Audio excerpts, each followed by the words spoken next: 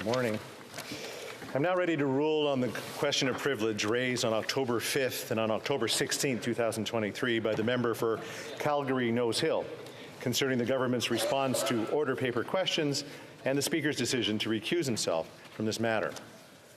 While there are two different matters raised, I intend to address both of them in the ruling. Come the Deputy List.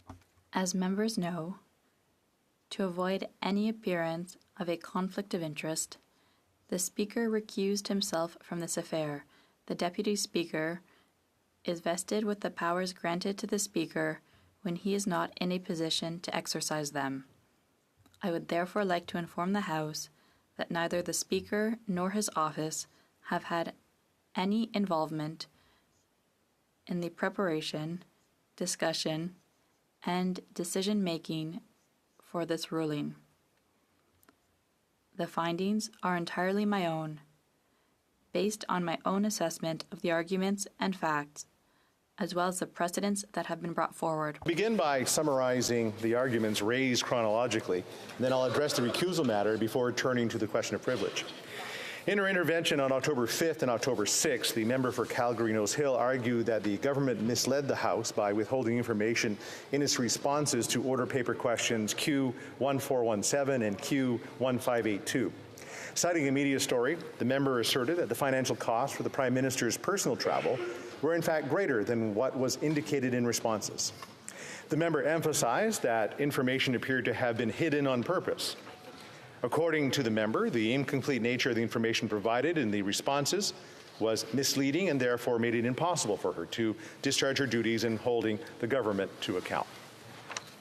She indicated that because the now Speaker was one of the members who signed off on the government's response to question Q1417 in his previous capacity as Parliamentary Secretary, this amounted to a conflict of interest. As a result, she suggested that the Speaker recuse himself from this matter and that she be allowed to move a motion based on her question of privilege and the House be allowed to determine the outcome. The member for Regina Capel also intervened to indicate his support for the assertions put forward as well as for the proposed manner of proceeding. Le 16 Octobre 2023.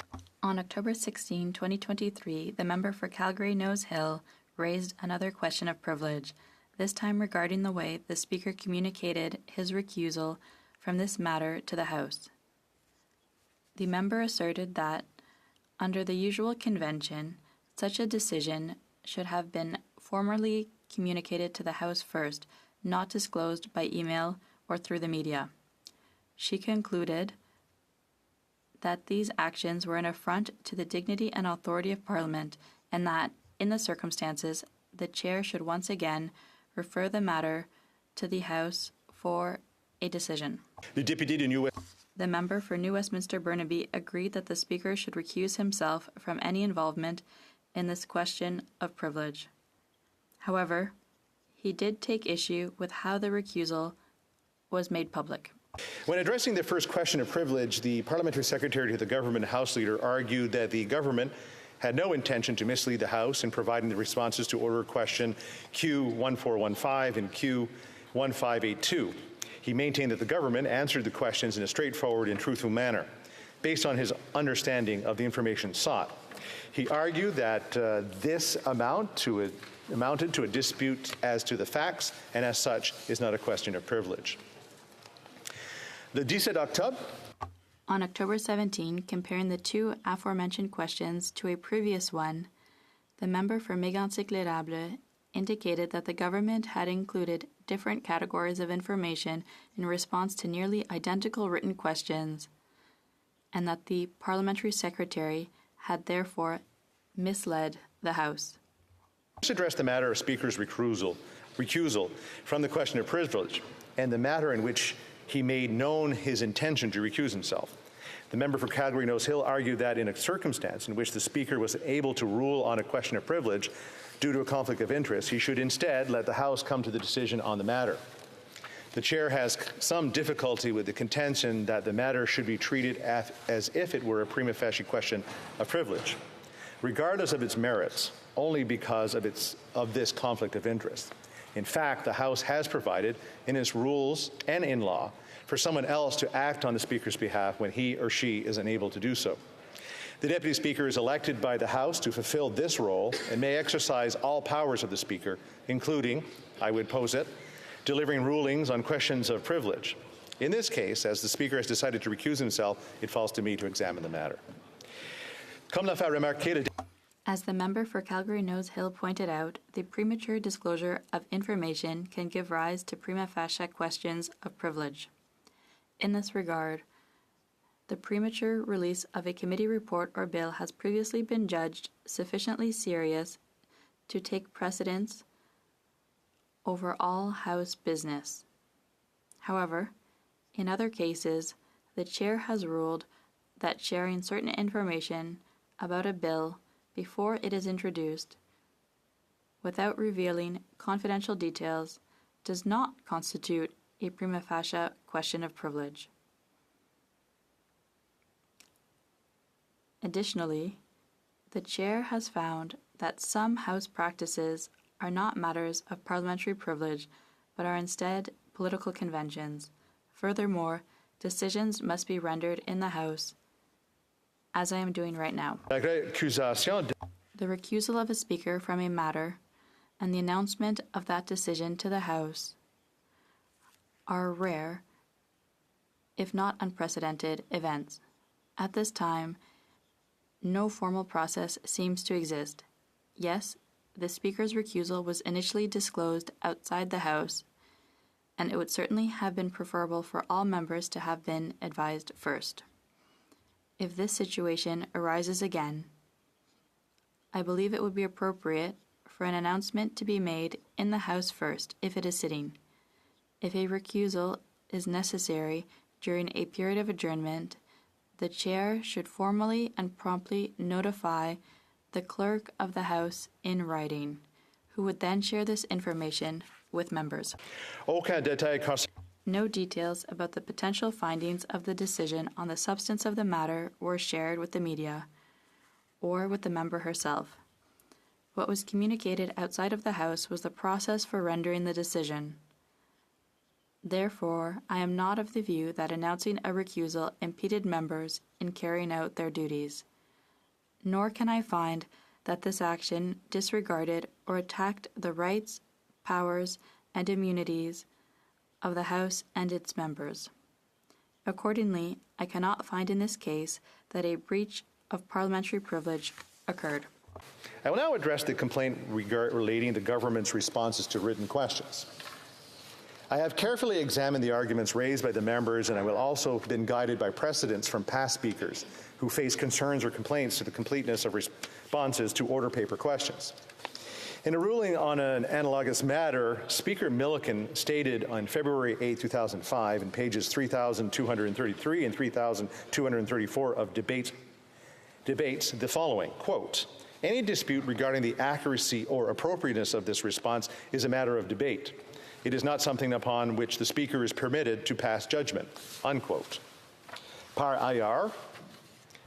Furthermore, to reinforce this principle, House of Commons Procedure and Practice, 3rd edition, at pages 529 and 530 state, there are no provisions in the rules for the Speaker to review government responses to questions. Nonetheless, on several occasions, members have raised questions of privilege in the House regarding the accuracy of information contained in responses to written questions. In none of these cases was the matter found to be a prima facie breach of privilege. The Speaker has ruled that it is not the role of the Chair to determine whether or not the contents of documents tabled in the House are accurate, nor to assess the likelihood of an honourable member knowing whether the facts contained in a document are correct. End of quote. On the contention that the government was attempting to mislead the House by withholding information, I would refer to a ruling from February 27, 2020, found at page 1649 of the debates. Quote, "In this case before us, we do not have a situation where the same individual has presented two different sets of facts to the House, nor is there any evidence to suggest that there was an attempt to deliberately mislead the House. For these reasons, the chair cannot find that there is a prima facie question of privilege in this case, unquote. In keeping with this well-established practice, the current complaint does not lead me to believe that I have a basis to depart from past speakers' decisions. Judging the accuracy of a response is not something that previous speakers have attempted to do, nor is it something I will do today. Accordingly, I cannot make a finding of a prima facie case question of privilege. With that said, it is not the first time the member for Calgary-Nose Hill and others have recently complained to the chair that the government's responses to the order paper questions were incomplete or inaccurate, or at very least unsatisfactory. I believe solutions to better serve the members' needs for information should and can be found.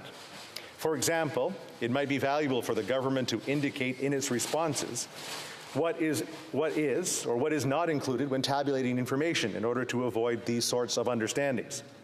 A standardized method of addressing and answering similar questions would also be useful. That being said, the chair's powers to address members' grievances in relation to the content of responses to order paper questions are limited.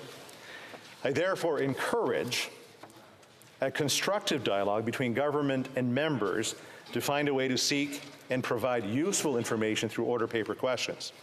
If members wish to change this process or to give further powers to the chair on these matters, I would invite them to bring forward their proposals, perhaps to the Standing Committee on Procedural and House Affairs. I thank you for your attention in this matter. It's my duty to lay upon the table, pursuant to Section 7.5 of the Auditor General Act, the fall 2023 reports of the Auditor General of Canada. Conformément à l'article Pursuant to Standing Order 108.3G, these documents are deemed to have been permanently referred to the Standing Committee on Public Accounts. Daily routine of business. We'll do that. Secretary Parlementaire. Parliamentary Secretary to the Government House Leader. Your tabling of documents, Mr. Speaker. Pursuant to Standing Order 36.8a, I have the honour to table in both official languages the government's response to one petition. This return will be tabled in an electronic format. Introduction of government bills. Statements by ministers.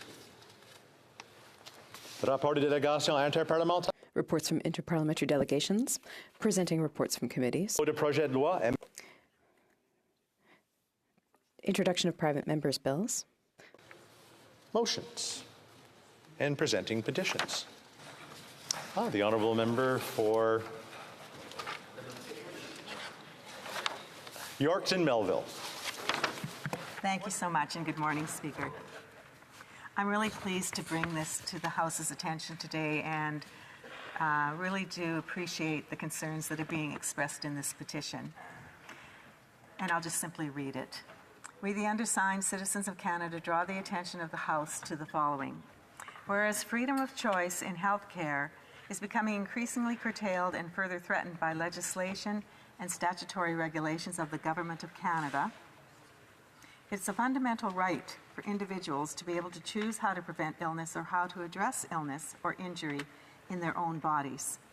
Canadians want the freedom to decide how they will prevent illness or how they will address illness or injury in their own bodies. And Canadians are competent and able to make their own health decisions without state interference. Therefore, your petitioners call upon the Parliament to guarantee the right of every Canadian to health freedom by enacting the Charter of Health Freedom drafted by the Natural Health Products Protection Association on September 4th, 2008.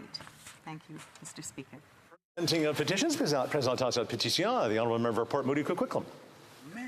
Thank you, Mr. Speaker, and I appreciate you encouraging the government to provide more thorough answers on order paper questions, and I encourage the government the same in relation to inadequate response to petitions as I present one today that is a matter of life and death. Mr. Speaker, I am going to read the petition because this is about persons with disabilities that are living in poverty, that are suffering more than ever and need financial assistance. Whereas an expected 18-month delay to receiving the Canada Disability Benefit due to regulatory process, a risk to life a risk to life due to insufficient supports on current disability programs federally and provincially. Canadians living with disabilities on provincial and federal disability benefits are struggling immensely with benefits significantly below the poverty line. Over half of those who are unhoused have one or more disabilities, that there have been instances of people turning to MAID out of economic desperation. There have been those in the community who have also been lost to suicide.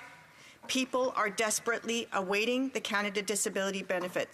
We, the undersigned members of the community of the disabled Canadians, call upon the House of Commons to, 1, consider the implementation of a temporary top-up benefit, a disability emergency response benefit, or DERB, to be immediately provided to help all those currently eligible for any disabled benefit until the Canada Disability Benefit is being distributed.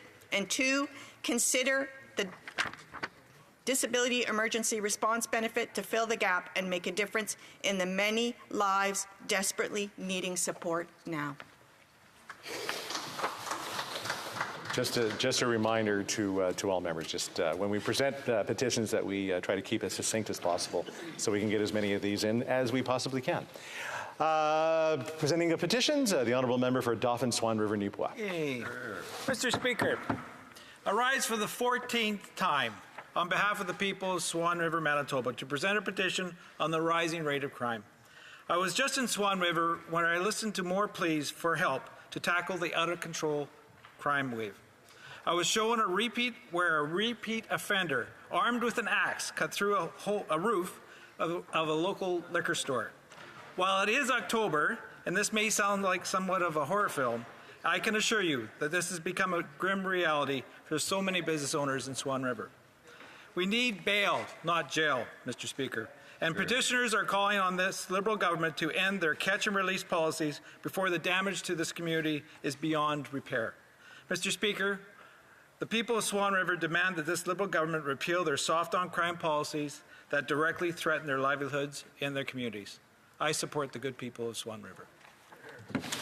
Presenting petitions, Presentation petition, the Honourable Member for Cypress Hill. I'm going to go online first and then I'll go to Cypress Hill. The Honourable Member for Saanich Gulf Islands.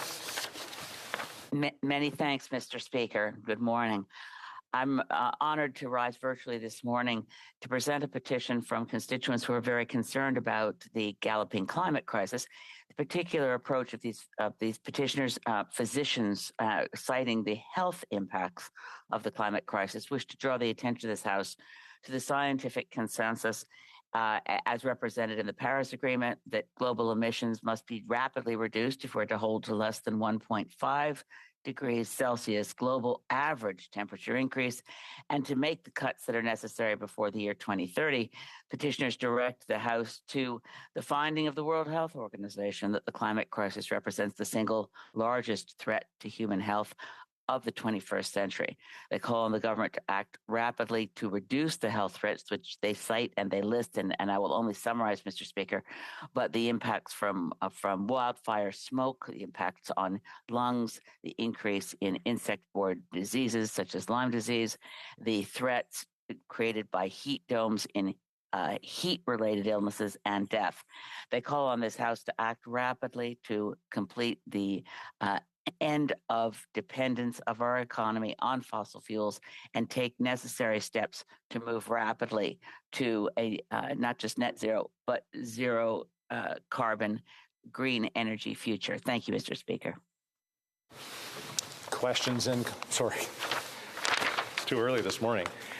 Presenting of petitions, the Honourable Member for Grasslands. Cypress Hill, Grasslands, Cypress Hills Grasslands. There we go. Thank you very much, Mr. Speaker. It's always an honor to be able to rise on behalf of the great people of southwestern Saskatchewan. The petition that I have today is in regards to the government's decision to unilaterally ban the use of strychnine. We have an outbreak of uncontrolled Richardson ground squirrels, otherwise known as gophers, that are decimating farmland, they're decimating ranch land, and they are causing a lot of stress both to farmers and to animals, a lot of damage to machinery that is used to harvest and plant our crops. So the residents are asking the government to reverse their ban to allow farmers the ability to use strychnine to control the population of the Richardson ground squirrel once again. Thank you. Presenting a petition, the honourable member for Courtenay-Alberni. Thank you, Mr. Speaker. Mr. Speaker, I'm honoured to table this petition on behalf of constituents of mine from Ucluelet and Tofino. And they cite that emergencies at Long Beach and Pacific Rim National Park, which are attended by Parks Canada in collaboration with the Canadian Coast Guard, West Coast Inland Search and Rescue, BC Emergency Response Group, and the RCMP. However, rescues initially fall in the hands of surfers and beachgoers. And they cite many different people that have died over the last few years, Mr. Speaker, including this year. And that, according to Parks Canada, over 1 million people visit Pacific Rim National Park Reserve, making it the 3rd most visited national park in Canada. And lifeguards watched over the beach as part of the Pacific Rim National Park Reserve Surf Guard program for 40 years, until the federal Conservative government cut the program in 2012. Mr. Speaker, you will not find a beach in this country with more people in the water and no lifeguards. And so they're calling on the government to, and the Minister of Environment and Climate Change, to reinstate the Surf Guard Tower and Surf Guard services and extend the duration of the Surf Guard program to accommodate the growing number of emergencies as well as visitors at Long Beach and the Pacific Rim National Park Reserve. This will save lives, Mr. Speaker. Thank you. Presenting petitions, Présentation Petition, the honourable member for the Promised Land, the honourable member for Peace River Westlock. Thank you, Mr. Speaker. Yes, my riding is in fact the Promised Land. It is called Peace River Westlock, though. Mr. Speaker, I am pleased to rise today to present petitions from signed by people from across the country who are concerned about comments that Louis Roy of the Quebec College of Physicians made at committee around that babies from birth to 1 year of age would be eligible for euthanasia. The undersigned citizens of this that signed this petition, residents of Canada, calling the government of Canada to block any attempt to allow the killing of children by euthanasia. I'm also right here to present a petition this morning, Mr. Speaker, from petitioners from across the country who are concerned about the deteriorating human rights protections of India. They're calling on the government of Canada to protect the human rights. They note that Christians, Muslims, and Dalit groups and Sikh groups are being subjected to assault, sexual violence, and their places of worship being vandalized and threatened.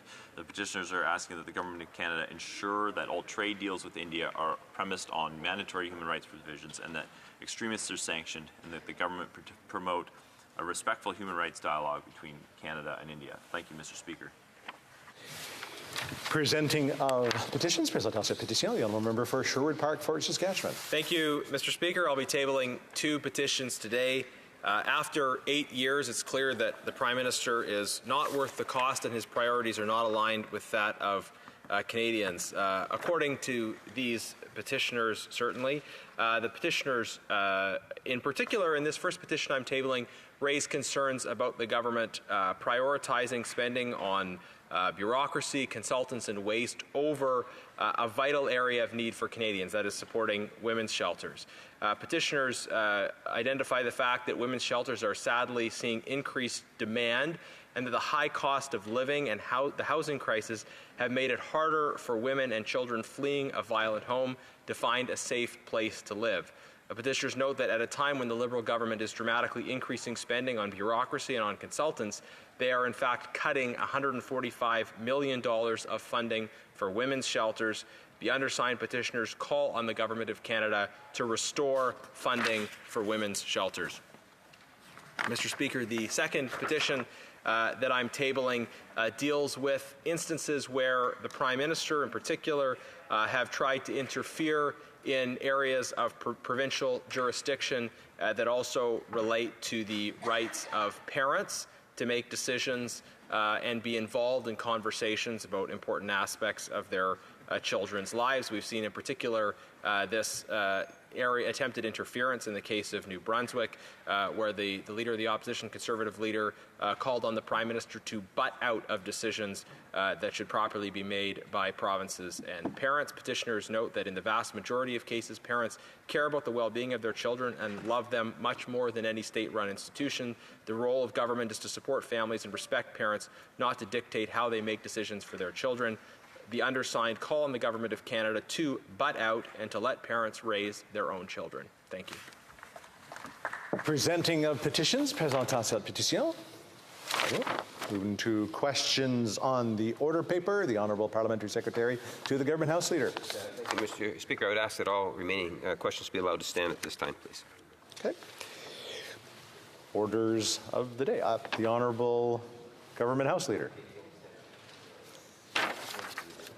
Mr. Speaker, I move, seconded by the Minister of Labour and Seniors, that in relation to Bill C-50, an act respecting accountability, transparency, and engagement to support the creation of sustainable jobs for workers and economic growth in a net zero economy, not more than one further sitting day shall be allotted to the consideration at second reading stage of the bill, and that 15 minutes before the expiry of the time provided for government orders on the day allotted to the consideration at second reading stage of said bill, any proceedings before the House shall be interrupted if required for the purpose of this order, and in turn, every question necessary for the disposal of the said stage of the bill shall be forthwith and successively without further debate or amendment. Thank you, Mr. Speaker. Here, here.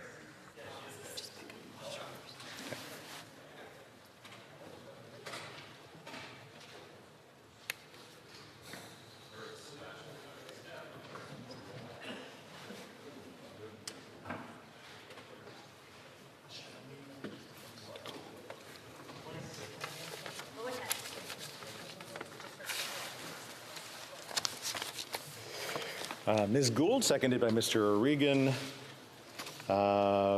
moves that in relation to Bill C-50, an act respecting accountability, transparency, may I dispense? Thank you. Pursuant to Standing Order 67-1, there will be now a 30-minute question period. I invite honourable members who wish to ask questions to rise in their places or use the raise hand function so the chair has some idea of the number of members who wish to participate in this question period. I'm pretty sure everybody's willing to ask the honourable member to administer the questions. Questions and comments. The honourable member for Sherwood Park for Saskatchewan. Well, thank you, Mr. Speaker. The government has, in the 8 years that I've been here, gone on and on about court decisions, and yet we have seen in the last week how this government has been completely slapped down by the Supreme Court for showing flagrant disregard for provincial jurisdiction. They have no regard for how our Constitution is supposed to work as it relates to natural resources, as it relates to provincial responsibility. And yet they're bringing in time allocation to rush through aspects of their extreme anti-energy agenda, even at a time when the Supreme Court has clearly said they've overstepped. Why won't this government take a pause, listen to parliamentarians, but also listen to the Supreme Court instead of ramming through their unconstitutional anti-energy agenda? The Honourable Minister of Labour and Seniors. Oh, the pearl clutching, Mr. Speaker. No, Mr. Speaker, listen, if the members on the other side hadn't moved concurrence, maybe we could have been debating this last night. However, they use procedural games to avoid debate. Here we are, happy to take questions on a very important matter. I would also take issue with the fact that the Supreme Court, in its opinion, did a slam dunk or whatever fulsome 100% judgment was rendered from the other side. They did not. They actually made a very thoughtful opinion on where the federal government and the provincial government should work together on matters of jurisdiction. And I can tell you that we took it, as we should, very seriously, and we will be looking at amendments that we could be making in order to make sure that it complies with the rendering that came from the Supreme Court last week. Questions and comments. Question commentaire. The honourable member for New Westminster Burnaby. Thank you very much, Mr. Speaker. And as I've said many times in this House, there seems to be two bloc parties in the House of Commons, the Bloc Québécois and the Bloc Everything. And the Bloc Everything, of course, is the Conservatives that block every piece of legislation, refuse to move that legislation forward. They blocked dental care. They blocked everything that provides supports for Canadians. Now, in this case, of course, I guess there is some weird logic because they hate clean energy. We've certainly seen that in Alberta, where Daniel Smith has ripped up the clean energy sector, costing thousands and thousands of jobs. So legislation that actually helps to support that clean energy sector creates new jobs for workers and also ensures that workers have a seat at a table. That's something that Conservatives find anathema. Of course, they love bankers, they love CEOs, but they seem to hate workers and seniors and everybody that really benefits. So Mr. Speaker, through you to my colleague, is that really why the Conservatives yet again have blocked this type of legislation that actually benefits workers and benefits Canadians? The Honourable Minister of Labour.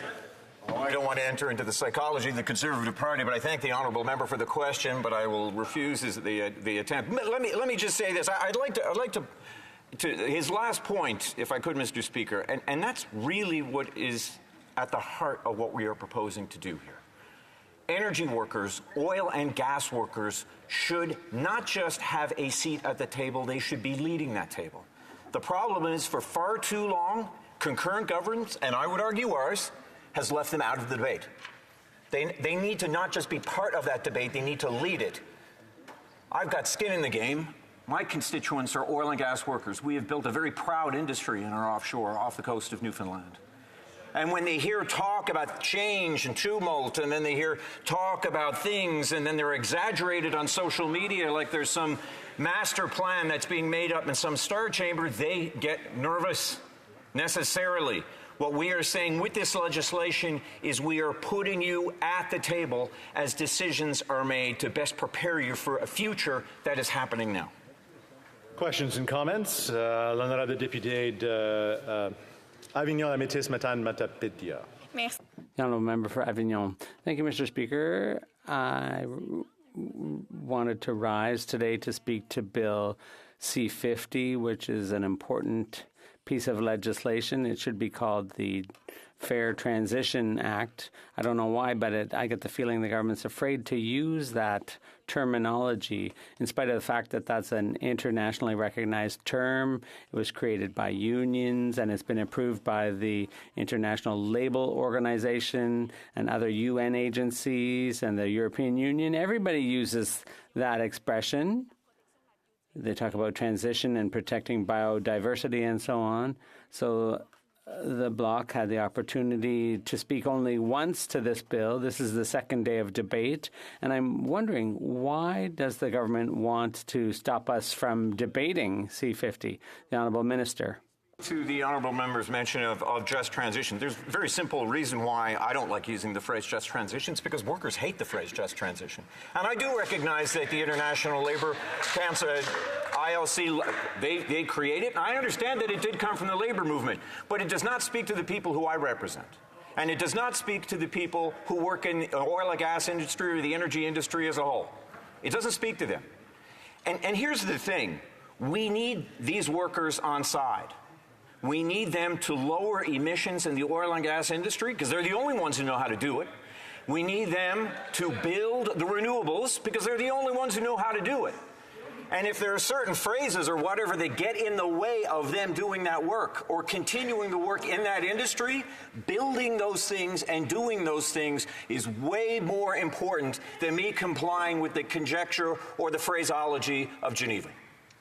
Questions and comments? The Honourable Parliamentary Secretary to the Minister of Energy and Natural Resources and the Parliamentary Secretary to the Minister of Environment and Climate Change. Thank you, Mr. Speaker. And the question I have, because this is such important legislation, when I think about sustainable jobs, it's about building our economic future as a country.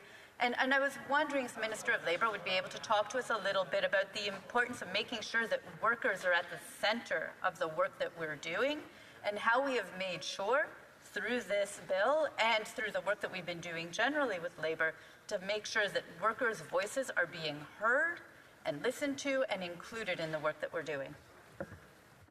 The Honourable Minister. Thank you, Honourable Member, for the question. And I would say, you know, in terms of this is very much, I would say, a process bill. But process can be incredibly important.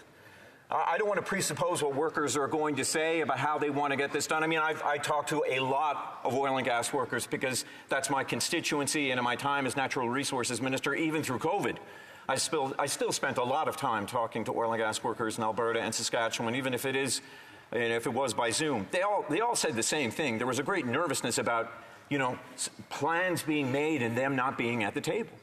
And I made it very clear that with this legislation, and I appreciate the applause on the other side, and I appreciate the enthusiasm, because it's the whole point of the bill, is to make sure that they are at the table, to make sure that they can lead the table, that we are working with them to make sure that the training opportunities are there for them to avail of all sorts of things. Carbon capture sequestration, for instance.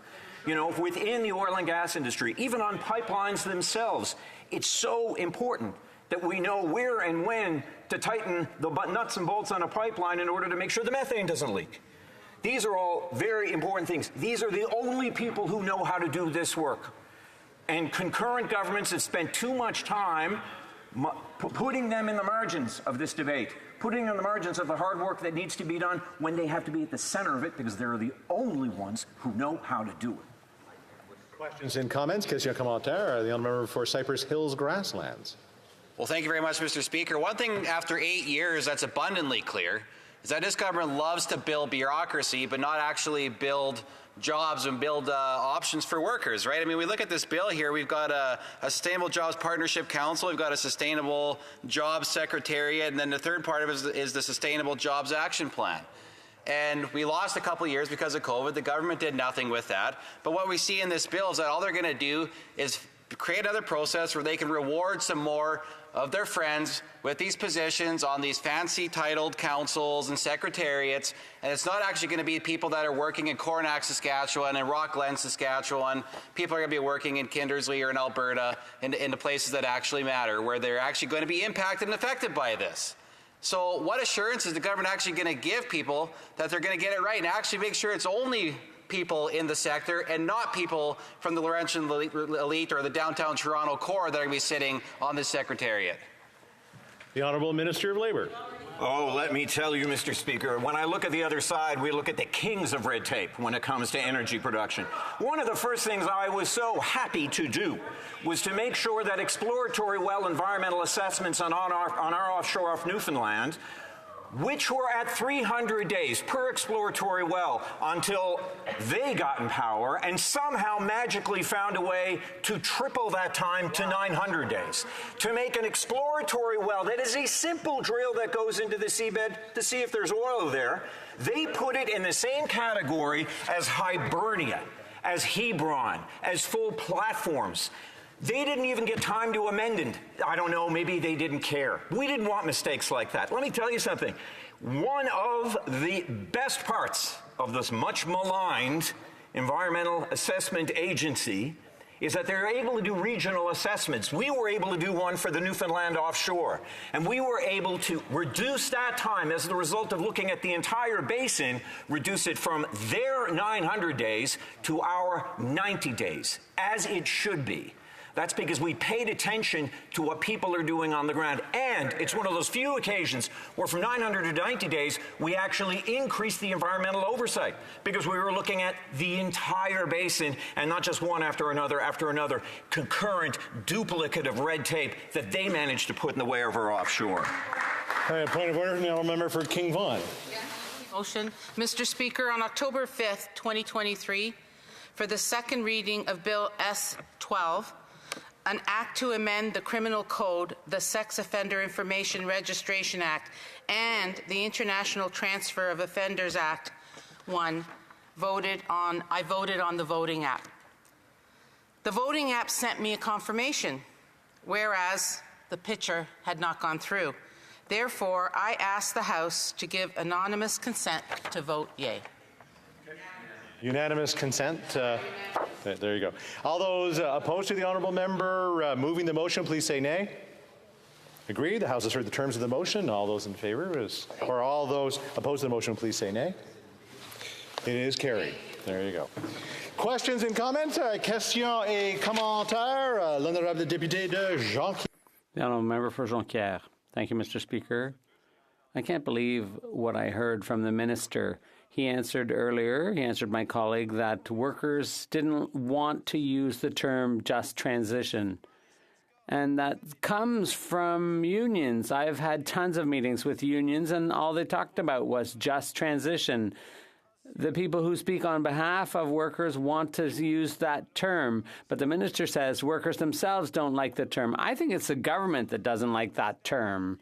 There's no one in the Western world that they're going to have to explain why they're using sustainable jobs instead of what's used everywhere else. I think this government's afraid of the reaction of Albertans and the oil patch when it comes to just transition. So they're choosing mealy-mouthed words and sustainable jobs. Now, the government needs to show some courage for this energy transition. Some people don't like that term. Are we going to change that term too, the energy transition? It's meaningless. They're using terms that no one uses. So I'd like the minister to explain why they've gone from just transition to sustainable jobs instead. The Honourable Minister. Believe it. I'm a lot less interested in using phraseology that appeals to Geneva or others, and there have been some consistency in phrases that you like, or perhaps some union leadership likes. I am interested in the membership of those unions. I am interested, Mr. Speaker, in the membership of those unions. I'm interested in talking to the people who do that work. And if you talk to the people who represent them, they will acknowledge that when we talk amongst ourselves, we say just transition, just so we know what we're talking about. What are we talking about? We're talking about training opportunities training workers for opportunities in the future. That's really all it is. So it's a nice way to just say it. You can call it whatever you like. At the end of the day, what we are saying is here, we are listening to the workers themselves. We are using words that they would prefer to use and prefer actually using less words and doing more things. That's what this is about, making people feel included. And not just any people, the people who will actually do the work of lowering emissions.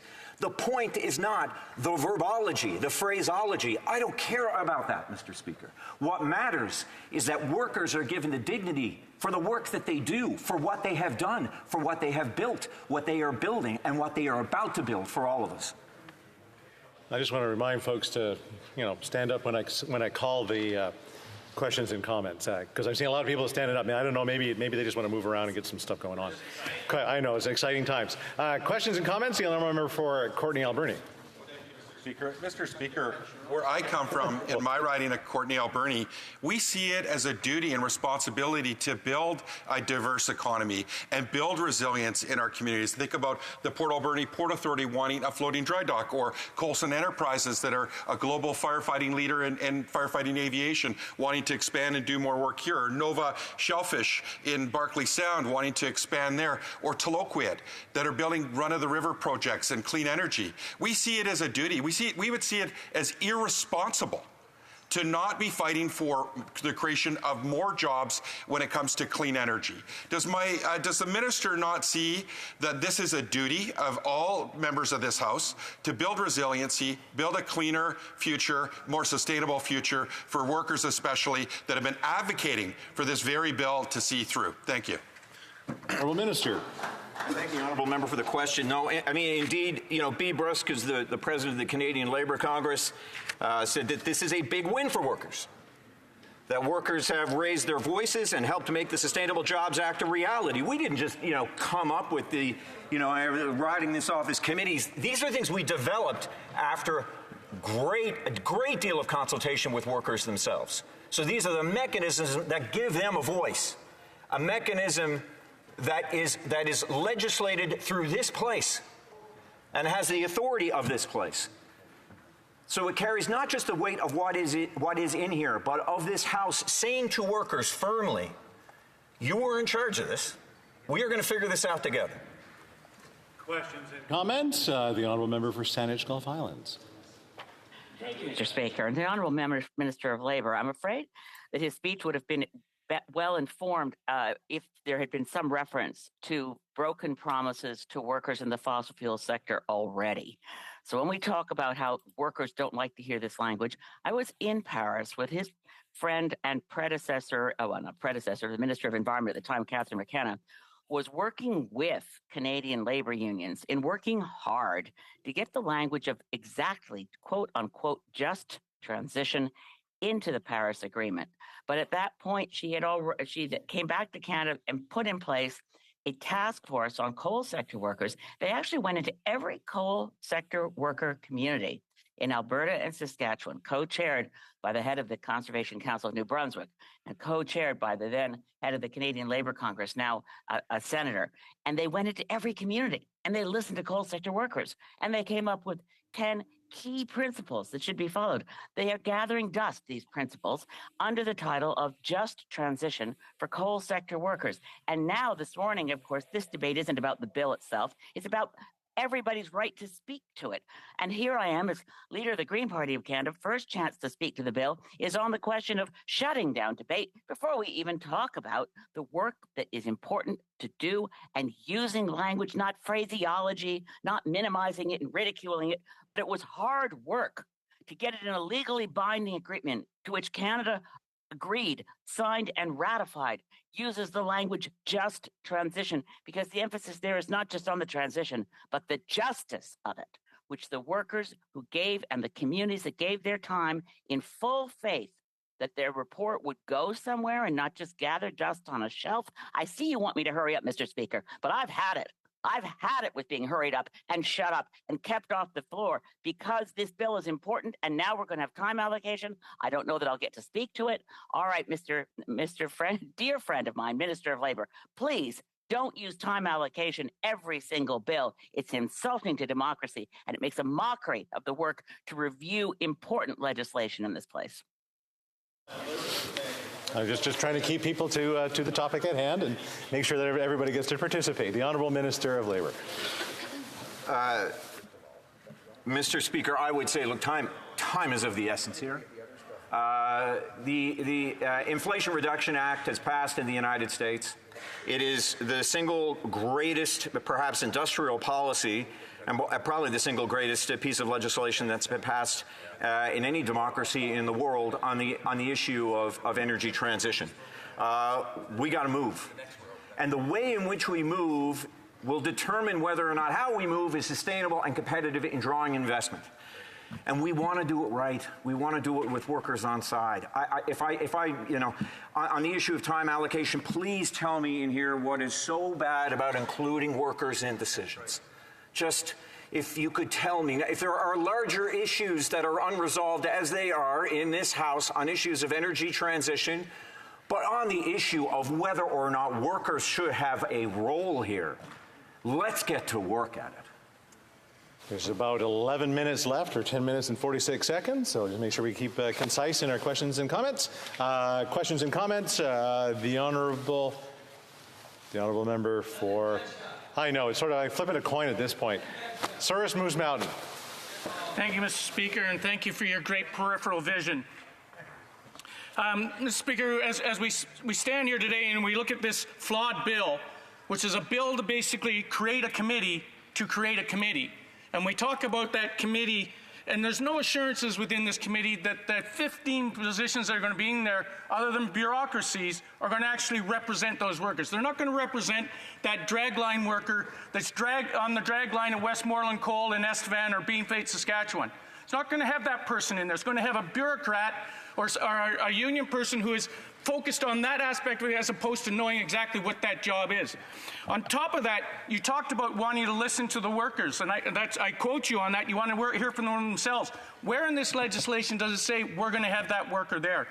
Furthermore, there's no mention in there about communities. You talk about the plan mentioned the sustainable communities, or sorry, the new sustainable jobs plan does not make any mention of sustainable communities or mitigating negative economic impacts. These are important things that are going to affect each and every one of those workers in Beanfate, in Cornack, and around this country who are going to be losing their jobs because of this. The Honourable Minister of Labour. B. Brusque, Mr. Speaker, the President of the Canadian Labour Congress, saying workers have raised their voices. They've helped make the Sustainable Jobs Act a reality. Canada's unions are proud to work with the government to develop legislation that focuses on workers. The International Union of Operating Engineers said that the Act puts the interests of energy workers at the forefront of low-carbon economy. The President of the IBEW International said that this Act shows that our government's commitment to protecting good-paying, high-skilled jobs. The Canada Building Trades Union welcomes the bill, saying that the consultation built into this process will ensure workers are front and center during this transition. If there are issues with the people that they elect, these are the people that they elect, then you can take it up with them. But to say that somehow that these people who are there, that these workers elect are elites, is to put us into question, Mr. Speaker. What are we? Are we elites? I just want to remind folks to run through the chair. There was a lot of yous, and so try to mitigate what's happening here by talking directly to the speaker would be a great thing. I know I cut off the honourable member for Kingston and the Islands. Thank you very much, Mr. Speaker. You know, I was here yesterday, and I saw that everybody would have known that we were going to be debating this bill, and I saw something quite remarkable once again from the Conservatives, and that was them using concurrence motion on a report that the government has acknowledged it fully supports as a way to slow down and prevent this legislation from coming forward. I can't help but think, Mr. Speaker, that at the end of the day, what's really going on here is it's just the Conservatives' position about, in particular, sustainable jobs, the clean tech industry. And I know that the minister is from Atlantic Canada, and I know that the Conservative Party is also, to the bewilderment of probably the majority of Canadians, they are against the Atlantic Accord, which would set up Atlantic Canada to really drive forward the technology and the economy of the future. Yet, and even when all the premiers are supportive of it, the Conservative Party of Canada, for some reason, is against that too. Would the minister not agree with me that this just seems more, this has more to do with Conservatives continually trying to filibuster and prevent any legislation from going forward that supports the economy of the future, and in particular, the green and renewable economy? Hear, hear. The Honourable Minister of Labour. Mr. Speaker, the Atlantic Accord has been along, I remember when it came about. It came about because of the good work of prime ministers like Brian Mulroney, excellent politicians like Pat Carney, and of course the indomitable John Crosbie. And one of the things that the Atlantic Accord fundamentally does is it acknowledges the jurisdictions of the province and the federal government. And it clearly lays out a stable regime to attract investment. And it worked. We created, in the past 25, 30 years, an offshore industry in my province that is now responsible for the majority of its revenue. So this is so important. The Atlantic Accord is held up with the Charter of Rights and Freedoms. It is a document of prosperity where I come from. And now we want to move that same regime that respects the jurisdiction of the provinces and respects the jurisdiction of the federal government rightly, and we want to apply it to an industry that is already attracting billions of dollars for offshore wind and hydrogen. And the same workers who work proudly in our oil and gas industry in the Newfoundland offshore are moving to these jobs as well. It is an extraordinary opportunity. Why would you be against it? Questions and comments? Questions et commentaires? L'honorable député de The Honourable Member for Rimouski-Nejet, Témiscouata-les-Basques. Thank you very much, Mr. Speaker. It's become a habit here with the federal government to not take into consideration what already exists as a law in Quebec. Mr. Speaker, the paternalistic attitude of the federal government continues. My question for the member is, did he really take into consideration existing laws in Quebec? Once again, it's as if we didn't exist. And I'll remind the member that in 1995, the National Assembly of Quebec adopted a law for workforce promotion. And then there was a commission on labor force partners. That was 25 years ago. So we have an agreement with the federal government since 1997. The Canada-Quebec Agreement on the Labor Market. In this bill, there's nothing. So I'd like to ask the minister if he wants collaboration with Quebec. Did he take into consideration the laws that already exist in Quebec, or will they do as they usually do? Come, intrude, and say what you're doing in Quebec isn't good. We have our ideas, and we'll take control.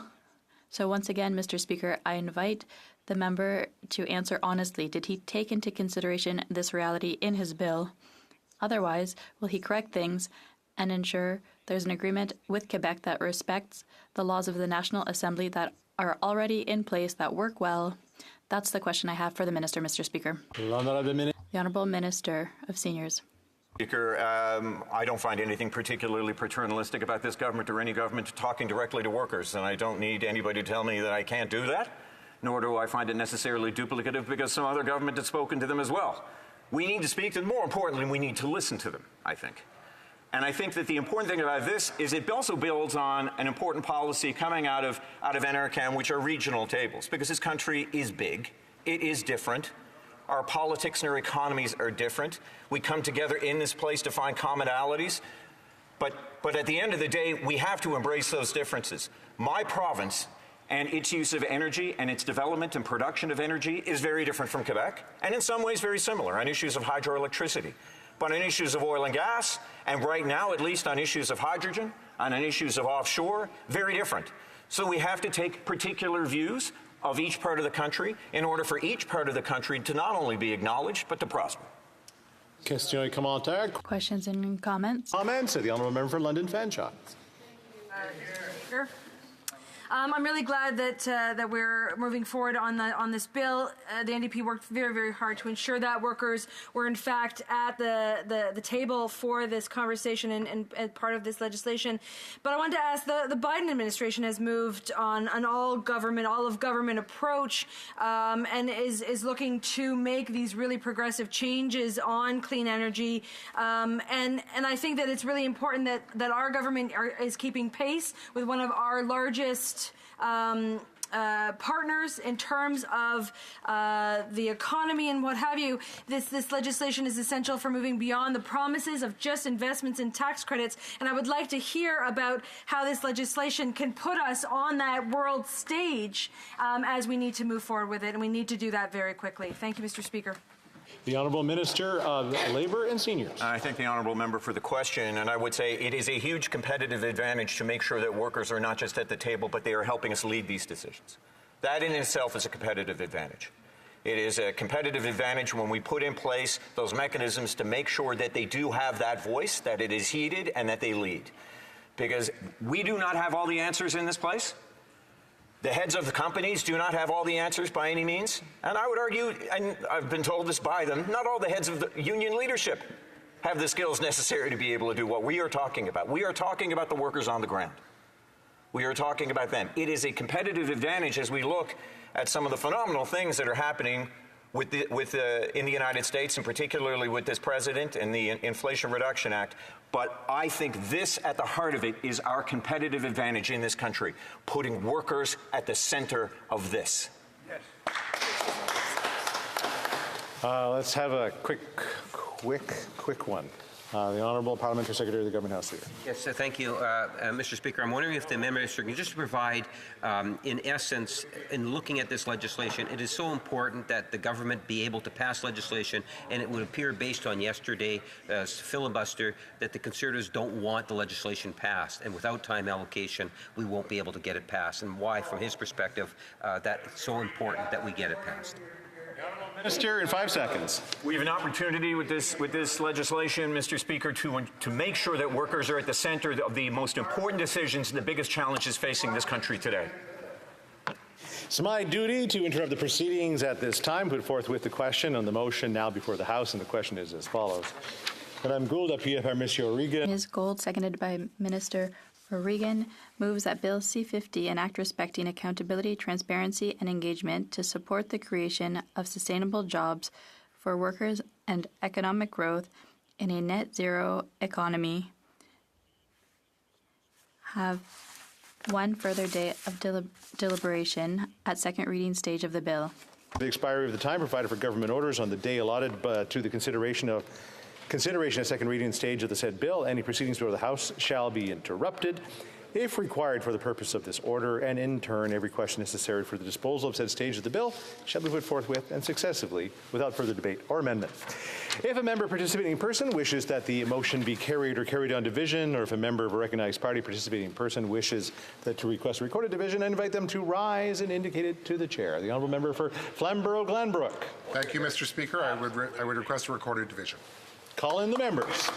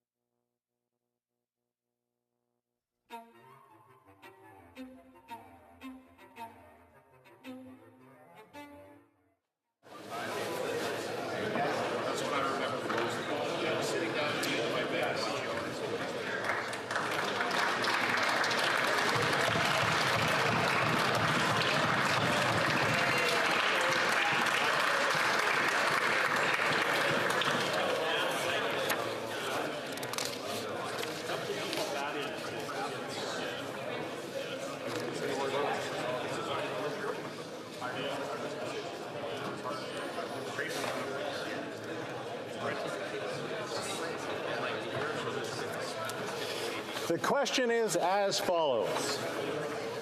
Ms. Gould, seconded by Mr. O'Regan, moves that in relation to Bill C-50, an act respecting accountability, transparency, and engagement to support the creation of sustainable jobs for workers and economic growth in a net zero economy, not more than one further sitting day shall be allotted to the consideration at second reading stage of the said bill, and that 50 minutes before the expiry of the time provided for government orders on the day allotted for the consideration at second reading stage of the said bill, any proceedings before the House shall be interrupted if required for the purposes of this order, and in turn, every question necessary for the disposal of the said stage of the bill shall be put forthwith and successively without further debate or amendment. La période de 10 minutes pour les... The 10-minute period for members voting electronically has begun. All those in favor of the motion will please rise. Mr. Macaulay Cardigan. Mr. O'Regan. Mr. O'Regan. Mr. Holland. Mr. Holland. Monsieur Boissonneau. Monsieur Boissonneau. Mr. Varani. Mr. Varani. Ms. Murray. Ms. Murray. Mr. Scarpaleggia. Mr. Scarpaleggia. Madame Bibot. Madame Bibot. Mr. Nandasangri. Mr. Ananda Sangri. Ms. Jacek. Ms. Jacek. Ms. O'Connell. Ms. O'Connell. Mr. Oliphant. Mr. Oliphant. Mr. Lamuter. Mr. Lamuter. Ms. Sahota. Ms. Sahota. Mr. Fragiscados. Mr. Fragiscados. Mr. Vancouverden. Vancouverden. Mr. Baptiste. Mr. Baptiste. Monsieur El Khoury. Monsieur El Khoury. Mr. Hardy. Mr. Hardy. Mr. Housefather. Mr. Housefather. Monsieur Drouin. Monsieur Drouin. Mrs. Atwin. Mrs. Atwin. Mr. Kellaway. Mr. Kellaway. Madame Koutrakis. Madame Koutrakis. Mr. Johari. Mr. Johari. Mr. Lightbound. Monsieur Lightbound. Mr. Aldag. Mr. Aldag. Mr. Pulowski. Mr. Pulowski. Mr. Van Bynen. Mr. Van Bynen. Mr. Collins, Hamilton East, Stony Creek. Mr. Collins, Hamilton East, Stony Creek. Mr. Julian. Mr. Julian. Ms. Kwan. Ms. Kwan. Ms. Blaney. Ms. Blaney. Mr. Cannings. Mr. Cannings. Mr. Johns. Mr. John. Mr. McGregor. McGregor. Ms. Gazan. Ms. Gazan. Ms. Barron. Ms. Barron. Mr. Backrack. Mr. Backrack. Ms. Zarillo. Ms. Zarillo. Mr. Angus. Mr. Angus. Ms. Matheson. Ms. Matheson. Ms. McPherson. Ms. McPherson. All those opposed to the motion will please rise. Mr. Scheer. Mr. Ellis. Mr. Ellis. Mr. Kimmich. Mr. Kimmich. Mr. Perkins. Mr. Perkins. Mr. Deltel. Mr. Deltel. Mrs. Stubbs. Mrs. Stubbs. Mrs. Gray. Mrs. Gray. Mr. Barlow. Mr. Barlow. Mr. Moore. Mr. Moore. Mr. Kelly. Mr. Kelly. Mr. Cooper. Mr. Cooper. Mr. Small. Mr. Small. Mr. Bazan. Mr. Bazan. Mr. Duncan Stormont Dundas, Selkingary. Mr. Duncan Stormadankas, South Glengarry. Mr. Berthold. Mr. Berthold. Mr. Workington. Mr. Workington. Ms. Finley. Ms. Finley. Mrs. Kuzi. Mrs. Kuzi. Ms. Ferrari. Ms. Ferrari. Mr. Stewart. Mr. Stewart. Mr. Doherty. Mr. Doherty. Mr. Macaulay Edmonton West. Mr. Macaulay Edmonton West. Mr. Lloyd. Mr. Lloyd. Mr. Brassard. Mr. Brassard. Madame Vien. Madame Vien. Mrs. Roberts. Mrs. Roberts. Ms. Gladue. Ms. Gladue. Mr. Patzer. Mr. Patzer. Mr. Lobb. Mr. Lobb. Mr. Kitchen. Mr. Kitchen. Mr. Muse. Muse. Mr. Van Popta. Mr. Van Popta. Mr. Steinley. Mr. Steinley. Monsieur Lehoux. Monsieur Lehoux. Monsieur Généreux. Mr. Généreux. Mr. Genereux. Mr. Genereux. Mr. Mazer. Mr. Mazier. Monsieur Gourde. Mr. Gourde. Mr. Cram. Mr. Cram. Mr. Tolmie. Mr. Tolmie. Mr. Epp. Mr. Epp. Mr. Nader. Mr. Nader. Mr. Shipley. Mr. Shipley. Mr. McGuire. Mr. McGuire. Mr. Reed. Mr. Reed. Mr. Shields. Mr. Shields. Mr. Falk Provencher. Mr. Falk Provencher. Mr. Motts. Mr. Motts. Mr. Williamson. Mr. Williamson. Mr. Arnold. Mr. Arnold. Mr. Morrison. Mr. Morrison. Mr. Dowdle. Mr. Dowdle. Mr. Vierson. Mr. Vierson. Mr. Leslie. Mr. Leslie. Mr. Majumdar. Mr. Majumdar. Monsieur Simard. Monsieur Simard. Monsieur Garon. Monsieur Garon. Madame de Bellefeuille. Madame de Bellefeuille. Madame Michaud. Madame Michaud. Monsieur Barsalou Duval. Monsieur Barcelot Duval. Monsieur Trudel. Monsieur Trudel. Monsieur Blanchette Jonca. Monsieur Blanchette Jonca. Madame Bérubé. Madame Bérubé. Mr. Morris. Mr. Morris. The House will now wait for the electronic voting period to end before resuming its proceedings.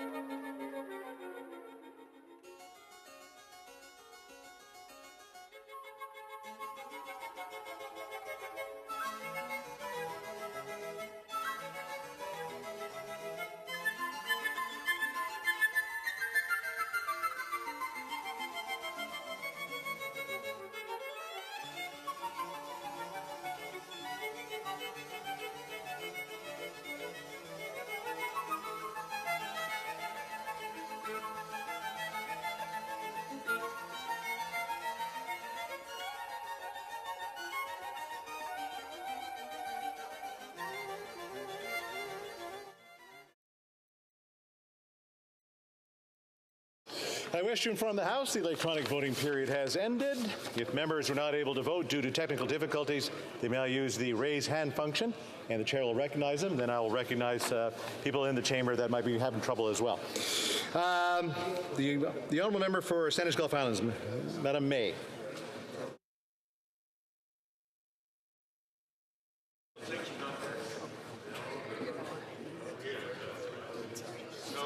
Can we? I think you're still on mute there.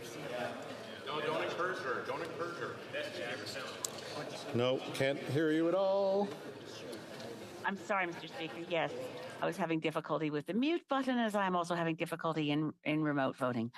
Thank you, Mr. Speaker. I wish to vote no. Ms. May, Sandwich Gulf Islands, nay contre.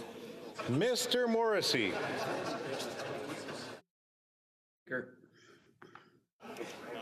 Mr. Morrissey, yea pour.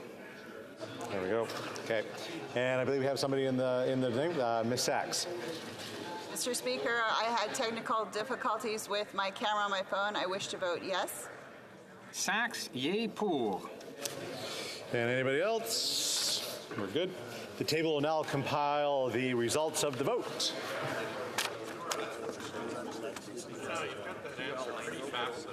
Yeas pour 175, 175. Nays contre 146, 146. I declare the motion carried. Je désire informer la Chambre qu'en raison des I wish to inform the House that due to the time allocation proceedings, government businesses will be extended by 30 minutes. Today. Government orders, government bills, comments, resuming consideration at second reading of Bill C-50, Canadian Sustainable Jobs Act. And I believe the first up, the Honourable Parliamentary Secretary to the Government House Leader. Yes, thank you, Mr. Speaker, and it's a pleasure to be able to rise and speak on Bill C-50. And I must say, I'm never surprised in regards to the Conservative tactics. When I take a look in terms of their actions, whether it's on Bill C-50 or Bill C-49, and then you take a look at what Canadians are telling us as parliamentarians are important issues of the day. And one of those issues of the day, Mr. Speaker, is the issue of jobs. Jobs is so critically important. Canadians want to know from coast to coast to coast what sort of positioning is the Canada and provincial governments putting into place so that we'll have good middle-class jobs well into the future. Whether it was Bill C-49 or today now Bill C-50, the Government of Canada, in cooperation in good part from other parties, not the Conservative Party, in the House, are able to get the legislation that's so important ultimately through, Mr. Speaker. Someone said to me, you know, when you think of the Conservative Party nowadays, and especially if you reflect on their behavior and the types of things that they do to prevent this legislation like this to pass, the words that come to mind is reckless. The Conservative Party of Canada does not know where it is going. Canadians would be taking a chance, very much a risk with the Conservative Party today because they are so reckless in their policies, in the decisions that they make, Mr. Speaker.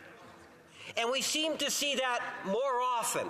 The longer the Conservative leader seems to have his focus with the Conservative caucus and making these policy decisions, people should be concerned.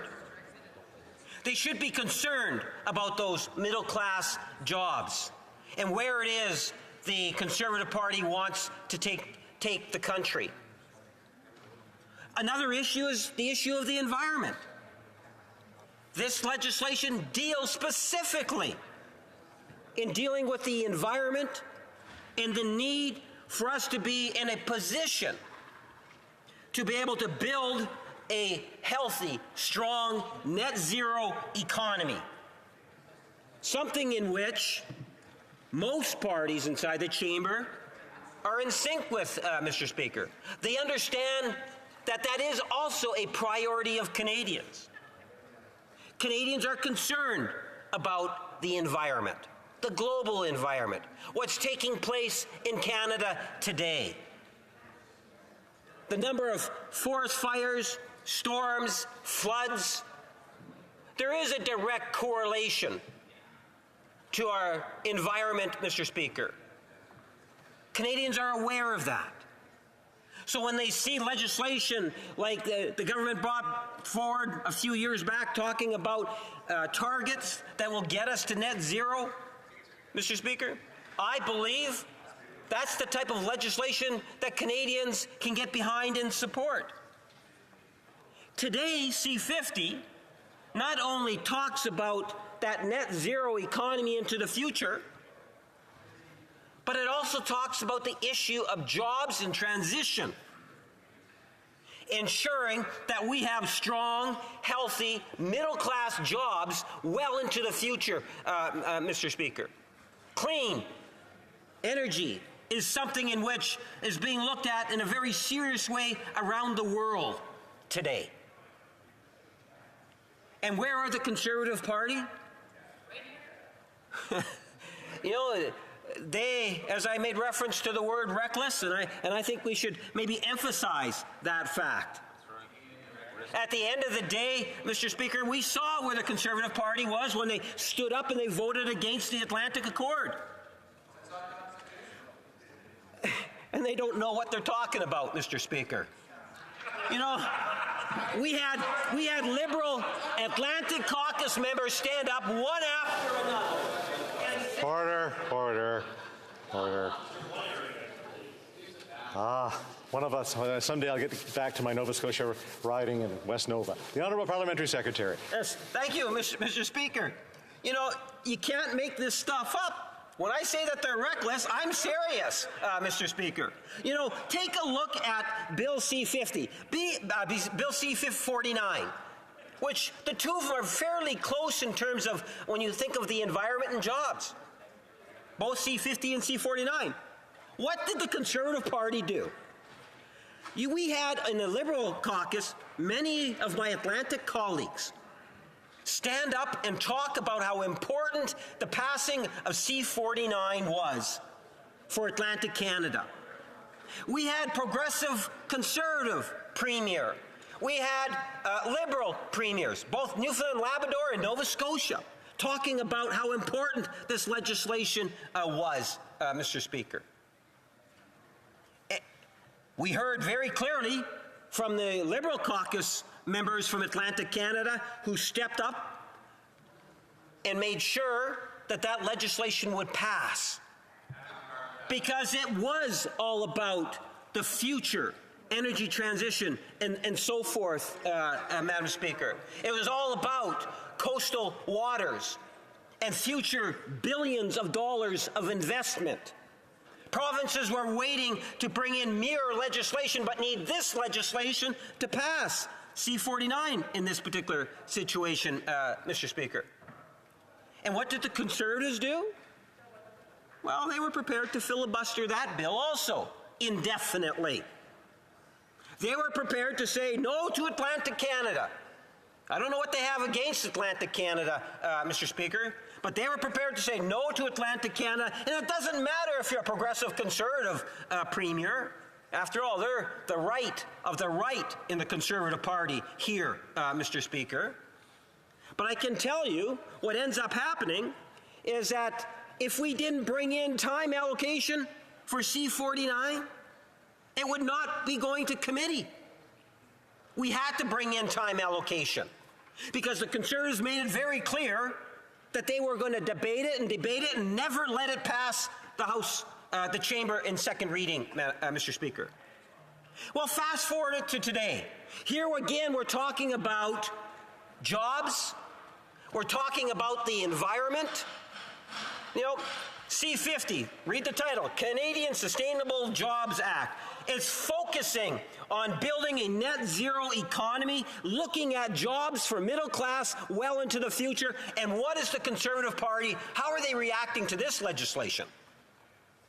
I understand it was brought in. There was one day of debate. We were supposed to be debating it yesterday.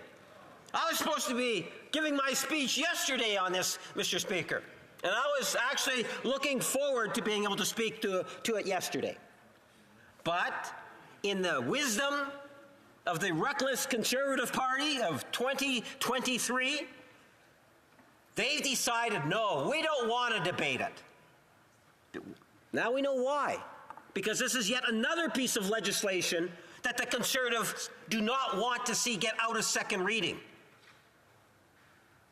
We recognize in the last election, Canadians made a decision and said that there was going to be a minority government. Fortunately, we have other opposition parties that understand the value of passing legislation. And that is the only reason why it is that we were able to generate the support that will ultimately see Bill C-50 pass, Mr. Speaker. Much to the demise and disappointment of the Conservative Party of Canada. And it is unfortunate. You know, when you think of what it is that Bill C-50 does, be interested in knowing what aspect, what is it that's in Bill C-50 that is so offensive that the Conservative Party does not want to see it pass. And the member says, well, wait for my speech. Well, I look forward to hearing what the member actually has to say. Let me highlight a few aspects of it, Mr. Speaker. And maybe the member can provide her thoughts on what I believe are three very positive things. I'm interested too. You know, remember, in the legislation, we're going to establish a Sustainable Jobs Partnership Council. It's a committee of sorts. It can be up to, I believe, 15 members. And I can tell you, the individuals that are going to be on that council, that is going to be providing the advice to the government, you're talking about business community leaders. You're talking about labor representatives. You're talking about regional interests like the Atlantic community and the impact of billions of dollars of potential development, of which the Conservatives voted against. You're talking about Indigenous communities, others that could potentially contribute to a healthy, educated, well thought out process providing solid advice to the government. Why would the Conservative Party of Canada not support that?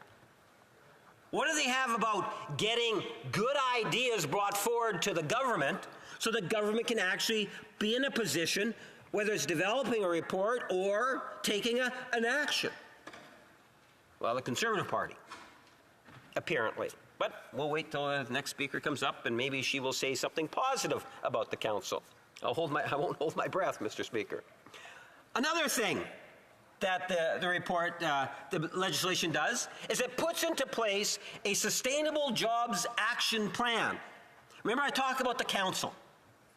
Every 5 years, there's going to be an action plan that is presented for the government, with the idea that it's based on a 5-year forecast in terms of what it is that we could, in fact, be looking at in the up-and-coming years ahead.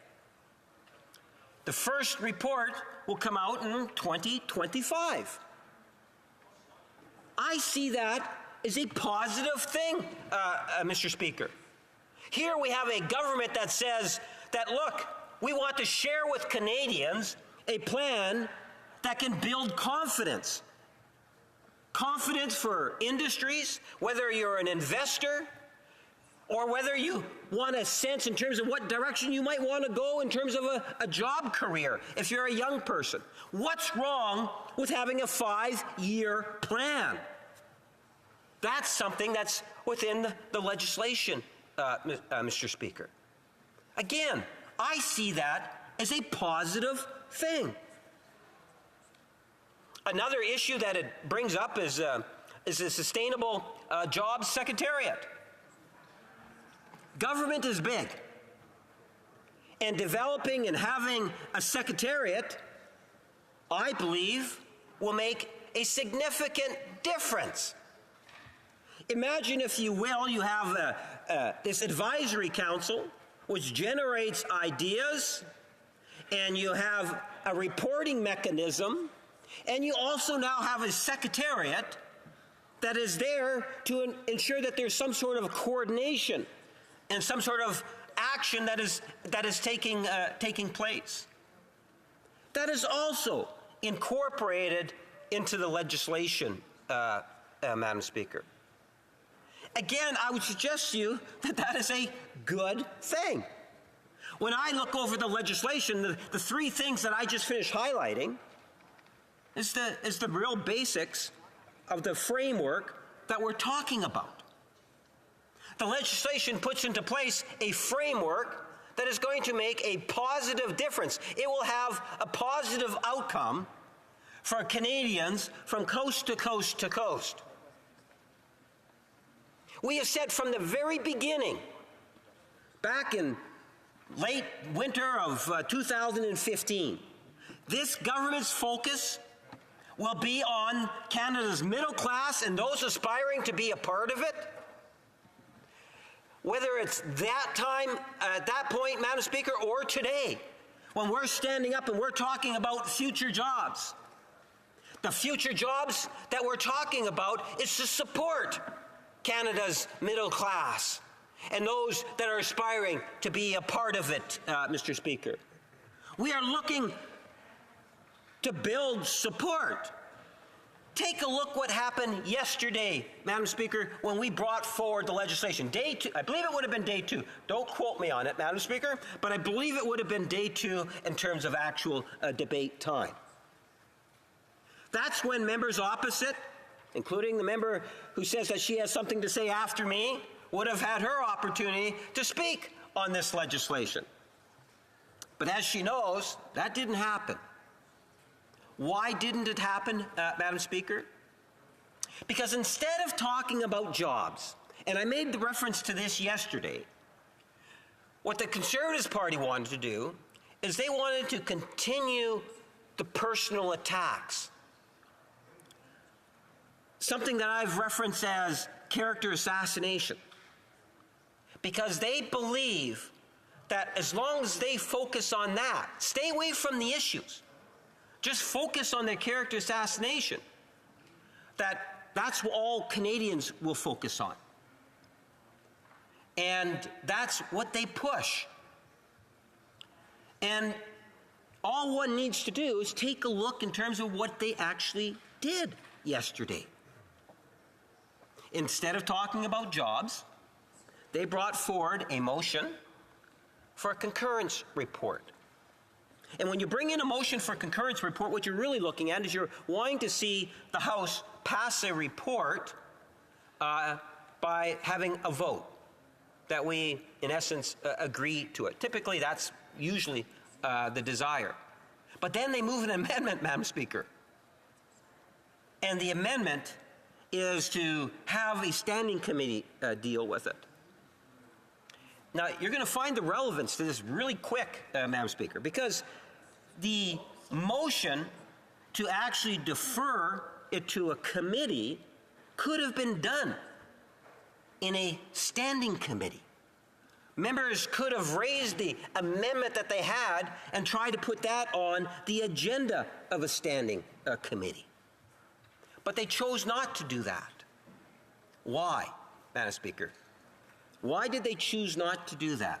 Because Bill C-50 and those points that I just finished highlighting, Madam Speaker, those points were not debated. Because instead of that, we talked about the concurrence report amendment. And as a result, Madam Speaker, we never had the debate on this. Then, fast forward it to today. The government now brings in time allocation, and the time allocation now says that there's a limit to the amount of debate on this bill. And the reason why there's a limit on the debate on this bill, because we're going to hear comments coming from the other way, no doubt, during the debate in terms of how government is trying to limit debate, Madam Speaker. But the reality is, those individuals that are following the debate and take a look at the Conservative Party of Canada's behavior on legislation in general, what you'll find is that the Conservative Party, when they oppose legislation, they have no intention to pass the legislation.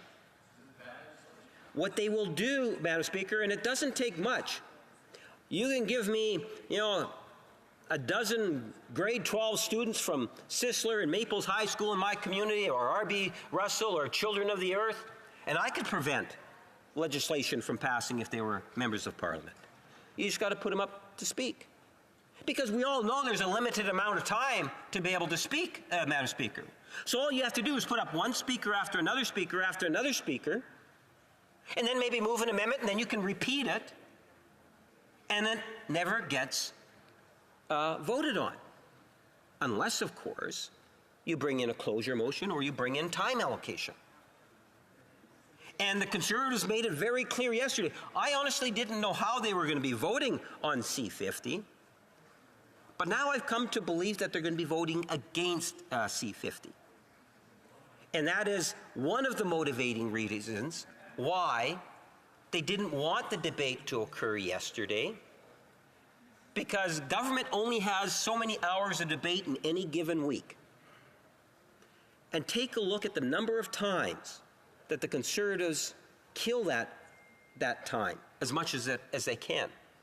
Take a look at the times in which you'll see opposition members, they'll stand up and they'll say, I move so-and-so be heard, and then they cause the bells to ring to prevent debate on government bills. Look at the times in which they will stand up and they will try to adjourn the House, Madam Speaker, again, in an attempt to have debate. Look at the times in which they denied the opportunity for the House to sit till midnight in order, as the government wants to provide more time for debate. The honourable member's time is up. I'm sure he'll be able to add during questions and comments. The honourable member of Cypress Hills Grasslands. Thank you very much, Madam Speaker. And, it's... The member always has lots to say, but as we're looking at this particular bill, there are many communities that are going to lose their main source of employment by or before 2030 because of government mandates. We lost 2 years because of COVID. The government did absolutely nothing on this issue during COVID, even though it's something that they say is of so much importance to them. And now we've got a bill that's all it's going to do is increase more bureaucracy. It's a building bureaucracy bill. And after 8 years, that's all that they seem to do when it comes to issues like this. Build more bureaucracy, create more reports, that's it. There's no concrete action that's actually going to create jobs in Rockland, in Willow Bunch, in Cornack. So what's the member have to say about that? The Honourable Parliamentary Secretary. Well, first of all, the member is wrong when he says that we did nothing in regards to jobs during the pandemic. We could talk about the wage subsidy program. We can talk about the loans to small businesses, the rental supports, not to mention CERB. For Cypress Hills Grasslands had an opportunity to ask a question. If he has more questions or comments, he should wait till the appropriate time. The Honourable Parliamentary Secretary. Madam Speaker, the Government of Canada spent billions of dollars having the backs of Canadians and protected the loss of literally hundreds of thousands of jobs during the pandemic. So the member's wrong on that point. The member's also wrong in his assessment of the legislation. There's many things within the legislation that is there to ensure that we have a good transition, because there will be a transition, whether the Conservatives like it or not. They might have to be dragged, screaming and so forth into the new world, but at the end of the day, there is a transition period. We as a government believe that there is a role for the government to ensure that that transition takes place in a way in which the middle class jobs that are important into the future for Canada are going to be there. Questions and comments? The Honourable Member for Nunavut. Yet again, the NDP had to use its power to even get this bill in the House. And different regions have different needs, and I really appreciate that. I hope that this member understands that. I've spoken to the importance of the need for the Kivalliq Hydro Fiber Link project to be supported, which would help Nunavut enter the switch to the use of sustainable energy. Currently, Nunavut relies on diesel. All of Nunavut's communities are using diesel power, and the Kivalliq Hydro Fiber Link project would help transition to sustainable energy. Will the member agree, and will the member use his Liberal Party to make sure that Nunavut can help enter the switch to sustainable energy by helping to support the Kivalliq Hydro Fiber Link project? The Honourable Parliamentary Secretary. Thank you, Madam Speaker. And just to acknowledge the member's comments at the very beginning in terms of, yes, the government is only able to do what it is doing now today with respect to this bill because we were able to get support from the New Democratic Party in terms of getting it into committee, and Canadians will benefit as a direct result. The Prime Minister, along with other ministers, I think of my colleague from St. Boniface, the Minister of Northern Affairs, travels up north a great deal. That's one. You take a look at the council. Council membership takes into considerations things such as Indigenous communities, different regions in the country, because the member is right. There's so many opportunities across Canada in terms of this whole energy transition, good quality jobs for all regions of the country. In comments, the Honourable Member for Kitchener Centre. Thank you, Madam Speaker. As climate-fueled wildfires ravage the country, this bill is barely better than a blank piece of paper. The so-called action plan a member speaks about isn't due to even be written for more than 2 years. The Partnership Council that is being spoken about, who knows who might be on it? My question for the Parliamentary Secretary is, will he commit to making sure the biggest oil and gas companies in the country aren't sitting on the so-called council? The Honourable Parliamentary Secretary. Well, Madam Speaker, I don't I'm not the one that actually gets to appoint the members to the council, but what I can tell the member is that I believe by having the first report presented to Canadians in 2025 is the responsible thing to do, because we have to create the council. And I think it would be premature to present a report before providing the council the opportunity to work with the different regions, to have the different stakeholders sit around the table and have those healthy discussions that are going to be critically important. This is the type of council that's going to play a critical role in terms of where it is that, or the type of direction we're going to be going as a government to continue to support some fantastic initiatives, whether it's in Atlantic Canada with Tidewaters, or electric batteries here in the province of Ontario, or hydro in Manitoba, or the potential in the north and the Atlantic Pacific coast. Questions and comments? The Honourable Member for Vaughan Woodbridge. Thank you, Chair. Thank you, Madam Speaker. To the Honourable Member from Winnipeg, our government was elected in 2015 to reduce poverty. We've 2.3 million people in Canada now, from 2015-21, have been lifted out of poverty. We've seen our unemployment rate go to historic lows. We still have a very tight labor market. We've seen strategic investments by our government, UTIP, for training of apprentices across this country. We've seen strategic investments to build a strong economy, whether it's in the electrical vehicle sector, in the supply chain, in the agri-food sector.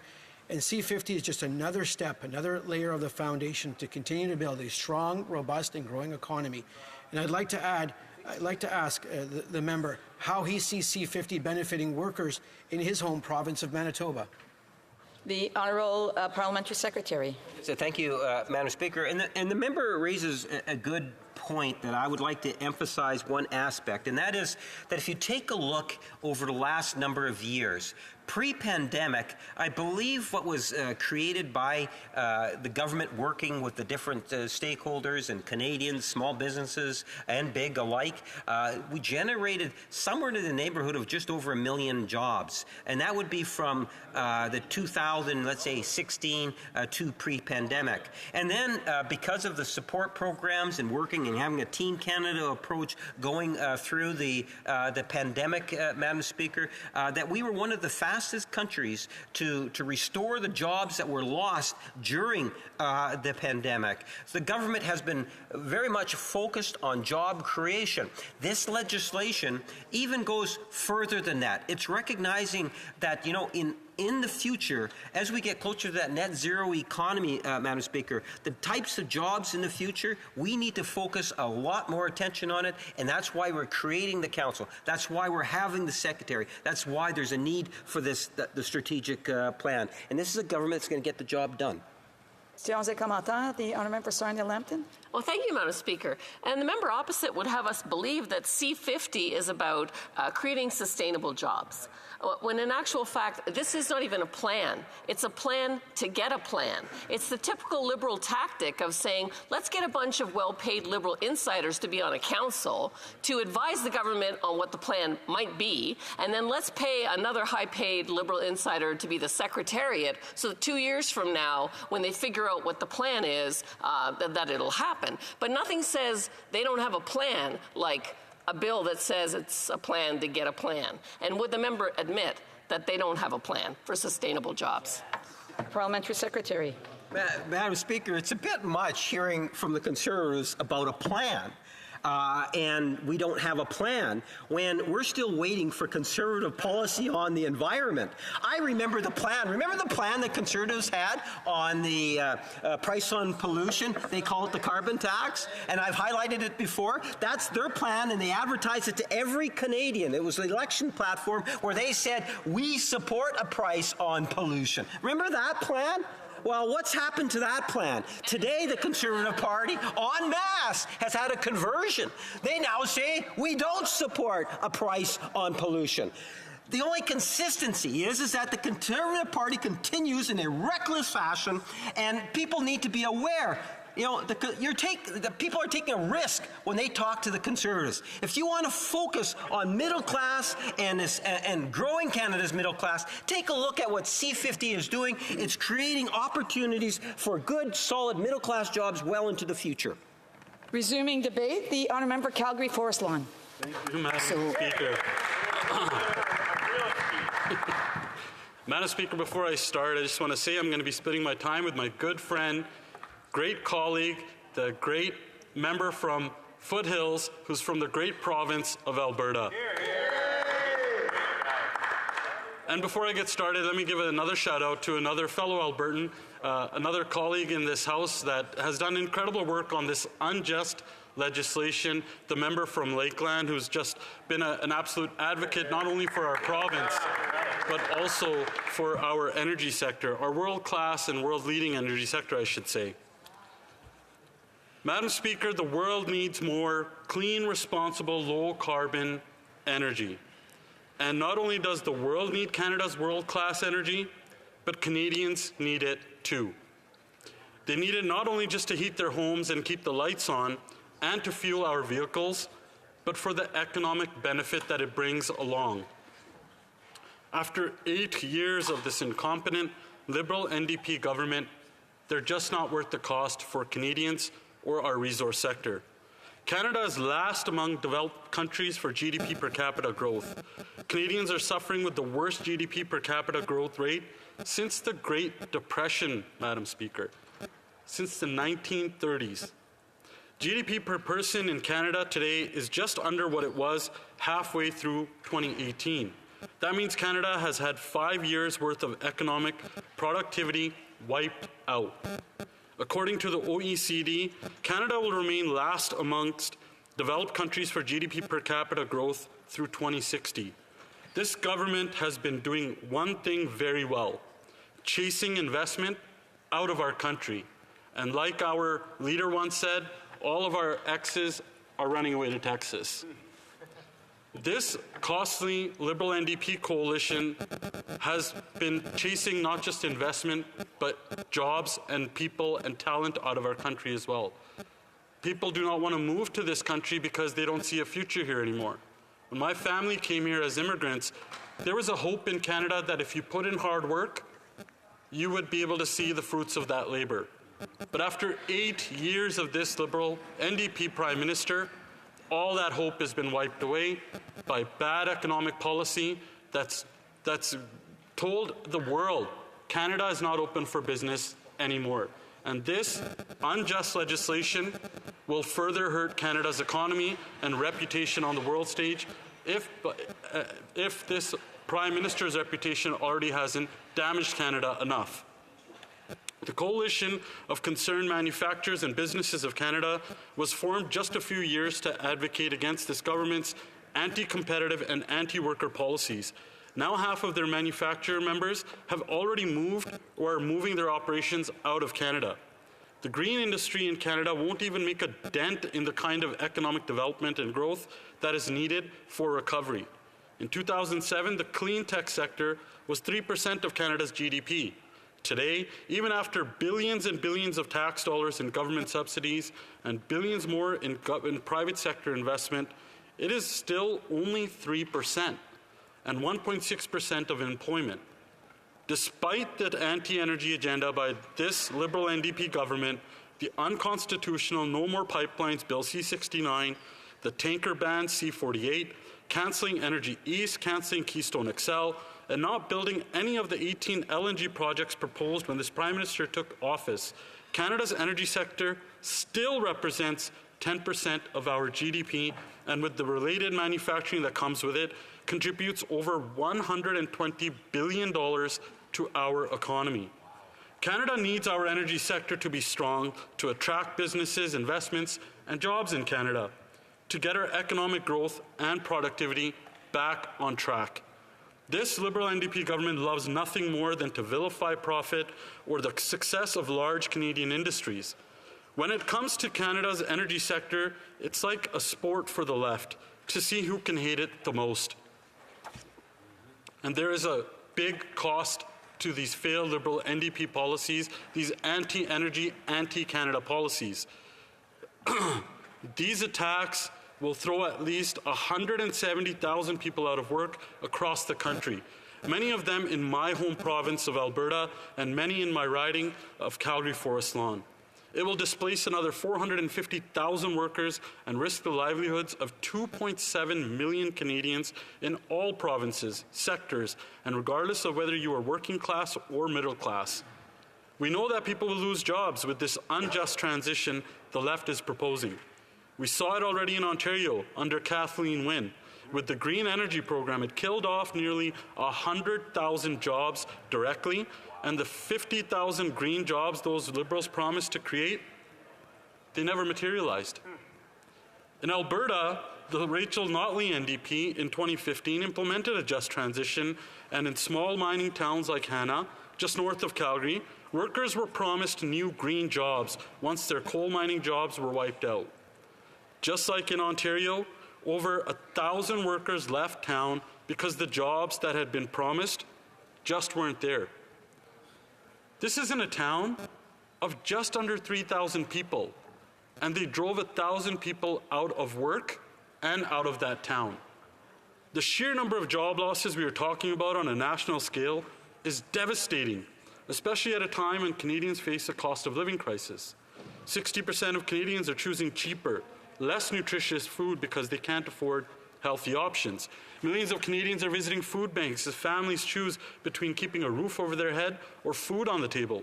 Nearly a third of mortgage holders are concerned they won't be able to afford their mortgage, as interest rates could increase monthly payments by 40% or higher. It's not just the jobs, livelihoods, and communities that suffer when the Liberal NDP government attacks our energy industry. It's also hurting Canadian pensions. The Canadian Pension Plan and the Ontario Pension Plan invest billions in Canada's oil and gas sector because they know it's a good return on investment.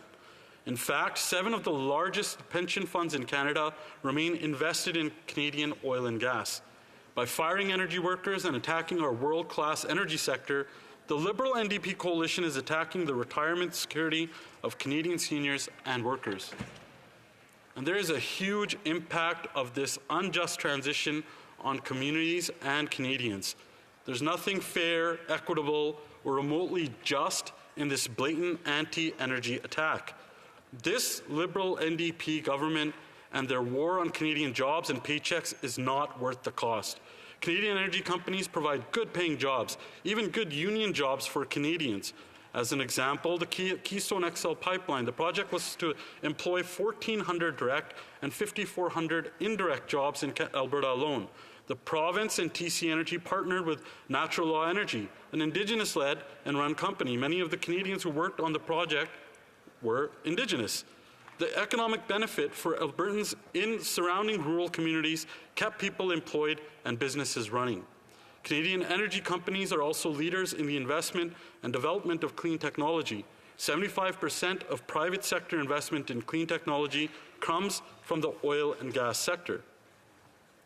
Canada's energy sector contributes $48 billion in taxes and royalties to all levels of government. These continuous attacks on our energy sector drive up the cost of gas, groceries, and home heating. We don't need to go very far to ask any Canadian, as we talk to Canadians all across this country, who just last winter were hit with the failed policies of this Liberal NDP government, when we saw the cost of heating homes doubled. We saw gas prices at record levels. All of these things are contributing to the cost of living crisis we see today with this failed carbon tax scam that this Liberal NDP continue to introduce. But Madam Speaker, it wasn't like this before this Liberal NDP government, and it won't be like that after this Liberal NDP government, because when the member for Carleton becomes Prime Minister of this country, we're going to bring it home. Conservatives will bring home energy production to Canada to produce energy here, create jobs and get Canadians good paychecks instead of giving dollars to dictators. We will green-light green projects like tidal water, hydro, hydrogen, and LNG. We're going to make sure that we can support our seniors by axing the failed carbon tax to bring down the cost of gas, groceries, and home heating and bring home lower prices. We're going to bring it home for Canadians. Thank you, Madam Speaker. Questions and comments? The Honourable Parliamentary Secretary to the Government House Leader. Yes, thank you. Madam Speaker, whether it's been the Prime Minister, and I would assure you that, or feel very confident in knowing that every Liberal member of Parliament understands and has complete faith in the CPP, Canada Pension Plan. The question I have for the member opposite, who's the finance critic, is what is the Conservative Party of Canada's position in regards to what the Premier of Alberta is talking about in terms of getting Alberta out of the CPP? The member made reference to CPP. Will the Conservatives be straightforward and transparent with what is their position in regards to the CPP and Alberta? The Honourable Member for Calgary Forest Lawn. I want to thank the member for his question, and he highlights a very important point, that after 8 years of this Liberal NDP Prime Minister, Canada and Confederation is broken. Right. Never have we seen a more divisive Prime Minister that has pitted region versus region, province versus province, sector versus sector, Canadians versus Canadian, and even newcomers against each other because of his failed ideology. This country was not in this horrific state that I can say it was never like that when we moved here, and it hasn't been like that ever until the last 8 years.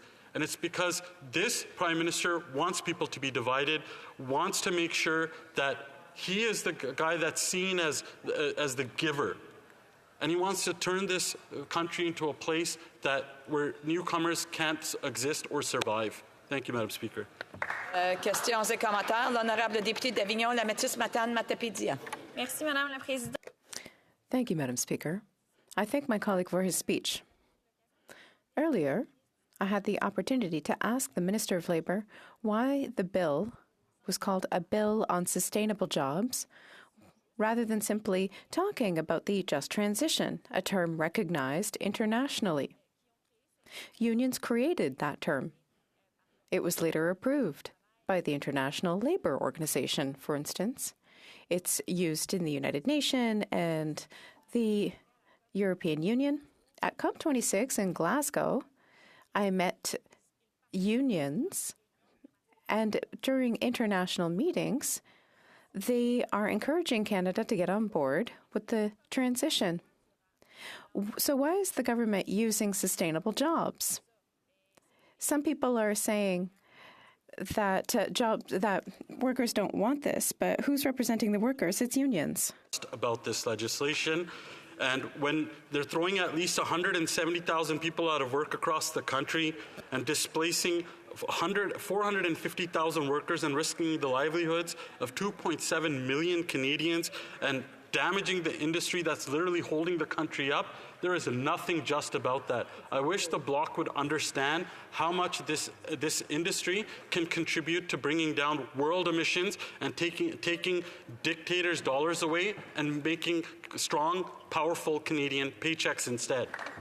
Questions and comments? The honourable member for Port Moody Coquitlam, a brief question. Thank you, Madam Speaker. And I know that the voice of women in the economy has not been something historically that's been discussed in this House. So I wanted to share today that we know that the majority of energy workers are men. And we know that the impact on family of not having employment is dire. It's dire for women. I speak to many women over the decades since I've been in the economy that experience domestic violence, experience marriage breakups, children living in poverty, children going to school with no food. These are the impacts of not having work. And Madam Speaker, the oil and fuel and the oil industry are the economy of the past. So I ask the member, the American clean tech economy is on fire, exceeding all expectations. Yet in Canada, Conservatives continue to block clean energy projects. Why do the Conservatives want Canadian families to suffer and not get involved in the future? Honourable member for Calgary Forest Lawn, a brief answer, please. Thank you, Madam Speaker, and thank you to the member. And as she wants to talk about how disproportionately affected women are, we just heard in the Finance Committee from a witness that it's single moms who are most disproportionately affected in the worst ways by the failed carbon tax scam. Wow. Because that carbon tax compounds the farmer who's making the food to the shipper who's shipping the food to even the manufacturers, and that cost goes on to the person who buys the food at the end of the day. And they said whether they're a single mom, someone from a vulnerable community, they are disproportionately affected the worst. It's too bad this NDP government is propping up this liberal government and has this costly coalition increasing that tax, which means they're hurting the single moms in this country the most. Resuming debate, the honourable member Foothills. Thank you very much, Madam Speaker. It's always difficult to follow my colleague from Calgary Forest Lawn, who has articulated the concerns with Bill C-50 so very well, again, on top of the work of our great colleague, the Member of Parliament from Lakeland. And Madam Speaker, I really want to talk about the implications and how dangerous this mandated threat to hundreds of thousands of Canadian jobs is entailed in this just transition legislation. I want to be clear to the members in this House that this careless Liberal NDP government and this bill will shatter the prosperity, the stability, and the economics of Canada and the provinces and our energy and agriculture sectors. And indeed, rather than being proud of the sustainability, the innovation, and the skill sets that we have developed here in Canada, the Liberal government, the Liberal NDP government, is proud about the number of jobs they will be eliminating through this legislation. And I want to be very clear, because these are the stats right from the government's own memos that come with the just transition legislation. According to the government's internal briefings, this legislation will kill 170,000 direct jobs, displace 450,000 direct and indirect jobs, and cause large-scale disruptions to manufacturing, agriculture, transportation, energy, and construction sectors, impacting 2.7 million jobs. The Liberals and the NDP talk about jobs, but the jobs that they are talking about is the jobs that they will be eliminating through this legislation. Now, this legislation is also targeted and divisive. There's no question it will disproportionately harm the economies and the jobs in primarily BC, Alberta, Saskatchewan, New Brunswick, and Newfoundland and Labrador. There's no doubt that there's no coincidence that the energy sector is a large contributor to the GDP and the economics of these provinces. The GDP in Alberta, this is about 27.3%, 36% in Newfoundland and Labrador, and this will affect 187,000 jobs in Alberta and more than 13,000 workers in Newfoundland and Labrador. The Commissioner of the Environment and Sustainable Development stated that the government is not prepared to provide appropriate support to more than 50 communities and 170,000 workers who will be impacted by this legislation. So the government could talk about, oh, this is a just transition to these new jobs that aren't there, Madam Speaker. As my colleague said, it's about 1% of the employment provided in Canada is from renewables. 1%. We are talking about 450,000 direct and indirect jobs and maybe 2.7 million jobs across the other sectors that this will impact. Those jobs don't exist. So to say this is a transition to future employment is simply being misleading. Now, where have we seen something like this before, where the Liberals are plowing ahead with legislation based on ideology and activism without listening to the concerns of other parties, the provinces, the territories? I don't know, Madam Speaker, where have we heard that before? Oh, right, C-69, where we just had the Supreme Court wrap the knuckles, maybe a bit more than wrapping the knuckles, of the Liberal government for plowing ahead with divisive, vindictive, ideological legislation just for the sake of hammering other provinces that have industries that they don't agree with. C-69 was an attack on provincial jurisdiction, a legislation that all provinces, all territories either opposed or demanded massive changes to. But the Liberals ignored every single one of those concerns. But, Madam Speaker, the damage has already been done from C-69. It chased billions of dollars of investment out of this country and cost our economy thousands of jobs. And don't get me wrong, Madam Speaker, as a result of C-69, you bet projects were built and jobs were created, just not in Canada. They were built and created in other jurisdictions around the world. Canada lost billions of dollars in investment, but we also, Madam Speaker, lost our best and brightest, who had to go to other jurisdictions to get that employment and have their research and their innovations accepted. Now, just as the provinces and territories are trying to stop the bleeding as a result of the Supreme Court decision on the No Pipelines bill, here the Liberals go again, wham, wham, wham, with more ideological, vindictive and divisive legislation aimed at only a few provinces that will eliminate hundreds of thousands of jobs. And not only that, it will increase the likelihood of energy poverty and food insecurity, not only here in Canada, but perhaps around the world. On a global scale, the Liberals will jeopardize Canada's ability to provide clean and sustainable energy and agriculture for customers around the world, and certainly those countries who need it the most.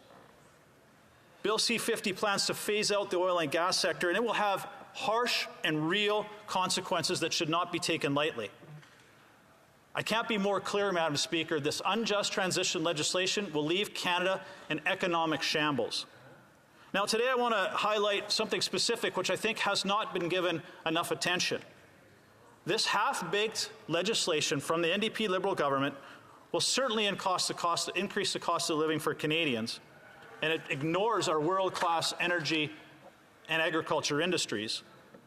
But it will also cost us almost 300,000 jobs in the agriculture sector. Most of the speeches today have been talking about fossil fuels and energy, but in the government's own memos, it is also targeting 300,000 jobs in the agriculture sector. Now, there is about 65,000 vacancies in agriculture already. So I'm not exactly sure where these 300,000 jobs are actually going to come from. And 1 in 9 jobs in Canada are directly linked to agriculture and agri-food. But the minister's own memo brags about cutting 300,000 jobs from agriculture and the agri-food sectors.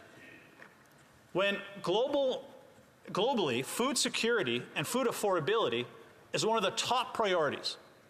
So rather than try to find ways to address that by reducing taxes, reducing red tape, ensuring we have reliable supply chain to get our products to market, the Liberals have found another way to add on additional red tape, additional regulations, and additional burdens on one of our most important industries. Food inflation is already up 7% over last year.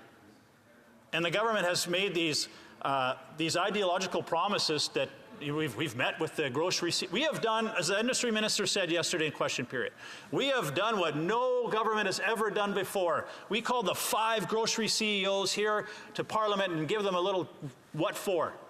He makes it sound like they landed a man on Mars. We actually had the 5 grocery CEOs at the Agriculture Committee 8 months ago. Way to be on top of it. He sends a letter to the Agriculture Committee to study this issue 2 days after the government tables its reply to the study that we did 8 months ago. It just shows how out of touch this government is with what's actually going on the ground. But what it also ignores, Madam Speaker, is the incredible results that we've had here in Canada without government intervention, without government taxes.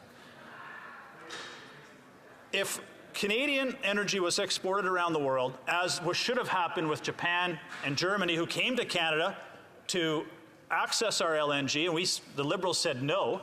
So instead, they went and signed an agreement with Qatar for natural gas. Do you think Qatar has the same environmental standards as Canada? The same human rights or labor standards as Canada? If you were trying to reduce emissions, you did the exact opposite by turning them away and making them go to Qatar. But if we were allowed to get our energy to market, we would actually reduce global emissions by 23%. Now that is actual success. Canada's oil and gas sector is about 0.3% of global emissions. And our record in agriculture is even more impressive. Canada's about 2.6% of global emissions. Of that, agriculture is about 8% of that 2.6%. Compare that to globally, the global average for each other country is about 26%. That shows you the incredible success that Canadian agriculture has had. But instead of rewarding that impeccable record for Canadian agriculture, Canadian energy, and the workers and scientists and researchers who work in those industries, the Liberal NDP government wants to punish them, eliminate these industries which are so critical to Canada's economy. The revenue from these 2 industries build schools, build hospitals, build roads, pay for the social programs that we rely on. But they ignore that. Madam Speaker, in conclusion, Conservatives are the only party that will find common sense solutions to the problems facing Canadians, and we will be proud of our resource sectors and the men and women who make their living in those industries. Thank you very much. Questions and comments? The Honourable Parliamentary Secretary, the Government House Leader. Yes, thank you. Madam Speaker, talk about the manipulation of numbers to try to make something look that it's not. When the member talked about, for example, LNG, one of the single largest, possibly in the top 4 or 5 investments where you saw the federal government working with the provincial government, which was NDP in BC. It was us, the provincial NDP, and a private sector. It was an LNG project worth billions of dollars. Yet the member just says we have nothing to do with LNG. Madam Speaker, he talks about hundreds of thousands of jobs. Our government has created far more jobs than Stephen Harper ever did, and we've been in government for 8 years compared to 9 years. We don't need to be lectured about jobs.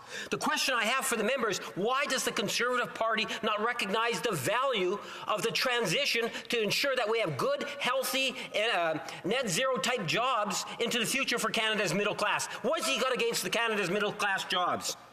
Member for Foothills. What I have a problem with, Madam Speaker, is all of this legislation is a transition for Canadians to the unemployment line and the food bank line, where we have millions of Canadians already relying on food banks at record numbers.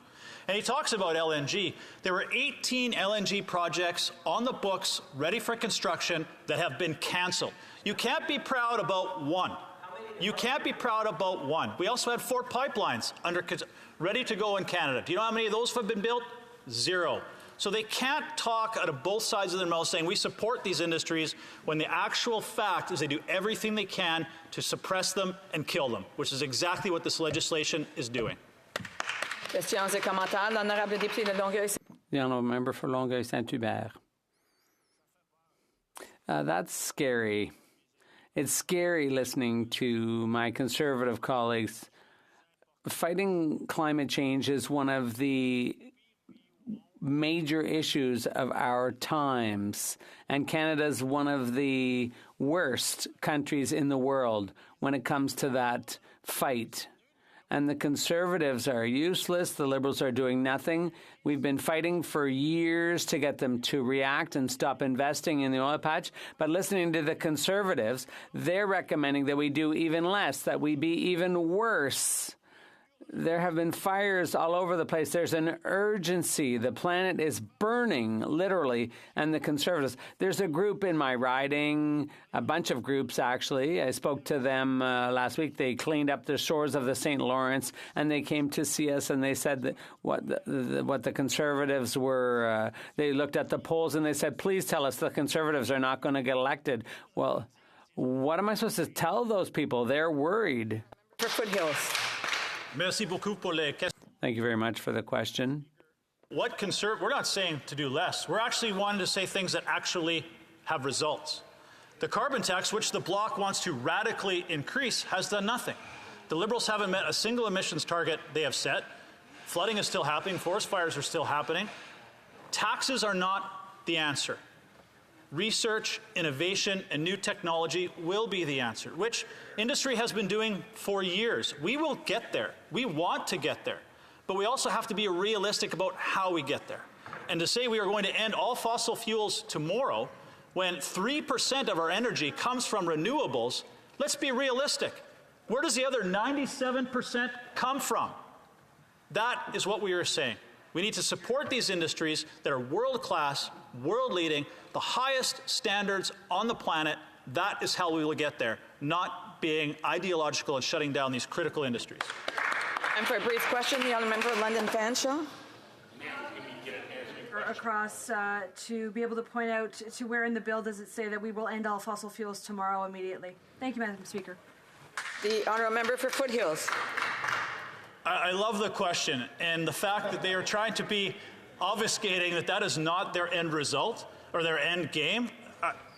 I think everything the NDP has been saying is that their goal is about ending fossil fuels, which is interesting considering that they have lost complete touch with the roots of their party, which was about the working class folks in Canada.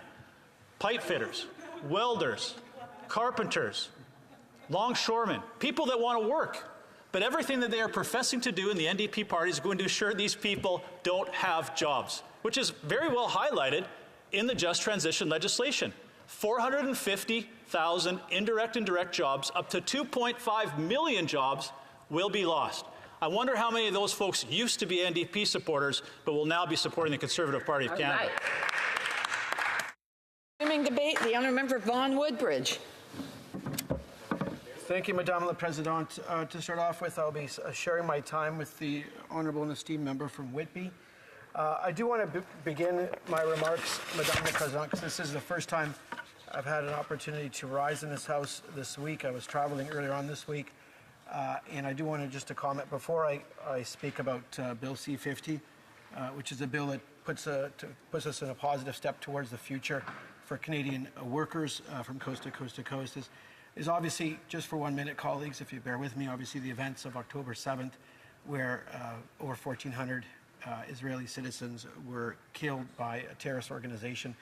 I wish to obviously condemn that event to the highest possible bar and offer my prayers and my condolences to these Israeli people. And obviously state that as I've stated via social media channels, that I stand with Israel and I stand with the Israeli people. Obviously, my prayers are for the Palestinian people as well, that a human corridor is established and that we do have peace in that region of the world as soon as possible. Hamas is a terrorist organization, and as someone who lived and worked and experienced the events of September 11th, 2001, I know full well some of the feelings that folks are going through these days. My thoughts and prayers are with that region. Madame la Présidente, going towards Bill C-50, being on the Natural Resources Committee and going to be having an opportunity to bring this bill to committee, to study it, to work through it, and potentially if the members on the opposition have amendments or anything that's proposed, to try to make the bill better, because that's what we're brought here to do to Ottawa. That's what our voters send us here to do, is to strengthen legislation, to make legislation that moves our economy forward, that moves our country forward, and creates a better future for our children and future generations. And I think all parties and all members would agree that is the goal for everyone to be here, independent of which side of the House that you are on.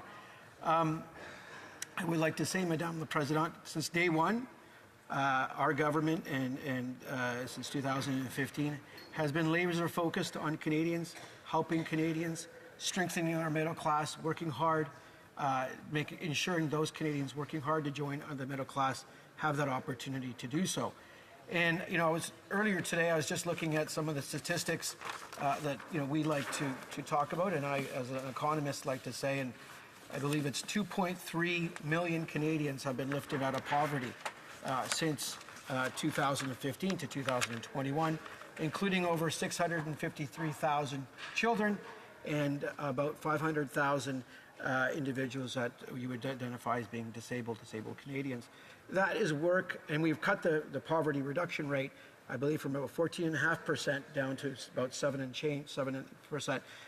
And I do acknowledge the pressures that all Canadian families are seeing right now with inflation, with global inflation. And I just saw that recently on a trip to Europe for the Council of Europe as chair of the Canada-Europe Parliamentary Association, and the taxi drivers commenting in Europe just how much prices have gone up over there with butter and what milk costs and what the average family is seeing in Europe and what the average family is seeing in Canada. And our government understands that. We've reacted. We've put in place measures, the grocery rebate during the summertime, the Canada Workers Benefit, the indexation of a number of benefits, which we've had here in Canada for a number of years. And we continue to do the Canada Workers Benefit, which I love, and which goes out to hardworking Canadians wishing to join the middle class, working hard every day for them and their families. It's something that I admire because it's the same values that my parents instilled in their three sons. It's the same values when my parents immigrated here to Canada that brought them and allowed them to improve their standard of living. Hope and hard work, as I would call it today, and in their simple terms, is just working your butt off. If I can use that term in this most honorable House. Madame Speaker, Madame la Présidente, look, the world is transitioning to a low-carbon economy. But yes, we are still using fossil fuels, and we will still be using fossil fuels for many decades to come. And the 800,000 odd workers that are in that 800,000 Canadians that work in the energy industry, we have a duty to support them. We have a duty to support them today. We have a duty to support them tomorrow as we continue this path towards a low-carbon economy while ensuring we have the energy sources to fuel our economy today. And I think about Bill C-50, much like the work our government has done over the last 8 years, working with labor, working with industry, working with Canadians from coast to coast to full coast to bring forth legislation that moves our economy forward, that moves Canadians forward, and then provides a better future for us all. And that is exactly what Bill C-50 is about consultation, it's about working together. And you see the feedback from a number of stakeholders. Whether it's the International Union of Operating Engineers, the President of the Business Council of Alberta, to the honourable members that have been elected from the province of Alberta, the President of the Business Council of Alberta, the Act is a good step forward in helping equip Canadians with the skills for the jobs of our future economy. That is something that is very, when you think about it, profound. And I don't use that word lightly. It is about equipping Canadians with the skill set to succeed today and also succeed tomorrow. Just looking for that piece of paper here that I brought up. And Madame la Présidente, as an economist, I'm fully aware of what we call, from an individual from Austria or Germany, Joseph Schumpeter, and creative destruction, where industries and through the process of innovation and technological change, it leads to destruction of existing economic structures, such as industry firms and jobs. And that's been happening for decades, if not hundreds and hundreds of years.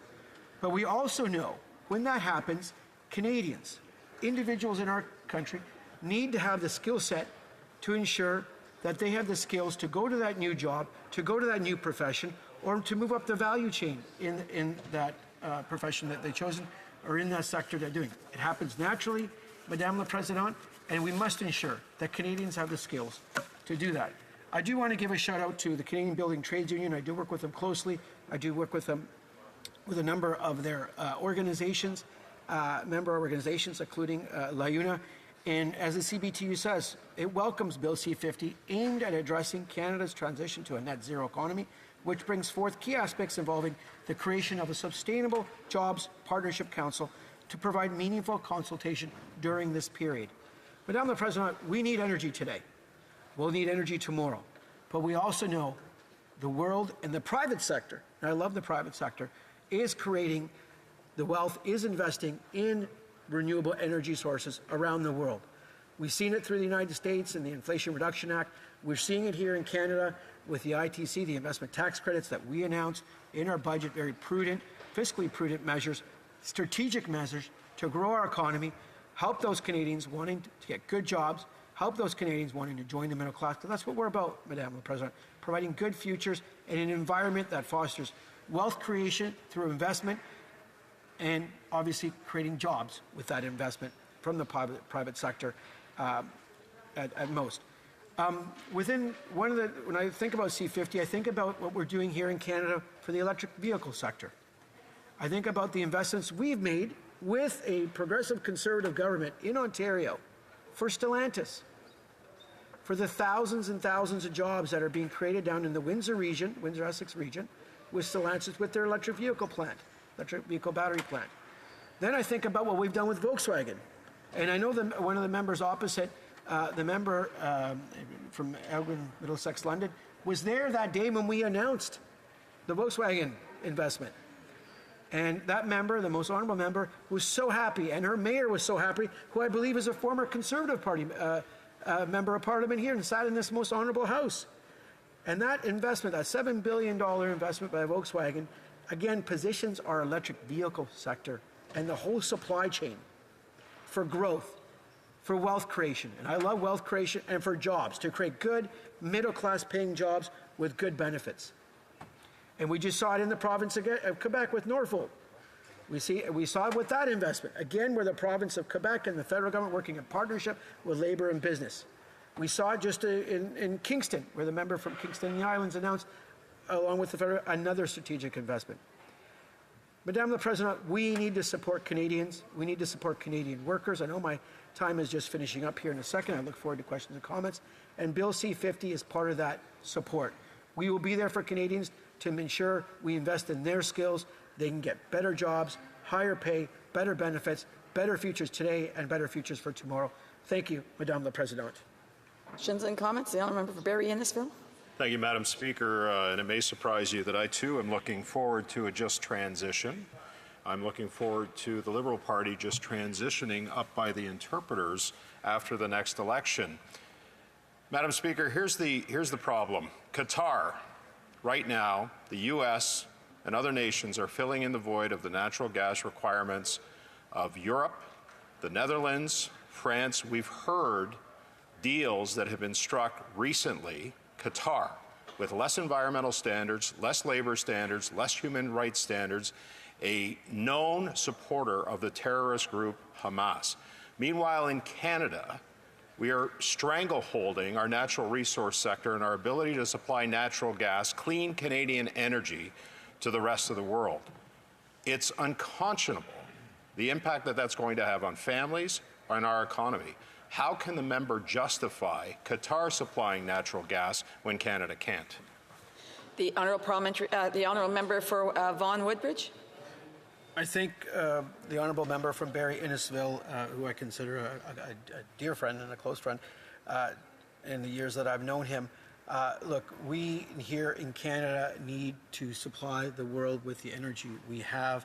The energy workers here in Canada are second to none. Those Canadians that get up every morning and work in the energy sector, whether it's in the province of British Columbia in the Western Sedimentary Basin, whether it's in Alberta, where we know we have a feedstock advantage, and the petrochemical industry there, the Chemical Industry Association, is investing literally billions and billions of dollars, whether it's in Newfoundland or whether it's in Sarnia and those parts of Ontario, where Canadians get up every morning. We know we need to supply North America, other parts of the world, with Canadian energy, be it natural gas and oil, for the foreseeable future as we continue to move towards a net zero economy by 2050. Thank you, Madame la Présidente. Questions and comments. The honourable member for Pierre Boucher, Les Patriotes Verchères. Thank you, Madam Speaker. I had a question for the member opposite. I listened to his speech earlier, and I saw that he was echoing his party for years. When we talk to unions, when we talk to workers, they tell us about the question of a fair transition, a just transition.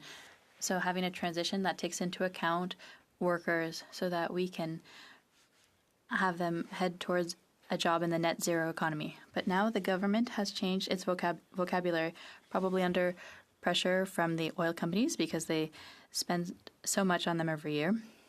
Now they're talking about sustainable jobs. I'd like to know from the member opposite, is a job in the oil sector a sustainable job? Member for Vaughan Woodbridge. Thank you, Madame la Présidente. I would like to say to the honourable member from Pierre Bouget, merci pour... Thank you for the question. A job is a job is a job, and we want as many Canadians working, we want as many Canadians ensuring they have bright futures.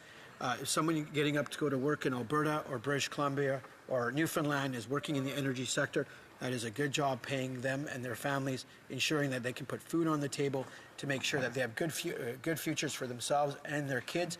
We know the renewable industry in Canada is growing.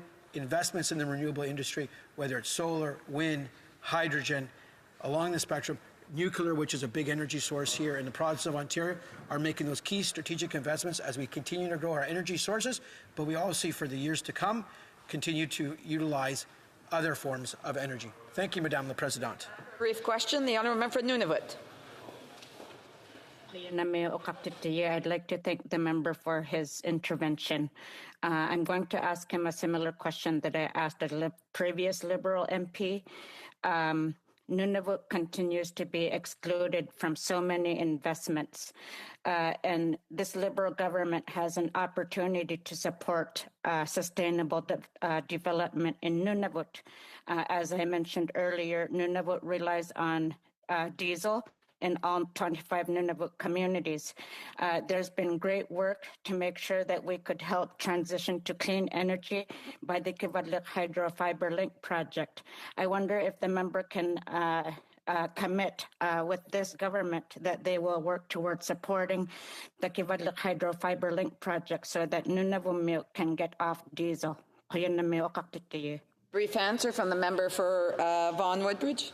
I'd like to thank the most honourable member from Nunavut for their question. I'm not exactly familiar with that project per se, but I do wish to say that any investments that we can make for areas such as in Nunavut, if I can use that term to understand the geography, because it is very unique, we need to make, especially getting communities off of diesel as soon as possible. Thank you, Madame la Présidente. Resuming debate, the Honourable Parliamentary Secretary to the Minister of Innovation, Science and Industry. Thank you, Madam Speaker. Thank you for this opportunity today to speak to an incredibly important piece of legislation, Bill C-50, the Canadian Sustainable Jobs Act. For many reasons, the people of Canada are going through challenging times. I think we can all agree. Many of them unprecedented. Canadian workers, jobs, and the global economy were heavily affected by the global pandemic. And on top of that, we experienced unprecedented wildfire levels over the summer. It's been reported that there were 6,118 wildfires that have burned 15 million hectares, and 200,000 people were placed under evacuation orders, which experts say were influenced by climate change. Like the rest of the world, Canada must adjust if we want to give ourselves a fighting chance against climate change. Many Canadians have already had climate change impact their work, including workers in the agricultural industry, fishing, emergency services, tourism, the interruption of supply chains. Many elements of mining and mining infrastructure have also been significantly affected by climate change. I could go on, but suffice to say, few sectors and few hardworking Canadians will be able to carry on as normal at their jobs or in their lives as long as the planet continues to heat up. This has been, as it's been noted, one of the hottest seasonal temperatures on record. Warm ocean temperatures, more Category 5 hurricanes, and many, many extreme weather events that I'm sure we've seen played out in the media over the course of the last year. I think all of us rightfully are concerned and should be doubling down or tripling down our efforts on fighting climate change. With Bill C-50, our government is determined to help Canadian workers stay ahead of the curve in today's rapidly changing job market. Madam Speaker, if parliamentarians are committed to supporting Canadian workers through this time, the time being the transition to a low-carbon economy, we must come together across party lines and work together. Certainly, we don't need more signs from Mother Nature that we need to do this right now. I think Mother Nature has given us plenty of signs for decades now, and it's time to get on with this. And I think this bill makes a significant contribution to our climate action efforts. But the need to move fast doesn't mean we need to do this piecemeal or thoughtlessly or carelessly. Canadian workers, their families, and their communities, whether they're in our largest cities or in the farthest reaches of our territories, need substantive, clear legislation that commits Canada's government to action that supports them. Madam Speaker, this act was written after extensive consultation with the people it's intended to help, which is a primary principle that I think all good consultation work has within it, which is to include the people that are most impacted. Their words assisted us in defining its purpose to help the government facilitate the creation of sustainable jobs for Canada's workers while seizing opportunities for economic growth, to provide support for workers and their communities in the shift to a low-carbon economy and ensure transparency, accountability, and ongoing engagement with Canadians across every region of the country on issues like training, workers' rights, the job market, economic growth, and, of course, reducing emissions. This framework and all federal action on sustainable jobs will be guided by the principles enshrined in this legislation, principles that will strengthen our collective efforts, ensuring that all of Canada's national policies and programs and the federal entities that carry out this work are grounded in the fundamental values that underpin this work, along with international best practices, and delivered equitably and fairly and inclusively. This means that this act supports the creation of decent, high-quality work opportunities for Canadians by establishing a framework for effective action.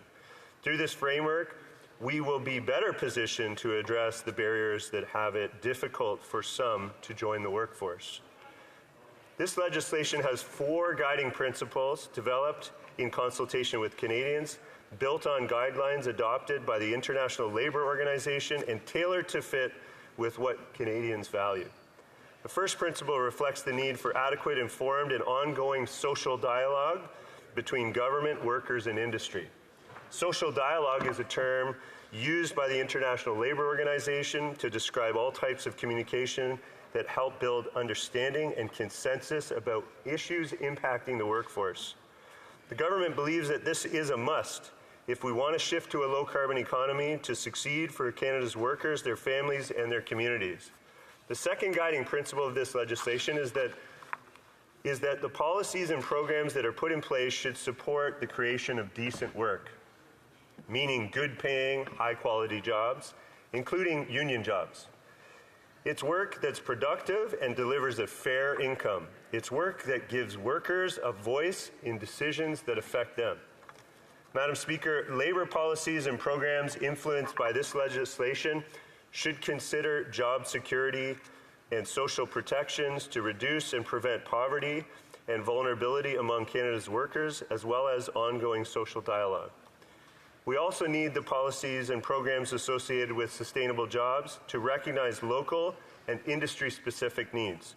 During our extensive consultations, Canadians have told us openly and directly that they want Canada's government to acknowledge with real action that regions dominated by fossil fuel jobs have unique needs and also unique opportunities.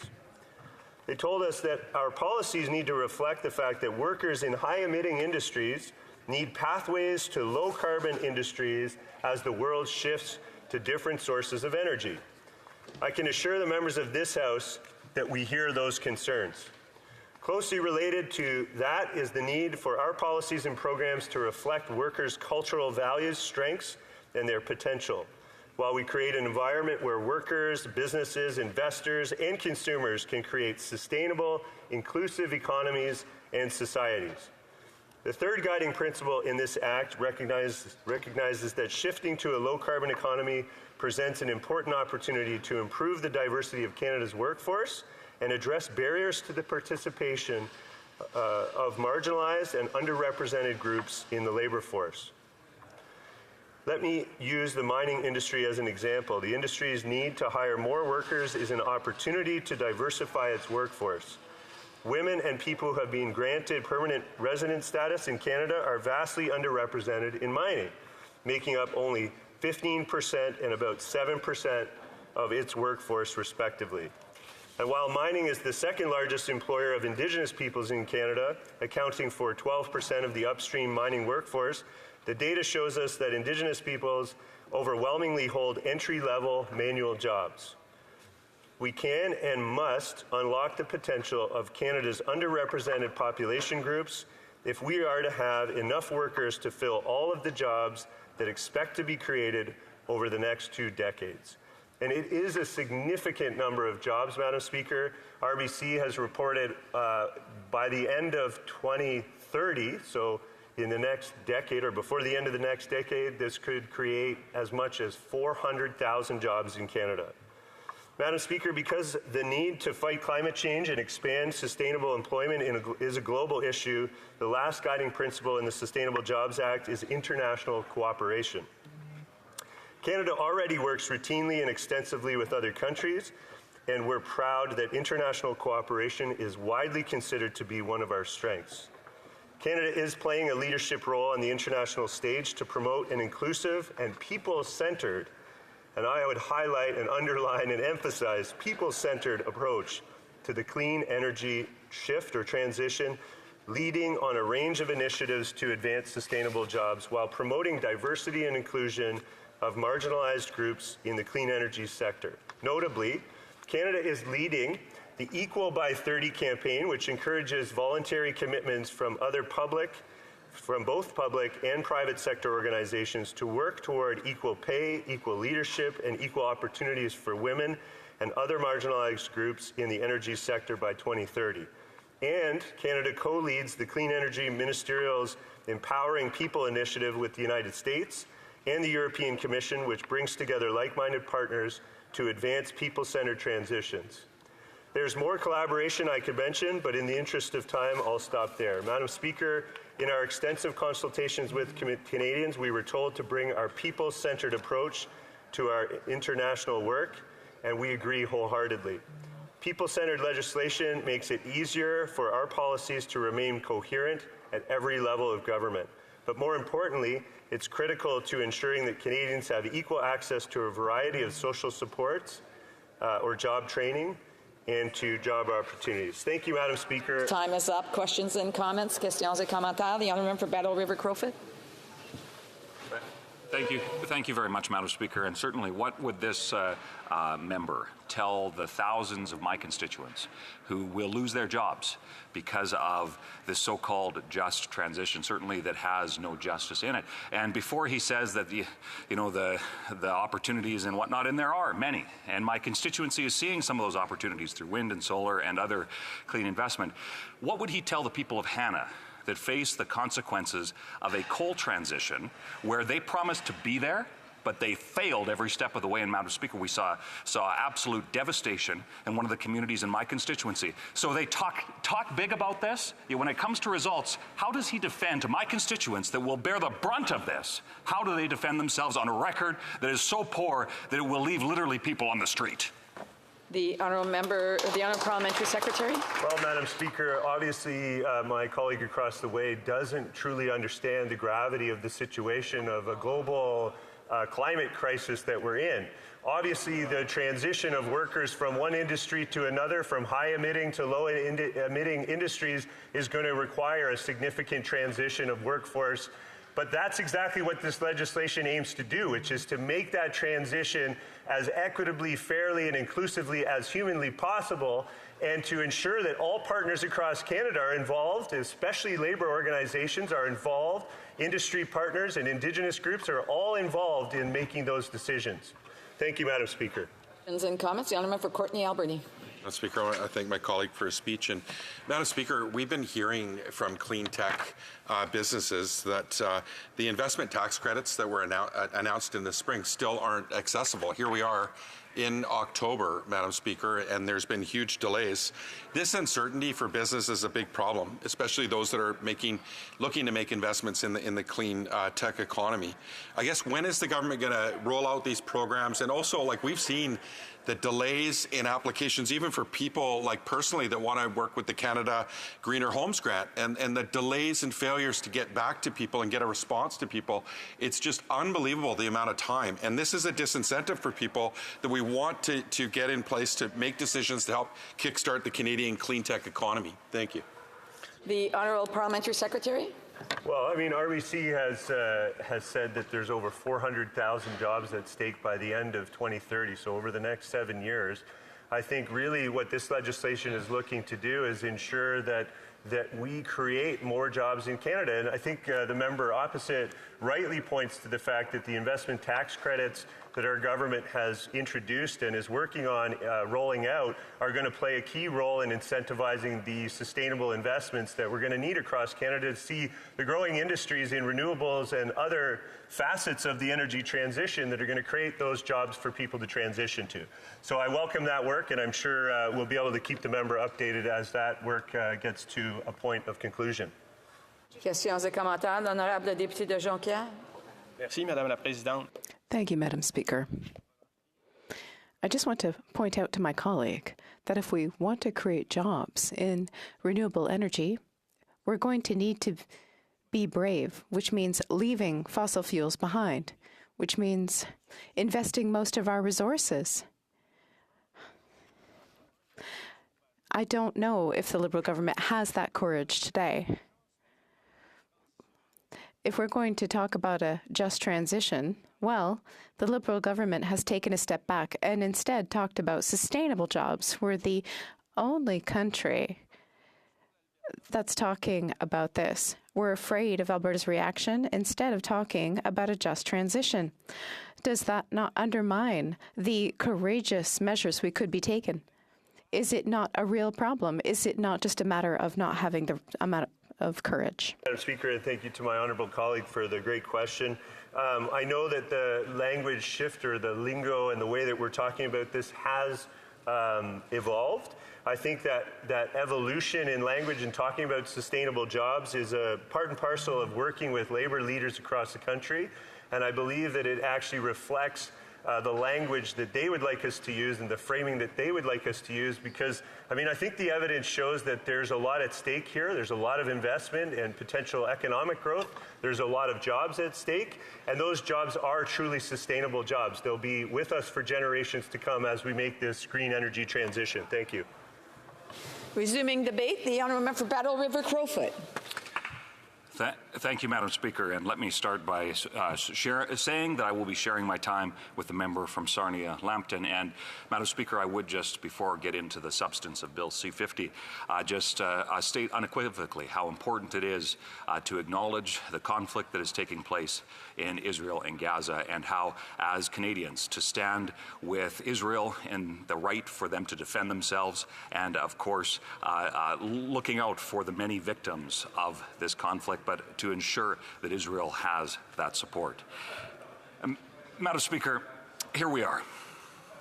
And I would just note, when I asked a question a few minutes ago from the member from the Liberal Party who preceded me, said that I didn't understand what this bill is about. Well, Madam Speaker, let me make something, and they're clapping about that. But what they're clapping is seeing, Madam Speaker, that there are going to be Canadians that descend into poverty because this government forces them that direction. Absolutely. Madam Speaker, they are going to see that Canada is pushed to the back of the line when it comes to our ability to displace dictator crude and dictator gas. Madam Speaker, the unbelievable ignorance that exists from those Liberal members that would suggest that Canada and that those of us that actually understand the energy sector, not just traditional oil and gas, although that is a big part of what the opportunity that Canada offers, but truly understand the full extent of what Canada's energy future can be, it is those Liberals that are truly dragging behind and dragging us down. Madam Speaker, they should truly be ashamed of themselves, and I dare that member to come to my constituency and look my constituents in the eye and tell them why they don't deserve good-paying jobs. Tell them why they are, and accuse them. The accusations that those members make, accusing my constituents of somehow not caring for the environment, Madam Speaker, it is disgraceful, it is shameful, and it shows that they have lost the moral authority to govern on these issues, especially, Madam Speaker, when you look at the results. Let's look at the facts. When it comes to Canada's energy future, the reality is clear. Canada can be a world leader if not held back by these Liberals on whether it's the so-called just transition, of which there is nothing just about it, or when it comes to the No More Pipelines Bill C-69, which we just saw thumped down by the Supreme Court and called unconstitutional because of this government's meddling in provincial affairs. Madam Speaker, this government is holding back Canada's potential to be a world leader. You know, the Prime Minister, shortly after he was elected, said that Canada was back. Well, Madam Speaker, now after 8 years, the evidence is so very clear that he has been holding Canada back every step of the way, and the world is less safe because of it. The world has a less clean environment because of it, and that is the record of those prime ministers and their coalition partners in the NDP, and they should rightfully be ashamed of themselves. So, Madam Speaker, when it comes to what we are debating here today, I would encourage us to keep looking at the facts. We, as Canadians, have the ability to see, the conversation around net zero, let's go there. The conversation around net zero. Here's the reality, Madam Speaker. Canada could flip a switch. Canada could flip a switch today and we would reduce global emissions by 1.6%. 1.6%. Or we could be world leaders, and we could encourage investment in our energy sector, encourage investment in traditional oil and gas, encourage investment in clean tech, of which I support, Madam Speaker. We could do that. Or, and here's the results. Canada reduces emissions 1.6% by throwing our people into poverty, shutting down our factories, making it so that nobody can afford to live in this country, and that the only thing that has any ability to resemble something of prosperity is those who are connected to a Liberal government where they pick winners and losers. 1.6% of emissions globally would go down. We could flip the switch tomorrow. Or, and here's the contrast, Madam Speaker, between what Conservatives are offering and what Liberals are offering. We could empower Canadians, empower Canadian industry, and use the natural resources that are so abundant in this country. And we could reduce emissions globally by multiple factors of that 1.6% by getting our clean, green LNG to markets that are currently burning coal. And get this, Madam Speaker, if you can believe it, while that environment minister went to China through a communist-controlled so-called environmental forum, of which he is one of the vice chairs of. He went there and encouraged and promoted Chinese... I'm sorry, I'm just going to stop the honourable member. There seems to be either some chit-chat or some heckling going on. I just want to make sure that members recognize that there is debate happening in the House, and if they want to have conversations, or if they should take it outside, if they want to think out loud, they should be thinking to themselves and waiting for questions and comments. The honourable member, order, and that includes parliamentary secretaries as well. So the honourable member for Battle River Crowfoot. So, Madam Speaker, that environment minister went to China and promoted all the great work that the communist dictatorship in Beijing was doing on the environment, yet it is that country that is building coal-fired generation stations as we speak. Yet, Madam Speaker, we could be displacing that coal with clean, green Canadian LNG. We could be exporting nuclear technology around the world to make sure that we are displacing more emissions-intensive forms of energy. Madam Speaker, we could be displacing the Russian crude that is holding the European continent hostage. We could be ensuring that it is Canadian expertise and energy that is actually solving the world's problems, but under these Liberals and under their lack of an understanding of what is just in this world, that we are being held back. And I would like to just clarify one thing. You know, those Liberals seem to think that Conservatives somehow don't support clean energy. Well, it couldn't be further from the truth, Madam Speaker. And the reason why I can say that definitively is I am a massive proponent of energy investment of all kinds. So whether that be new clean tech or whether that be traditional forms, Madam Speaker, we should be a world leader in all forms. But the difference between, again, the Liberal philosophy, which is to hold people down, hold them and drown out anything that they don't agree with, that's what they believe, whereas Conservatives are we offer a clear alternative, and we say, let's empower people to do what's best for them. Let's make sure that it's not the government that picks winners and losers, Madam Speaker, but it is the ability for industry and innovators and ultimately Canadians to do what is best for themselves, for our country. And Madam Speaker, when we're doing what's best for Canada, we are doing what is best for the world, and the entire planet will benefit from Canadian leadership. Absolutely. So, Madam Speaker, when it comes to, again, let's look at some of the facts. We have this C50 could lead to as many as 170,000 jobs lost, including many of which would be in my constituency. I dare those Liberals to look my constituents in the eye and tell them why their jobs don't matter. Madam Speaker, we could see up to close to 500,000 indirect jobs lost. So, Madam Speaker, that is the whole spectrum from those, and I'm not sure if the Liberals realize this, but a lot of the clean tech jobs depend on affiliated industries that also do work in our traditional energy sector. Madam Speaker, we need to also look at realistic outcomes to ensure that when we pass public policy in this place, that it will actually accomplish the objective. Nothing in this bill will benefit Canadians. Nothing in this bill will be just. Nothing in this bill will lower emissions. And nothing in this bill will lead to a prosperous future for Canadians. Yet, we see the government pushing forward, using manicured talking points that are somehow supposed to take the place of realistic and concrete solutions. Well, Madam Speaker, the facts speak for themselves. The only evidence that those Liberals can point to for even having an iota of success with emissions reductions is twofold. One, Alberta's leadership in reducing emissions, including in the energy sector. And two, they point to COVID and the lockdowns associated with it as a reason why emissions went down. Madam Speaker, it is truly shameful and a disgrace. And the fact that if it were any other part of the country, we would see those Liberal members facing they certainly wouldn't be pursuing this sort of agenda. And that leads me to the final point. It should be the job of any Prime Minister, first and foremost, to ensure that there is national unity in our country. Yet it is under this Liberal Prime Minister and those corrupt Liberals that are dividing our country in a way that I hope it can be repaired. I believe it can be, Madam Speaker. But there are so many that are losing faith in the very foundations of our institutions, the very foundations of our country, because of an ideological agenda that is not only ineffective, but is truly tearing the country apart. So, Madam Speaker, this bill needs to be defeated. This bill and the ideology and the members that support it need to be shown the door, because when it comes to the future of our country in every metric, this is the wrong direction, and it's time for a government that can bring home a future for Canada that works.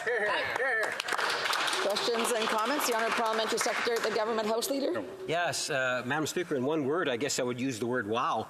You know, at the end of the day, it's becoming very clear from the Conservative Party. They don't give a darn about green jobs.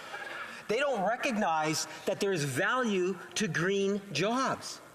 And at the end of the day, they're prepared to write off Canada's middle class and those aspiring to be a part of it. when it comes to good quality green jobs. This bill is all about making sure that there's a council that can provide that 5-year report in terms of how it is we can transition and generate additional jobs. Think of the battery jobs from Volkswagen, other types of jobs that are there. This is about tomorrow. Why do the Conservatives want to close their eyes or dunk their head in the sand like an ostrich or whatever bird it is that dunks its head in the sand? It doesn't make any sense. What have you got against good, clean, middle-class jobs? I want to remind the Honourable Parliamentary Secretary he's to address questions and comments through the Chair. The Honourable Member for Battle River Crowfoot. Thank you very much, Madam Speaker, and I'm happy to address the member's question because here is the reality.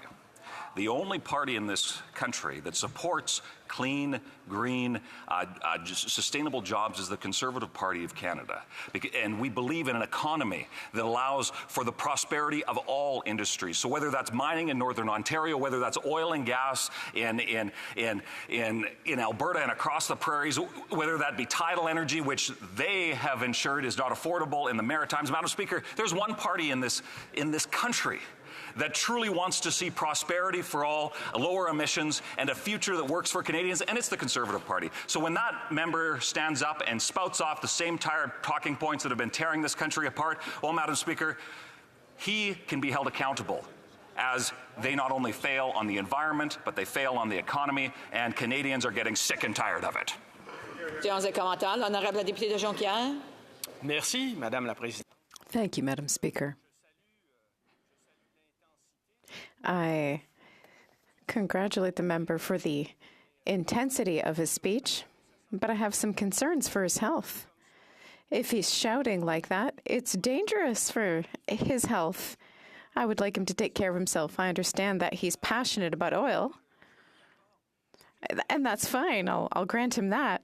I just want to emphasize that if in the future we want to be part of the worldwide trend, which is reducing our carbon footprint, we have no choice but to make painful choices. The government offers generous subsidies to the oil and gas industry until 2035, $83 billion. Shouldn't that help him reconcile a little with the government? I'm trying to reconcile them. I want him to sleep well tonight and breathe and feel good.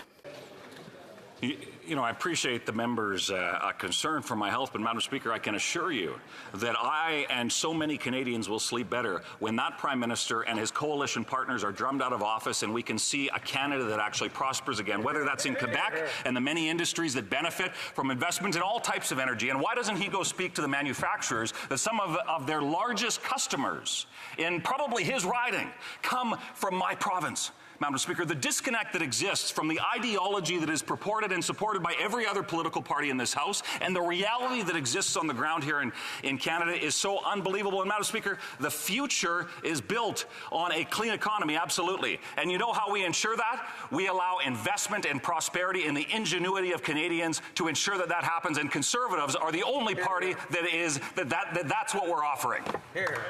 We have time for a brief question. The Honourable Member Courtney Alberni. Madam Speaker, my colleague speaking like there's this big, bad, solar-powered windmill-shaped boogeyman that's going to land in Alberta and wipe out all these really important jobs. That's actually not the case, Madam Speaker. In fact, a study by the Calgary Economic Development estimates Alberta could see $61 billion pumped into their economy through clean tech investments, and studies show Alberta gaining almost 100,000 clean tech jobs. Why do the Conservatives continue to be unrelenting in their defense of oil and gas and their clear disdain for anything that would mitigate the effects of climate change and will steal these economic opportunities away from Alberta's workers and their families?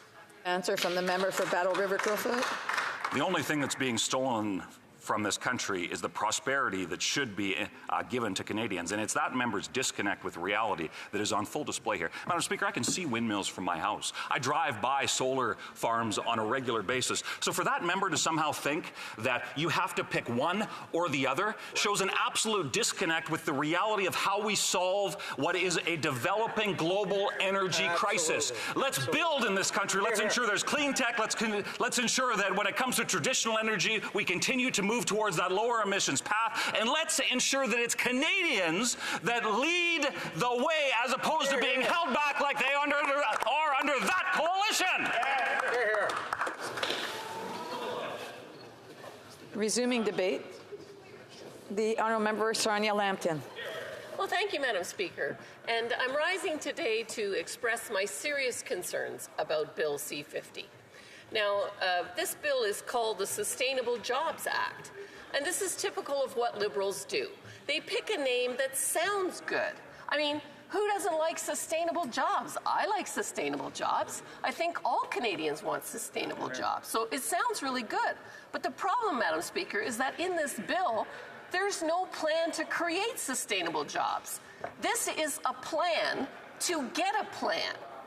And the bill outlines how they're going to put together a council. Well, based on past behavior, I would suggest that these would be highly paid Liberal insiders that will get these jobs. And they will advise on what the plan ought to be. And the timeline of when they're going to come up with what the plan ought to be should be by 2025, coincidentally just after the next election. So they don't have a plan. Nothing says we don't have a plan like a bill that's introduced to get a plan. So that's the first thing. Second thing is they've got another role of a secretariat that's going to do some coordination. Another highly paid Liberal insider when they get the plan, okay? So the problem is that's it. That's all. A plan to get a plan and some principles that are motherhood and apple pie that we would all agree. They need to be well-paying jobs. We need to care about the environment. We need to respect, labor. All of these good things. They're all motherhood and apple pie, but it doesn't have a specific action that's going to help. On the other hand, it's going to hurt.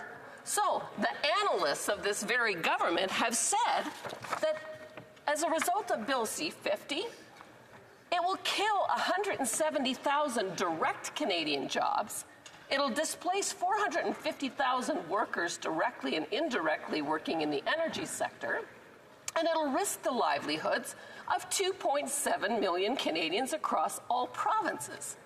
So it's going to destroy as many as 2.7 million jobs when there is not a single action in this bill to create any sustainable jobs at all. And so that's a problem. The other thing is it's going to cost a lot of money. So right now the energy sector provides 10% of Canada's GDP. And it pays over $20 billion in taxes to all levels of government every year. And last year, $48 billion in royalties and taxes were contributed by the energy sector. So not only does this bill purport to get rid of that by eliminating that sector, but if we look at other places in the world that have actually come with a sustainable jobs plan and are starting to implement it, Scotland would be one example. If we take their example and we take the cost per person of their plan and did the equivalent thing here, it would cost $37.2 billion. So you're taking away as much as $48 billion, you're adding a cost of another $37 billion. Do the math. You're increasing almost greater than $70 billion lost to the Canadian economy. And I don't know why the Liberal government cannot learn the lesson when they've had countless people from former Liberals like John Manley saying when they run these huge deficits, it's putting their foot on the inflationary gas pedal, which is causing the Bank of Canada to have to put their foot on the brake with hiring interest rates, which raises the cost of mortgages.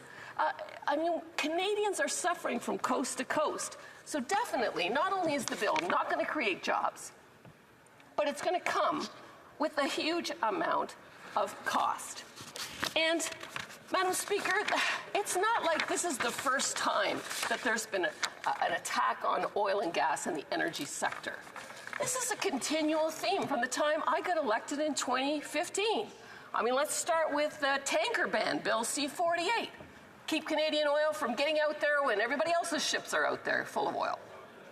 And then we had C-55 that created marine protected areas, so you could do no oil and gas development there. And then there was Bill C-69, the No More Pipelines bill that was just called unconstitutional by the Supreme Court, okay? All of these things intended to be a war against creating oil and gas projects. And the evidence is, when the Liberals took power, there were 18 LNG projects on the books, and there were 4 pipelines. 0 pipelines have been built, and all the LNG projects but one are canceled. Meanwhile, back at the ranch, our friends in Germany were going to give us $59 billion to replace their Russian oil and coal with our green LNG. And the Prime Minister said there was no business case. So Australia took that deal. And then Japan came with a similar deal. And again, we wouldn't take that deal. And so, Saudi Arabia took that deal. Then France and the Netherlands, and all of these opportunities for Canada to be a leader, supplanting higher carbon fuels with our green LNG, the most responsibly produced product in the world with the best human rights record. But again, the Liberal government refused. Now, instead, they're focused on their own ideology and things that they want to do that continue to destroy the economy. I mean, we can talk about the electrical vehicle mandates. That was another great idea. Let's give away $31 billion to create 3,000 jobs. For those of you that can do the math, if you just gave each of those 3,000 people $10 million, they'd never have to work again, and there wouldn't be any footprint. So, again, a total misunderstanding of how to create a growing economy. And then the electricity standard, another hugely divisive bill that was introduced by the Minister of the Environment and Climate Change, clearly not understanding that where they want to go with all of the electric vehicles and the electricity in the grid would require the building of the equivalent of 19 nuclear facilities like the one we have at Bruce Power. They can't build anything, Madam Speaker. So I don't know where they get the idea that they're going to be successful in achieving that. At the same time, they're ignoring the fact that only 7% of the public even wants an electric vehicle because the technology is not there. You don't want to be trapped in a snowstorm at -30. The batteries don't work. They catch fire. In addition to that, they don't have a very long range. But instead, this government decided to pick a winner and loser with the battery plants that are being built. And now Toyota has come out with a solid-state battery, 1,275 kilometers range, works at -20 and doesn't catch fire. And so that will make our technology obsolete, $31 billion after the fact. Maybe the Liberal government needs a few more engineers over there so that they can actually make science and fact and database decisions. But that's not what's happening today, Madam Speaker. And so they continue to move the carbon tax, the second carbon tax, putting punishment on the backs of Canadians and achieving nothing. Emissions have gone up under this government. So we were starting at, the 2005 level, 532 megatons, 732. We need to get to 519, and now we're at 819. So they're not achieving their targets. They keep putting bills like this in place and talking about sustainability, the environment, and creating jobs, and they're actually not achieving it. Madam Speaker, Sarnia-Lambton has got a huge oil and gas sector. But you know what? We know how to do a transition. We are doing a transition. We're creating good-paying, sustainable jobs like the ones at Origin Materials, which is a net zero plastics plant in my riding. We've got one of the largest solar facilities in North America. We have a whole bio-innovation center that is growing different kinds of bio-facilities that are all either carbon sinks or carbon neutral. And so these are the kind of actual solutions and actions that we need. That's not what we have in C-70, Madam Speaker. It is a plan to get a plan with nothing else. And so for that reason, I will not be supporting Bill C-50. Thank you. And comments, the Honourable Parliamentary Secretary of the Government House Leader. Well, Madam Speaker, talk about reckless. Let me give you a sense. Here's a good example. The member is criticizing investments that we have made in electronic vehicles. And she's happy to do so. So, or electric vehicles. So the Government of Canada enters into an agreement with Volkswagen, creating thousands of jobs, ultimately directly and indirectly. Industries will grow as a direct result. VW is investing billions of dollars, and she's saying, well, VW doesn't know what it's doing, apparently. And these jobs that are being created in St. Thomas and surrounding areas are just not worth it because the Conservative reckless party believes that electric vehicles is not a thing in the future. How ridiculous is that, Madam Speaker? My question to the member, can she tell the people of St. Thomas, does the Conservative Party support the VW plant, which is going to be the largest plant in Canada? Some 200 football fields could be fit into it. The member for Sarnia-Lambton. That is a great question, Madam Speaker. I think the people of St. Thomas would appreciate that instead of giving $31 billion between the two plants for 3,000 jobs, that if they just gave each of the people $10 million and they never had to work again, they'd probably be pretty happy about that. But that's not really the way to grow the Canadian economy. Conservatives have plans where we're actually going to unleash the innovation and technology and the natural resources of Canada to grow the economy. Think about those 18 LNG plants and the number of jobs we could have had there. Think about the nuclear facilities we could be building and transporting around the world. That's where the jobs are, Madam Speaker. Questions and comments? L'honorable député de Longueuil-Saint. The honourable member for Longueuil-Saint-Hubert. Thank you, Madam Speaker. The Conservatives are always accusing the government of inflationary spending. So I just have a quick question for my colleague. Canada invests $50 billion in the oil patch. That's what they invested in 2022. And they made $200 billion in profits that same year. Does my colleague think that's inflationary spending? The honourable member for Sarnia-Lambton. When you invest in a business and the business generates more royalty and tax revenue for the government to support all of the social programs that we want, then that is an investment. That is not inflationary spending. But when you spend money and it actually doesn't create a result, that is inflationary spending.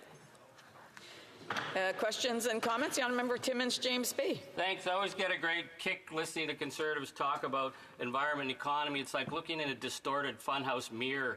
You're not even sure if they know what side the world is up. But she quotes her numbers are from Danielle Smith, so that pretty much sums it up. 9 million direct jobs in the United States from clean tech right now. Speaking of Danielle Smith, last December, Alberta was the gold rush capital of the world for clean energy tech. Just this past July, they were talking about how Alberta was out in front. Then Danielle Smith killed it. You talk to any international investor about money in Canada, and not a dime is going to go to Alberta now because of Alberta and Conservative ideology against clean tech. And so as for LNG, the member has not a clue what she's talking about. We met with the German Chancellor. He said they are not interested in LNG. They want to know if we can provide hydrogen. But hydrogen is something that Conservatives are against, just as they're against the battery plant investments, just as they're against clean tech, and just as they are claiming they're going to somehow find technology. And technology will help them run their oil and gas industry into the ground. The Honourable for Sarnia-Lambton. Well, thank you, Madam Speaker, and I'm happy to enlighten the member opposite because clearly he's unaware that in Sarnia-Lambton we have a green hydrogen hub that is being created. So actually, we are supportive of that. And certainly, I wonder why he's not standing up for the residents in the north that are not getting the mining jobs because of the project approvals, things that his party supported. Why he's trying to shut down jobs in Canada. It's really, he's supposed to be a party of the working people, but the NDP have abandoned the working people in this country, and the Conservatives have got their back and will ensure their jobs are protected as we really transition to a cleaner future.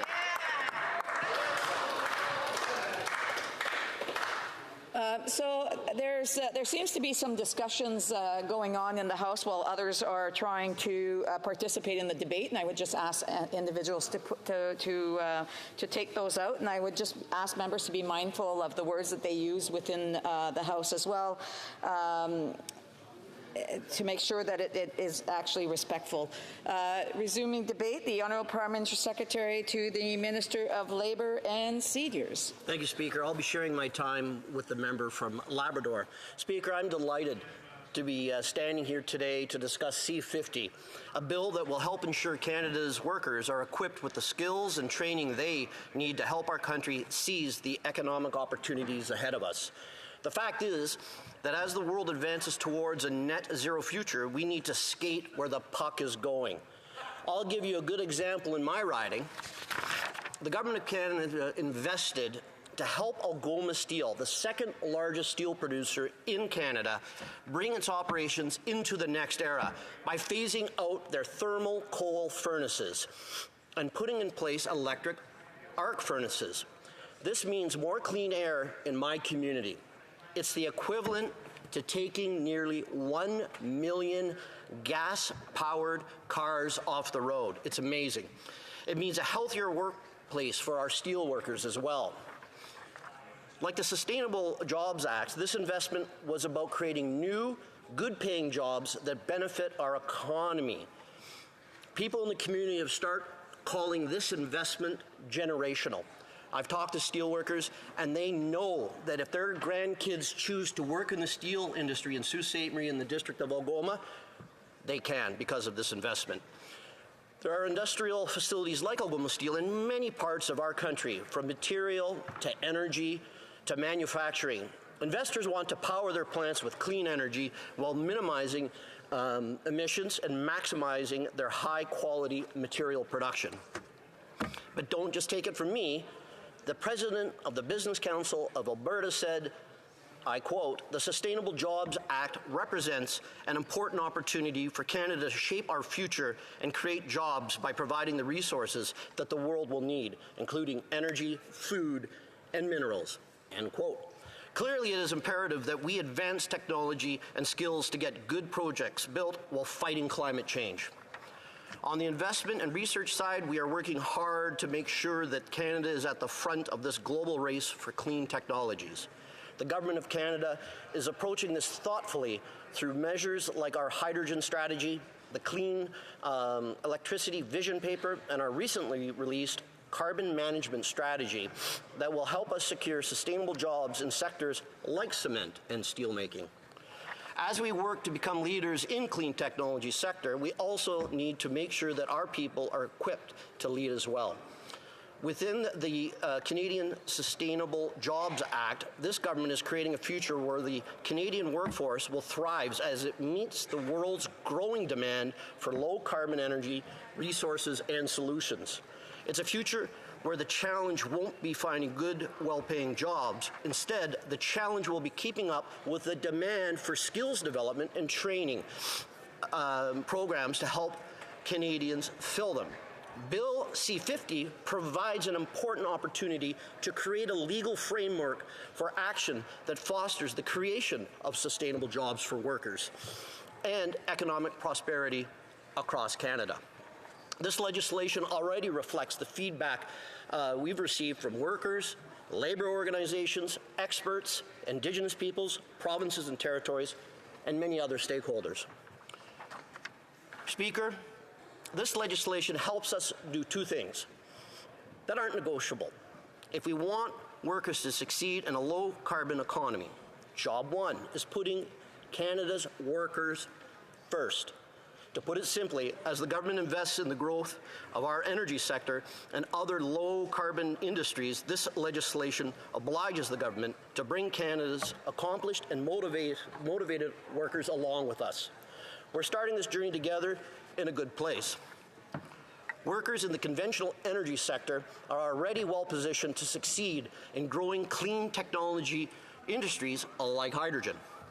That's based on a recent State of the Industry report from NSERVA, which found, and I quote, "The people involved in energy development will be a huge advantage in terms of jobs and skills as the underlying technical skills required to extract, develop, produce, process, and export oil and gas are transferable to different forms of energy, such as wind, solar, biomass, and liquid natural gas." And while this gives Canadians energy workers reasons to be optimistic, we still need the legislation to ensure the government has a plan to provide them, their families, and their communities with the related supports they need. Speaker, the second thing this legislation allows us to do is to assure existing and potential investors that our workforce is fully up to supporting emerging low-carbon projects and priorities. We must continue to motivate investors to back the businesses that will grow tomorrow's low-carbon economy while we invest public funds into a wide array of sectors and projects. In the latest federal budget alone, there was $86 billion in new incentives to accelerate the growth of our clean energy sector.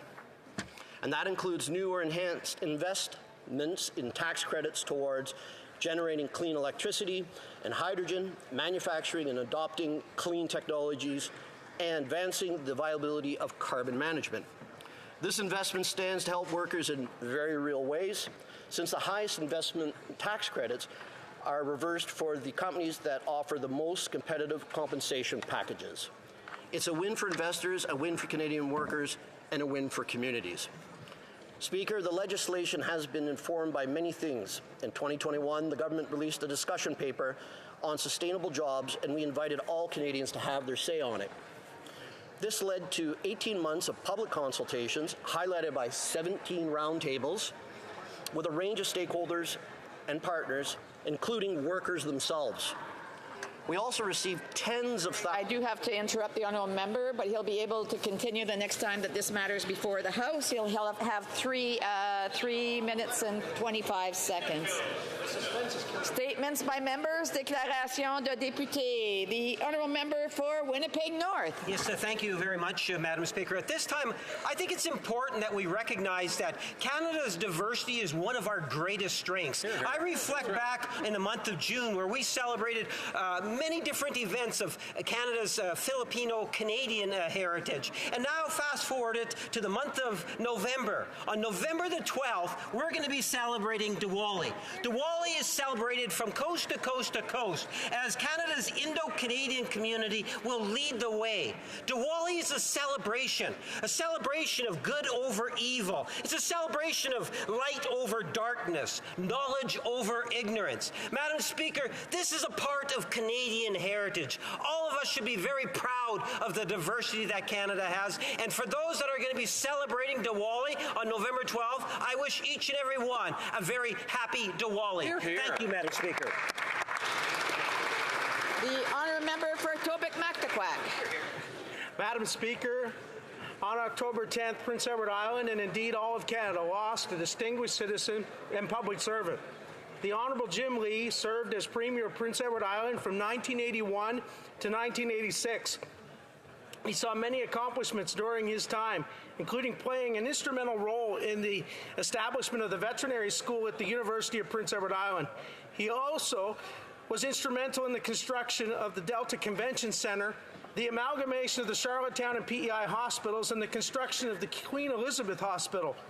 During his time as Premier, he was PEI's signatory on both the Canadian Constitution and Charter of Rights and Freedoms.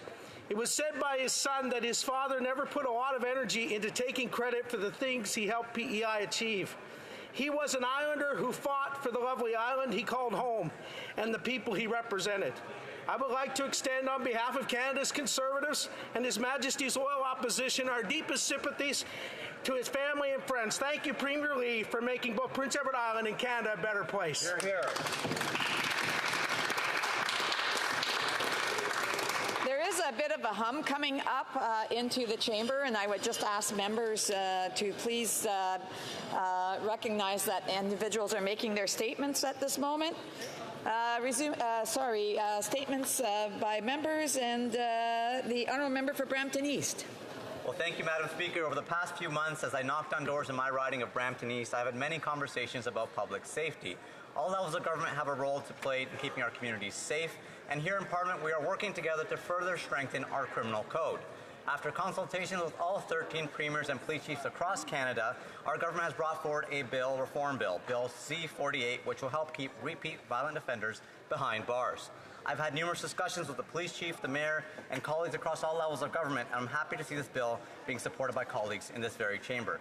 And that's not all, Madam Speaker. We have provided $120 million to the province of Ontario to help combat guns and gangs, strengthen border security with over $500 million to CBSA, which will help prevent contraband into this country, institute a national freeze on handguns, which means handguns can no longer be purchased, transferred, or imported into Canada. Madam Speaker, I remain focused on working with all levels of government to ensure families can live and prosper in a safe environment. Thank you. The Honourable Member for Saint-Hyacinthe-Bagot. Madam Speaker, the wonderful city of Saint-Hyacinthe is turning 275, and I will have the honour of presenting in my office this afternoon to Mayor André Beauregard a commemorative plaque to mark this happy anniversary. Its first mayor was Louis-Joseph Papineau's nephew, Louis-Antoine Dessaulles. In the 19th century, it was home to one of the most active sections of the Parti Patriote. At the beginning of the 20th century, it was an important and dynamic industrial hub. Today, as an agri-food technological hub, it feeds Quebec like no other, with farms, processors, and research centres. Saint-Hyacinthe is also home to North America's only French-language Faculty of Veterinary Medicine, as well as the Quebec Institute of Agri-Food Technology. It has always been a vibrant city for journalism, culture, and sport. It has been the home of many of Quebec's most important historical figures. One thing is certain, it has not finished weaving the fabric of our history. Happy 275th to our city, to my city, Saint-Hyacinthe.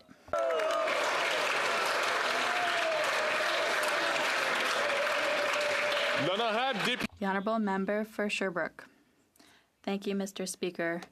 I rise today to speak about a topic I know well, menopause. An important topic that is often neglected.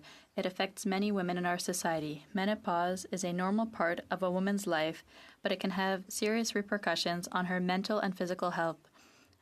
During this time, women undergo changes that can manifest themselves through a number of symptoms, including mood swings, hot flashes, and sleep disturbances, among others.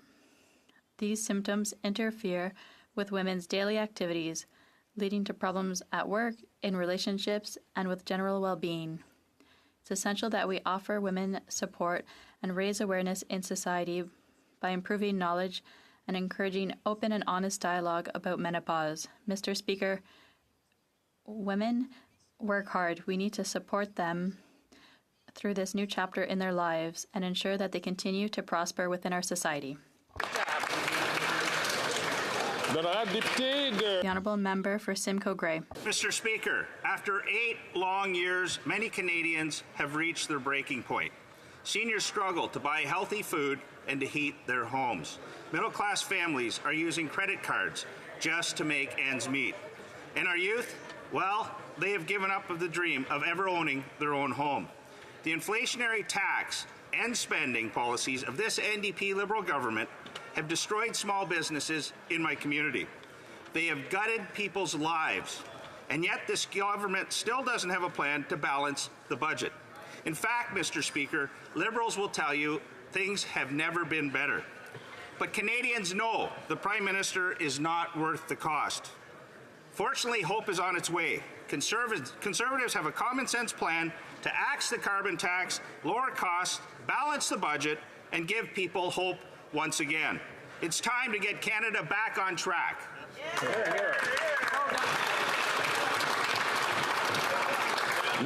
The Honourable Member for Brampton Centre. Mr. Speaker, since its first recorded presence in the 1860s, the Muslim community in Canada has grown to 1.8 million people.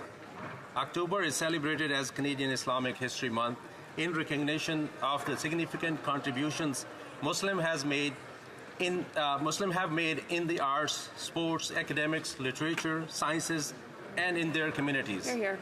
Canadian Islamic History Month is a time to learn about Islamic history in Canada and about the past and ongoing challenges and barriers that Muslim Canadians face. This month, Canadians should explore the Muslim faith, culture, and traditions with mosque tours, delicious food, and refreshments while learning about Islam by attending open houses throughout October. This month is a time to continue working towards a compassionate, inclusive, and safer Canada for everyone. Happy Canadian Islamic History Month. The Honourable Member for Milton. Thanks, Mr. Speaker. I often wear running shoes around the Hill, and today is no different. But today I'm sporting my kicks with Participaction for their Sneak It In campaign.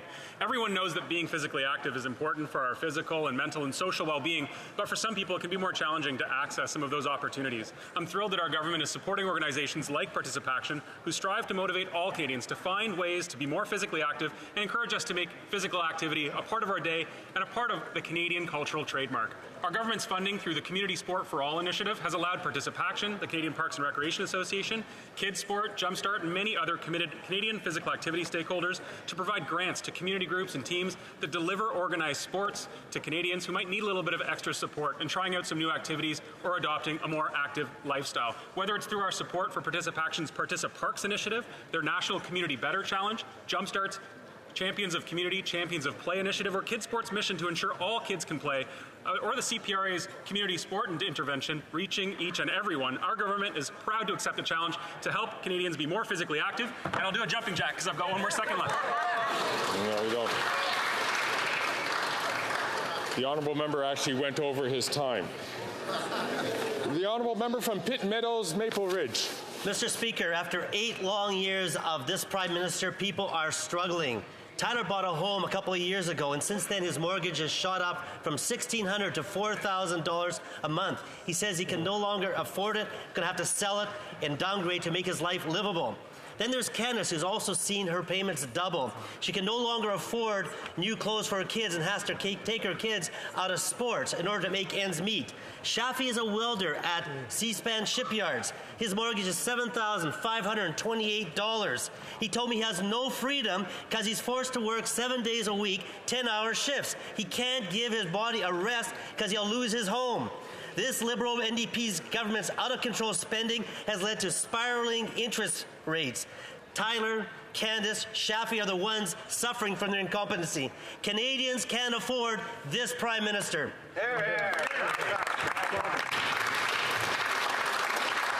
The honourable member from Labrador. Thank you, Mr. Speaker.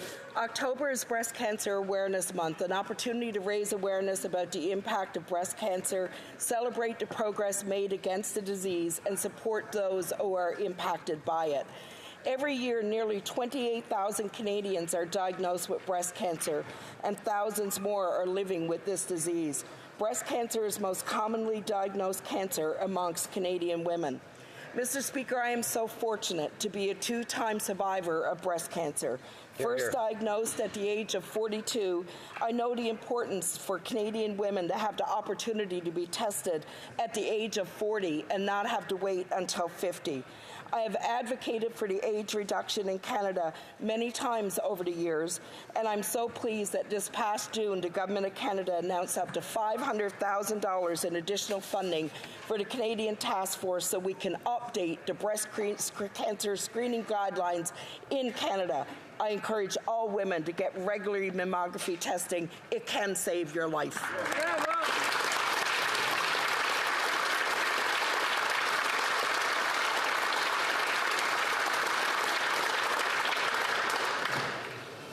The honourable member from Yorkton, Melville. Speaker, after 8 years of this tired NDP Liberal government, ideology matters more than helping Canadians with the crippling cost of living. Thankfully, some Liberals are beginning to break the ranks of this government over its punitive carbon taxes that will see Canadians pay an extra 61 cents for every litre of gas. The member for Avalon has warned his party that it can't make life expensive on people, more expensive on people than they can handle. But all of his colleagues don't care. The member for Cloverdale Langley City was quick to dismiss the concerns of struggling Canadians and double down on the carbon tax as a tool to force change in consumer behaviours. Speaker, these Liberals just don't get it. The people of Newfoundland and Saskatchewan can't turn their lives around on a dime, and farmers and producers do more than their fair share to control carbon emissions in a way that this government just doesn't comprehend. They know that this Prime Minister is not worth the cost. Only a common-sense Conservative government will axe the tax and bring home lower prices for all Canadians.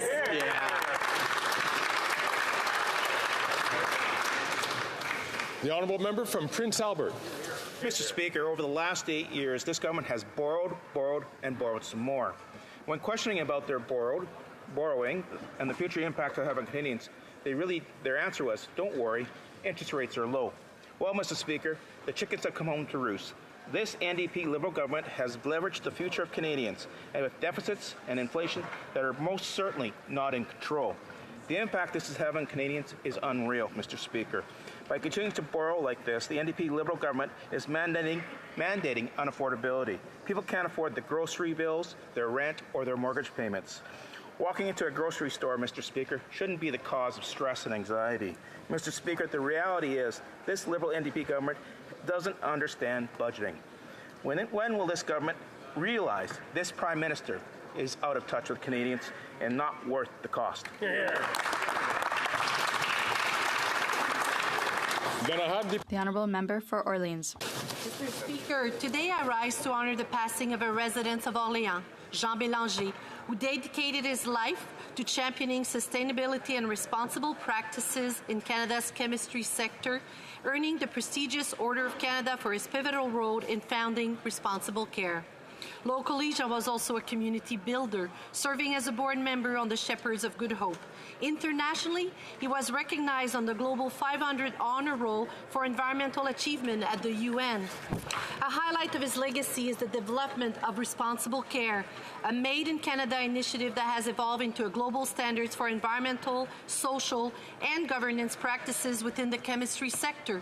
Thanks to the visionary leadership of Jean Bélanger and the Chemistry Industry Association of Canada, this year we mark 4 decades of responsible care. Let us reaffirm our dedication to safe and responsible industrial practices for a cleaner and more prosperous Canada. Merci. The Honourable Member for Algoma, Manitoulin, Kapuskasing. Mr. Speaker, recently the City of Elliott Lake lost a giant of a man who helped steer the city through some of its hardest challenges. George Forcu was a legendary community leader.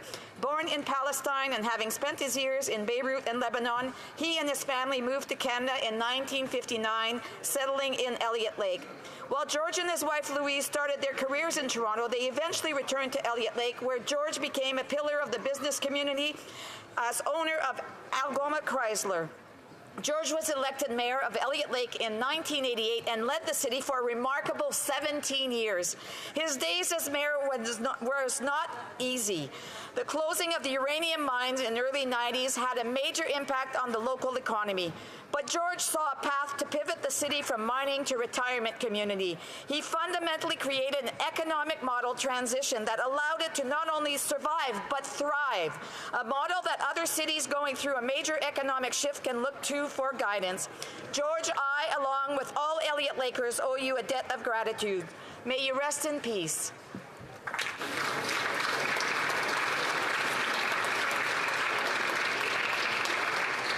The Honourable Member for Shefford. Mr. Speaker, yesterday the majority of parliamentarians in this House voted in favour of the principle of Bill C-319. This bill aims to put an end to the creation of 2 classes of seniors for old age security benefits. All those aged 65 and over need more help from the federal government as they face soaring inflation and their purchasing power is greatly affected. It's impossible to overstate the incredible contribution of seniors to the development of Canada and Quebec. At a time when they need support from the federal government, dividing seniors into 2 classes, those we help and those we abandon, shows a deplorable lack of recognition and compassion. The battle for C-319 is not yet won, but a first step has been taken. If the government listens to the work ahead, it will hear seniors, it will hear their grievances, it will hear their cries for help, and perhaps it will hear reason. That is our hope. We're moving in the right direction, and all that's left is for the Liberals to follow. Thank you.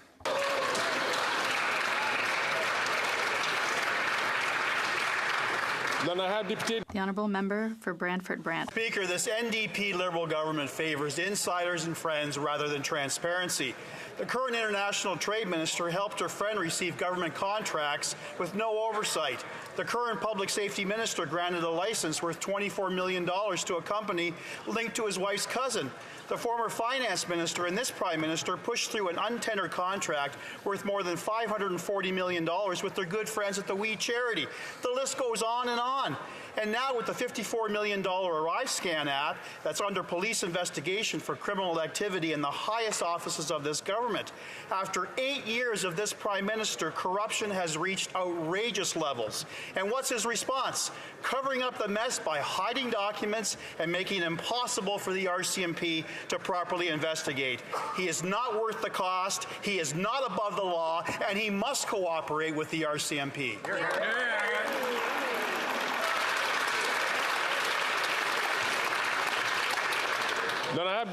The Honourable Member for Windsor-Tecumseh. Speaker, today I had the honour of hosting a Polish Youth Summit on Parliament Hill.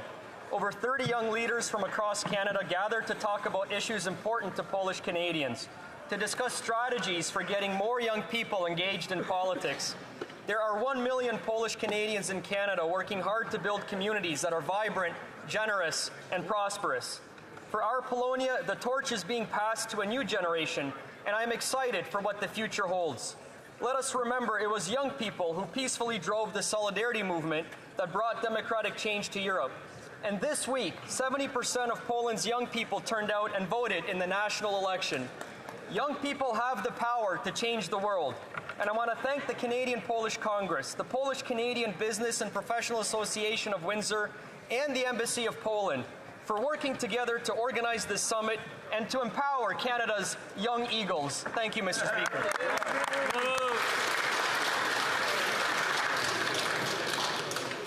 Questions orales, l'honorable chef de l'opposition. The Honourable Leader of the Opposition. Mr. Speaker, after 8 years of this Prime Minister, he's not worth the cost of housing, which doubled since he took power. The middle class in Ontario, a couple sold their house to buy a castle in France, a 6,000-foot castle on 37 acres. They said they couldn't sell that castle to buy a house in Ontario. Why is it more expensive to be a member of the middle class in Canada than an aristocrat in France? L'honorable ministre. The Honourable Minister. I thank the Leader of the Opposition for his question. There's one thing the Leader of the Opposition can do. Just one to help Canadians. It's to vote for our Affordability Act. We want to reform competitiveness, but we want to get rid of GST for building new housing.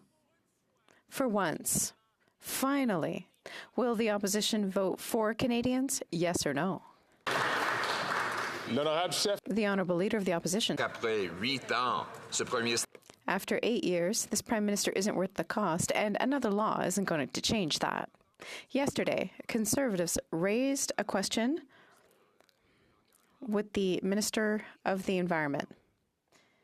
We asked if, yes or no, the department had warned this government that its so-called regulations on fossil fuels was going to disproportionately increase costs for people with lower incomes. And the answer is yes. The Bloc wants to increase this regulatory tax. Will this government finally overturn this tax so that Canadians can buy food and housing? The Honourable Minister. Thank you, Mr. Speaker. I want to remind the opposition leader that in their campaign platform for 2021, they proposed setting up standards for clean energy. The difference between us and them is that they just talk about it, whereas we're acting on it. Thanks to the standards in place, thousands, or rather millions, are being invested all over the country to help Canadians reduce their carbon footprint when they use their cars.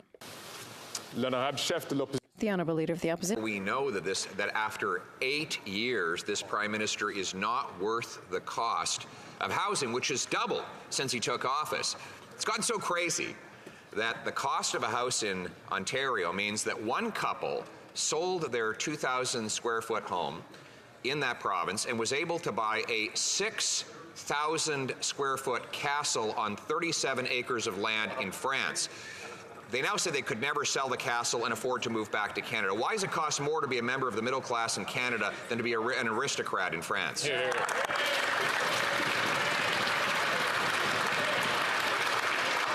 Then I had Minister. Mr. Speaker, we will take no lessons from the Conservatives, and Canadians will take no lessons from the Conservative, Mr. Speaker. There is one thing, Mr. Speaker, not many I agree, but there's one thing that the Leader of the Opposition can do for Canadians watching at home, Mr. Speaker, is to vote for the affordability bill, Mr. Speaker, that will empower more competition in this country, that will reduce GST in new housing, Mr. Speaker. Well, once for all, will they vote for Canadian? Yes or no?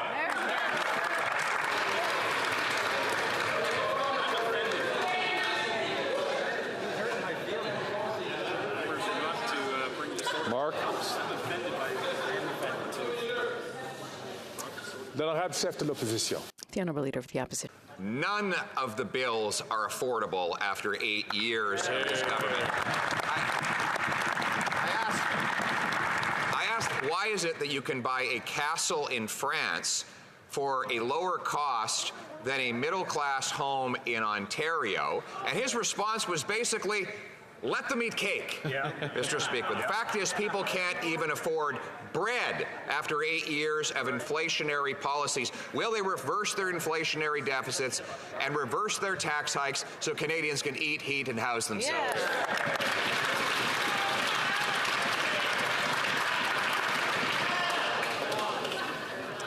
Then I have Minister.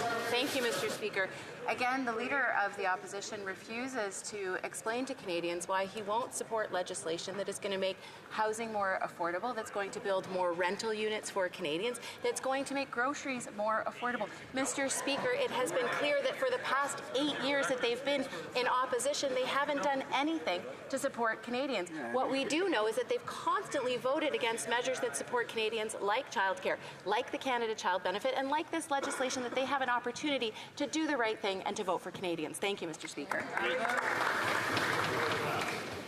Then I have chef de l'opposition. The Honourable Leader of the Opposition. They've been promising for 8 years that their bills would lower the cost, but since that time, housing costs have doubled. They promised their carbon tax would make people better off. Then they brought in a second carbon tax. And we asked the government's own officials at committee yesterday if their analysis showed that the cost would rise for energy and that these costs would be borne disproportionately by the poor and middle class, and that government official confirmed that yes. Why is this government taxing the people who can least afford it? Will they admit that after 8 years they're simply not worth the cost?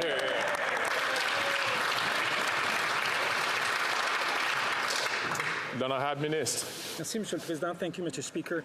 According to a study that came out 2 days ago, in Canada, 60% of small and medium-sized business across the country have been affected by extreme weather event this year alone. 44% of them say that it has a direct hit on their revenue. What's the response from the Conservative Party? Let's make pollution free again. Let's have more climate change. Let's have more air pollution and water pollution. I think Canadians can take any of the proposition that the Conservative Party of Canada has for them, Mr. Speaker. Bravo. The Honourable Member for La Prairie. This is day 13 of the war between Israel and Hamas. Humanitarian needs are more acute than ever. The United States pledged $100 million in humanitarian aid. Canada pledged too little. But even more important than money, aid has to be able to reach the civilians who desperately need it. As we speak, only 20 trucks have permission to enter Gaza. According to the United Nations, at least 100 are needed per day. We're far from that goal. Has the Prime Minister spoken to Israel and Egypt to ask for better access to provide humanitarian aid? The Honourable Minister of Global Affairs. In fact, the Prime Minister spoke with the Israeli President and the Egyptian President. We have constantly asked for access to provide humanitarian aid to Gaza. Gaza is one of the most difficult places to live right now on the planet. It's important to get aid into Gaza. We're going to continue to engage with different countries in the region for that to get done. L'honorable député de la Prairie. Monsieur le Président, il y a une chose que le Canada peut faire. There's one thing that Canada can do on the world stage, and that's show humanitarian leadership. I know it's a lot to ask of Egypt in terms of opening its border to Hamas-occupied territory. I know it's a lot to ask of Israel when Hamas is holding 203 hostages, but humanity can only come from them. It can't come from the monsters behind Hamas. Humanitarian aid has to reach civilians. What's the Prime Minister doing to make sure that it gets done quickly? The Honourable Minister for International Development. The current humanitarian situation is deeply concerning for our government. Civilians are the first victims of this tragedy. Canada's commitment to provide humanitarian aid remains unshakable. Getting aid to civilians is essential. We implore all parties to protect civilians and to, in all circumstances, maintain their commitments towards upholding international humanitarian law. L'honorable député de Burnaby Sud. Toronto's housing crisis is out of control, worsened by the loss of thousands of affordable homes by both Conservative and Liberal governments. Asylum seekers were left homeless this summer while the City of Toronto had to carry the weight of housing them. This federal government promised $97 million in assistance, but Toronto hasn't received it yet. Why are all the Toronto Liberal MPs so ineffective and unable to convince their own Prime Minister to deliver Toronto the help they need? Yep.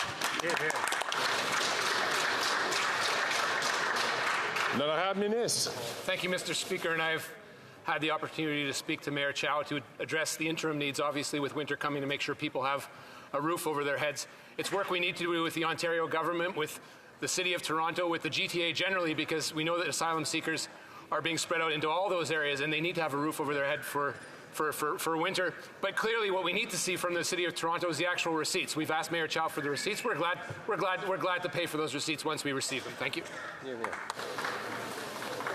L'honorable député de Burnaby Sud. The Honourable Member for Burnaby South. To try that answer on someone who has to live on the streets. That's right. Yeah. L'histoire de Jeannette Chiasson. Jeannette Chiasson, 76 years old, evicted, forced to find a smaller apartment, less well adapted, and more expensive. That's unacceptable. That's the result of the Conservatives and Liberals who have failed to get more affordable housing available. What does this government have to say to the thousands of people like her? L'honorable ministre.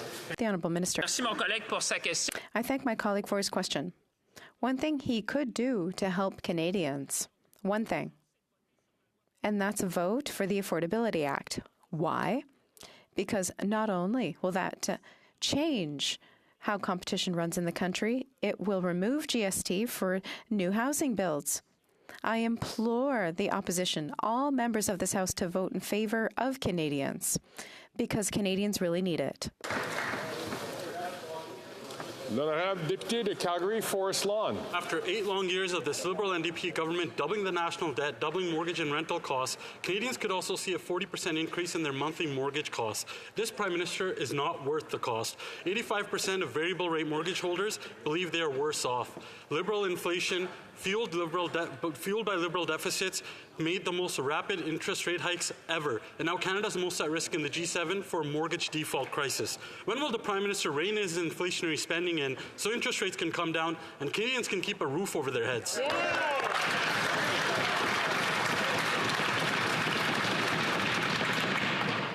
L'honorable secrétaire parlementaire. Thank you very much, Mr. Speaker. As you know, Mr. Speaker, Canada has the lowest deficit among all G7 countries. Canada has been reaffirmed as AAA credit rating because our fiscal frame is responsible. But, Mr. Speaker, we continue to support Canadians, and the Conservatives continue to call for cuts.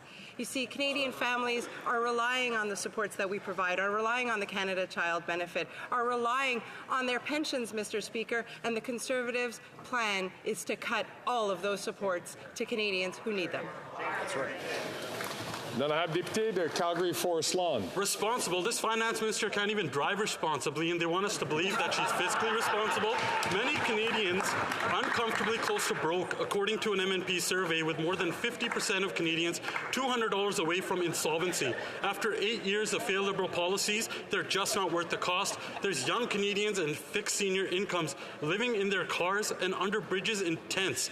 That's the state of Canada after 8 years of their failed policies. Will this Prime Minister balance the budget, get inflation and interest rates down so more Canadians don't have to live out on the streets? Yeah.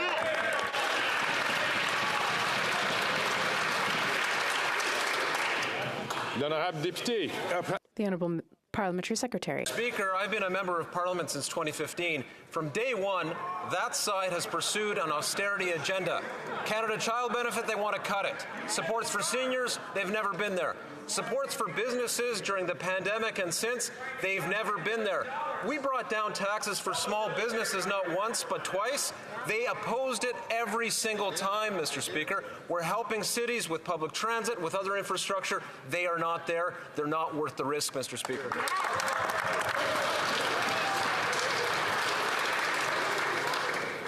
Then I have Député de Kelowna Lake Country. Mr. Speaker, a survey released this morning by financial firm Edward Jones Canada said Canadians are stuck in a chaotic whirlwind of personal financial stress. The poll clearly shows that Canadians are preoccupied with just getting through the day, and that the idea of paying debt feels like a distant dream. Wow. It found 88% of Canadians saying their personal financial situation is affecting their well-being. This Prime Minister is just not worth the cost. When will the Prime Minister stop his inflationary spending so people can take back control of their lives? Good question.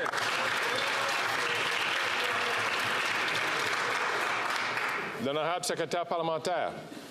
Thank you very much, Mr. Speaker, and I invite the member opposite to listen to some of the testimony from experts at this morning's Finance Committee who refute those statements. But, Mr. Speaker, I would like to get back to the legislation that is before this chamber, because the Conservatives have an opportunity to help stabilize grocery prices across this country. That is legislation that they can vote on, Mr. Speaker, right now in order to support Canadians. It also includes a measure to help stimulate the construction of more homes across this country, Mr. Speaker. Another way the Conservatives can actually help Canadians. Hear, hear. Then I have Député de Kelowna Lake Country. Well, Mr. Speaker, it's been 8 years, and what the Liberal member opposite is saying does not match the facts. The Liberal deficit spending has increased inflation, which has increased interest rates. Right. A resident from my community said food prices have risen so quickly that she's been left to praying that her garden will be enough to supplement their household of 4 teenagers. You know, I used to hear from residents saying that they were hoping that they could save for a home one day, and now I'm hearing from residents saying that they're praying for a bountiful harvest to feed their family. This Prime Minister is just not worth the cost. When will the NDP Liberal government end their inflationary spending so people can feed their families? Hear, hear. The Honourable Minister. I'd like to thank our colleague for the question. I mean, we all feel for what she said, Mr. Speaker, but instead of having words, why don't we talk about action, Mr. Speaker? There is one thing that the opposition can do, Mr. Speaker. Not many, I agree, but there's one thing. They can vote for the affordability bill. If she really cares about the lady that she refers, why don't she convince her caucus to vote for the affordability bill so they can do something once for Canadians?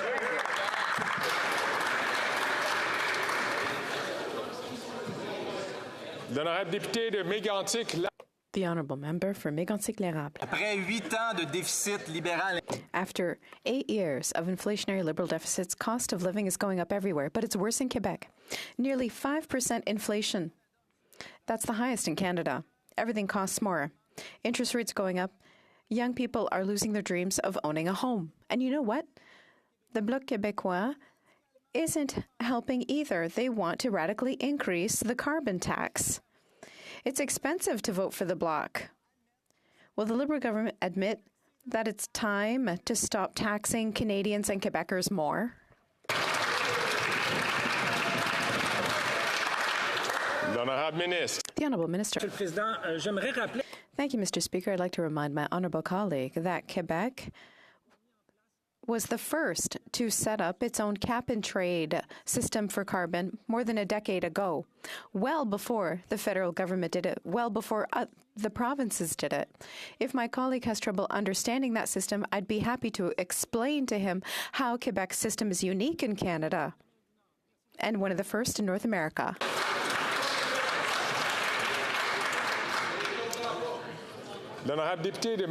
The Honourable Member from Mégantic-Clairant.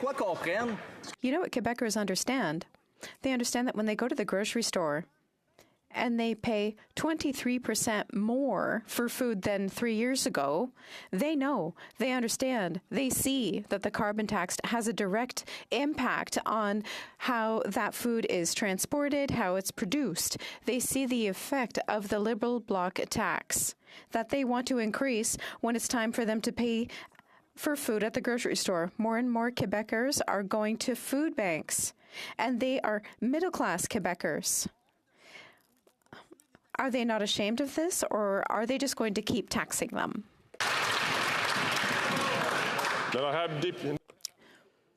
The Honourable Minister. Mr. Speaker, I thank my colleague from Mégantic-Clairant for the question.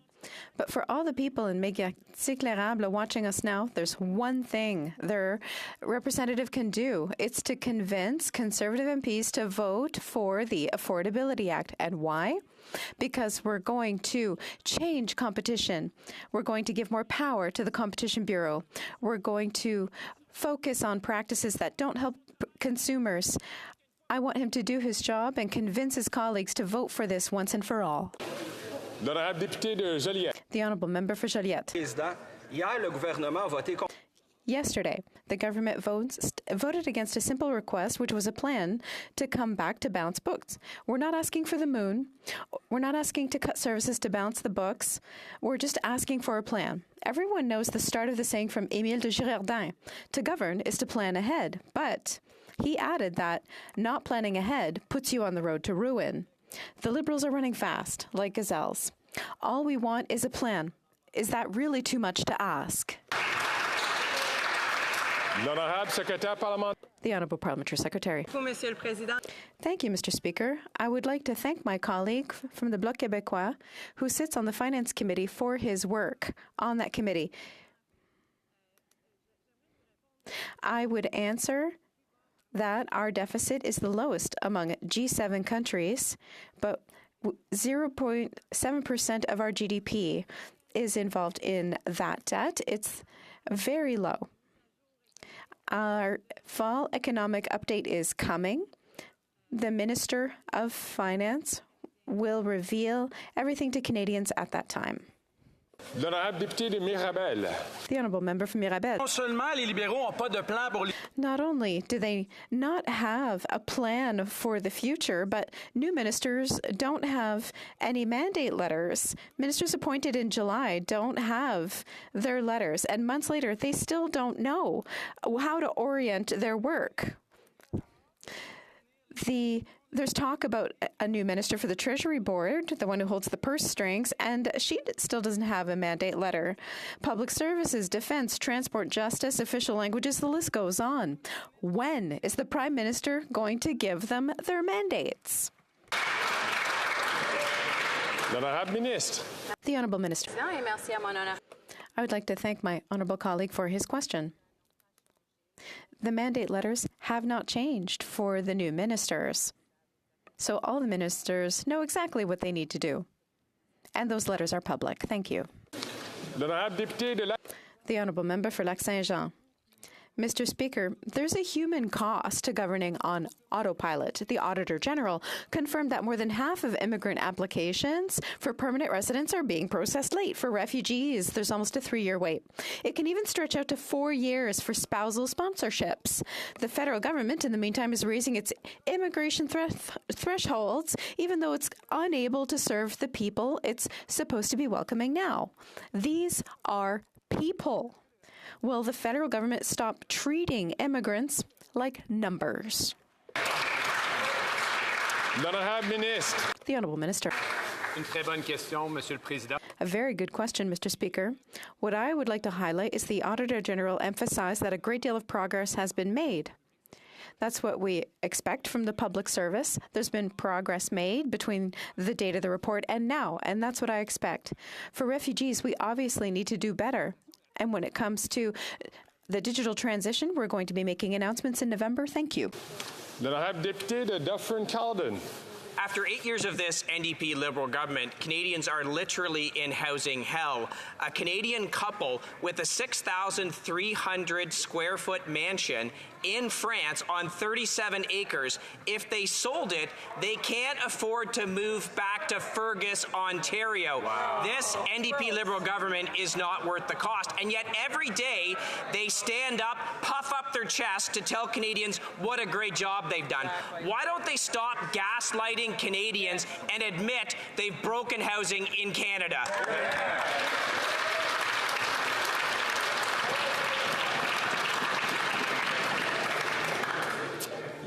Secrétaire parlementaire.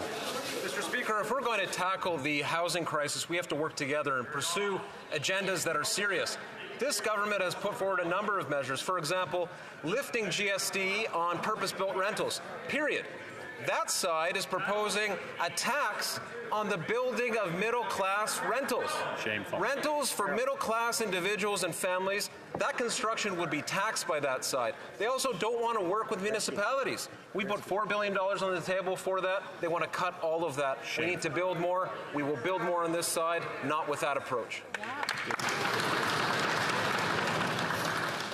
Then I have Député de Dufferin. The Honourable Member for Dufferin-Caledon. The housing crisis is we should support more of their failed policies. That's their answer, Mr. Speaker. It's a special kind of incompetence. If you don't have a house, you can't afford it. If you have a house, you can't afford to keep it because interest rates are so high from their inflationary deficits. Mr. Speaker, and yet they keep spending and spending and spending, and interest rates go up and up and up, and Canadians are at risk of losing their homes. Will they get these inflationary deficits under control so Canadians actually don't lose their home?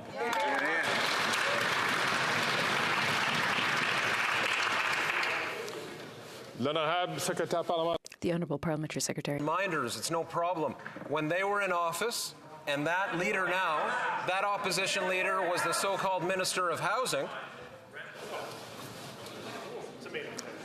If I could ask the member from Dufferin-Caledon who had just asked a question to please let the Parliamentary Secretary respond to his question. From the top, the Honourable Parliamentary Secretary. As I was saying, they need reminders, Mr. Speaker. The Harper government had put $300 million towards housing. You know how many homes were built, Mr. Speaker? Less than 100. At a time when it's clear that the lack of supply has created an increase, a vast increase in the cost of rent, this government is moving forward to build more, to help the private sector do exactly that.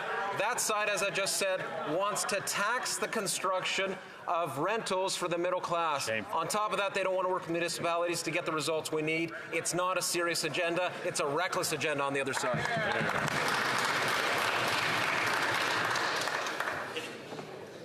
The Honourable Member from King Vaughan.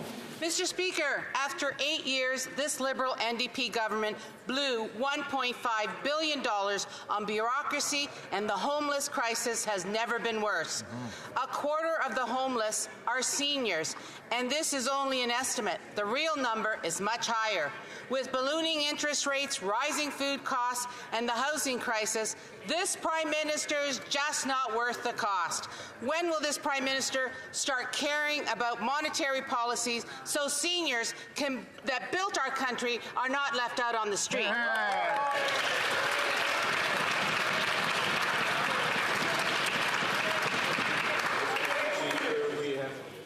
L'honorable ministre. The Honourable Minister. Mr. Speaker, we have made significant progress to help seniors since 2015.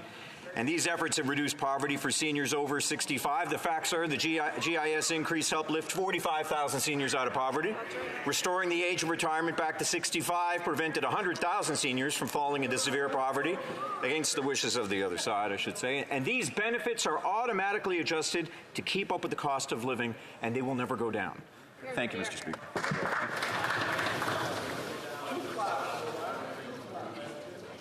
L'honorable député de Nunavut.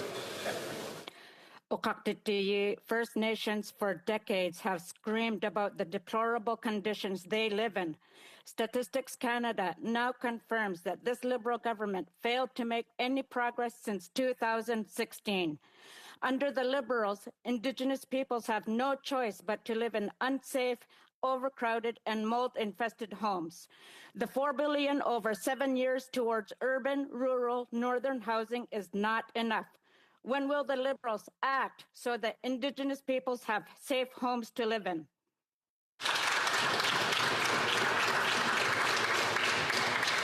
L'honorable ministre. Mr. Speaker, since 2015, we've worked with First Nations partners to address the shocking and appalling housing gap that exists on First Nations. And indeed, over 33,000 units of housing have been built or renovated since that time, Mr. Speaker. And we continue to invest in affordable housing, not just for First Nations people, but certainly for Indigenous people in urban, rural, northern communities. Mr. Speaker, compare that to the record of the Leader of Opposition. For $350 million, 99 houses built. We can do better as a country, Mr. Speaker, and that's what we're doing.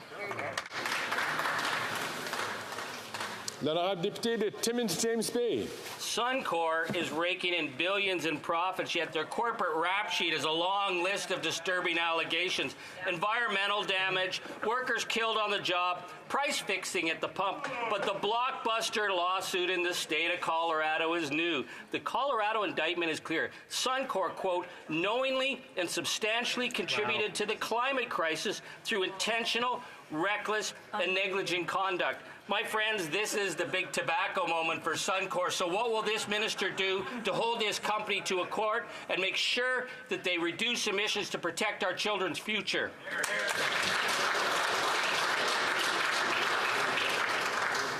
L'honorable ministre. Thank you, Mr. Speaker, and I share the concern of my honourable colleague. The leader of an important company like Suncor should be working with us to help fight climate change in a time where we're seeing record heat, record floodings all around the world, including in this country, record forest fires, record hurricanes. We need everyone to step up to the plate. We know it won't be the Conservative Party, but we're counting on all the leaders in this country, except the Conservative Party, to work with us to ensure that Canada does its fair share when it comes to fighting climate change. Thank you, Mr. Speaker. L'honorable député de Yukon.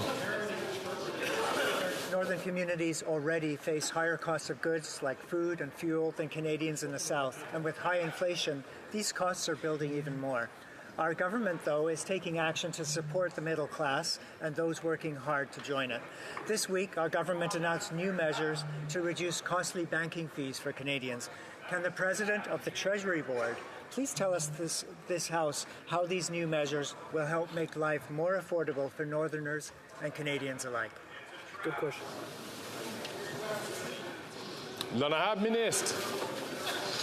Mr. Speaker, unlike the Conservatives, we are taking a responsible and balanced approach to fiscal management. Just this week, we announced new measures to ensure Canadians are treated fairly by their banks. These measures include protecting Canadians from rising mortgage payments, enhancing low-cost banking options, lowering non-sufficient fund NSF fees, ensuring that Canadians have an impartial advocate when they have complaints against their banks. Mr. Speaker, today and every day is a great day to fight for Canadians, and that's exactly what we're going to do.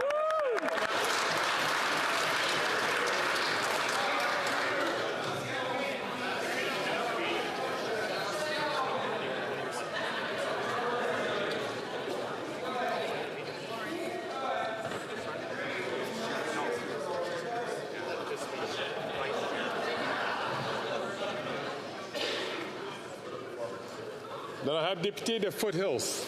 It's this simple. Higher taxes on farmers, on truckers, on processors means higher food costs for Canadians.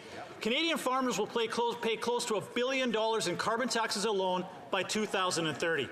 After 8 years of this NDP Liberal government, this Prime Minister isn't worth the cost. But Conservatives are bringing forward common-sense solution, like legislation that will exempt the carbon tax from on-farm fuels like natural gas and propane.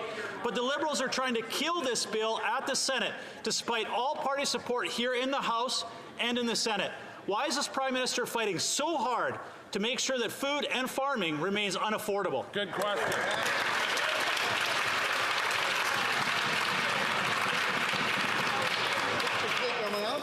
Minister.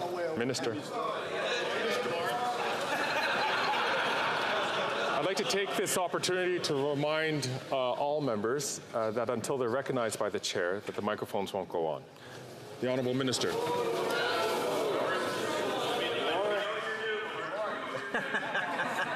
Thank you very much, Mr. Speaker. And I appreciate my honourable colleague's question, but I think he fully understands that the climate, farmers fully depend on what happens in the climate. When in Prince Edward Island we had a Hurricane Fiona, it blew warehouses down, it blew dairy barns down, it killed cattle.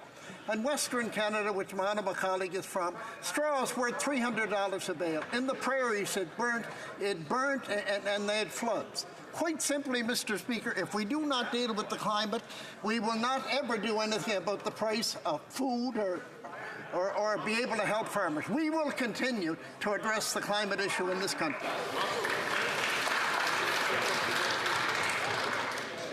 Then I have Deputy de Foothills. Well, ironically, the Liberals set aside $300 million to HoC to deal with Fiona for farmers, but not a single dime has gone out the door. But all parties in this House supported this legislation. Even the Greens understand how important farming is. Wow. After 8 years of higher interest rates and inflationary costs, and now not one but two carbon taxes, this Prime Minister is simply not worth the cost. The Prime Minister is fanning the flames of inflation with yet another carbon tax on Canadian farmers. That's right. Why will this Prime Minister not respect the will of this House and axe his farm-killing carbon tax? Yeah.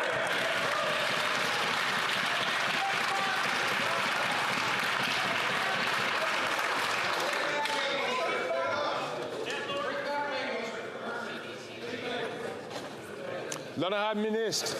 Thank you, Mr. Speaker. Mr. Speaker, my honourable colleague is correct. Fiona did incredible damage, and I'm proud that as the minister responsible for HoC, the Atlantic Canada Opportunities Agency, we did receive $300 million. $100 million of that has gone to small craft harbours. There was $40 million that has gone to Parks Canada. We now have a program on the table that is offering funding to build climate centres. I think there's $9 million left in the fund. I'd be glad to give the honourable member details. I'll get back to him on that. Thank you, Mr. Speaker. If I could just remind members, please, to restrict your comments to the time that you actually have the floor to either ask a question or to answer a question. The honourable member from Dauphin Swan River, Nipawa. Mr. Speaker, after 8 years as Prime Minister is not worth the cost. Canadians can't afford to drive their cars or heat their homes. But that doesn't matter to this NDP Liberal government. After forcing Canadians to pay costly carbon tax, they are plowing ahead with a second carbon tax.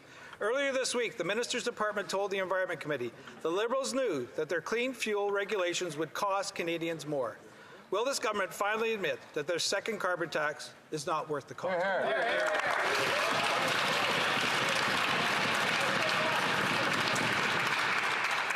Then I have Minister. Thank you, Mr. Speaker. Jill lives in the riding of the member of Regina Capel.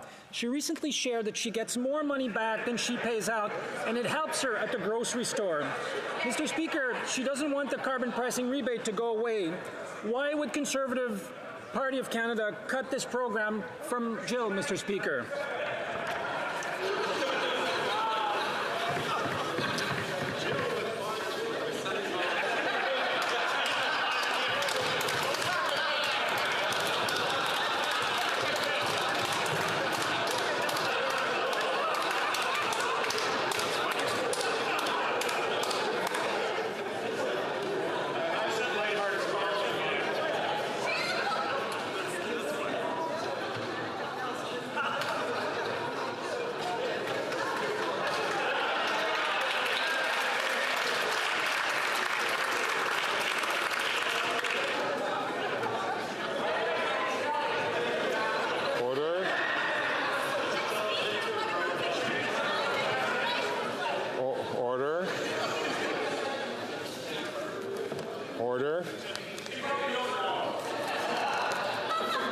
and we'd all love to get letters. The honourable member from Dauphin, Swan River, Neepawa. Mr. Speaker, these are the words from the government's own impact assessment on their clean fuel regulations. Quote, the regulations are estimated to increase the price of gasoline and diesel. Quote, low-income households may be disproportionately affected by regulations. Quote, rural Canadians may have limited opportunity to reduce their fuel consumption in response to higher fuel prices. Why did the government ignore their own advice and plow ahead with a second carbon tax?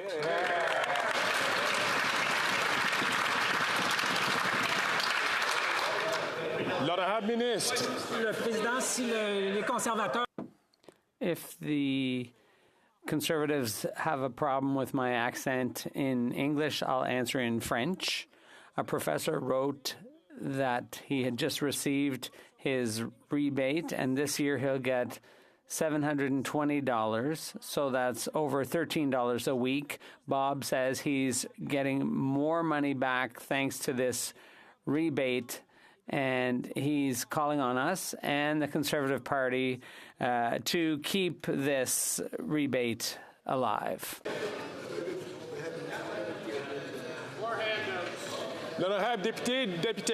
The honourable member for Abitibi-Temiskaming.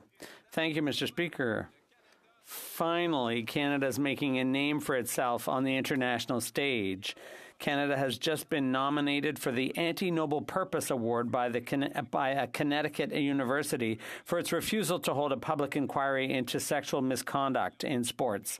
The federal government has been promising such an inquiry for over a year. The Liberals even had time to swap out the Minister of Sports, but they didn't have time to launch the inquiry to ensure the safety of athletes, especially women. It was already a disgrace, and now, with this award, it's an international disgrace. When will the government launch a public inquiry? The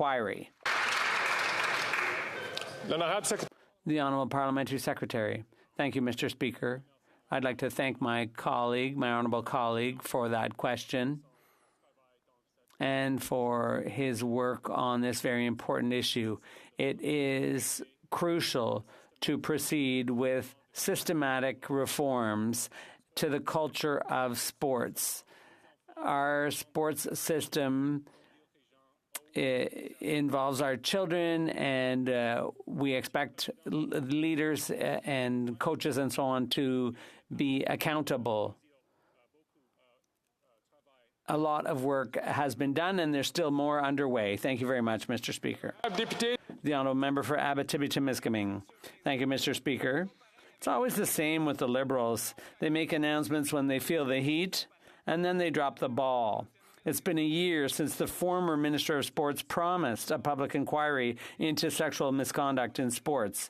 After a year of inaction, the Prime Minister didn't find fault with her. He promoted her. Mr. Speaker, Canada could have been a world leader in the fight against sexual misconduct in sports, like it has been in fighting doping. Instead, Canada gets nominated for an ignoble award. Mr. Speaker, when is this government going to get to work for the victims? The Honourable Parliamentary Secretary. Thank you, Mr. Speaker. And once again, I'd like to thank my colleague for the question. We have undertaken the work to create a safe sports framework in Canada. We're taking steps around sporting safety, including the Office of the Sports Integrity Ombudsman, and also to make it easier for victims to report abuse. Canada is a leader, Mr. Speaker, in making Canada's sporting system safer. Thank you. The honourable member for Louis Saint Laurent. Mr. Speaker, after 8 years of Liberal government, everything is more expensive. And the Liberal government, with the enthusiastic support of the Bloc, has invented and implemented a second carbon tax. And that's why, Mr. Speaker, a vote for the Bloc will cost you. And now the department admits it hasn't even assessed the impact by region. So transit is an example. Can the Bloc explain why they agree with this second carbon tax?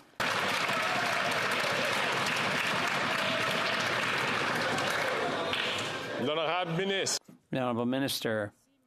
Thank you, Mr. Speaker. I'd be pleased to explain to my honourable colleague that Quebec does not have a carbon tax. They use a cap-and-trade system. And the standard for clean fuels that we implemented was one of the Conservative commitments in the 2021 election campaign. The difference is they only talk about it, whereas we here on this side, we do things. The honourable member for Louis Saint Laurent.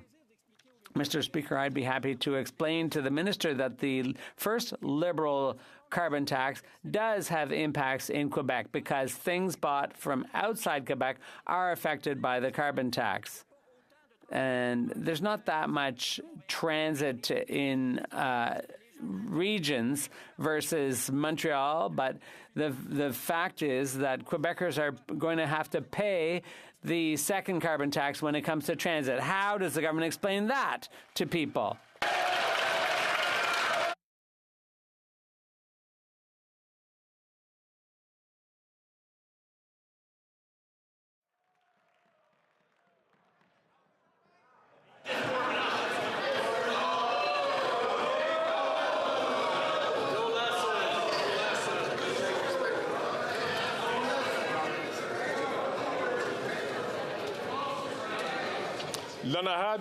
The Honourable Minister.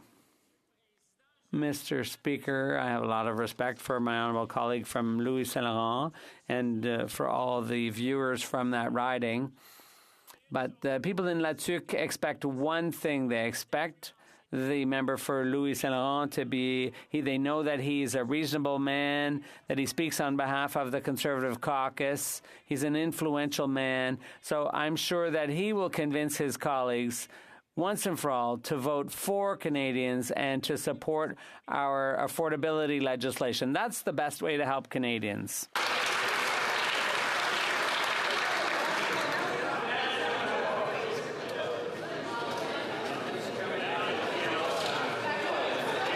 À l'ordre.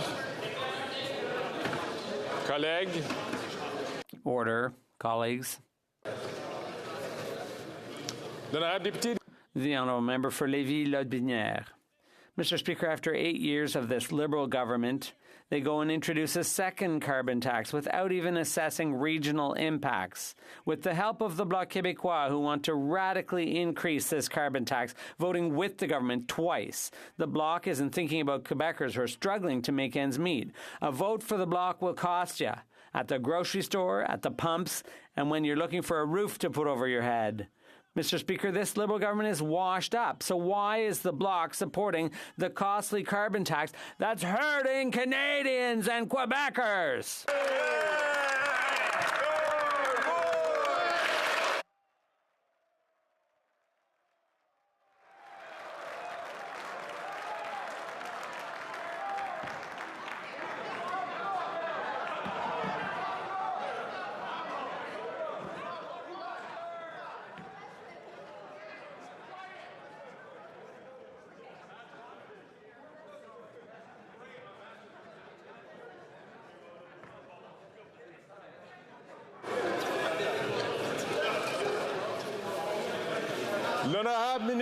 The Honourable Minister.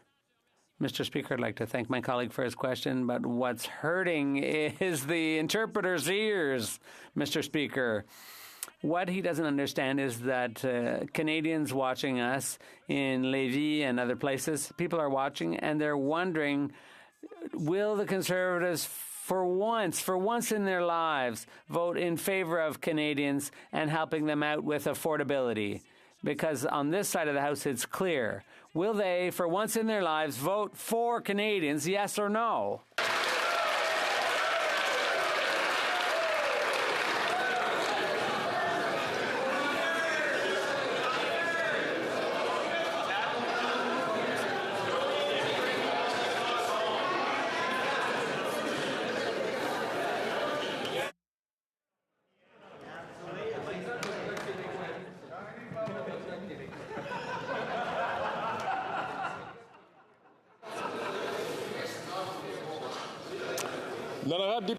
The Honourable Member for Lac Saint Louis. Mr. Speaker, As we all know, Canada is in the midst of a housing crisis, and our government is hard at work to resolve it. We've put forward Bill C-56 to kickstart new housing projects by eliminating the GST.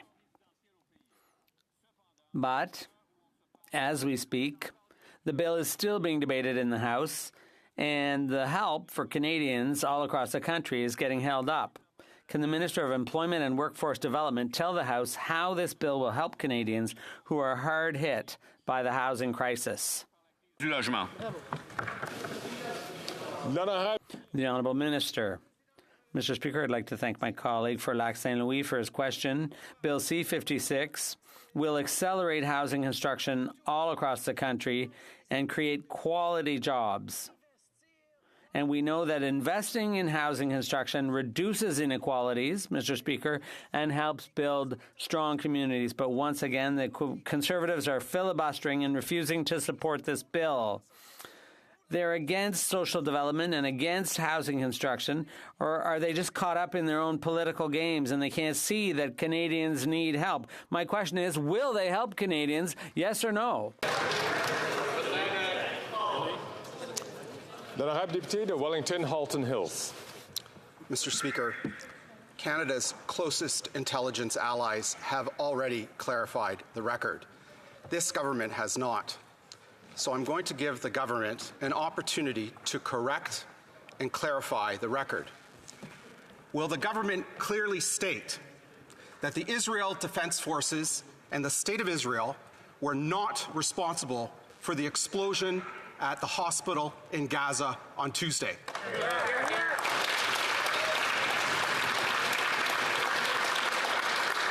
Take down your tweet. The Honourable Minister. Mr. Speaker, what happened in Gaza is absolutely devastating. Palestinian civilians, Israeli civilians are equal and must be protected. You've heard the Prime Minister earlier today. Canada and its allies are working to determine exactly what happened, and Canadians deserve answers.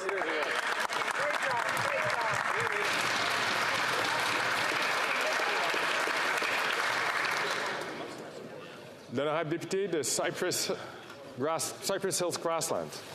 Well, Mr. Speaker, after 8 years of this Prime Minister, Canada has lost its reputation as a world leader in energy production. After telling Germany, Japan, and France that there's no business case for LNG, Qatar is now the supplier of choice for our G7 allies.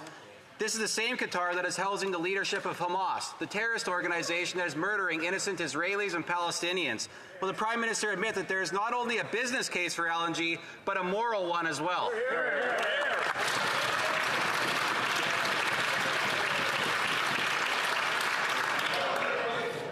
Le Honorable Secrétaire parlementaire.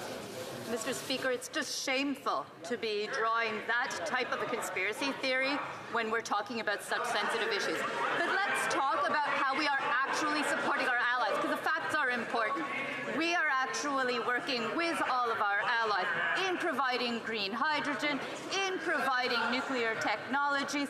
We are there to support our allies when they come looking to us for support. And I would ask the member opposite, if he cares so much about clean energy, why did he vote against supporting the creation of wind, offshore wind in our Atlantic provinces that creates good-paying jobs and clean energy? Good job.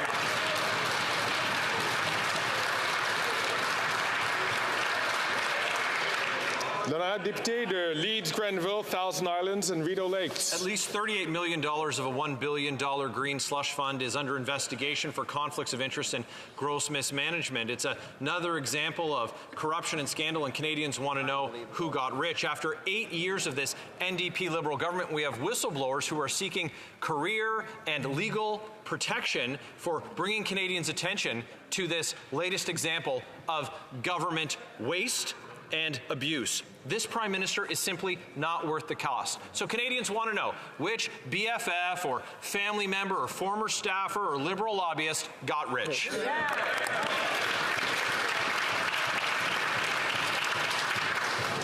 L'Honorable Ministre. Speaker, again, we need to rectify the facts, Mr. Speaker. I think there will be a number of small and medium-sized businesses in the country in the energy space and the environmental space which will be shocked by this comment, Mr. Speaker. What we did the responsible thing. The moment we had allegation of wrongdoing, Mr. Speaker, we hired an independent third-party expert to investigate. Once we got the result of the investigation, Mr. Speaker, we took action, Mr. Speaker, and we demanded from that agency, like we would demand from all agencies of the Government of Canada, to have the highest standard of governance. That's what Canadians expected. That's what we did, Mr. Speaker. L'honorable député de Nepean. Mr. Speaker, this week is Small Business Week.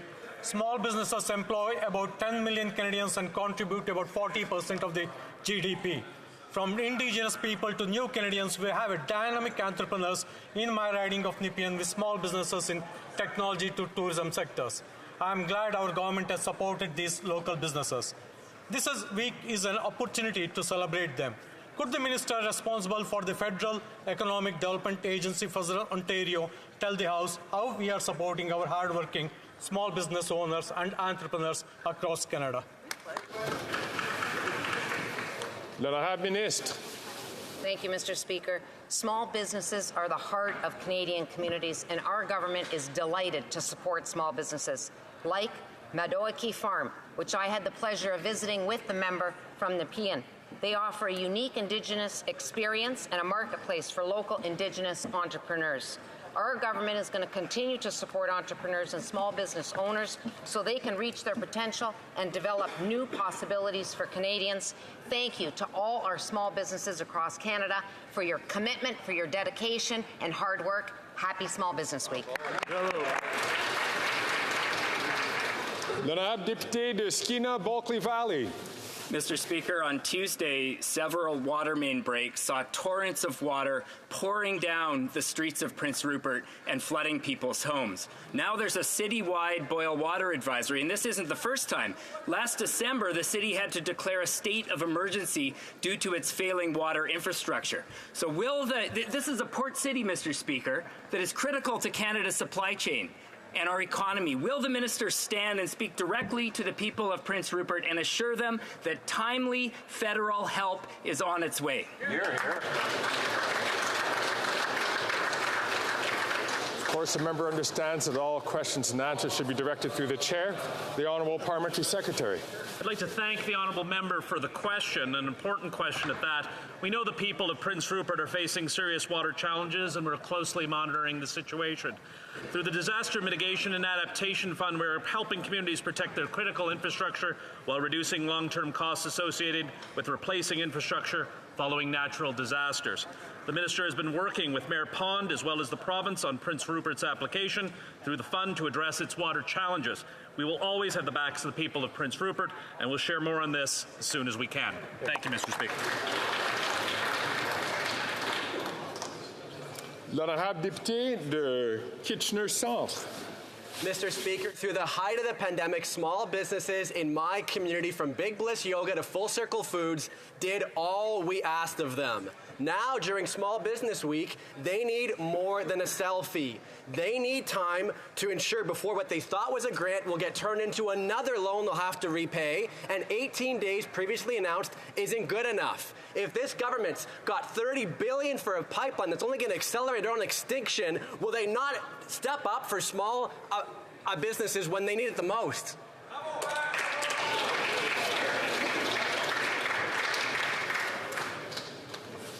L'honorable secrétaire parlementaire.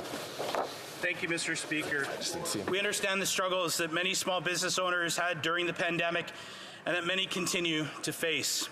That is why we are offered additional flexibilities for small business to repay their CEBA loans. This includes a full 1-year extension on the term loan repayment deadline, more flexibility on refinancing, and more time, Mr. Speaker, to access the loan forgiveness, which is both a balanced and a fiscally responsible approach. Thank you, Mr. Speaker. Et ça met fin à la période des questions orales. Je comprends qu'il y a un appel au règlement. L'honorable député de l'honorable La Pointe-de-L'Île. The honourable member for La Pointe-de-L'Île, rising on a point of order. Mr. Speaker, if you seek it, You will find unanimous consent for the following motion: that the House recognize that, according to Statistics Canada's 2021 census, the Honourable Member for La Pointe-de-l'Île. I would ask members who are having conversations to please continue those conversations outside the House so that all members can hear this request for unanimous consent. Je vais demander au député de La Pointe-de-l'Île de recommencer, s'il vous plaît. I would ask the member for La Pointe-de-l'Île to please start again. Thank you, Mr. Speaker. Mr. Speaker, there has been consultation among the parties, and if you seek it, I believe you will find unanimous consent for the following motion: that the House recognize that, according to Statistics Canada's 2021 census, the proportion of Quebec residents whose mother tongue is French has dropped from 77.1% in 2016 to 74.8% in 2021. The proportion of Quebec residents who primarily speak French at home has dropped from 79% in 2016 to 77.5% in 2021. The proportion of francophones in Quebec, according to the first official language spoken, has dropped from 83.7% in 2016 to 82.2% in 2021. The proportion of francophones in Canada, according to the first official language spoken indicator, has dropped from 22.2% in 2016 to 21.4% in 2021. The proportion of Quebec residents who use French most often in the workplace has fallen from 81.9% in 2011 to 79.7% in 2021. The decline of French in Quebec and Canada is real.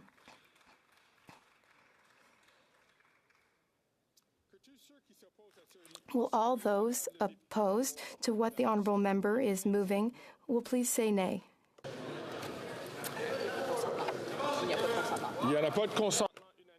There is not unanimous consent. Oh, there's a question. Oui, monsieur.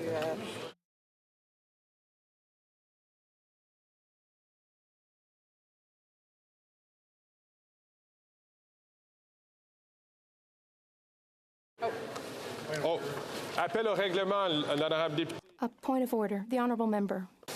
Said no one's concerned about the accuracy of the statistics, but it sounds to me like those are accurate statistics, and I wonder if you could try again now that we are confident they are.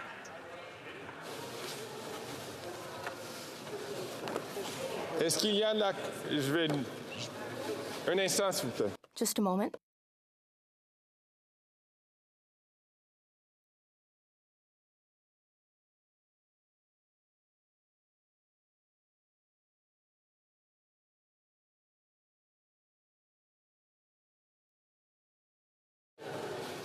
Je remercie mon honorable collègue. I thank my honourable colleague for having raised that point. But there was a request for unanimous consent, and the House did not give unanimous consent. That was clear. Now, that reminds me, it's very important for all House leaders or their whips to coordinate amongst themselves when making requests for unanimous consent in order to ensure that there is unanimous consent. Many speakers have offered advice about this to members or have made decisions about this. Many speakers have suggested that when we request unanimous consent, it's important to make sure that there actually is unanimous consent so that we do not waste any time in this House. I see the honourable member from New Westminster Burnaby rising on a point of order. Thank you very much, Mr. Speaker. A point about unanimous consent motions. Often they are circulated among parties, but parties don't indicate exactly how they intend to proceed. So we do, of course, have the right to present requests for unanimous consent in the hopes that all parties will operate in good faith.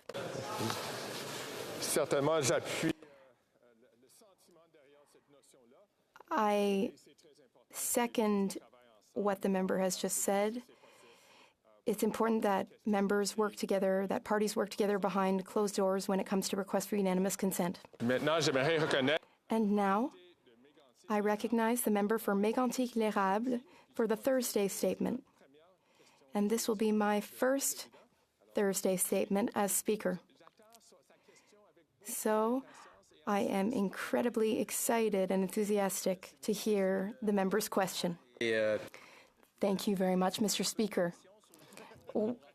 I must admit that you've put a bit of pressure on my shoulders in order to make a Thursday statement that is really up to par. Mr. Speaker, today during question period, there were many questions about Bill C-56. Government ministers and members mentioned the Conservatives' decision to support or not to support C-56, and we were urged to support C-56.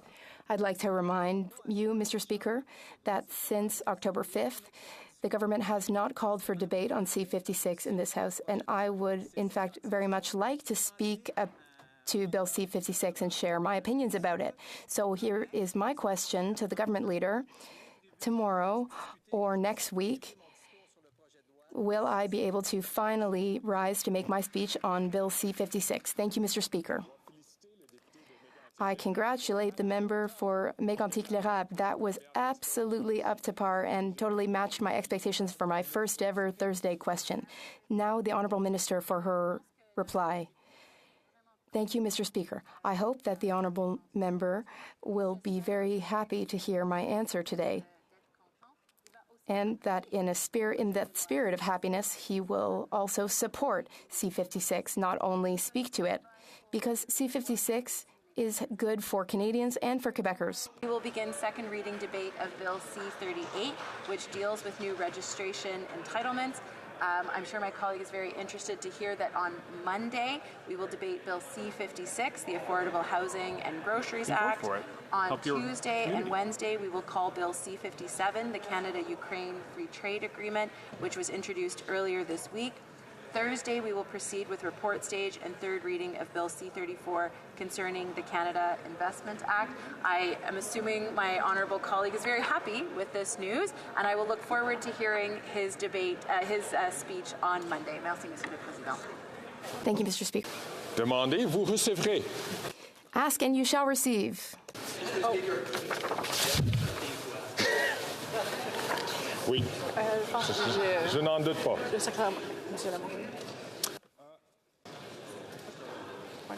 Rappel au règlement. A point of order. The Honourable Parliamentary Secretary to the Government House Leader. At times the issue of decorum inside the chamber is raised, but also I have found that there's been quite a bit of noise outside of the chamber. Listening, for example, as the Government House Leader was providing a response, there was clapping that was taking place. There seems to be at times a constant level of noise, and it's just more so to reinforce the importance of trying to keep it quiet outside the chamber too. And I thank the Honourable Member for raising that issue. And in fact, before the Honourable Member took his seat, I had actually made a signal to the Sergeant at Arms to go outside and to ask members outside of the floor of the House of Commons to please keep the conversation low so that we can hear what's going on here inside of the chamber. I thank the Honourable Member for that. I am now ready to rule on the point of order raised on Thursday, September 21st, 2023 by the member of Bay of Quinte concerning Bill C-339 and Bill C-56. Bill C-339, an act to amend the Competition Act, Efficiencies Defence, standing in the name of the member for Bay of Quinte, first received a reading on June 8, 2023, and was added to the order of precedence on September 20, 2023. Bill C-56, an act to amend the Excise Tax and the Competition Act, received first reading on Thursday, September 21st, and is currently being debated in the House at second reading. Dans son intervention, le député de Bay... In his intervention, the member for Bay of Quinte noted that the government had presented a bill which contains the same provisions as his private member's bill. The member sought assurance from the chair that, if required, he would have recourse to replace his bill with another item according to the provisions of the standing orders. Parliamentary Secretary to the Government House Leader countered that it would be premature to consider the matter until the Subcommittee on Private Members' Business and the Standing Committee on Procedure and House Affairs had completed their work pursuant to Standing Order 91.1 and presented a report to the House. Le projet de loi C-339 Bill C-339 contains only two clauses, which are identical to clauses 9 and 10 of Bill C-56. Bill C-339 seeks to repeal the provision of the Competition Act setting out the efficiencies defense.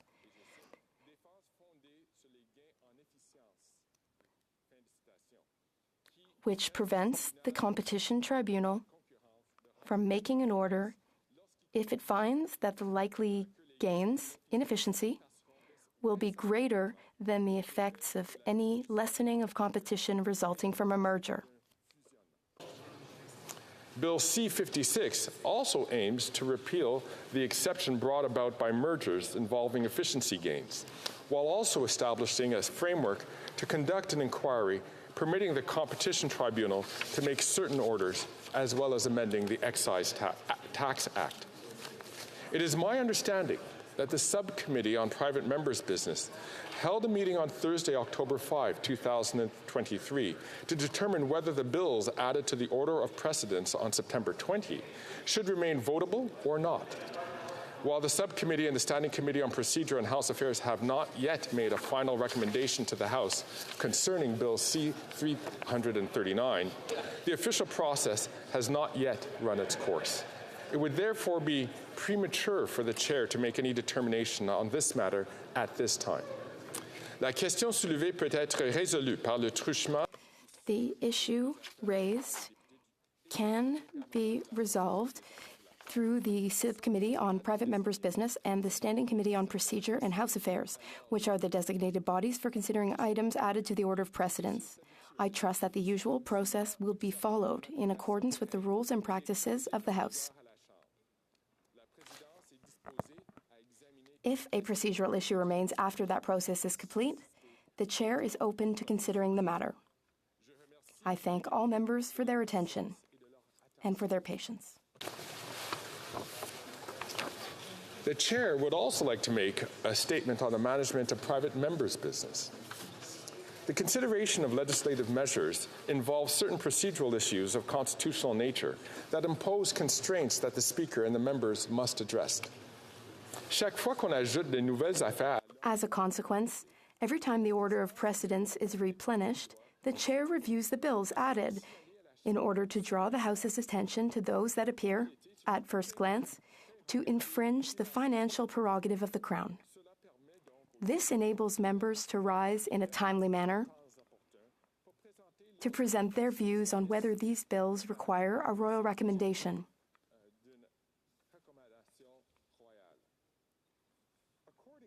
Following the addition of 15 new items to the order of precedence on Wednesday, September 20, 2023, 2 items concern the Chair.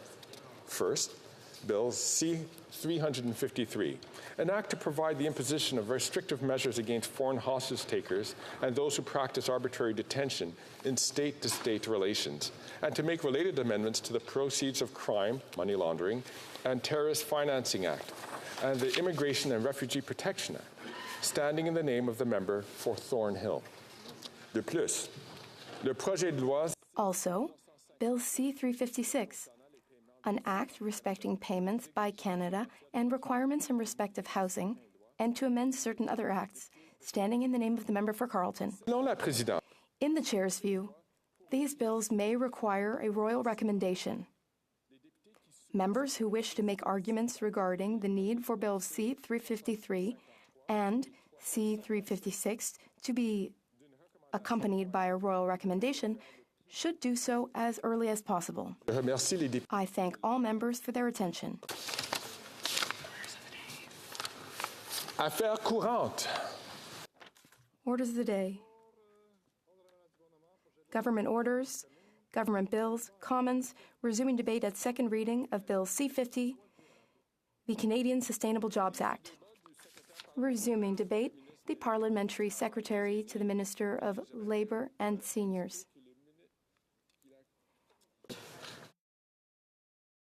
The Minister has 3 minutes and 25 seconds remaining. I'm going to pick up where I had left off before we took some time for question period. I talked about the consultations that informed us, and the part of the consultations, we helped us determine that we would come up with the interim Sustainable Jobs Plan, which was released in February.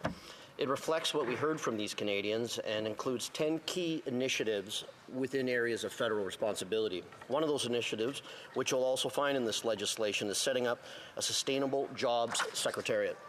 Creating a secretariat like this is a proven international best practice that was repeatedly recommended to the government. Canada's secretariat would promote policy and program coherence across all the 5-year Sustainable Job Action Plans that are mentioned in this Act, and in work related to issues such as skill development and labor market, workplace rights, developing our economy, and reducing emissions. It would ensure that workers' opinions, the opinions of industry, provinces and territories, Indigenous and historically underrepresented groups, and others are considered in all work on sustainable jobs across different policies, programs, and departments. The Secretariat would also help in preparing and tracking the progress in the action plans, coordinating federal, provincial work related to the plans, and providing policy and administrative support to the Sustainable Jobs Partnership Council, another initiative from the intern plan.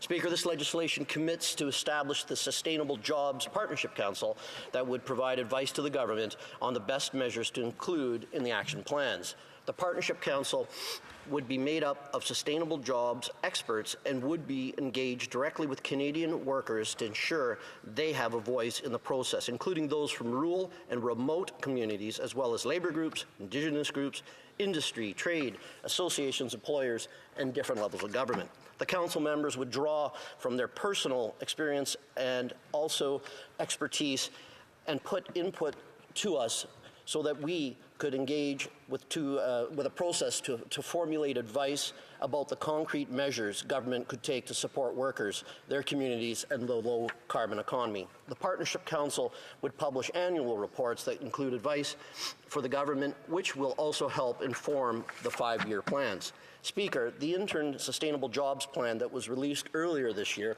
was very, very important. It's a model for these 5-year plans, and I can assure you that we are taking great action.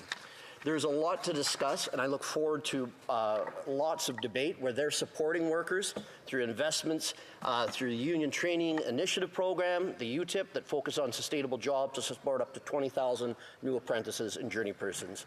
We are investing in workers, people, communities across this great country. We're going to get the job done, and I'm looking forward to further discussion today. Thank you, Speaker. Questions and comments? Question commentaire, the Honourable Member for Souris Moose Mountain. Thank you, Mr. Speaker, and I like the opportunity here to once again to speak about this flawed bill. The member spoke a fair bit about possible jobs that are attained, but nowhere in this bill does it actually talk about that. He talked about some of the issues, and in particular one where we look at transitioning and calling it transitioning. And really what's transitioning here is transitioning from our current energy system is not merely a matter of flipping a switch, which the member seems to indicate, and what this legislation seems to indicate. You can't just flip a switch to make this happen.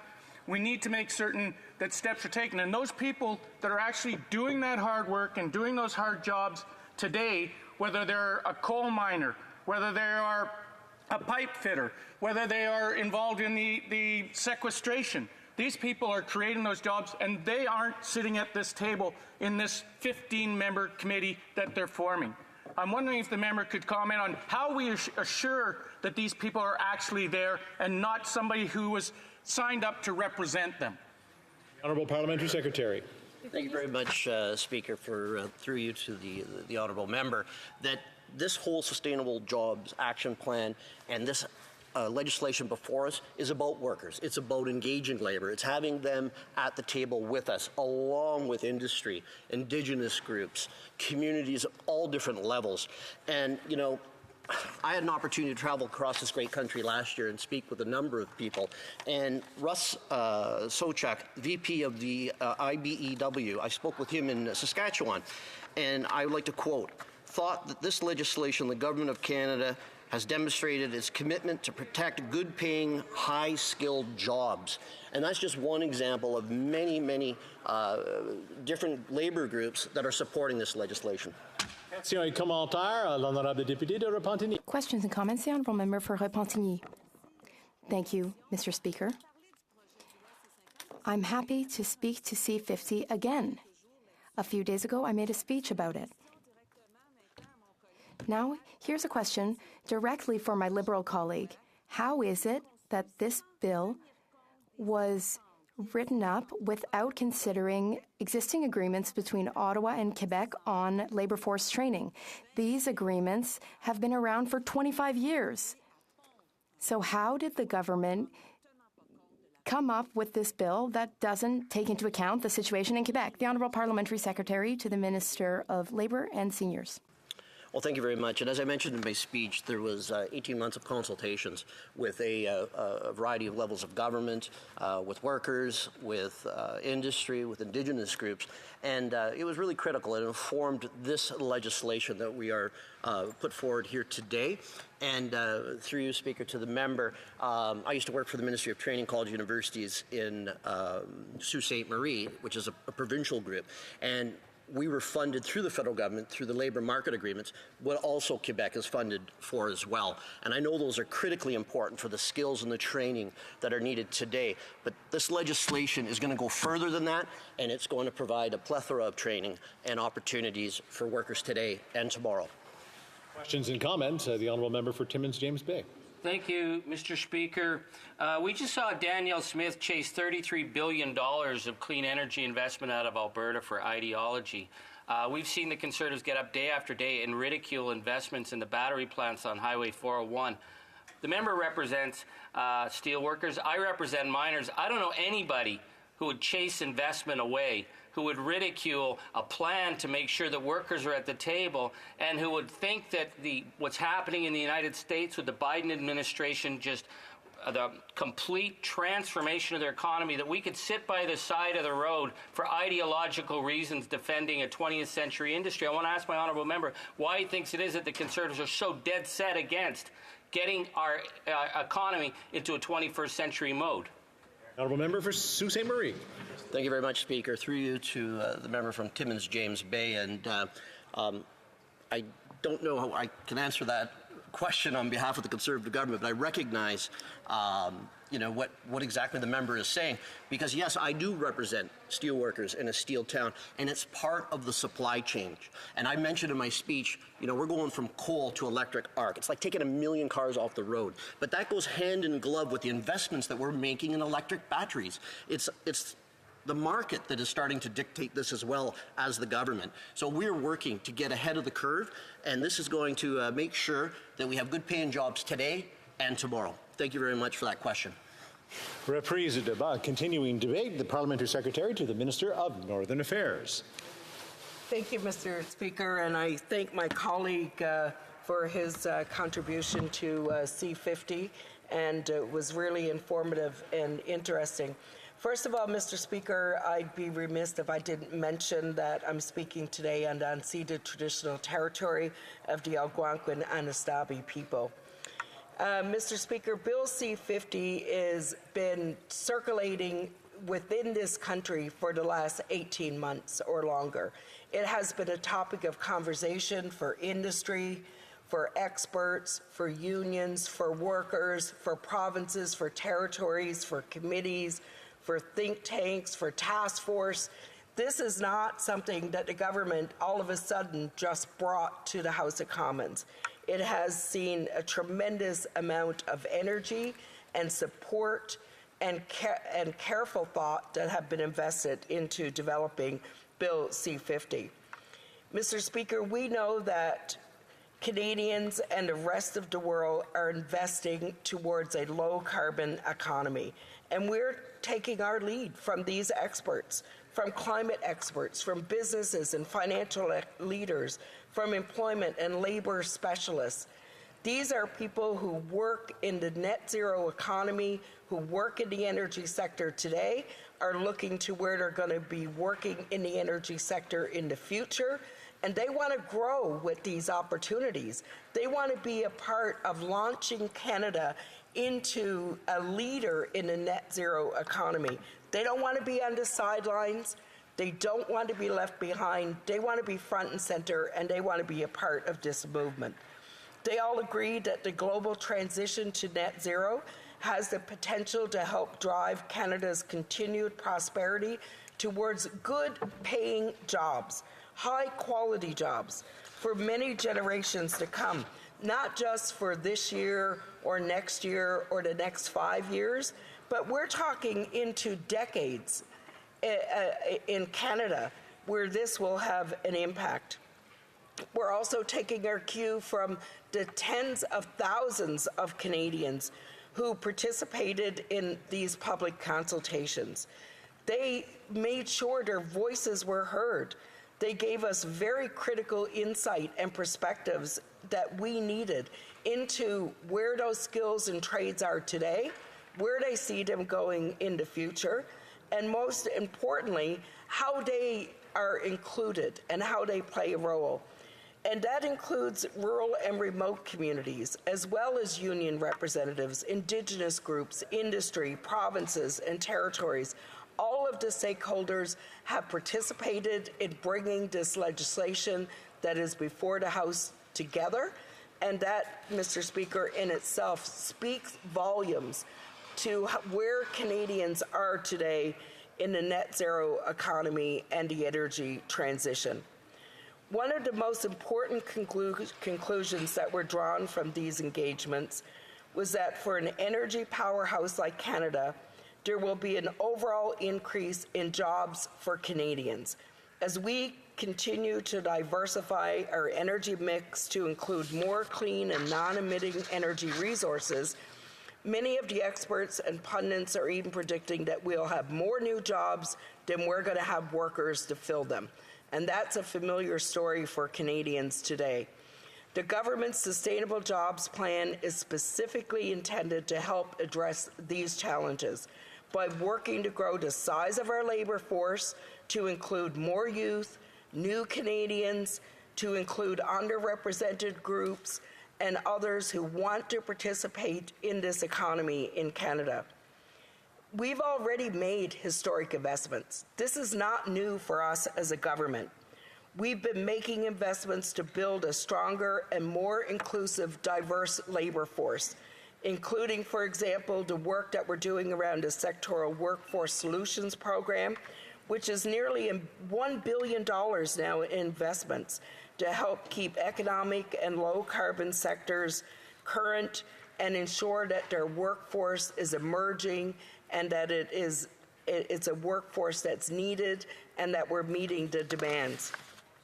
We've put $55 million into the Community Workforce Development Program, and this was to help communities connect with employers and with workers and future job seekers to determine where these skilled trades are going to be. How do I prepare for them? If I'm coming into school today, where is those clean tech, net zero economy jobs going to be in 24 months, in 4 years, in 6 years? So we are way ahead of the game in terms of what needs to be done for workers in Canada to make this transition. And of course, we have many other programs, some that are supporting Indigenous organizations, some that are supporting industry employers, and we have a number of them that are supporting the Canadian labor market as well. So obviously, from my perspective, I come from an energy-producing province. I come from a province that has found its wealth in the oil and gas sector, and now we're seeing new opportunities on the horizon for hydrogen development, for wind development, for solar power development, tidal power development. We are seeing opportunity before us today that a decade ago we didn't even think was possible. But we know that it is the future for our economy today. We know that as a province, we have to be able to move with where the trends are going to be and where those new jobs are going to be, those new revenues. If we're going to have a sustainable economy in Canada, we need to be prepared to make this transition. We're not only an oil and gas producing province, we're a major generator of clean energy in Newfoundland and Labrador. Because we went from diesel generation to the largest hydro development projects in the country, did we lose jobs? Absolutely not. We imported jobs by the thousands to do those developments, to build those projects. And now we're sustaining hundreds of more jobs in those sectors. So it's not something new that's happened. Just like we made transitions back 30 years ago, we're making transitions today. What I don't understand is why the Conservatives are not supporting the transition to a net zero economy, knowing that it's going to bring sustainable economic development, knowing it's going to bring good jobs for Canadians who want to work in all regions of Canada, who want to be able to stay at home and have a good paying job. In fact, I was amazed when I looked at some of the reports and studies that were done. One was done by Clean Energy Canada. It was a think tank based at Simon Fraser University. And they talked about the number of new jobs that would be created in the clean energy sector alone, about 3.4% every year over the next decade. We're talking about increasing these jobs by 46% in sectors like hydrogen and clean electricity over what we have today. These are not small numbers. These are hundreds of thousands of new jobs for Canadians that are going to be graduates of high schools, graduates of college programs. And not only that, it's coming at a time where we're seeing a lot of skilled workers in the energy sector retiring and leaving the industry. So it's a great time to be proactive in Canada, and that's what our government is doing. Bill C-50 is the benchmark for those things to happen. And I can guarantee you, from a province who's now excited about hydrogen, excited about offshore wind, and from other regions of Atlantic Canada are moving forward with projects like this as well, we're not only seeing the thousands of jobs that come with it, but we're seeing a sustainable, tremendous future for Atlantic Canada, for Newfoundland and Labrador in sectors like this, and it gives us hope and optimism that we've not had for a long time. So we're getting a clean environment, a net zero economy, we're getting great jobs, and we're getting Canadians an opportunity to stay and work at home. And I don't see any reason why anyone would stand and vote against that in the House of Commons. Thank you, Mr. Speaker. Questions and comments? Question commentaire, l'honorable député. The Honourable Member for Repentigny. Thank you very much, Mr. Speaker. I'd like to thank my colleague for her speech. And I'll ask almost the same type of question I asked her colleague earlier. Namely, based on public servants who presented the bill, C-50, at no time in the crafting process of this bill, the particular situation of Quebec was considered. But we can fix this, Mr. Speaker. We can do better. The government, well, we suggest it introduce a bill, certain element that would make it compatible with the agreements between Canada and Quebec. I don't expect my colleague to say, yes, I agree, but I would like to know if my colleague commits or can commit to defend this idea within her caucus. The Honourable Member for Labrador. Thank you, and I thank my colleague for her question. I think it's important that all Canadians feel that their voices are heard, and through this process, we not only had consultations with all provinces and territories, but we had consultation with Indigenous groups, with labor unions, with industry, who represent thousands of Quebecers in that process. And their voices were very strong in terms of the input they had into the legislation, how they see Bill C-50 rolling out, but most importantly, Mr. Speaker, their voices were strong in how they see themselves in what's going to happen in the clean economy, in the transition to new energy developments across Canada and to a net zero economy. Quebec has a major role to play in that, as my colleague will agree, and we're looking forward to having their support and the support of the people of their province to ensure that they too will have the opportunities afforded through a clean economy and a clean energy economy into the future. Question commentaire, questions and comments. The honourable member for Cowichan, Malahat, Langford. Thank you very much, Mr. Speaker. And like the member opposite, I too want to recognize, how much natural resources have contributed to Canada's wealth. Canada's oil and gas companies right now are making out like bandits. They have never seen profits so high. And yet, what are they doing with that wealth, Mr. Speaker? They're doing stock buybacks and dividend payouts. We're literally seeing the wealth of Canada flow through our fingers. It's certainly not going to workers. Now, I think we have to be like Wayne Gretzky. We have to be going to where the puck is going, and there is a narrative shift going on. We have to transition to a 21st century economy. I'm very appreciative of the fact that the member for Timmins James Bay was able to strengthen this legislation so that workers and the unions who represent them are going to be a big part of this conversation. Through you, Mr. Speaker, can my honourable colleague across the way comment on just how important it is that the voice of Labour is central to this conversation and to this legislation going forward? The Honourable Parliamentary Secretary to the Minister of Northern Affairs. Thank you, and I want to thank my colleague for his question, and I know he referenced his colleague from Timmins.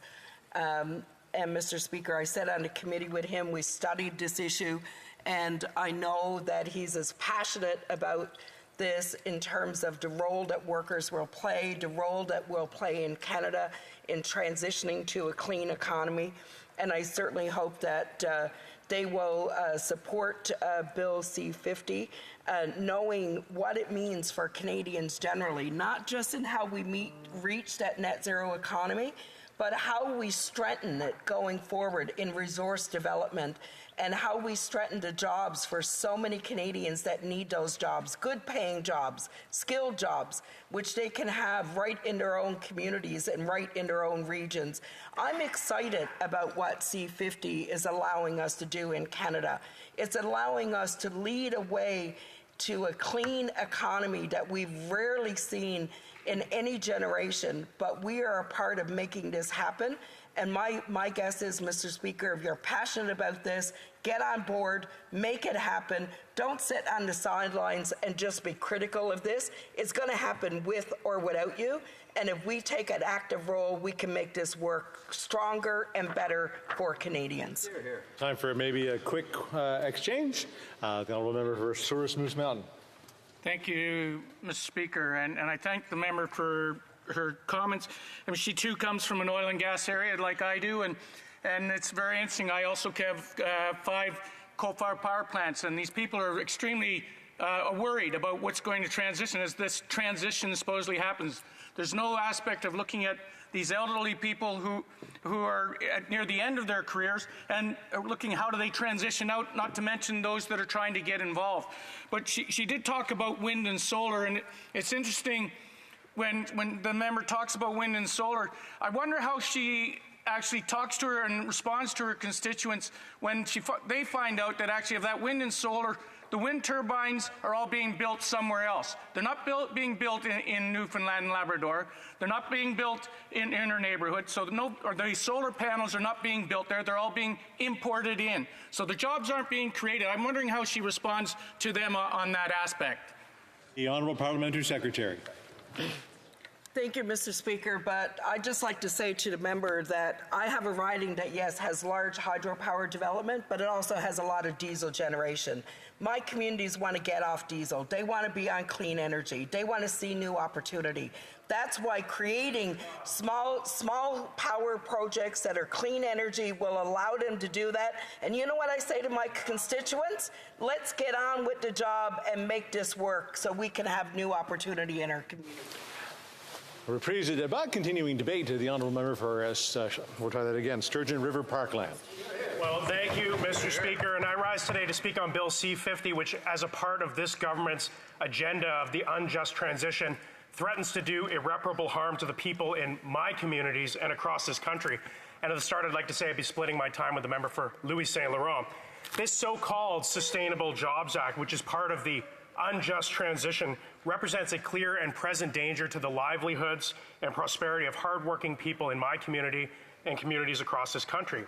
Now, no amount of flowery language crafted by high-priced Ottawa-based consultants can change the fact and mitigate the very real message that is being sent to people in my region and across the country, which is that their jobs and their livelihoods are simply not a priority for this NDP Liberal government. Now, this is a new iteration of the same failed policies that seeks to create a taxpayer-funded Secretariat of government-appointed elites in Ottawa to decide for the people of my region and regions across Canada of what is best for them and what are the policies that are going to be imposed on them to meet this Liberal government's arbitrary targets. You know, this is fundamentally unjust. It will lead to significant losses in incomes. It will lead to losses in jobs. It will lead to losses in livelihoods in my region and across the country. And it's clear that this NDP Liberal government simply isn't worth the cost. And, you know, I have clear evidence that this is the case because this is exactly what happened in my region just a few short years ago. This NDP Liberal government hasn't learned any lessons from the previous failures of the unjust transition. This failure led to taxpayer-financed corporate bailouts that cost my region thousands of jobs and tens of millions in annual tax revenue for my local municipalities. The counties of Parkland and Leduc are just two among many across this country, lost a considerable amount of revenue.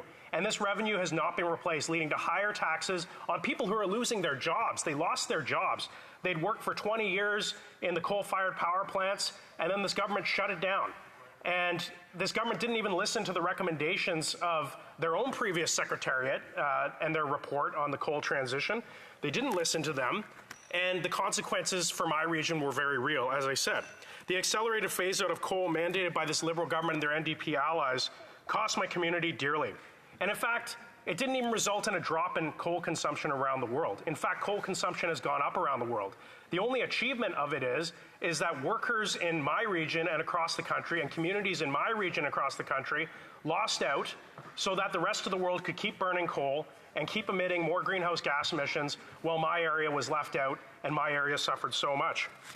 You know, in the wake of this decision of the Liberals and the NDP to accelerate the phase-out of these plants, I met with union representatives, I met with workers' representatives, and you know what they told me? They said it didn't live up to expectations because when this government said they promised that they were going to have retraining and jobs for these people whose jobs they had transitioned out of existence, these were people that were earning high five figures, low six-figure jobs. Many of them were unionized jobs. And you know what kind of jobs this government paid to retrain them for? Jobs that paid $30,000, maybe $40,000 a year. Not unionized jobs, Mr. Speaker. These were jobs that are not sustainable to support families.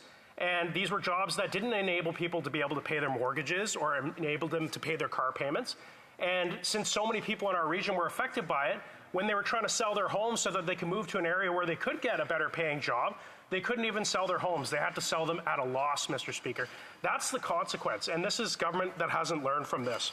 Now, let's be clear of what this sustainable jobs plan is. It's, in no uncertain terms, it's an attempt by this government to shut down Canada's oil and gas sector. And as always in the case of a government with an ideological agenda, the ends justify the means. But what are the means when it comes to this bill and this government's agenda? The unjust transition will help destroy around 170,000 direct jobs and displace 450,000 workers who are currently directly and indirectly employed in our traditional energy sector. And in fact, across all sectors of the economy, the unjust transition will risk the livelihoods of 2.7 million Canadians in every province working across many sectors, including energy, manufacturing, construction, transportation, and agriculture. Now, for a government that claims to be evidence-based, these are facts that they either completely ignore or, at worst, they feel are justified in order to implement their warped anti-energy ideology. Now, for the Liberals and the left, sustainable jobs could simply, the term sustainable jobs could simply be replaced with what it really means, which is jobs that don't exist in our oil and gas sector. And this is extremely short-sighted because our crude oil and natural gas and the millions of products that are created out of these resources are entirely sustainable and will be for decades to come. And they're not only sustainable, they are the highest paying jobs in the country, and they provide the greatest economic return of any sector in Canada. In fact, our oil and gas sector is so important that it is the bedrock of our country's economy. 25% of our exports are related to the oil and gas sector. Without it, our trade deficits would be massive, It would make our dollar collapse if we didn't have it. This would increase the cost of importing goods like food, fuel, and pretty much everything else. Now, our inflation rate, which is already at record highs, would rise even further as our purchasing power collapses. Now, imagine the catastrophic increase in fuel, groceries, and all imported goods if we didn't have oil and gas exports propping up our dollar and supporting our economy. The consequences would be catastrophic. It would impoverish not only Western Canadians, but also Canadians who rely on the purchasing power of our energy-backed Canadian dollar. Inflation would skyrocket.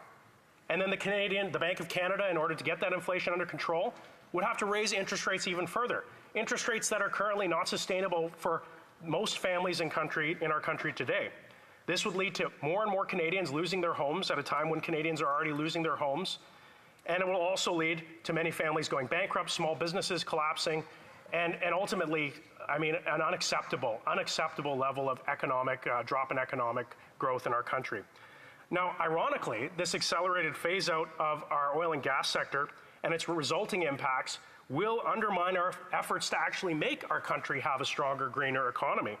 You know what, the commodities that we need to support wind power and solar power and other clean energy projects, these commodities, they're made out of steel, they're made out of copper, they're made out of lithium, and these things are priced in American dollars. And so it will cost Canadian tech manufacturers far more money to produce the manufactured goods here in Canada, and we're not going to be able to benefit from that. But if we have a stronger Canadian dollar with a strong, sustainable energy sector in this country, then we can support the investments that are needed to make our country greener. Now, any serious attempt to grow the energy sector, renewable energy sector in this country, must be led by private industry. And in fact, the oil and gas sector is already leading the charge in innovation and environmental and social responsibility. It is the single biggest investor in clean energy technology in this country. It is about 75% of total investment in this country. Now, according to Chief Dale Swampy of the National Coalition of Chiefs, Canadians are already leaders in environmental protection. And if you meet with the Canadians who run the oil and gas sector, you'll see that they're just like you. They're concerned about the environment, they're concerned about safety, about integrity, and they'll do whatever it takes to protect this country. You know, Chief Swampy is right. And according to another analysis conducted by the Bank of Montreal, Canada is already ranked as the top environmental, social, and governance profile amongst the world's top 10 oil and gas producers. Now, Mr. Speaker, not only will this bill and this government's agenda do irreparable damage to our own economy, it will have consequences that will be felt internationally. Russia's illegal invasion of Ukraine last year underscored the dangers of relying on dictatorships to fulfill our world's energy needs. But when our allies have come asking for Canadian energy, this Prime Minister and this Liberal NDP government has continually turned them away. And just today, I read that the United States is lifting sanctions on the despotic Venezuelan regime, which has repeatedly fixed elections and violently quelled dissent. America and the world are desperate for oil and gas. They're desperate for oil and gas from Canada, and we're the only country that is turning down the invitation to be part of the global energy solution. Now, let's take Germany, for example. It's one of our closest G7 partners. The Chancellor came to Ottawa pleading for Canadian natural gas in order to cut his country off from dirty Russian energy. You know, this is a country that I read recently has had to restart coal-fired power plants just to make up for their shortfall in energy. We could be providing low-cost, clean Canadian natural gas. You know, what did this Prime Minister say to the German Chancellor? He told him that there was no business case for liquefied natural gas. And likewise, when the Japanese Prime Minister came to Canada earlier this year, the Prime Minister dismissed his request to help bring Canadian energy to Japan and offered just his signature platitudes. Well, Mr. Speaker, our allies don't want platitudes. They want Canadian energy. And the conclusion is clear that on this side of the House, we believe that as long as the world needs traditional sources of energy, Canada should continue to develop and export its energy sources. And let's let the world's energy market be dominated by a democratic country for a change with the highest environmental standards and human rights standards. Let it be Canadian energy for a change. Questions and comments? Questions et commentaires. I'll do the sequence around, and I'll make sure I get to the honourable leader as we get through. The honourable member for Timmins, James Bay.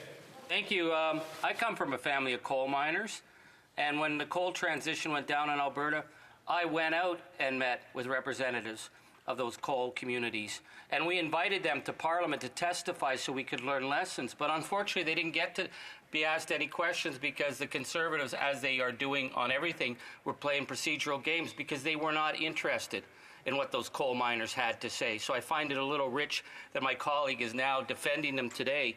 In the same way, when we met with energy workers in Alberta who were talking about the clean energy transition and that they were ready and more than willing to make it happen, and Danielle Smith shut that down and shut down $33 billion of clean energy investments in Alberta. What kind of region chases jobs out of their area? What kind of region tells the world we're not open for business because we're ideological?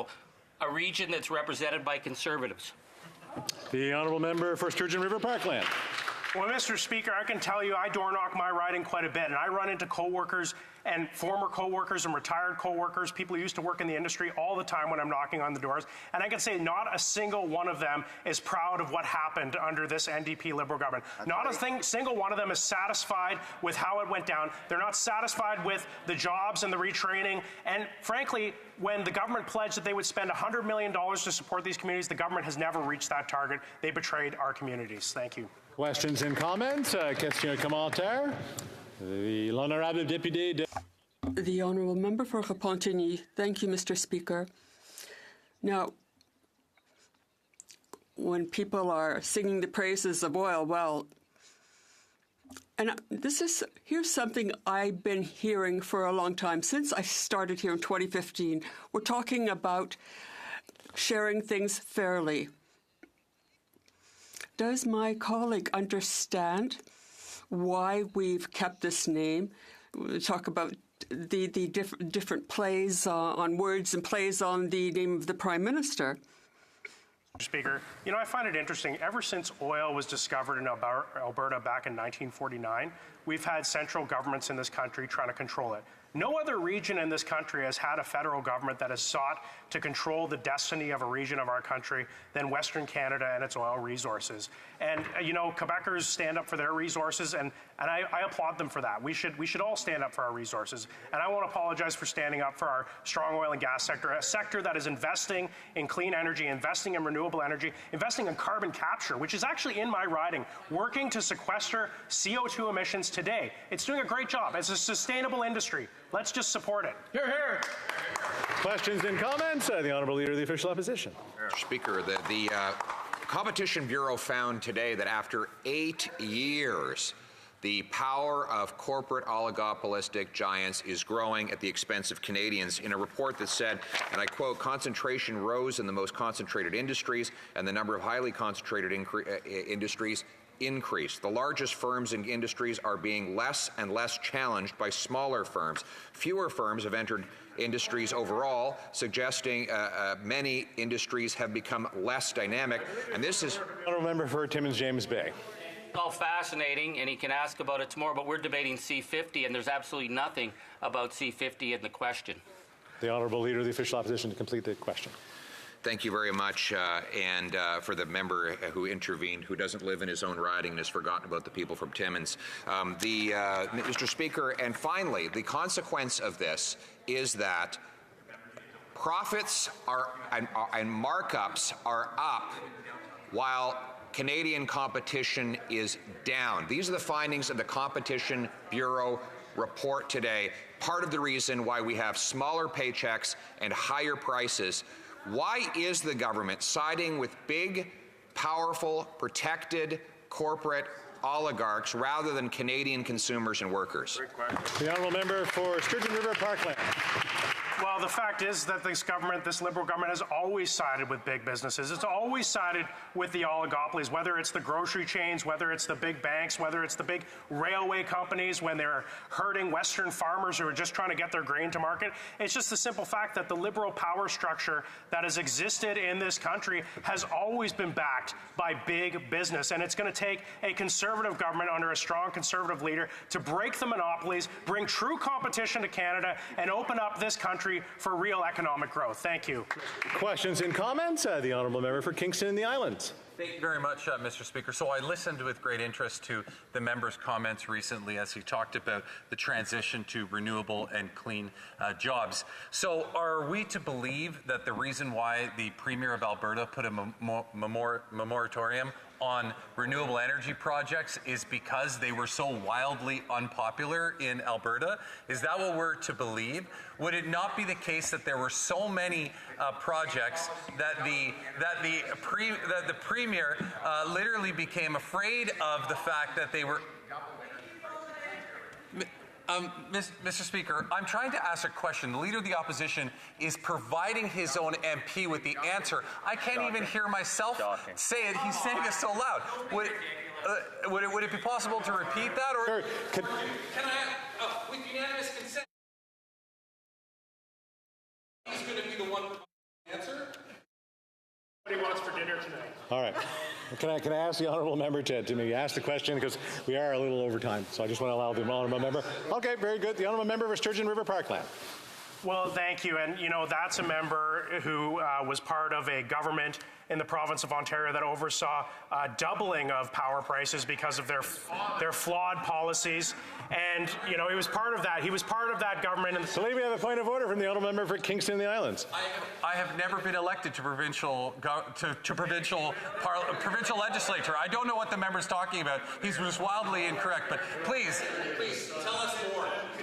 How about the Honourable Member for Sturgeon River Parkland? Very short, because I got to get on to the next member. Well, it's clear to me the member was a very strong supporter of the previous Ontario government, which did double power prices in the province of Ontario.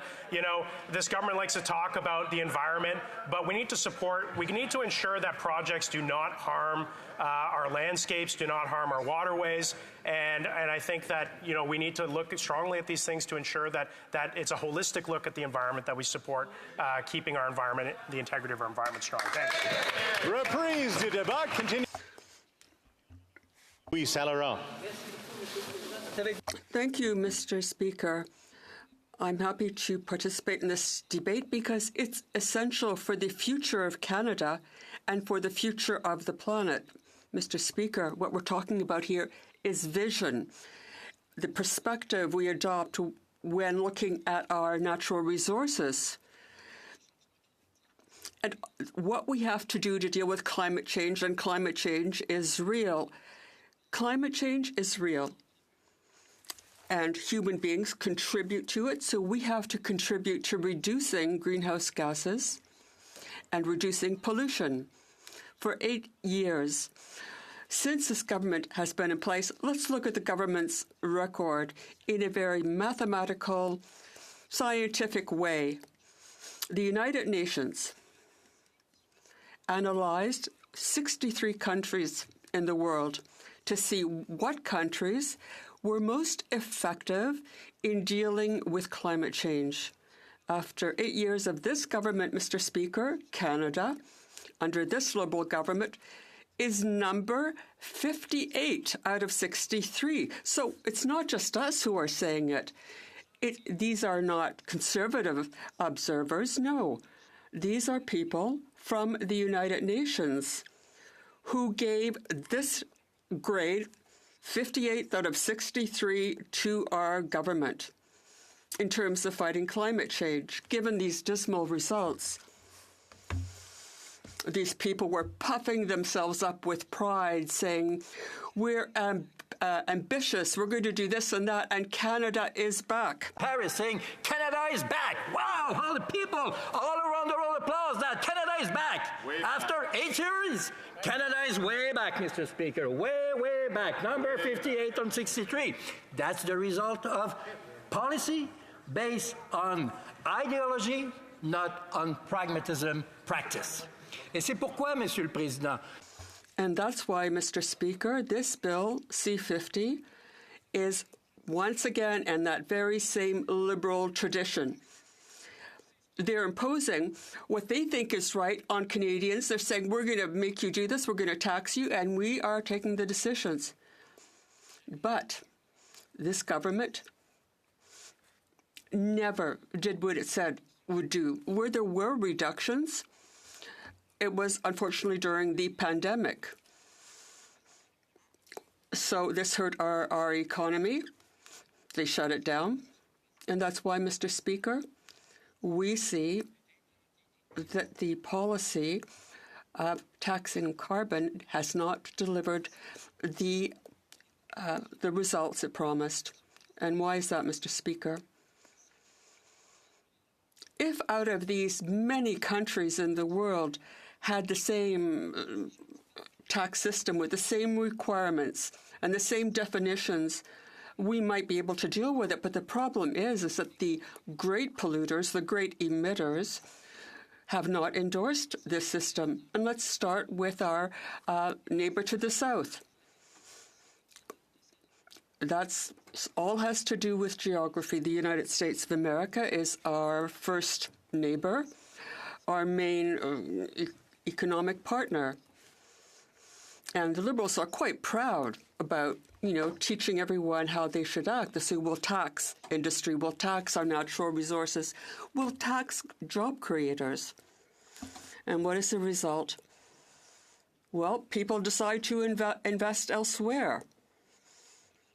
And that's the problem we're seeing with this dogmatic approach. Our approach, Mr. Speaker, would be far more concrete, more pragmatic, more effective, and would lead to tangible results. Last September 2nd, more than 2,000 Conservative militants met in Quebec City. It had been a long time since we'd had all these people under the same roof. It was on September 2nd, an evening in Quebec City. It was a milestone speech by the future Prime Minister of Canada, the honourable member from Carleton, leader of the official opposition today. But he will be the next Prime Minister. It was a milestone speech, Mr. Speaker. The Discours de Québec, the Quebec speech, put the frame where we want to go in the next Conservative government. And when we talk about climate change, the leader was crystal clear. The real impact of climate change has to be addressed. That's what he said. So this is why, Mr. Speaker, yes, we do recognize it, but we want to address it with pragmatism, not ideologically. Et c'est pourquoi, Monsieur le Président, lors de ce discours...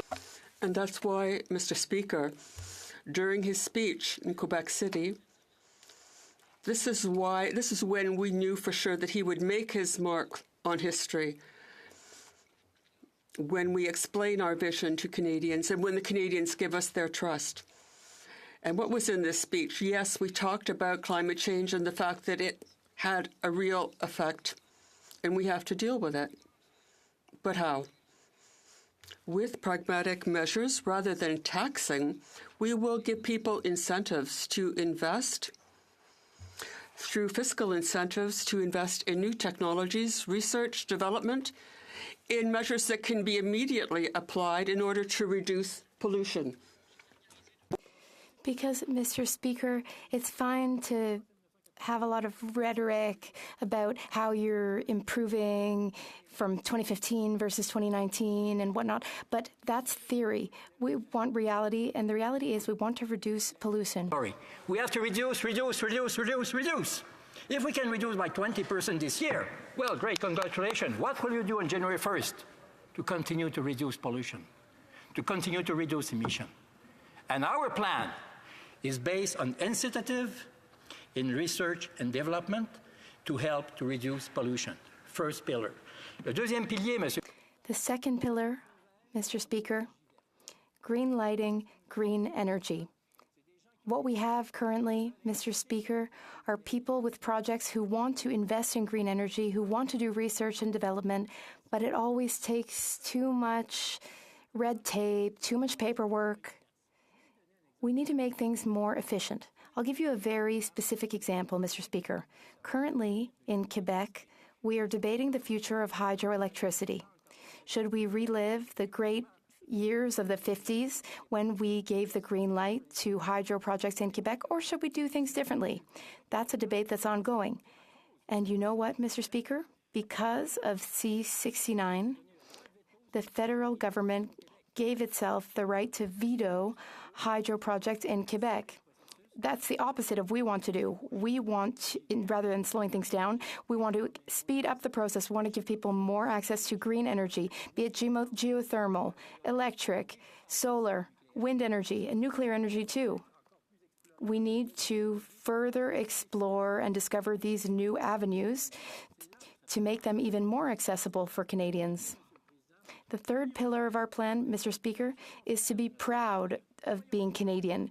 Let's be proud of our talent, of our skills, of our expertise, of our energy, of our natural resources, because Canada is rich in intelligence, yes, rich in researchers, rich in natural resources, rich in energy. And we, as Canadians, need to prioritize and promote all of this wealth. But we need to also export. We need to export our know-how. And the same goes for natural resources. We often talk about electrification of transportation, and I believe in that. I believe in electric vehicles to help bring down GHG emissions, but for that future, we need lithium. We have lithium in Canada, so why will it take years before we can get shovels in the ground? We need to speed that up. That's why, Mr. Speaker, we need to be proud of who we are. That's why we need to green light green energy. That's why we need fiscal incentives, tax incentives to speed up research and development. We need realistic, responsible, pragmatic measures to combat the effects of climate change. Now, that's in stark contrast to the liberal approach we've had for the past 8 years. We've had the liberal carbon tax and then the second liberal carbon tax, which, according to the PBO, will cost an additional 20 cents a litre.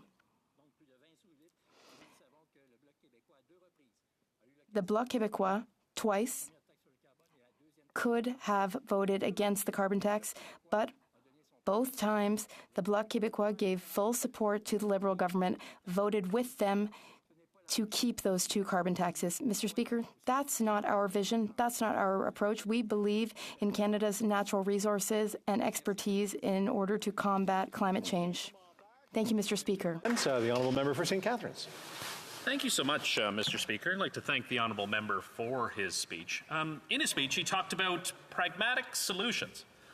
And maybe there was a loss in translation with the word pragmatic. Pragmatic is dealing with something realistically. And all that he's promising is we'll develop things in the future. We don't have anything right now. We'll renounce the things that work. We'll announce the things that are accepted by the global community as working, that make us a leader on this file. But what he's offering is magic beans, Mr. Speaker. Maybe in the future someday we'll have something, maybe, possibly, maybe. That is not pragmatic by any definition. I was wondering if the Honourable Member could get up and just recognize that they don't have anything at all to offer except denial of climate change. The Honourable Member for Louis Saint Laurent. In the 30s, when Canadians created penicillin, this member was not there to say that doesn't exist or it will never exist. I believe, Mr. Speaker, I believe in Canadian knowledge. I believe in Canadian research. I believe in Canadian scientific people. And when he talked about global observation, may I recall to him that the global observation from United Nations conclude that after 8 years of this government, Canada is number 58 on 63. Shame on them. Yeah, shame on them. Questions and comments. The Honourable Member for Repentigny. Thank you, Mr. Speaker. You know, I'm starting to wonder whether I'm in the right place here in the right debate, because we're supposed to be talking about C50. So I'd like to bring my colleague back to the topic of C50. Now, he knows that in Quebec we have a Council of Market Partners. It's a Quebec-Ottawa agreement on labour force training. But in C50, there is no mention of this. No one even gave any thought to the existence of that agreement.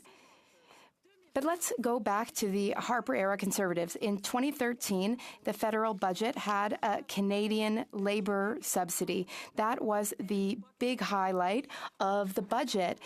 Quebec was against it.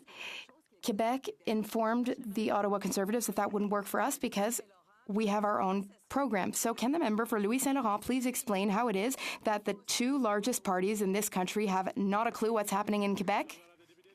The Honourable Member for Louis Saint Laurent. Thank you, Mr. Speaker. And I greet my colleague who today is celebrating her 8th MP anniversary. Happy MP anniversary to my colleague.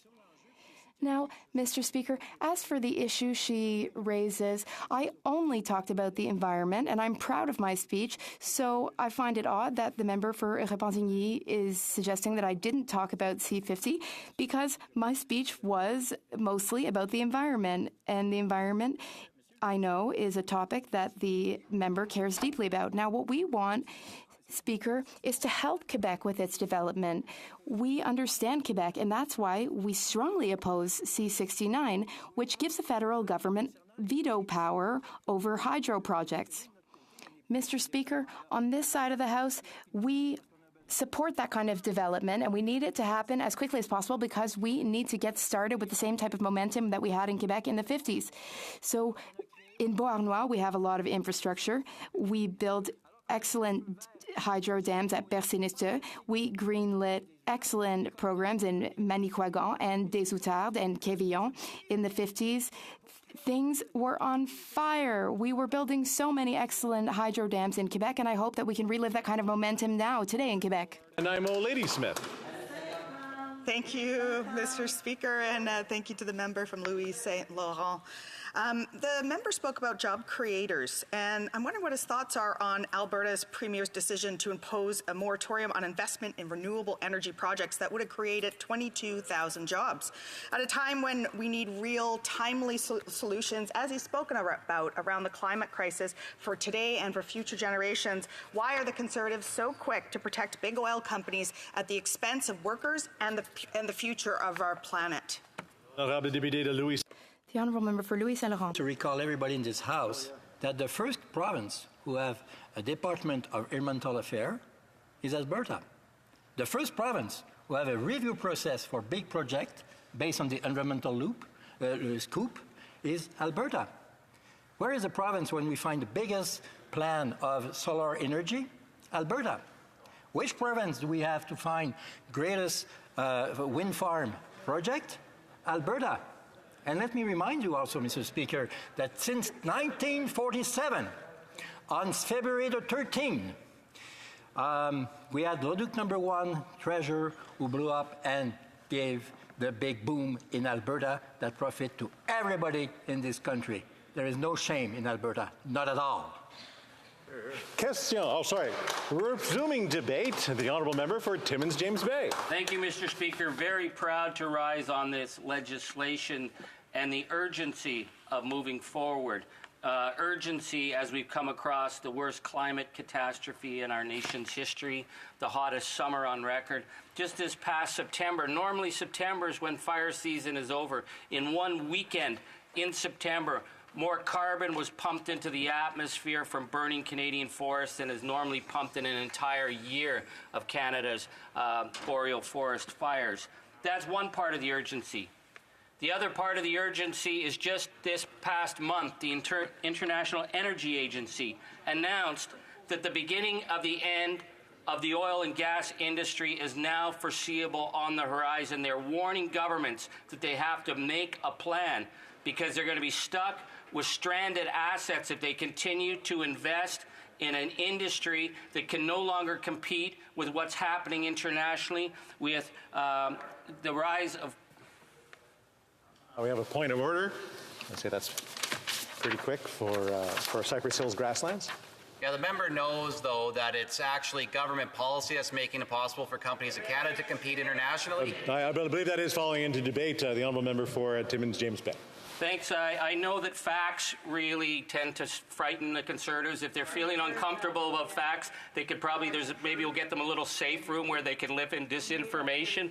I was talking about the International Energy Agency. A point of order, the Honourable Member for Burson.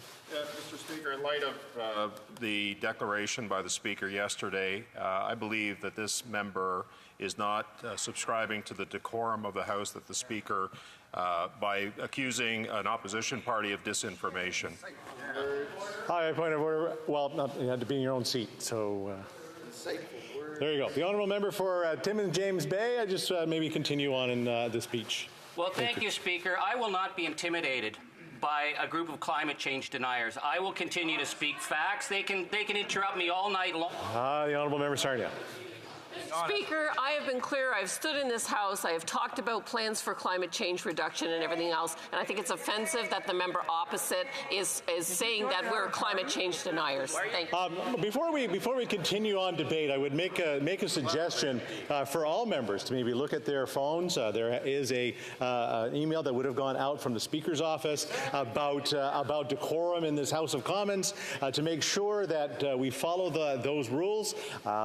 Maybe try to get along a little better. Maybe try not to accuse people of a whole bunch of stuff, and we just continue on and have the debate. The honourable member, the honourable member for why not? The honourable member for I was going to say parliamentary secretary, but the deputy House Leader. Thank you, Mr. Speaker. I'm just seeking clarification on your ruling. Are you saying that the term climate denier is unparliamentary? Well, I think there was a whole bunch of words in here, so I just want to say people can review it, and that will take time to actually review, and maybe the honourable member for Timmins James Bay can get finished up with his discourse. The honourable member for Cypress Hills Grassland once again. Yeah, on that same point of order, though, Mr. Speaker, it was the Speaker that was from the Liberal Party that said that the issue was out to try to get people to not use inflammatory language, which we're hearing from the member from Timmins. Okay, that is a part of the inflammatory language line that is in that document. So the honourable member for Timmins James Bay. Speaker, because the issue that was raised was the attempt to intimidate and stop members from speaking. And I will not be intimidated. I will continue to speak if it takes all night. And I will speak out about climate change denial, whether I'm interrupted relentlessly, because these are the facts of this bill.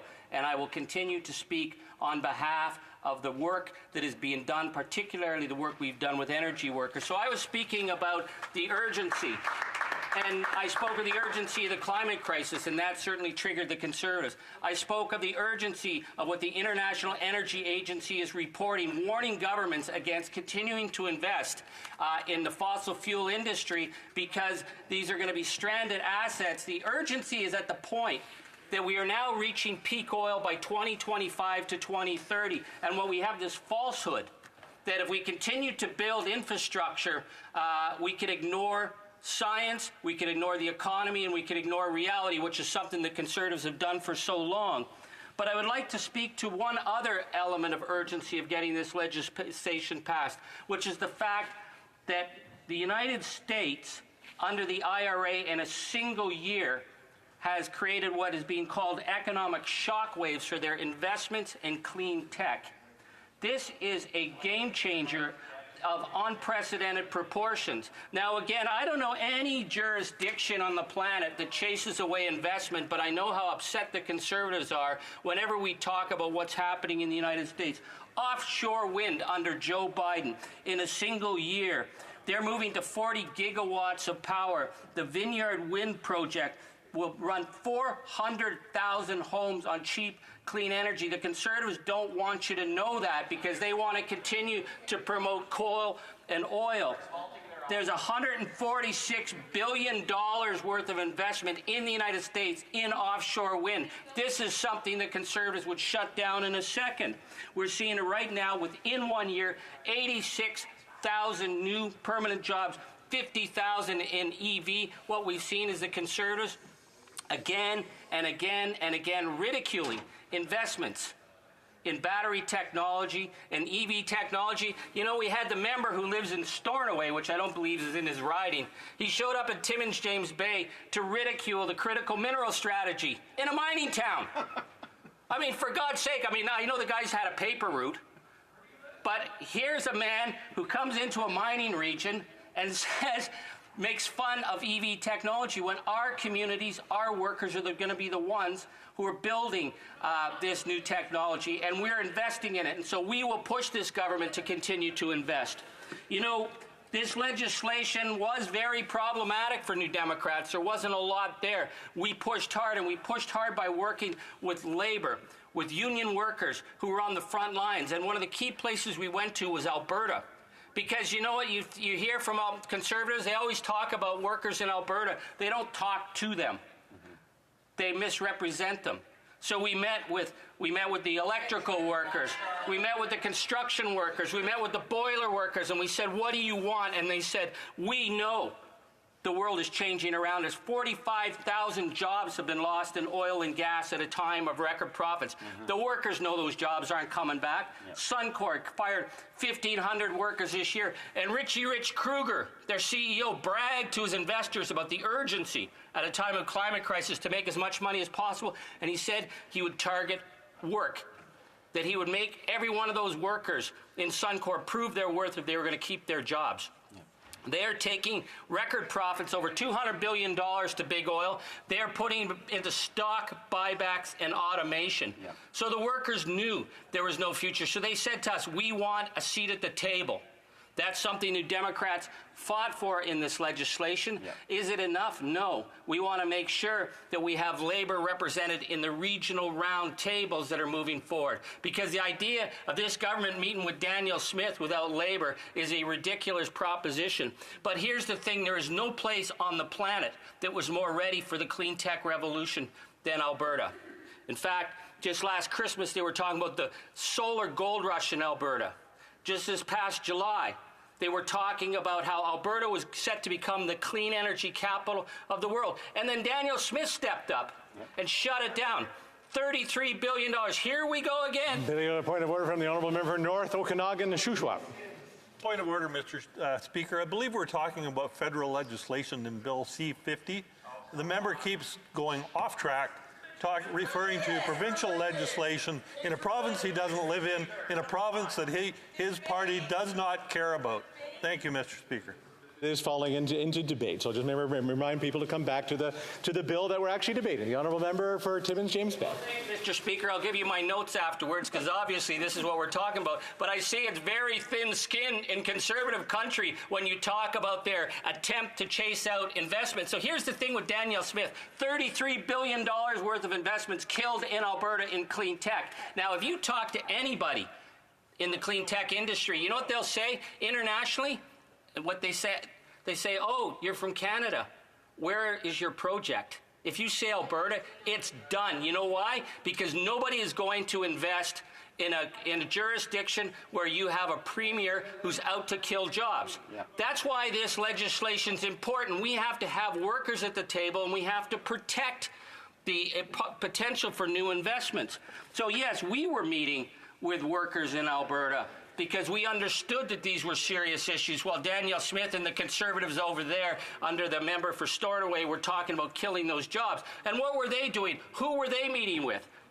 Another point of order from the Honourable Member Barry Innisfil. Thank you. Thank you, Mr. Speaker. And again, I did take the liberty of pulling out the order and decorum in the House declaration by the Speaker yesterday. And in there it says, the growing tendency to make pointed criticisms in a way that is unnecessarily personal and designed to denigrate, bully, elicit an emotional reaction, or attack the integrity of the person introduces a toxicity into our proceedings that hampers our ability to get things done. This includes coming up, Mr. Speaker, with fake titles in order to mock. The Honourable Member just said the member from Stornoway. So I seek your guidance on this, Mr. Speaker, because this was your document, this was your declaration, and I'm asking you to enforce it. The chairs, thank you. I want to thank the member for that, and I mean he does make a very good point when it comes to the decorum of this House and things that the Speaker actually wants us to think about when we make our presentations. And making up names comes from all sides of this House, and maybe we should stop doing it, period. The Honourable Member for Timmins James Bay. Thank you. I hope none of my time has been cut off, Speaker, by these panic attacks from the Conservatives. And as far as making up names, I'm talking about Danielle Smith and the Conservative Party, and the fact that the member who lives in Stornoway was up for cutting off all these jobs. These are facts. They may not like facts, but... The Honourable Member for Barrie Innisfil. And again, Mr. Speaker, I refer to the fake title. If he's referring to the honourable member and leader of the opposition, then he should refer to him as that. or the member from Carleton. He should not refer to him as the member from Stornoway. Again, I refer to your document, Mr. Speaker. Thank you. And I'll go to the Honourable Deputy House Leader. Mr. Speaker, the member from Timmins James Bay, and trust me, I don't get up to defend him often, but the member from Timmins James Bay explicitly said the member who lives in Stornoway. There's nothing that is untrue about that. All right, I say in the House, I have to refer to all members of the House by their riding names. And I think maybe we should all start using our riding names when we're referring to one another in the House. So, member for Carleton, the Leader of the Opposition, member for St. Catharines, Barrie Innisfil. So, yeah, I think that's, and hopefully the member for West Nova when he's not standing in this chair. The Honourable Member for Timmins James Bay. Thank you, and I really appreciate that, Speaker. I don't even get to go back. I know, I should remember. The Honourable Member for Barrie Springwater Oromadante. Just a point of order, Speaker. I just thought we've been talking a lot about proper decorum in the House, and I thought the rules were every time you rose to speak, that people are supposed to take their seats so you can speak properly. I see that's not being done. Am I wrong in that, or should people be sitting once you stand up to speak? It is. I know that the speaker actually did. The speaker actually did say that yesterday. That we're wanting people to stay sitting until it's time for them to stand up and get the eye of the speaker. Listen, I will just say this right now. I'll say this now. That's enough, thank you. But I would say that the Honourable Member has 12 minutes and 24 seconds. We've been stopping the clock the whole time. He's got the whole time that he needs. The Honourable Member for Timmins James Bay. Thank you, and Speaker, you know, I would have sat down, but at my tender age with my back, the fact that the Conservatives get panic-stricken every time I start talking about how much they're against technology, how much they're climate deniers, and the fact that the member, what riding is he from? Carleton, whatever, who lives in a 19-room mansion with his own personal chef paid for by the taxpayer is a fact, so I know they get triggered. Order. It is my duty pursuant to Standing Order 38 to inform the House that the questions be raised tonight at the time of adjournment are as follows. The Honourable Member for Yorkton Melville on Agriculture and Agri-Food, the Honourable Member for Spadina Fort York on Foreign Affairs, and the Honourable Member for Skeena Bulkley Valley on Agriculture and Agri-Food. The Honourable Member for Timmins James Bay. Thank you, Mr. Speaker. I hope that wasn't a point of order on this really important issue, but I will try to continue because this is important. And we actually saw this at our committee where the issue of sustainable jobs is a top mind issue to Canadian workers, and yet the Conservatives have done everything to slow it down, to attack it. This is a big issue because there are problems with this legislation, and our job is to fix it, not to obstruct something that is badly needed, because I want to get to the point of what we're up against in terms of Mr. Biden. In the first week of the Biden administration, the very first week, he signed an executive order creating an interagency working group on energy transition. That was his first week. What he did then was set up this transition group to make sure that energy-dependent regions weren't left behind. So Biden came out of the gate in his first week. Biden went to COP26 and said that America would create a new clean energy economy based on good-paying union jobs. Because he knew that he had to send a signal that he was going to fight for the middle class, unlike what we see with the Conservatives, who are out to shut down job investments in Alberta, to attack investments in the battery plants, and it leaves us with, my God, the Liberals, who have never talked about these issues before. They were dragged kicking and screaming by New Democrats, and we said, listen, we have to have some really key investments here. We need commitments here, clarity. So, for example, prevailing wages. We need to say, if you're going to get tax credits to do energy investment in Canada, they have to be good-paying union jobs. Here, here. We need to make sure apprenticeships are part of the mix. Now, what we have from the promised $85 billion in clean energy tax credits, it sounds great. It's not here yet. We're going up against a government that within their first year had set up their energy transition, a government in the United States that has, now we're talking that there will be 9 million direct jobs from the IRA. We have to compete with them. And I've heard, Mr. Speaker, this this constant drivel from the Conservatives of misinformation about what the Premier of Germany asked for Canada. The Premier for Germany, I met him. He said, we're not interested in LNG. We're interested in the long term, and what we're interested in is hydrogen. Point of order from the honourable member for Sarnia. So, Mr. Speaker, I would just point out that Germany did then, in the 194 days, build an LNG terminal. So I think that they were interested in LNG. That is a point of debate, not a point of order. The honourable member for Timmins James Bay. Well, it's amazing. No wonder that the German Chancellor didn't bother to meet with the Conservatives, because he would have heard stuff like that. But he met with us, and I met with him personally. And he said that LNG was not where they were going, that they were moving so far ahead on green energy that they were either Canada was going to provide hydrogen or Canada was going to be out of the mix. That was the message we got. Meanwhile, we get this continual misinformation. But where do we get that? Well, when the Conservatives go to Europe, who do they meet with? Well, there's Dan McTeague.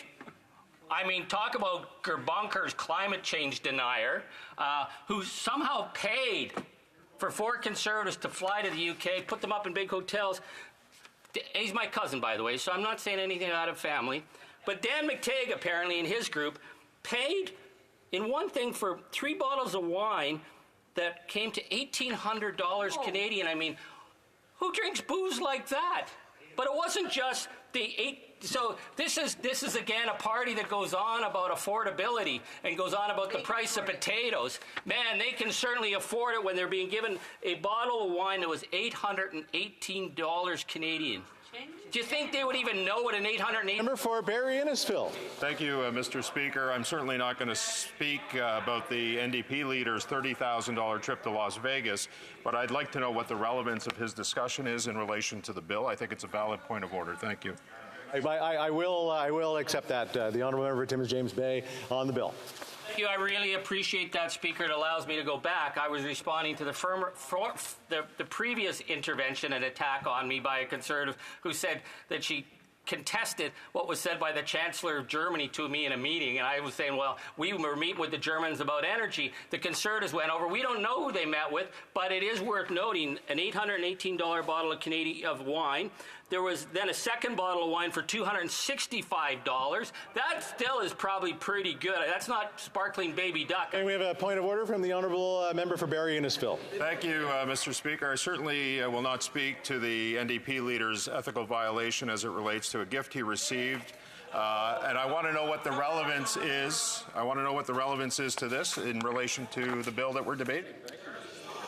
Thank you, and again, I'll urge people to have a look at the Speaker's ruling that we had yesterday. And again, page 8. This includes coming up with fake titles for members in order to mock them, or comments that question their courage, their honesty, or their commitment to their country. So a lot of that in debates lately. So let's try to bring that debate further up. I know the honourable member for Timmins James Bay is really wanting to talk to the bill at hand.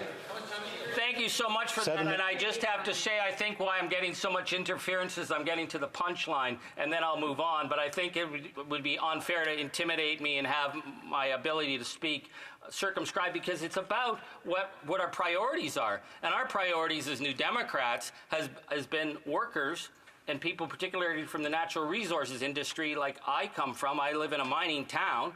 A town that is looking for the clean energy future, and nobody in my town would be given a $719 bottle of wine. Oh my God, what was in that wine? But I am coming to the conclusion, at the end of this night with these 4 Conservatives paid for apparently by my cousin Dan McTeague over in the UK, meeting somebody we don't know, they had a bottle of champagne for $1,791 Canadian.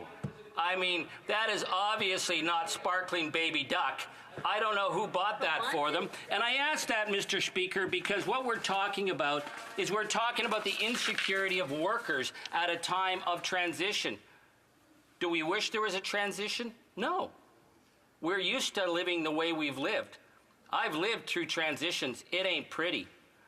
Cobalt, where we lost every single silver mining job in one summer. When our iron ore mines shut down, there was no future there. We know the word transition, and we know it ain't pretty. This was something we heard from workers in Alberta and workers in other regions. They said, what's just about a transition?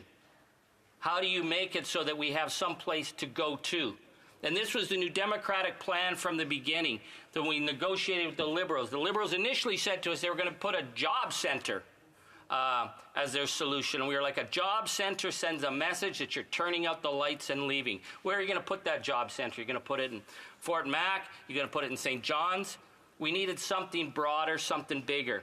So what we pushed for was the sustainable jobs legislation that serves as the framework. And this is the important thing. We need a framework around how these tax credits are going to be implemented. Because we know that if we don't have a plan, it'll be just a gong show of friends, pals, lobbyists who are going to be sucking up this money, as unfortunately happens all too often in Canada. We need to compete the way the United States has, which they brought a all-of-government approach to make sure that they were making a truly transformative revolution. And I'll say another thing that they talked to us about in Europe, Mr. Speaker, when we were in Germany.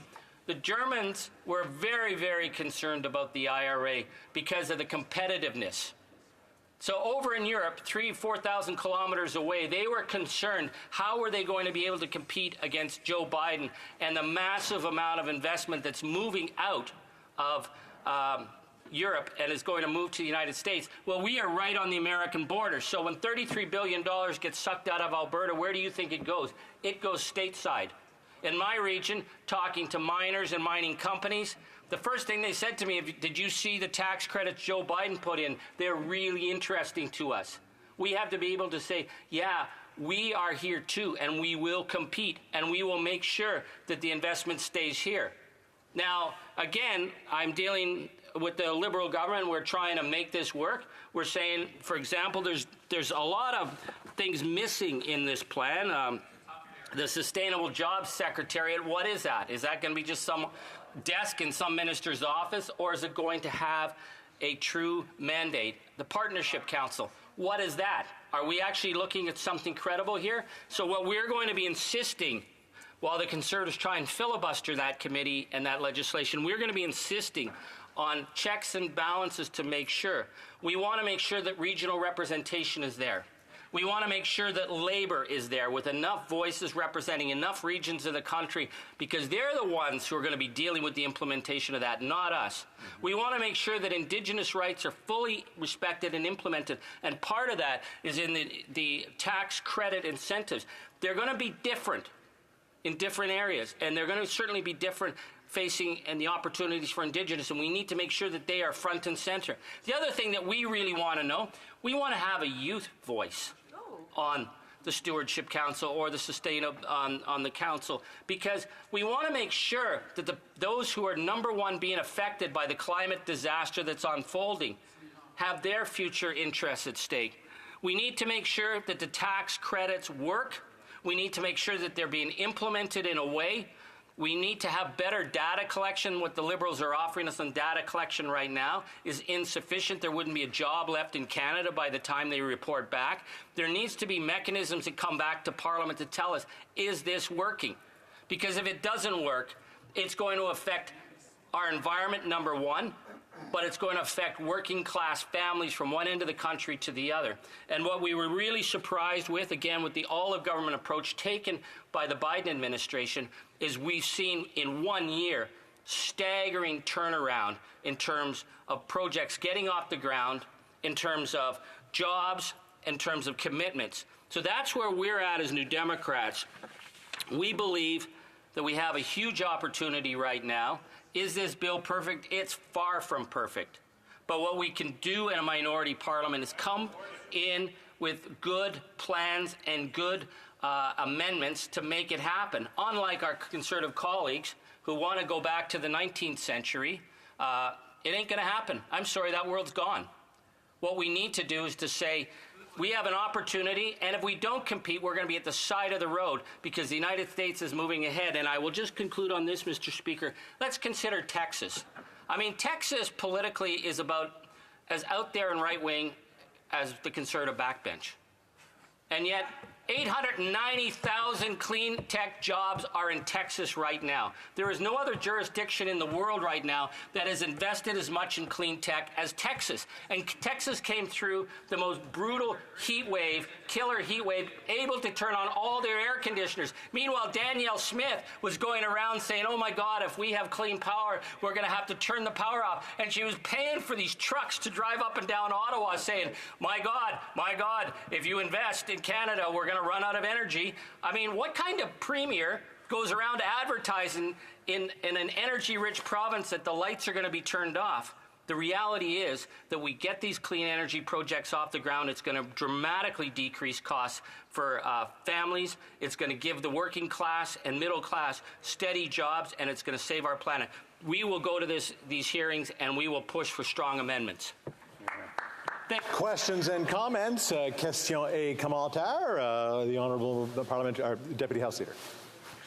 Me? Yep. Thank you. Thank you, Mr. Speaker. You know, Mr. Speaker, I listened with great interest to the member from Timmins, James Bay today, and then there was that one exchange between him and the member from Sarnia-Lambton, and she started to claim that she was not a climate denier, which I found very fascinating because only moments before that, when she was giving a speech in this House, she made some pretty wild claims, stuff that like you see from Russian bot memes on Facebook. She said only 7% of the population wants to have an electric car, yet in 2022, 1 out of 10 vehicles was a plug-in vehicle in Canada. She also said no one wants to be trapped in a snowstorm at negative 30 degrees because the batteries don't work. Completely untrue. I've been driving electric vehicles here since I was elected in 2015. They work in the winter. She also said, and this is the best one because this is the meme that you always see, they catch fire, as though we should be afraid of an electric car because the battery is going to catch on fire. The outrage and the misinformation that's being distributed by Conservatives is what gives them the reputation that they are climate deniers. Would the member from Timmins, James Bay agree with that? Honourable member for Timmins, James Bay. Thank you, well, Mr. Speaker. You know, it's my deep tradition in Parliament not to cast aspersions on any, but only to speak to facts. So I will only speak to facts. But the member for Sarnia-Lambton lives on Highway 401.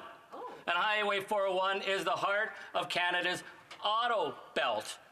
And Canada's auto belt has gone all in on EV technology. So here's the simple thing. Those jobs could go to Ohio or they could stay in Canada. So we see the Conservatives do misinformation after misinformation about EV, about critical minerals, about battery technology, as if our workers can't make proper cars. I'm sorry. Canadians can make the best cars on the planet. And to have the Conservatives and the Conservative leader attack EV technology and the battery technology when my region is dependent on those jobs, we're going to get the critical minerals out of the ground. We are going to work with the companies on Highway 401, and we're going to make the cars in Canada and make them sustainably. And the Conservatives don't have to drive them because they want to go back to the days of the horse and buggy, so let them. Questions and comments. Question commentaire. The honourable member for Barrie Innisfil. Thank you, Mr. Speaker. And I noticed that the honourable member spent a lot of time on sponsored travel. So I'd like to ask him a question. In 2022, he took a trip to Berlin, Germany that cost $10,500. The trip was paid for by the FES, partnered with politicized NGOs to attack Israel. Shamal, a radical anti-Israel NGO, Masawa, who is on the main Israeli Arab NGOs involved for the political demonization of Israel. He held a joint press conference with Hezbollah in 2004, and HDIP, which promotes international political attacks on Israel. How could he justify that? The honourable member for Timmins, James Bay. Well, Mr. Speaker, we saw earlier today that Conservatives attempted to use the horrific kidnappings by Hamas to promote the oil and gas agenda. So now we see that they get up, and I don't say these things are lies. I don't need to. I wouldn't even need to respond to that kind of gutter talk. The idea that the Conservatives would say that going to meet the German Chancellor and German parliamentarians about energy was somehow tied to the terror attacks in Israel. shows just how marginal they are and how deplorable the actions are of a party that will say anything, do anything, and misrepresent anything at a time of such horror and tragedy and killings. I would tell the member, shame on him. We have a point of order before I go to the questions comments. The honourable member for Barrie Innisfil. Thank you, Mr. Speaker. I'd like unanimous consent to table his sponsored travel. I'm already hearing a number of no's. So, point of order from the honourable member for Timmins James Bay. I'm more than willing to put our sponsored travel. Would they be willing for the member for Cumberland Colchester, who went and had the $1,800 bottle of wine? Would they put the documents on the table and tell us who actually bought that wine? I think we are getting into further debate. Question commentaire, l'honorable député de Saint-Hyacinthe. The honourable member for Saint-Hyacinthe-Bagot. Mr. Speaker, why we should be talking about sustainable jobs. Mr. Speaker, I can hardly hear myself speak. The honourable member for Saint-Hyacinthe-Bagot. Thank you. Now, I think these people, if they want to chat and have conversations, they can go to the lobby. If they're not interested in the debate, they may do that. I'd like to know why the Liberals and the NDP are afraid of this idea of a fair transition. They're using a very Canadian language. It's like this pre-chewed, pre-digested language. The honourable member for Timmins James Bay. Words do matter, and certainly when we met with workers about what they wanted to see, they wanted to know that there was a future. That was why the word sustainable jobs meant something. We heard that from workers. Now, in terms of the international obligations, we need to ensure in the legislation that this is not just something, an island on itself, but it meets our international commitments that have been made on issues like just transition. But it's very, very important when I'm in Edmonton meeting with electrical workers who want to know what their future looks like, is to say, this is about jobs. This is about tomorrow.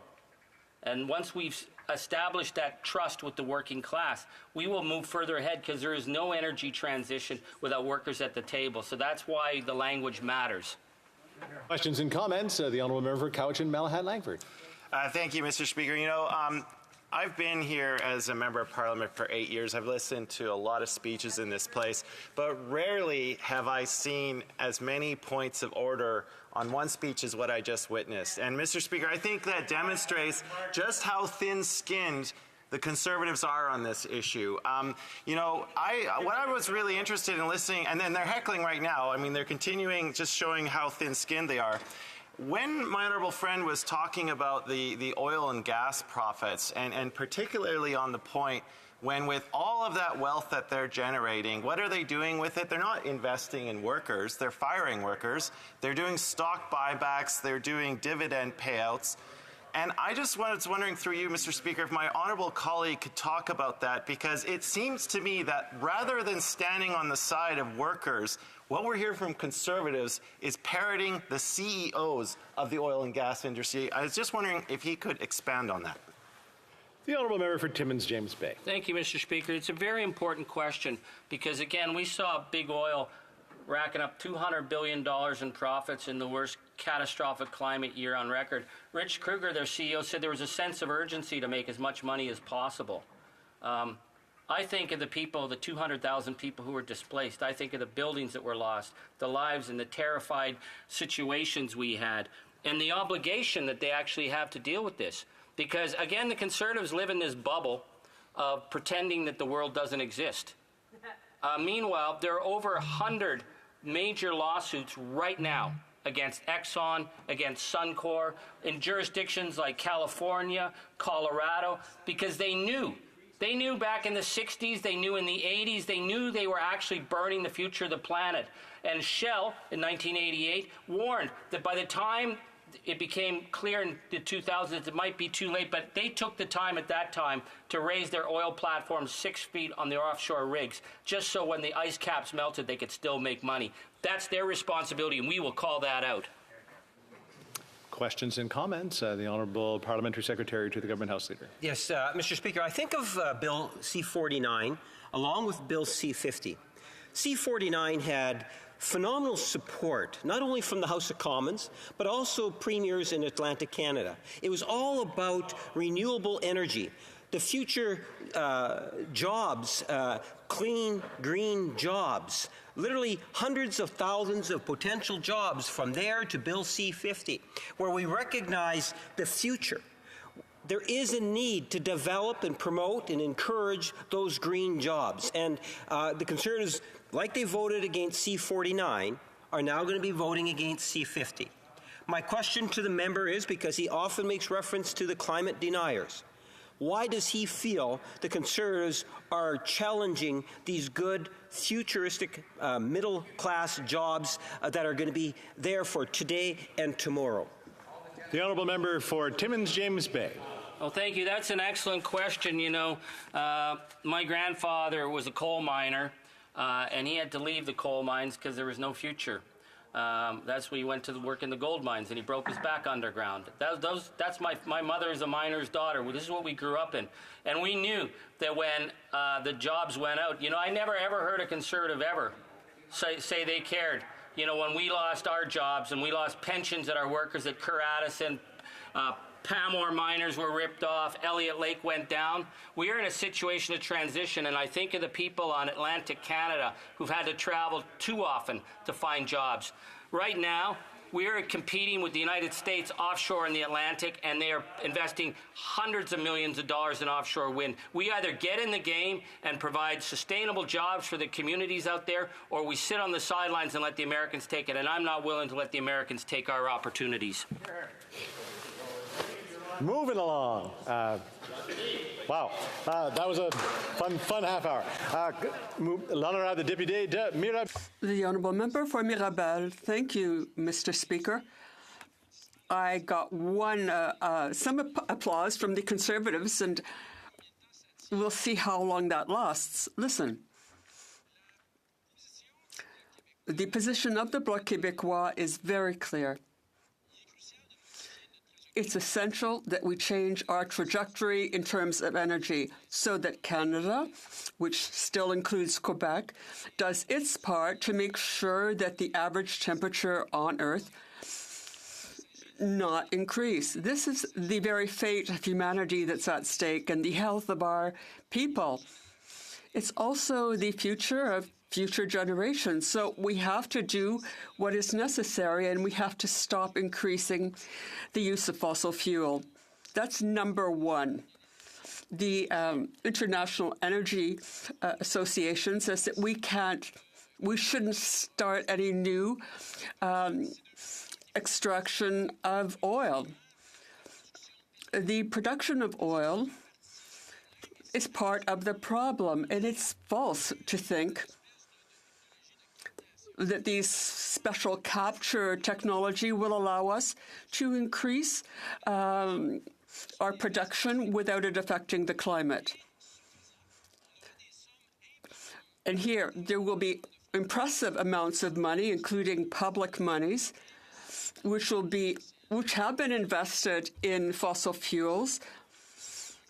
But Canada is supposed to be transitioning to a 21st century economy, especially given its effect on our future generations. So we stand in solidarity with workers who will take part in this process.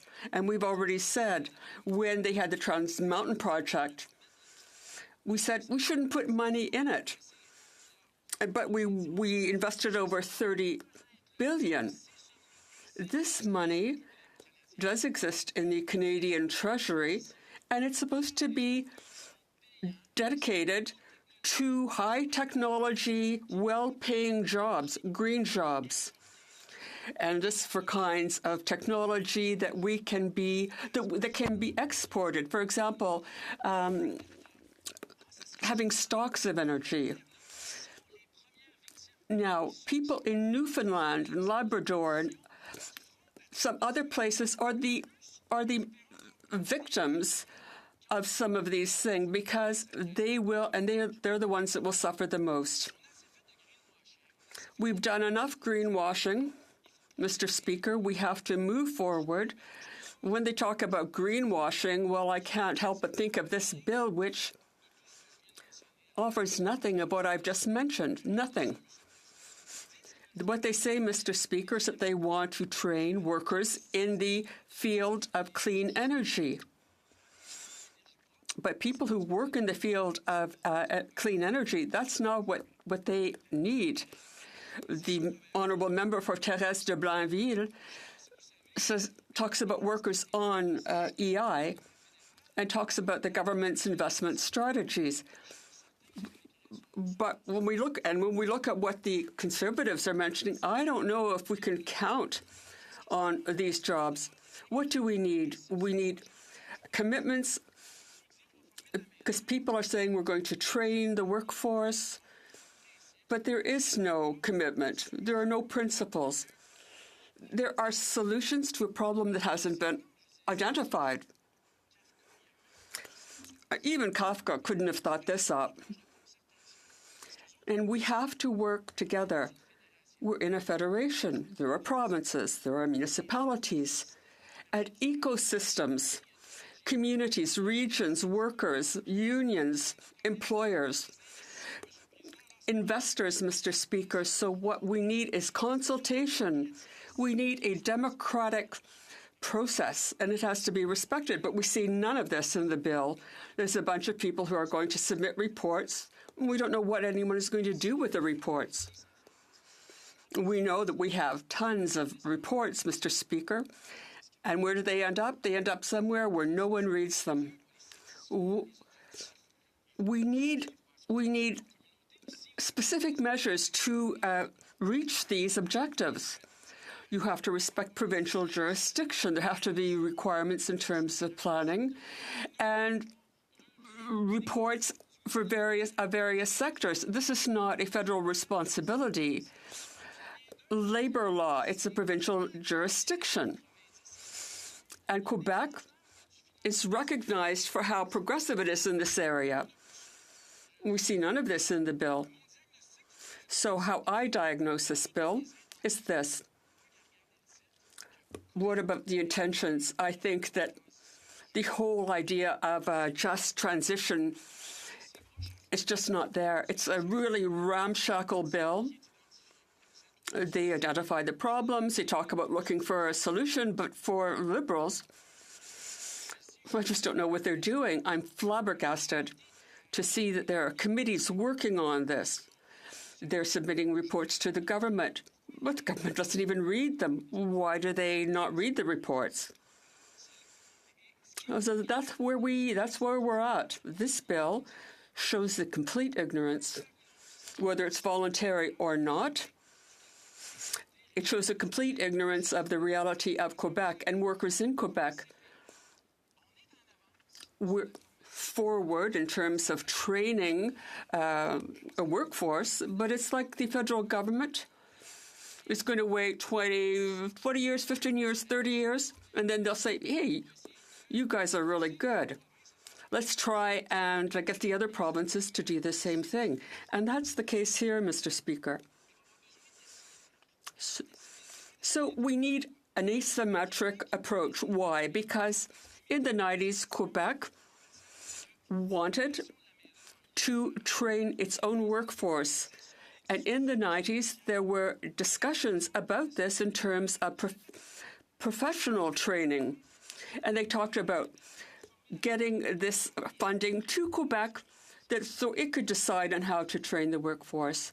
And Quebec does it, and we're good at it. So if results matter, you should consult Quebec.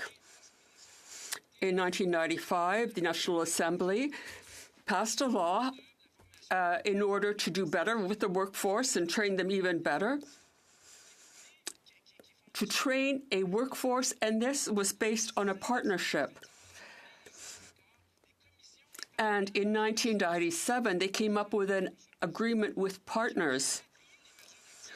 And we came up with the measures to deal with these issues. We worked together to come up with innovative solutions, not just with respect to green energy, but in all areas. And who are these people? Employers, workers, the workforce, universities, vocational training centers, community organizations, economic departments and ministries, people who are aware of the facts on the ground in Quebec. And you know what? It works. So Ottawa has to stop turning a blind eye to this. What about immigration? We're waiting for years to try to get people. And in every region, every sector, studies of the workforce are there. They're trying to determine the needs in the future. How will we plan to deal with these needs? But they're voluntarily ignoring Quebec in this bill. The government is saying, we'll do it. Now, but if people in Quebec want us to do better, they should vote for us because we are defending Quebec's jurisdiction. And the government is in a period of reflection. It's saying, well, there might be something to do. They're thinking about it, but the government wants to consult. There are officials who've been saying they'll consult Quebec. We asked them if they'd consulted Quebec, and they couldn't answer, and they were red as tomatoes, as red as the tomatoes in my riding. There were sums of money that were earmarked for this, but it was never easy to negotiate these workforce training agreements. Let's respect the Paris Agreement and the agreement on a just transition. And it is accepted in the international community, this just transition. We have to make these changes. It has to be done in a way that is in the interest of everyone and of future generations. And when we give this kind of title to a bill, it seems to me that someone is trying to hide something. I would invite all parties to open their eyes to the reality of Quebec and Quebec's institutions and see if their objectives they have set out are the right ones. I think that they have to consult the government of Quebec. Thank you, Mr. Speaker. Questions and comments? The Honourable Parliamentary Secretary to the Government House Leader. Yes, thank you, Mr. Speaker. I'm sure the member has read the legislation, and within the legislation you'll find that there is a council. And that council, I believe, is up to 15. It could be 13. It's right around that 15 mark. And within that council, there will be appointments where we will see different forms of stakeholders, everything from leading industrial personnel to labor representatives to other types of stakeholders that can really contribute to the development of that strategy, which ultimately will lead to a report on a 5-year basis, the first one appearing in 2025.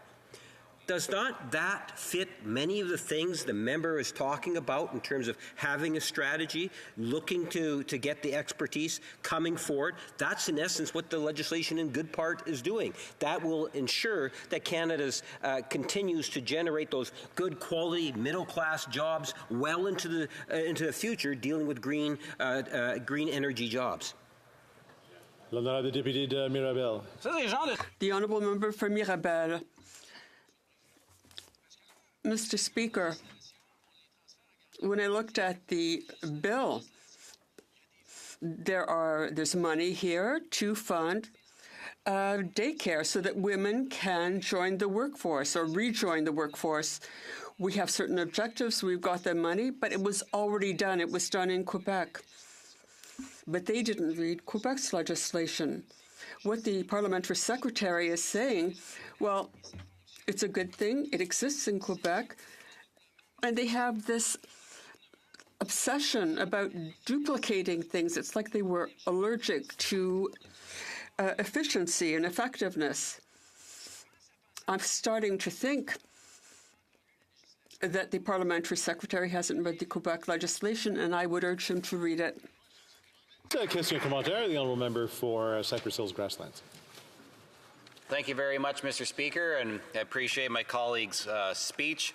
One thing that we heard in committee recently was that workers in the traditional energy sector They have really good paying jobs. Now, when you compare that to the jobs that are going to be and currently are created by green tech companies, whether it's wind, solar, or otherwise, on average, they pay about 36% less than what a traditional oil and gas worker does. Now, if this is a just transition that's going to transfer people from job to job, does the member see anything in this bill that would ensure that the worker that's making money here is going to be making the same amount when he's transitioned to a different job? The Honourable Member for Mirabel.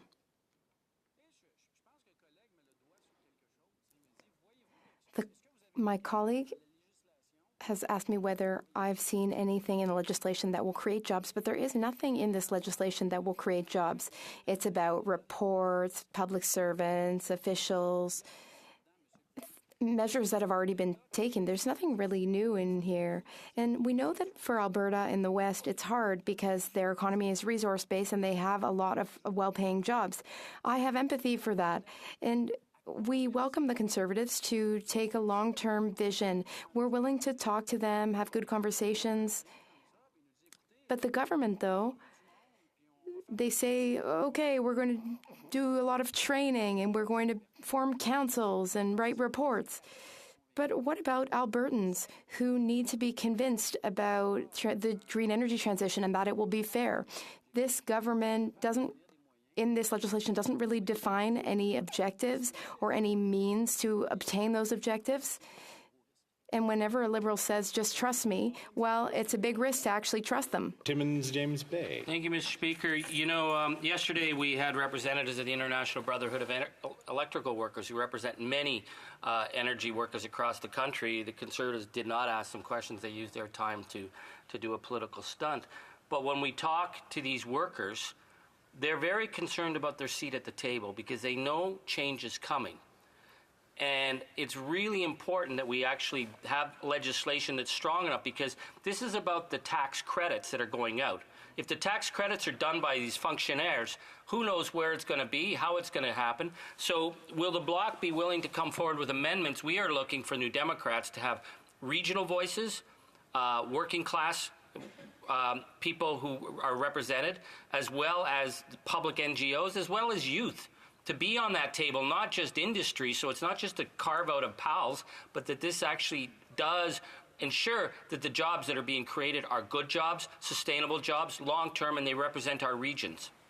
The Honourable Member for Mirabel. I agree, Mr. Speaker. The essentials of my speech was just that, just what the member for Timmins James Bay said. But when it comes to regional voices, though, the NDP says they defend regional voices until it comes to defending Quebec's voice. So respecting regional voices means respecting Quebec, respecting agreements, respecting the Commission of Labour Market Partners, and integrating asymmetry into legislation here.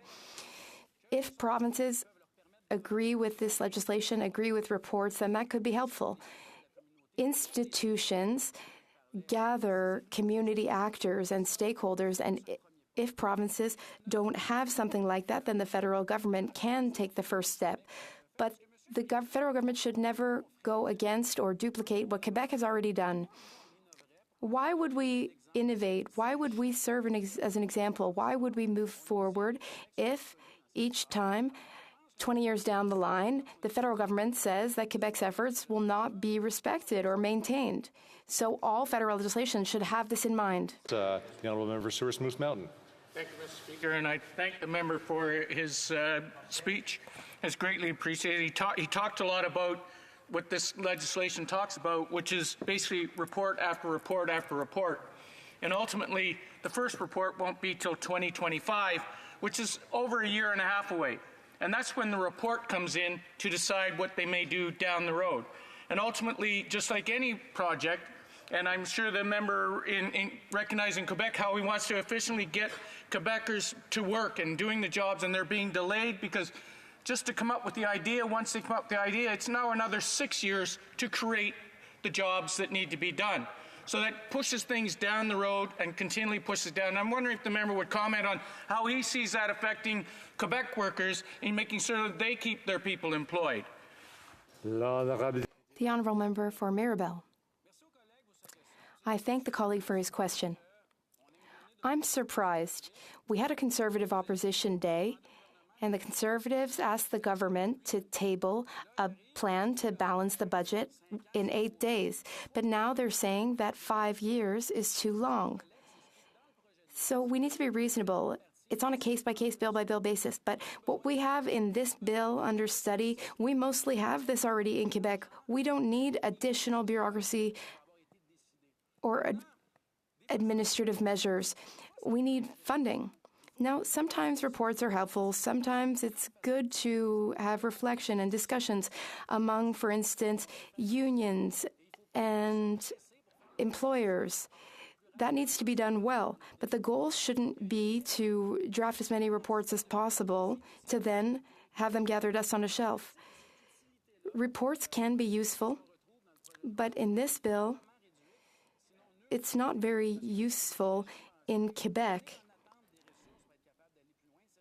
We need resources to go further, and where are those resources? Well, we know that they're here in Ottawa. Questions and comments? The Honourable Member for Saint-Hyacinthe-Bagotte. Thank you, Mr. Speaker. I hope that just tomatoes are red in my colleague's riding. Now, why is there such an ambiguous name in something that should be really clear and get straight to the point? The Honourable Member for Mirabel. Sometimes we try to make things too complicated, like a 4 or 5 line bill title. Sometimes this strategy is to make things too complicated so that people don't actually read it. But as I said in my speech, there needs to be a transition. It needs to be fair. It needs to benefit workers rather than impoverish them. We can create wealth. We can create innovation. We can invest and export, all thanks to this transition that we need. And when we are too glued to oil, too addicted to it, we're depriving ourselves of the benefits of the transition. And that's a fair transition. Bob, continuing debate for about 16 minutes. The Honourable Member for Dufferin-Caledon. Well, thank you very much, Mr. Speaker. I'm happy to talk about this alleged just transition legislation that's brought forward by this Liberal government. So, before when we talk about this legislation, I think we should talk about the success of the Liberals with just transition in the past, because, Mr. Speaker, they promised a just transition for coal workers, and they said they were laser focused on it, and anyone in the coal industry that was going to be displaced by their policies, they were going to get a just transition. And they kept saying this, repeating it over and over again, making these fake and false promises to coal workers. And guess what? Those fake and false promises actually got discovered. They got discovered by the Commissioner of the Environment, the Independent Auditor's Report, the Auditor General, a just transition to a low-carbon economy. And guess what? The Auditor General looked at their just transition that they gave to coal workers, and let me summarize it. It was garbage. They did absolutely nothing for coal workers. So let's just look at a couple of the excerpts that are in this report. Overall, we found that Natural Resources Canada, Employment and Social Development Canada were not prepared to support a just transition to a low-carbon economy for workers and communities. So this is what they do. They try and beat up on energy-producing provinces with punishing policies, but then they say, don't worry, we're going to be there for you. We're going to make sure it's a just transition. But they are false promises, much like Liberal false promises on housing. We're going to solve housing. We've got a housing accelerator. It's going to accelerate something. But you know what? It accelerates nothing. Or they come up with other programs where they just line liberal insiders' pockets with gold, all at the expense of taxpayers, because they actually don't give a darn about the workers' jobs they're going to displace. And the Auditor General was really clear about this. So they had years to deliver a just transition for coal workers, and they did absolutely nothing. The Auditor General goes through and says the analysis is there was no federal implementation plan. They said they had a plan, Mr. Speaker. We've got a plan. No, they misled Canadians. The Auditor General said there was no federal implementation plan. No formal governance structure. Well, I guess when you don't have a plan, there's actually going to be no formal governance structure. So they should have just said, we have no plan. Much like they have no plan on housing, much like they have no plan on the economy, much like they have no plan to combat the opioid crisis. This should be actually called the no plan transition, right? Because there is zero plan. The terrible thing is there's also almost zero accountability from this government. The final thing the Auditor General said is this: there was no measuring and monitoring system put in place. Well, again, when you actually don't have a plan, when you just say to coal workers, too bad, you're out of a job, we don't give a damn, of course you don't actually put in a formal governance structure and you have no system to measure and monitor. But then, Mr. Speaker, they have the actual audacity to come back to this place and to say to Canadians, we've got new legislation because we care about workers. We're going to give them a just transition. The only transition they gave to coal workers was to be out in the cold without a job. And that's their plan again, as they once again beat up on Alberta, beat up on Saskatchewan, and say, we're going to transition your workers out of jobs, but we're going to have some grand transition plan to take care of them. They didn't take care of a single darn thing with coal workers. So let's look at just briefly something that they say, this grand transition plan to take care of workers. Ready? We're going to set up a council. Ooh, wow. They're going to set up a council to be known as the Sustainable Jobs Partnership Council, whose mandate is through a process of social dialogue to provide the minister with specified ministers with independent advice. Well, I can tell you, Mr. Speaker, that and $1.50 will buy you a double-double at Tim Hortons. And that's effectively what workers are going to get with this piece of legislation. They're going to set up a council. Wow, that's really ambition. Now, look, I don't have a lot of faith in this government because, really, anything they touch, they have the opposite of the Midas touch. Remember the Midas touch? It turns everything to gold. Yep. Everything these guys touch turns into garbage. So let me tell you, they're going to set this up? Yeah, right. They say they're going to do it in a couple of years? Yeah, right. Because let's go back to how they treated coal workers, right? They treated coal workers like you wouldn't treat your worst enemy. They were indifferent. They set up no program, all the while saying, we're setting up a program, we're going to take care of you. That, Mr. Speaker, is called gaslighting. And they gaslight Canadians constantly. They actually do it on housing, too. You talk about housing, the minister puffs up his chest and says, no one's done more for housing. We've got a housing accelerator. We've got this program. We've got that program. And guess what? Housing prices have doubled. Rents have doubled. So when they say they're going to do something, we should actually believe what they're going to do is cause harm.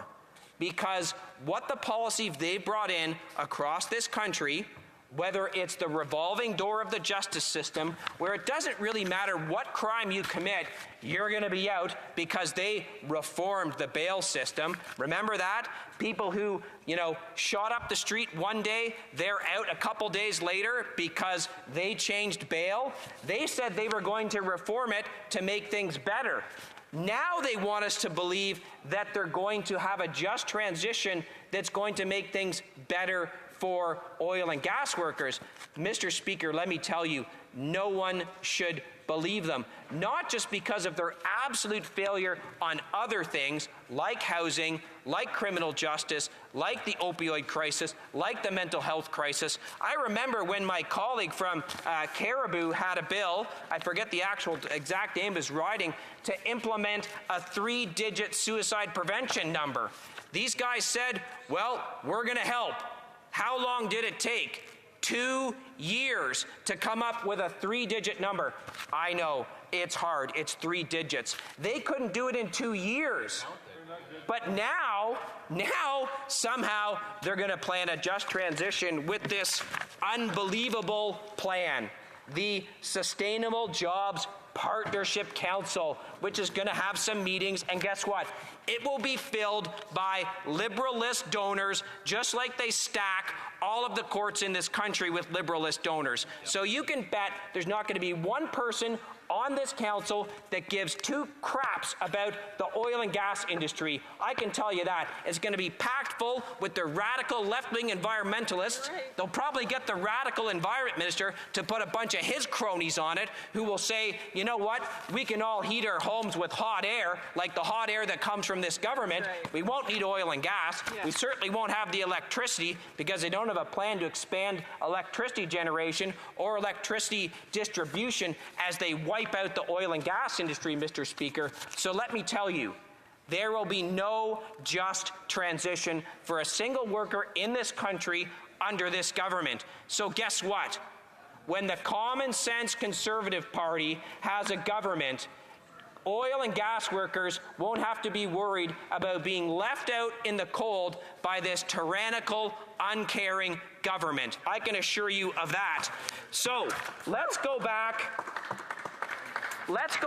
and look at some of the results from the Auditor General from their just transition for coal workers, because let me tell you, it's a page-turner in absolute incompetence. And I tell you, this government's incompetent in almost everything, but they really took it to a new level.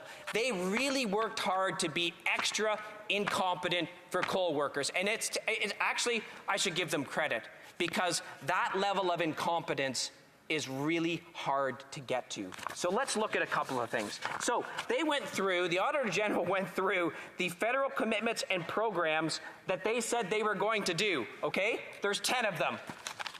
Anyone want to guess how many they actually came through on? Yeah.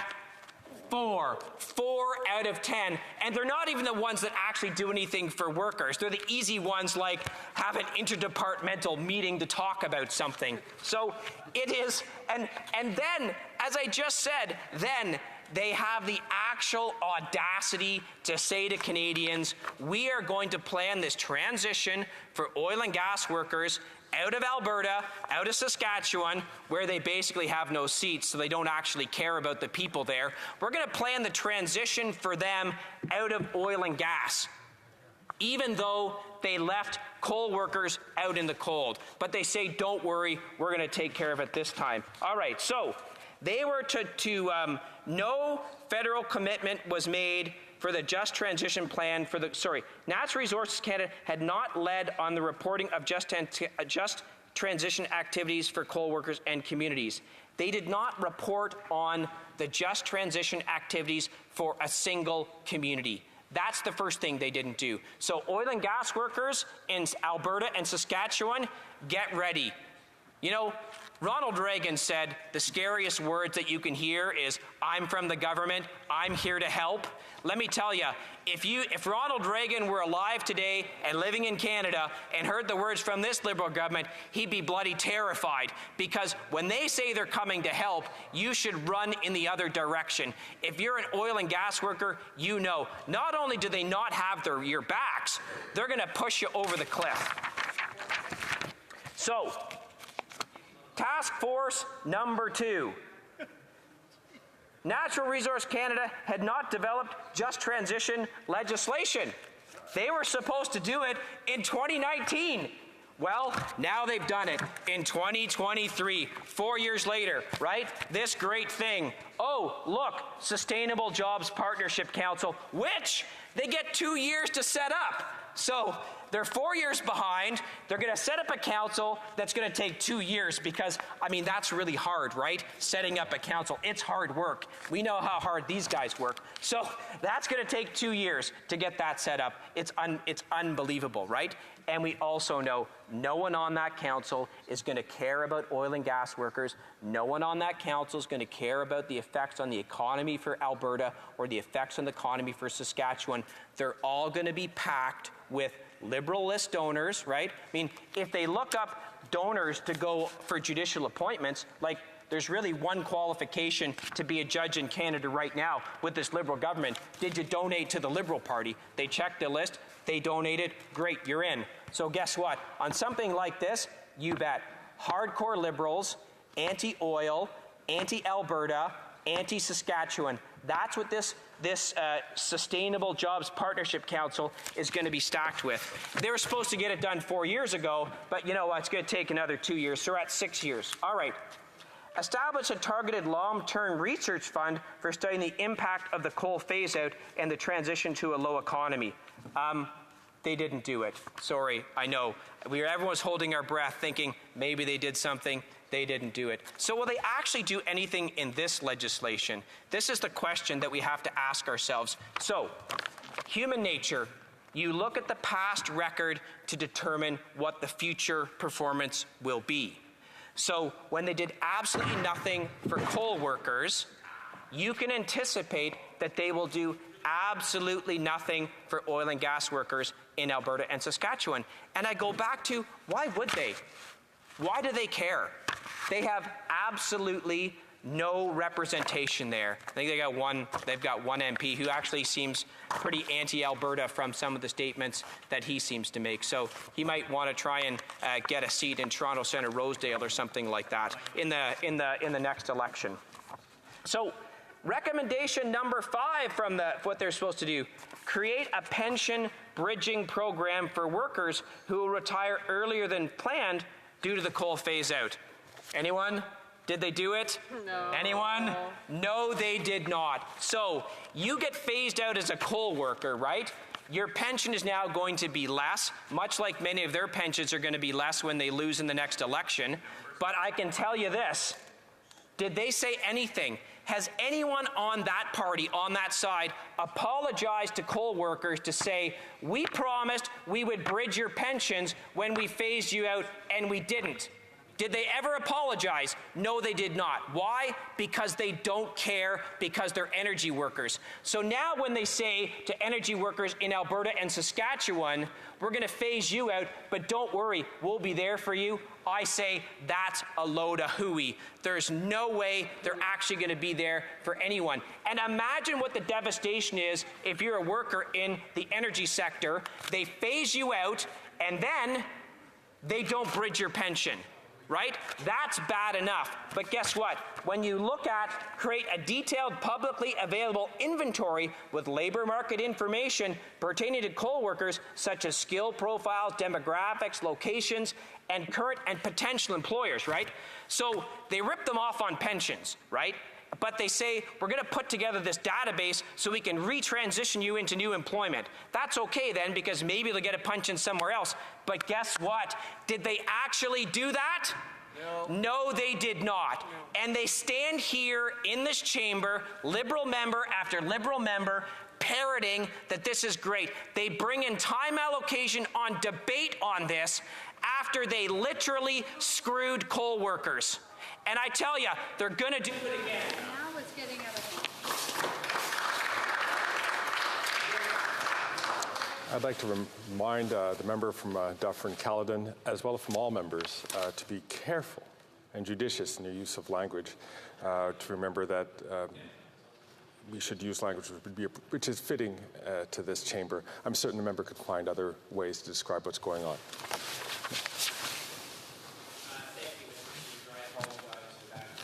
When I think of what they did to those coal workers, that they got them no jobs, that they didn't bridge their pensions.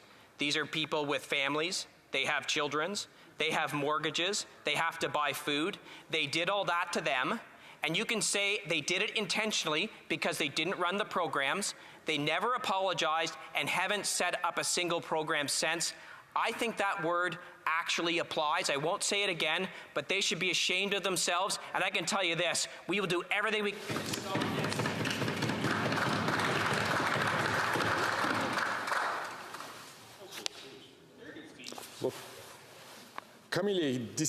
It being 5:45, pursuant to order made earlier today, it is my duty to interrupt the proceedings and to put forthwith every question necessary to dispose of the second reading stage of the bill now before the House.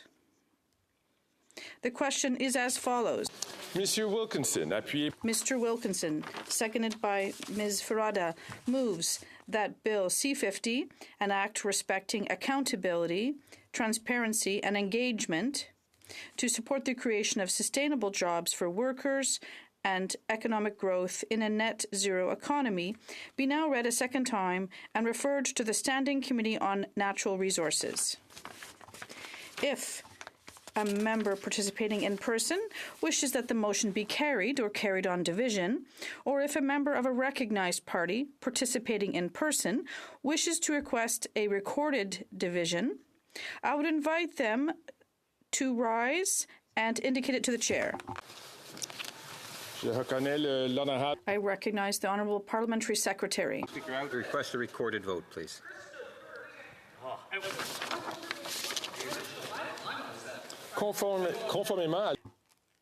Pursuant to Standing Order 45, the division stands deferred until Monday, October 3rd, 2023, at the end of time provided for oral questions. I recognize the Honourable Parliamentary Secretary. Speaker, I would, if you were to canvass the House, I suspect you'd find unanimous consent to call at 6 o'clock at this time so we could begin private members' hour. You like that?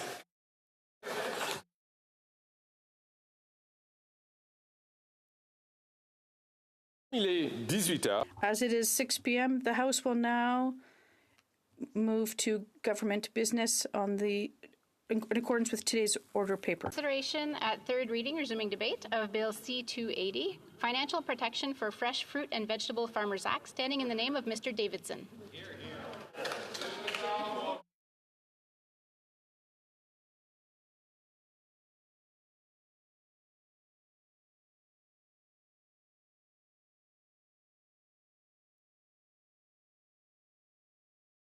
C'est pas M. Davidson, c'est intéressant.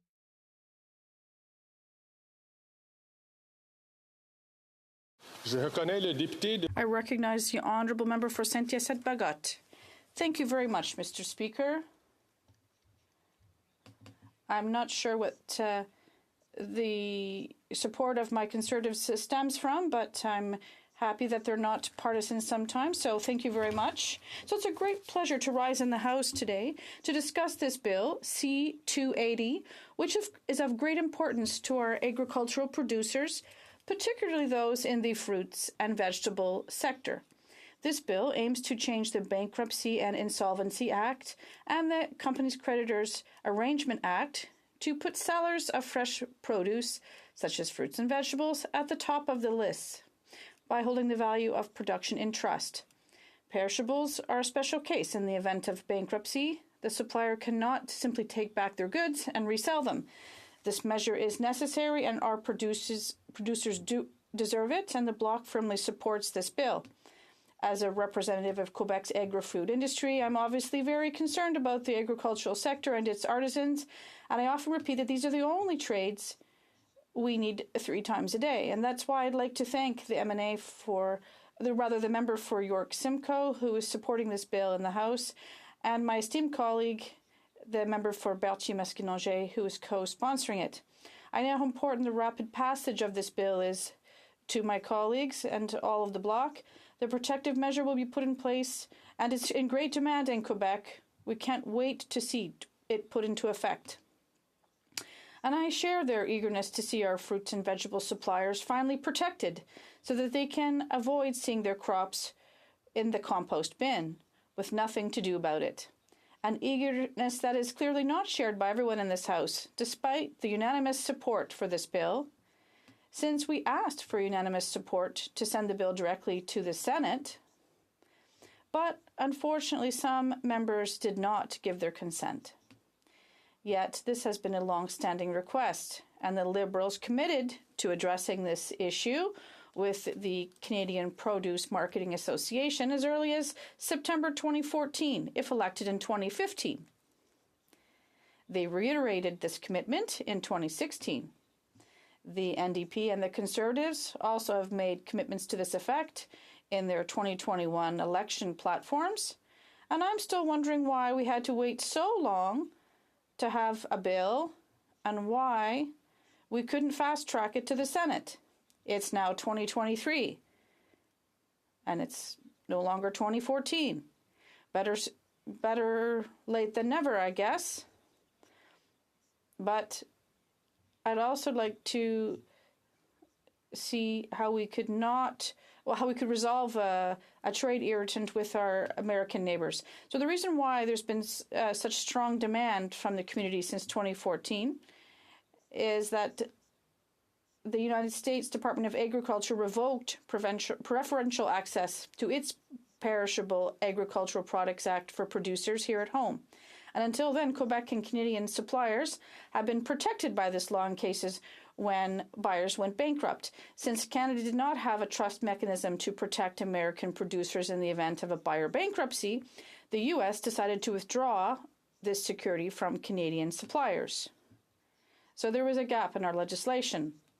An alternative process has certainly been developed between the two countries, but it is very cumbersome, especially for our smallest companies, which have to take many tedious steps to file a lawsuit. And if they decide to face this bureaucratic ordeal, they have to post a bond equivalent to twice the amount required under the lawsuit, according to the Canadian Produce Marketing Association. And then things become very tough, and they don't have that kind of liquidity, and they receive only a fraction of the value of their produce rather than, having nothing at all. The U.S. is demanding Canada provide similar protection to the U.S. Perishable Agricultural Products Act before restoring access to its program for Canadian producers. Passing this bill today will not only protect our producers from doing business on Canadian soil, but also, with a little good faith on the part of the U.S. administration, those doing business with American buyers. So I'd also like to point out that the U.S. Perishable Agricultural Products Act was passed in the 1930s, Mr. Speaker, and it's high time we had a similar mechanism.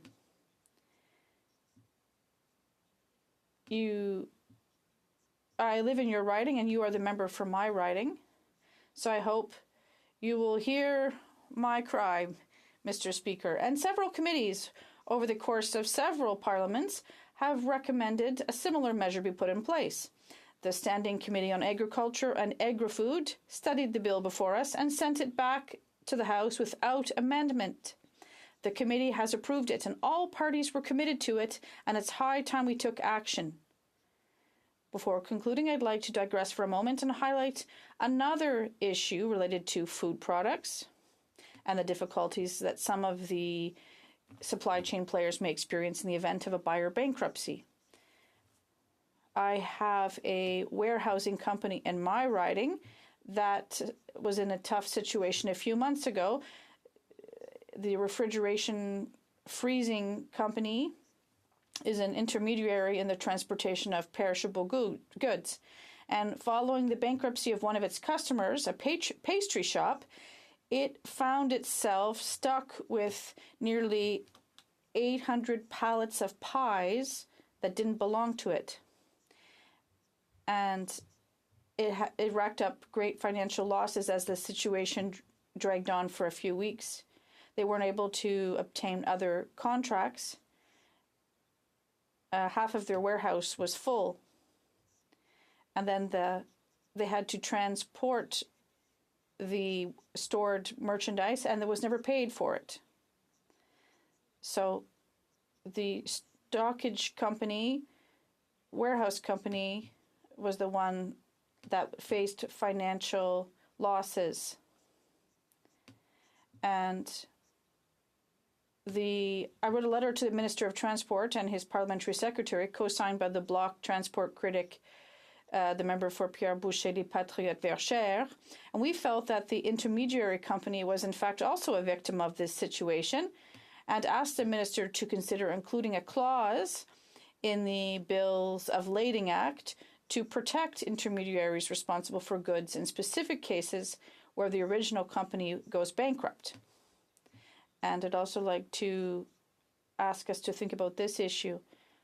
But in conclusion, with respect to this bill, let us adopt this bill. Thank you very much, Mr. Speaker. Let's adopt it as quickly as possible. Before I move on to the member for Port Coquitlam, I'd like to reassure the member for Saint-Hyacinthe-Pagot that I am proud to be his member. The member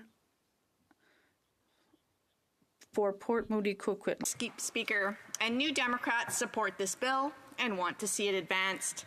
This bill has already been the subject of many committee studies, and as my colleague from Langford Malahat said recently, he has almost lost count of how many times at different committees and different parliaments it's been considered. He went on to say that we have seen a recommendation for this type of measure to be enacted by the House of Commons. The time is now, Mr. Speaker. I would like to see this bill, along with my NDP colleagues, pass through third reading to get to the Senate and to start getting the traction it needs. The Fruit and Vegetable Growers of Canada, the Canadian Produce Marketing Association, and the thousands of people they represent want that too. They are waiting for action, so I reiterate the news from the member from Langford Malahat, as well as the NDP caucus, that we look forward to its speedy passage to the other place and hope that it finds its way to the Governor-General's desk to receive royal assent quickly. Because climate change, Mr. Speaker, is not waiting for government process. Climate change is affecting growing season, shipping times, supply chains, and is contributing to Canada's ongoing infrastructure deficit. During the drastic flooding in BC due to an atmospheric river, BC got a first-hand view of how fragile Canadian supply chains are because they rely on open roads, railways, and ports. Let's add the black swan event of the global pandemic to supply chain challenges. These black swan events are coming more often, Mr. Speaker. Since the start of the pandemic, it has been more difficult to transport goods, especially fresh fruits and vegetables that have short lifespans and need just-in-time logistics. With small profit margins alongside big impacts to food security, any food wasted directly affects the bottom line of farmers and producers and limits how we get food on tables. Many farmers in Canada are feeling the stresses of trying to make ends meet in this volatile business. They feel the pressure of feeding not only Canadians, but the world. And right now, this government does not have their back when something out of their control affects their bottom line. In Canada, we depend on farmers and producers to feed our communities. Food sovereignty is a life or death business, and we cannot leave farmers and producers without a safety net if we are serious about protecting food sovereignty in this country. The fresh fruit and vegetable industry has been calling for support to prevent their farms from going bankrupt because of the lack of protection. In the supply chain specifically, it would be very, very beneficial. They are becoming more and more unreliable, these supply chains, because of climate change. Food loss because of supply chain limitations cannot be fully on the backs of those who grow and produce our food. We need them to thrive so that people can eat healthy and affordable food. And food spoilage is not only incredibly expensive, but also incredibly harmful to the environment and contributes to climate change. Farmers and producers need protection from that. This Liberal government needs to get serious about helping them to reduce their wasted food and to recover from any losses that are not in their control. Food waste alone increases carbon dioxide and biomethane emissions, contributing to a warming planet. And with more droughts, fires, and floods, these farmers and producers become more susceptible to these events. Food is becoming more challenging to get from farm to table. Producers, suppliers, and retailers must all be supported and encouraged to help get food to tables. But let's get back to the bill. Farmers and producers of fresh food and vegetables are taking incredible risks and hits to their viability due to increased risk of filing for bankruptcy. For example, Canadian producers, growers selling to markets in the United States had equal access to payment protection under the Perishable Agricultural Commodities. Since 2014, though, they haven't been allowed to file a formal claim under this PACA, P-A-C-A, until after they post a bond of double the value of their original shipment. This is an expensive, risky ask when product shipments can be delayed and affected by many different points of the supply chain. In addition, Mr. Speaker, let's talk about the risks of natural water resources in Canada becoming scarcer. The amount of water and water restrictions are also putting strain on farmers and producers, adding costs and risks to their business. They need government support as they deal with these mounting risks. New Democrats have and will continue to support farmers and producers. In 2015, New Democrats' federal election platform promised to introduce a payment protection plan for produce growers. And we mean it, among other measures to keep farmers and farms in their stewards' hands and to make the money that those businesses deserve. Protection for our farmers is critical. Canadian farmers are essential workers. During the pandemic, they continued to work to keep our stores supplied. As large grocery store chains continue to make record profits, they downloaded the costs and risks to their suppliers. Farmers and producers suffered with no legislated support. That lack of a safety net needs to be corrected. I close by saying this bill is imperative to reduce the risk for farmers and producers, to assist them in remaining viable, and as climate change continues to negatively impact food security and food sovereignty, we need our farmers. Thank you, Mr. Speaker.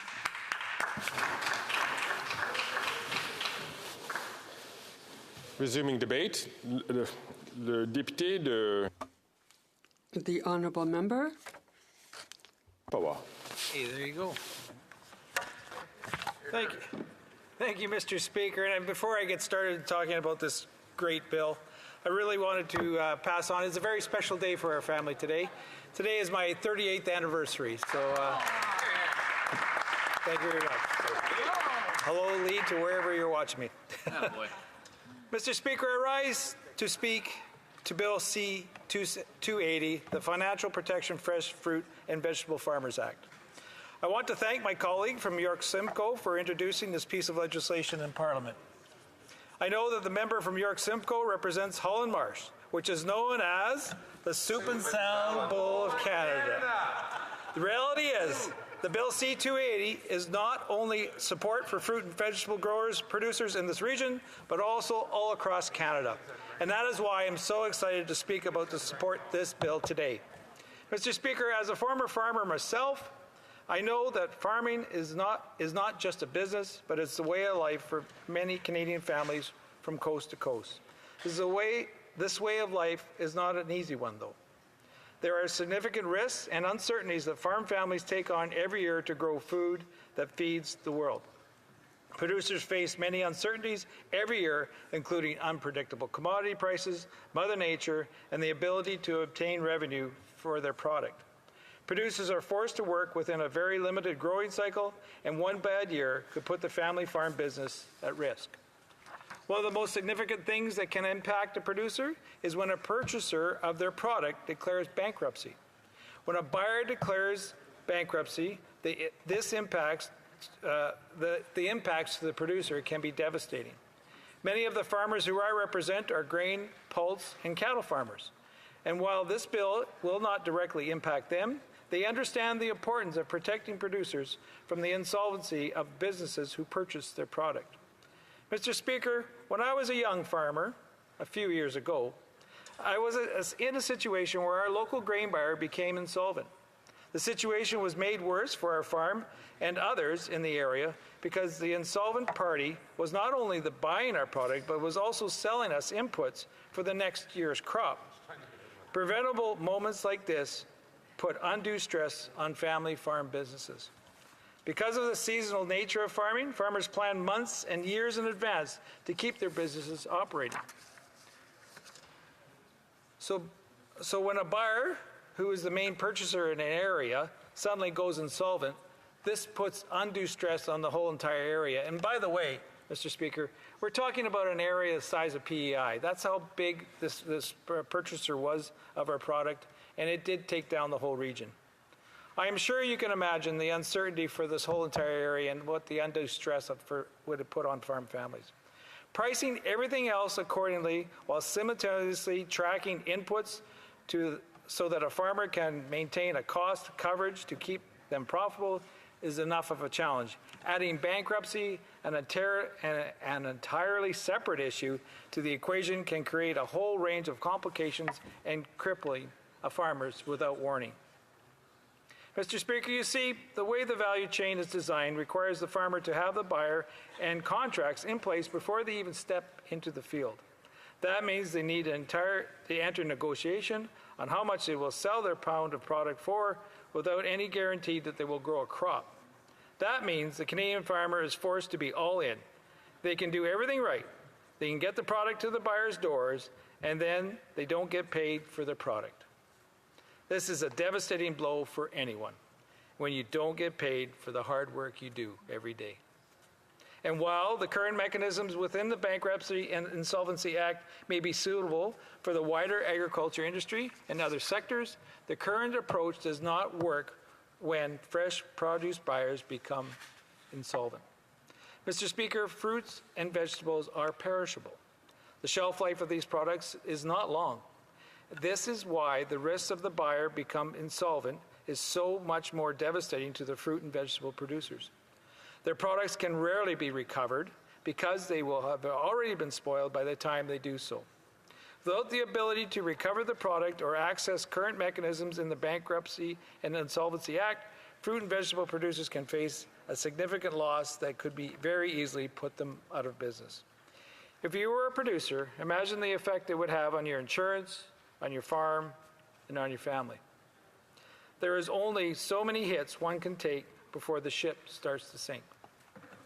The uncertainty of producers not being paid for their products is very real, but is also avoidable if we pass this bill into law. But don't take my word for it. Let's see why this legislation is needed. Listen to the Canadian fruit and vegetable producers who have rallied behind Bill C-280 in support. Jan Vanderhoek, the president of Fruit and Vegetable Growers of Canada, stated, and I quote, "This will have a very positive impact on our national food supply, lowering costs to consumers," end quote. The chair of the Canadian Produce Marketing Association stated, and I quote, "For too long, Canadian produce growers and sellers have shouldered the financial risk when selling their products. The challenges of the pandemic and the massive increase in costs we have experienced over the past few years have put many in even more vulnerable position. We hope that all members of Parliament will vote in favor of this important piece of legislation to support long-term viability of our sector and send a message to growers and sellers that we have their backs," end quote. Mr. Speaker, and while I said there was reasonable protections for producers, there is a lack of protection for them within the banking industry itself. I believe that too often business people with no understanding of how agriculture industry operates undertake uncalculated risks that could undermine the survival of the farms they do business with. That's why I'm so grateful to my colleague for bringing this bill forward in the House of Commons, and that is why I'm so proudly supporting it. As a lifelong farmer, I know that many farmers have faced challenges where they wish that there was a mechanism in place to protect them from a devastation of an insolvent buyer. It would allow producers to have more protection from the buyers who hold their very livelihoods in their hands. Bill C-280 will certainly build that certainty into the financial landscape. This increased certainty would allow for reduced produce costs. This could be passed on to the grocery cart of Canadians. And with food inflation limiting how many fresh fruits and vegetables Canadians can afford, reduced costs are needed now more than ever. Mr. Speaker, this bill is a practical solution to a very serious problem.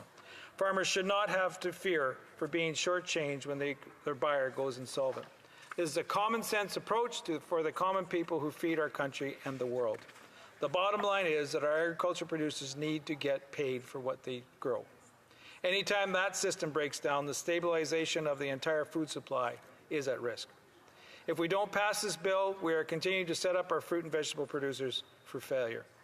Now more than ever, it is critically important that we send this very clear signal to our agriculture producers across the country. This NDP Liberal government has neglected farmers for far too long. By passing Bill C-280, they have a chance to stand with Canadian producers for once. Mr. Speaker, in closing, I want to mention that one of Canada's newest vegetable producers, Vermilion Growers, earlier this year, Vermilion Growers opened a state-of-the-art tomato greenhouse in Dauphin, Manitoba. The folks at Vermilion Growers are working tirelessly to become leader in growing fresh and local produce that will feed Canadians across the country. I'm very fortunate to represent this new business in Parliament, and I know that Bill C-280 will support local growers like them. I hope all members in this House will support Canadian fruit and vegetable producers by passing Bill C-280. Thank you, Mr. Speaker. I thank the honourable member, and now I'd like to recognize the Parliamentary Secretary. Thank you so much, Mr. Speaker. I'm pleased to rise today to talk about Bill C-280, first introduced by the member for the Soup and Salad Bowl of Canada. And I know, Mr. Speaker, you said not to come up with new riding names, but I think the honourable member appreciates it in this particular case. I'd like to thank him for getting the process started and for the important steps that have already been taken on the way to get the bill through the parliamentary process. The aim of the bill is to help our fruit and vegetable growers by reducing the financial risks they face. Growers and farmers work hard, they take risks, and provide Canadians with healthy produce. Furthermore, growers do not get paid in many cases until their produce goes through numerous steps of a long supply chain to get to the consumer. This is risky from a financial perspective, as the bankruptcy or insolvency of any of the players along the supply chain may result in the grower not getting paid. The government has taken important steps to make things better for growers and farmers. One example is the passing of the Safe Food for Canadians regulations in 2018. However, the risk is not completely gone, and we can still do more. We heard a lot from witnesses during the bill's study at the Agriculture Committee that our growers and farmers still face the problem of non-payment if a link in their supply chain becomes bankrupt or insolvent, which is a real risk already given the tight profit margins. In short, this is why we are supporting Bill C-280. Mr. Speaker, we in the House agree that this bill is a good idea. But as we heard during the bill study at committee, it's not perfect, and there are issues that the government in this House should continue to monitor to ensure that we maximize the bill's potential to assist growers. I would note two issues in particular. First, the impact of the bill on access to affordable credit for growers and sellers in the fresh produce supply chain. Second, potential for the bill to restore Canada's preferential access to the formal dispute resolution process under the United States Perishable Agricultural Commodities Act, the PACA, which regulates the fresh produce sector and provides financial protection for sellers. Mr. Speaker, in committee, members heard from a witness who was concerned that the changes made by this bill might make banks less willing to give loans, or they might charge more when lending to fresh produce sellers. This is because the bill changes the creditor priority in insolvency. And such changes can cause lenders to react with high credit costs or lower availability to compensate for higher risks of non-payment. This witness had extensive experience in both Canadian and United States fresh produce industry, and his concerns stem from the impact that the PACA had south of the border. He explained to the committee that in his experience, the U.S. lenders reduced crucial operating credit lines for producers, sellers, or required additional security because the PACA deemed trust is paid ahead of all other loans and lines of credit in a bankruptcy or other default payment. It's important to note that the Canadian Bankers Association also raised this when the Department of Industry consulted on the issue several years ago. This was, however, a minority view at the committee, and most fresh produce industry representatives downplayed these credit risks. The committee gave appropriate weight to their assessment, given their knowledge and experience.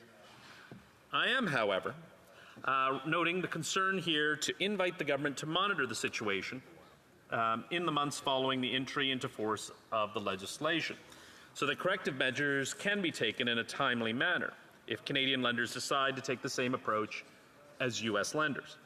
Industry witnesses before the committee emphasized the importance of trade credit to the fresh produce supply chain, and such I believe we will still want to make sure this bill achieves its intended objectives. A second issue to consider is getting back Canada's preferential access, as I mentioned, under the PACA.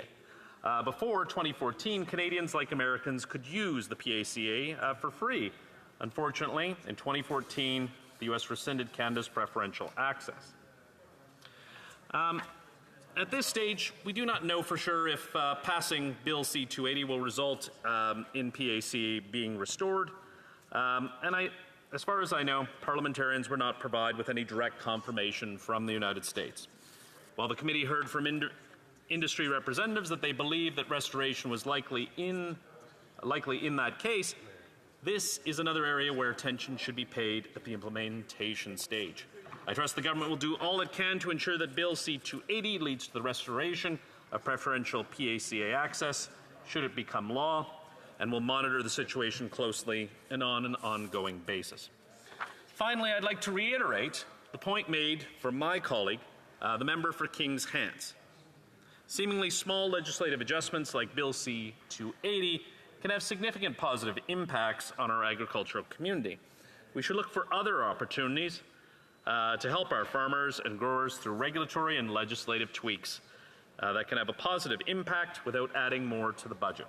The member for Kings Hants mentioned streamlining regulatory approvals for agricultural products as one example. And I look forward to hearing more about this and other ideas from the members of our agricultural community, including the parliamentary secretary, who is very enthusiastic about all things agricultural. In summary, Bill C-280 is a good step forward towards supporting our hardworking fresh fruit and vegetable growers and making sure Canadians continue to have healthy food on the table. But let's also keep watching to make sure that the bill reaches its potential. Thank you so much, Mr. Speaker. Continuons le débat. Resuming debate, the Honourable Member for Mirabel.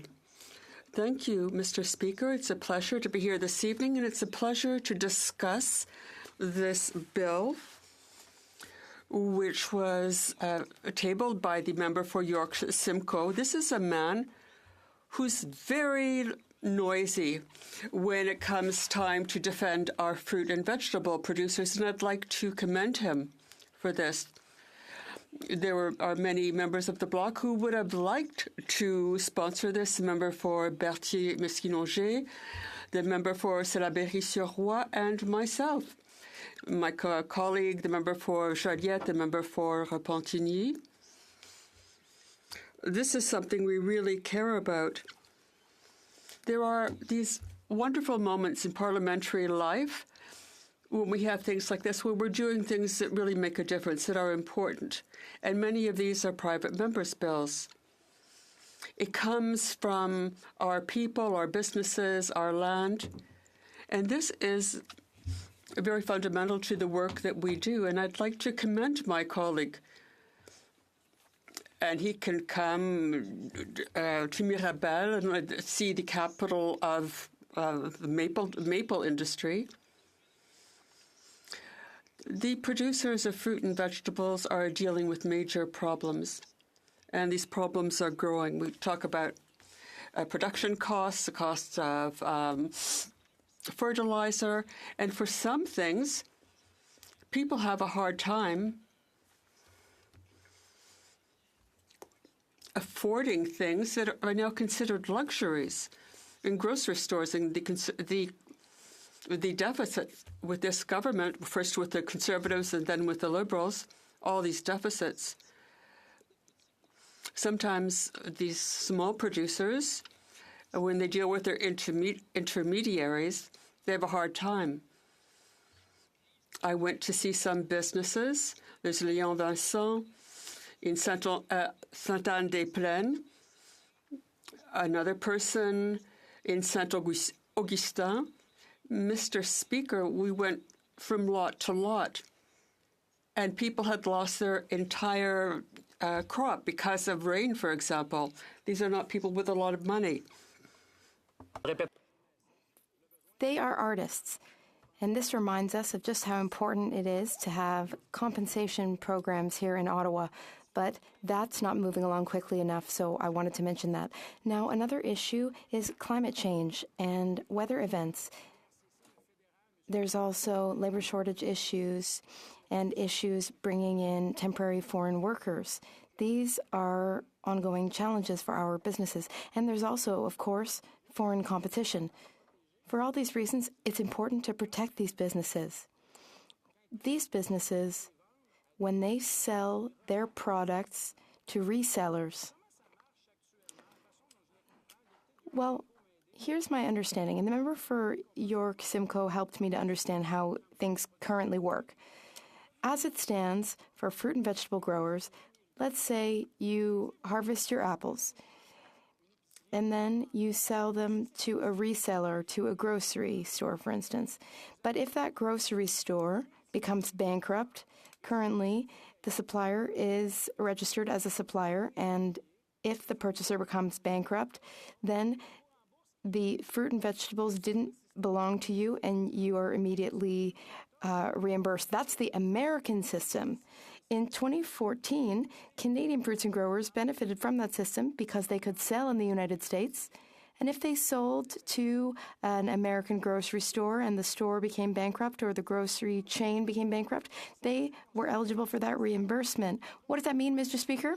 That means that we were relying on Americans to protect our Canadian producers. And then the Americans in 2014, they said, listen, Canada, you're really not doing well, because if our producers sell in Canada, they have no protection. If they deliver fruits and vegetables to a Canadian grocery store and that store goes bankrupt, or the reseller, wholesaler goes bankrupt, then the American farmers cannot get reimbursed. Then they have to go through all sorts of steps to try to be reimbursed. And through our own logic and our own system, our own Canadian producers were not protected. So the Americans said to us, wake up, stop fooling around, protect your own growers and protect ours too, and then we will have some reciprocity. In 2014, the United States told us that they were tired of protecting our producers for us. So we figured that the federal government would wake up and take action. Post haste. What has occurred since then, though? Crickets. Goose egg. Nothing. The federal government took no action, Speaker. And since then, our producers are no longer protected in the States. They are not at all protected here.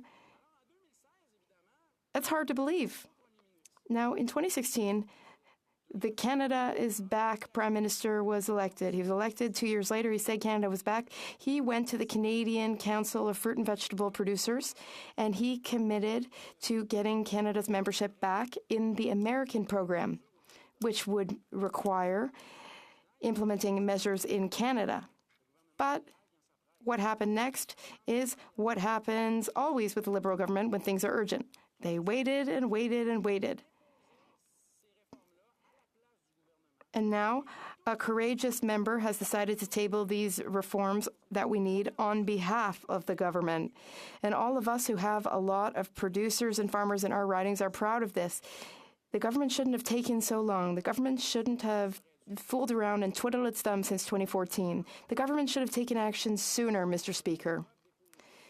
Currently, if our producers need help, there are ways they can go about it. For example, in the States, you can legally go after the supplier or the purchaser. but it makes it impossible to get paid at the end of the day for fruits and vegetables when they're sold to a reseller. And that is disrespectful, Mr. Speaker, to our fruit and vegetable growers who feed us, who feed our towns. We all depend on these farmers in some way or another. But farmers, they work so hard. They don't have time to waste time with administrative issues and going to court, because farmers are on the ground, in the fields. They are in orchards, in greenhouses. They are managing their facilities, and they're also trying to take care of their temporary foreign workers. The government doesn't help them enough with that. We need, through this bill, to help them. We need to lighten the burden that they carry on their shoulders. They're in one of the riskiest sectors of the economy, and it's hard to be in agriculture. So thank you for this bill. Thank you, Mr. Speaker, for this bill, which would make things easier for farmers. This bill will make it such that purchasers will be responsible for the amount. So until the bill is paid in full, the purchaser will be responsible for it. So if someone has not paid their invoice and then they become bankrupt, the supplier is guaranteed to be reimbursed without much hassle, Mr. Speaker, because the system says that producers deserve to be paid. After bankruptcy, currently, producers are told to go and recover the products that were sold 30 days ago, but that doesn't make any sense. So I welcome my colleagues to eat 45-day-old salad or 30-day-old blueberries, strawberries, because under the current system, producers are told to recover their rotten produce. You know what's rotten is that system. We need to make progress. The Senate should pay close attention to this bill and make sure that it passes swiftly. Thank you, Mr. Speaker. Resuming debate. Bien. Maintenant, on va passer à le droit de réplique. Right of reply. The member for York Simcoe. Well, thank you, Mr. Speaker. And Canada's fresh fruit and vegetable growers should be paid for the fresh fruit and vegetables they grow, full stop. And Bill C-280 will ensure that fresh fruit and vegetable suppliers are not unduly disadvantaged by the bankruptcy of a produce buyer. The Deemed Trust established by this bill will also support the highly integrated produce trade between Canada and the United States. Farmers and other suppliers in Canada have been pushing for these measures for almost 10 years. The absence of well, there you go, 20 years. The absence of a deemed trust has cost produce suppliers their farms and livelihoods and has jeopardized our domestic food security. With Bill C-280, we can finally change that. This is a common sense conservative bill that has been supported by all parties in this House. And I want to thank all members for that, especially the Conservative Shadow Minister for Agriculture and Agri-Foods, the member for Foothills, the Chair of the Standing Committee on Agriculture and Agri-Foods, the member for Kings Hants, the member for Burnie Maskinaj, and the member for Calwyn, Malahat, Langford for their support. It goes to show the cross-country support this bill has. C-280 will provide financial protection measures for those growing fruits and vegetables from coast to coast to coast, Mr. Speaker. This includes asparagus in Quebec, sweet potatoes in Nova Scotia, carrots in the soup and salad bowl of Canada, home to the Holland Marsh in my riding of York Simcoe. And of course this week, Mr. Speaker, we saw the leader of the official opposition enjoy beautiful ambrosia apples in the great province of British Columbia. How about those apples? I am also grateful to Ron Lemaire, Shannon Summerall from the Canadian Produce Marketing Association, Quentin Woods and the Fruit Vegetable Growers of Canada, Fred Weber and the Fruit and Vegetable Dispute Resolution Corporation, Jody Mott and the Holland Marsh Growers Association, and of course, my #1 staff in Ottawa, Patrick Speck, who worked tirelessly on this bill with me, and also my staff back at home in the riding, Jennifer, Michelle, and Carol, and also to my wife, who I told you it'd all be worth it, all the long days and nights here in Ottawa that I know all members can appreciate. Thank you, Suzanne. And it's time we get this over the line. I urge members to support C-280 when this is voted upon next week. I trust that legislators in that other place with the red carpet that can be a little slow sometimes, but like we say in York Simcoe, be ready, senators.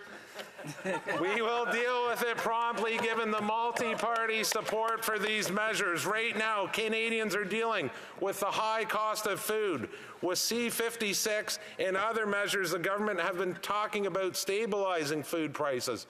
Well, Mr. Speaker, C-280 is going to lower prices of fresh fruits and vegetables that Canadians need now. So we all need to get behind this. Too often Canadians, especially rural Canadians, think we can't work together in this place. They think we can't get anything done, and they believe whatever is accomplished doesn't have any relevance or impact on their lives. Rural communities are places where people band together every day. They are the foundation of what it means to be Canadian. They want to see this place work for them.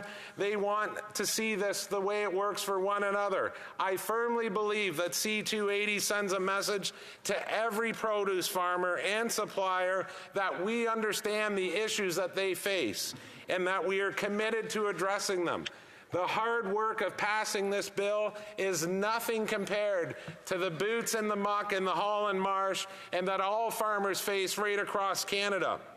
But I can tell you this, we're going to get behind them with this bill, Mr. Speaker. We're going to get it done. So let's get 280 passed for the farmers right across Canada. Thanks very much, Mr. Speaker.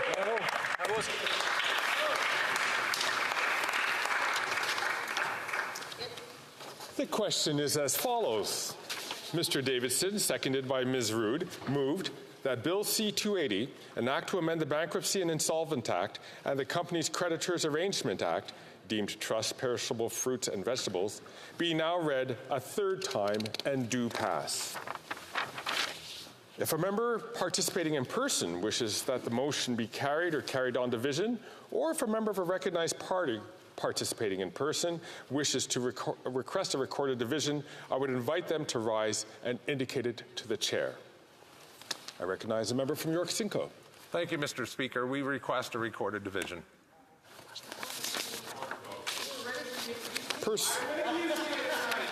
Order. Order. Order. Pursuant to Standing Order 98, the division stands deferred until Wednesday, October 25, 2023, at the expiry, merci beaucoup, of the time provided for oral questions. In accordance with Standing Order 38, une motion portant adjournement de A motion to adjourn the House is deemed to have been made and seconded at this time. Therefore, the question is that this House do now adjourn. Je reconnais la députée de... The Honourable Member for Yorkton Melville has the floor. Thank you, Mr. Speaker. And I'm also thankful for the opportunity to follow up on a question I raised in the House of Commons on September 29th. Like all of us in this place, I value the time that I get to spend on the ground with my constituents. It is only outside of the Ottawa bubble and with the workers of this great country that we as parliamentarians can truly appreciate the challenges Canadians are facing and the sacrifices that they're making, especially at this time, to keep our economy afloat. I saw this on a full display this summer and fall as I traveled my riding of Yorkton Melville. At harvest time, farmers and producers are at work from well before the sunrise and well into the night. They do what it takes to get the job done. They form the backbone of our economy. Their success is Canada's success, and in turn, setbacks that they face create a ripple effect across our country and indeed across the globe. Speaker, we live in Canada. I come from Saskatchewan. And as all of my constituents know, especially the farmers and the ranchers that I represent, winter comes upon us quickly, and it lasts a long time. Farmers and producers therefore meticulously plan out their year to account for the unpredictability of weather, supply chains, and yields, but often there are matters outside of their control. Right now, they are facing a critical shortage of feed for their breeding herds after a year of drought. Precipitation remains well below normal throughout the summer, particularly in western Saskatchewan. As a result, moisture deficits have taken a critical toll on pastures and forage rangers. Livestock producers face tough choices. Some may even have to sell a portion of their herd to sustain the remainder through the winter. But this is not an option for all producers. If they do not have the means or the source to feed their animals in the short term, herds will suffer. Canadians will face food shortages and higher prices, and ranching families could face business failures. For months now, the Saskatchewan Cattlemen's Association has been just one group sounding the alarm, asking the federal and provincial governments to step up with their share of ag recovery relief to help livestock producers navigate the extraordinary burden they take on when natural disasters occur. The government of Saskatchewan can be praised for its concern and fast action to protect Canada's food security and the livelihood of our ranching communities. 2 months ago, it committed its $70 million or $80 per head to sustain breeding stocks. However, the silence from this government has been deafening. It has yet to commit its share of ag recovery funding. My constituents are rightly raising some difficult questions. Is Ottawa ignoring them? Do they want them to fail? Have they forgotten about them? Or, by some calculation, determined that there's no need for assistance? As their voice in this place, let me be very clear, there's an urgent need here and time is running out. I'm asking again today for the Government of Canada to immediately make available their share of ag recovery funding, $120 per head, that will sustain precious breeding herds into the winter. It must do its part to ensure that families from coast to coast have continued access to the high-quality food Saskatchewan livestock producers provide. It's my understanding that the federal government and the province of Saskatchewan have been in consultation, and we're working on a review to determine how agri-recovery could best assist livestock industry. Well, I must say respectfully, Saskatchewan has stepped up. The time for consultation is long over. This government has pointed farmers and ranchers to the support available through this program as the answer in the past, and yet have not acted now. My constituents go beyond and above to feed our country and deserve the courtesy of a straight answer. Thank you, Mr. Speaker.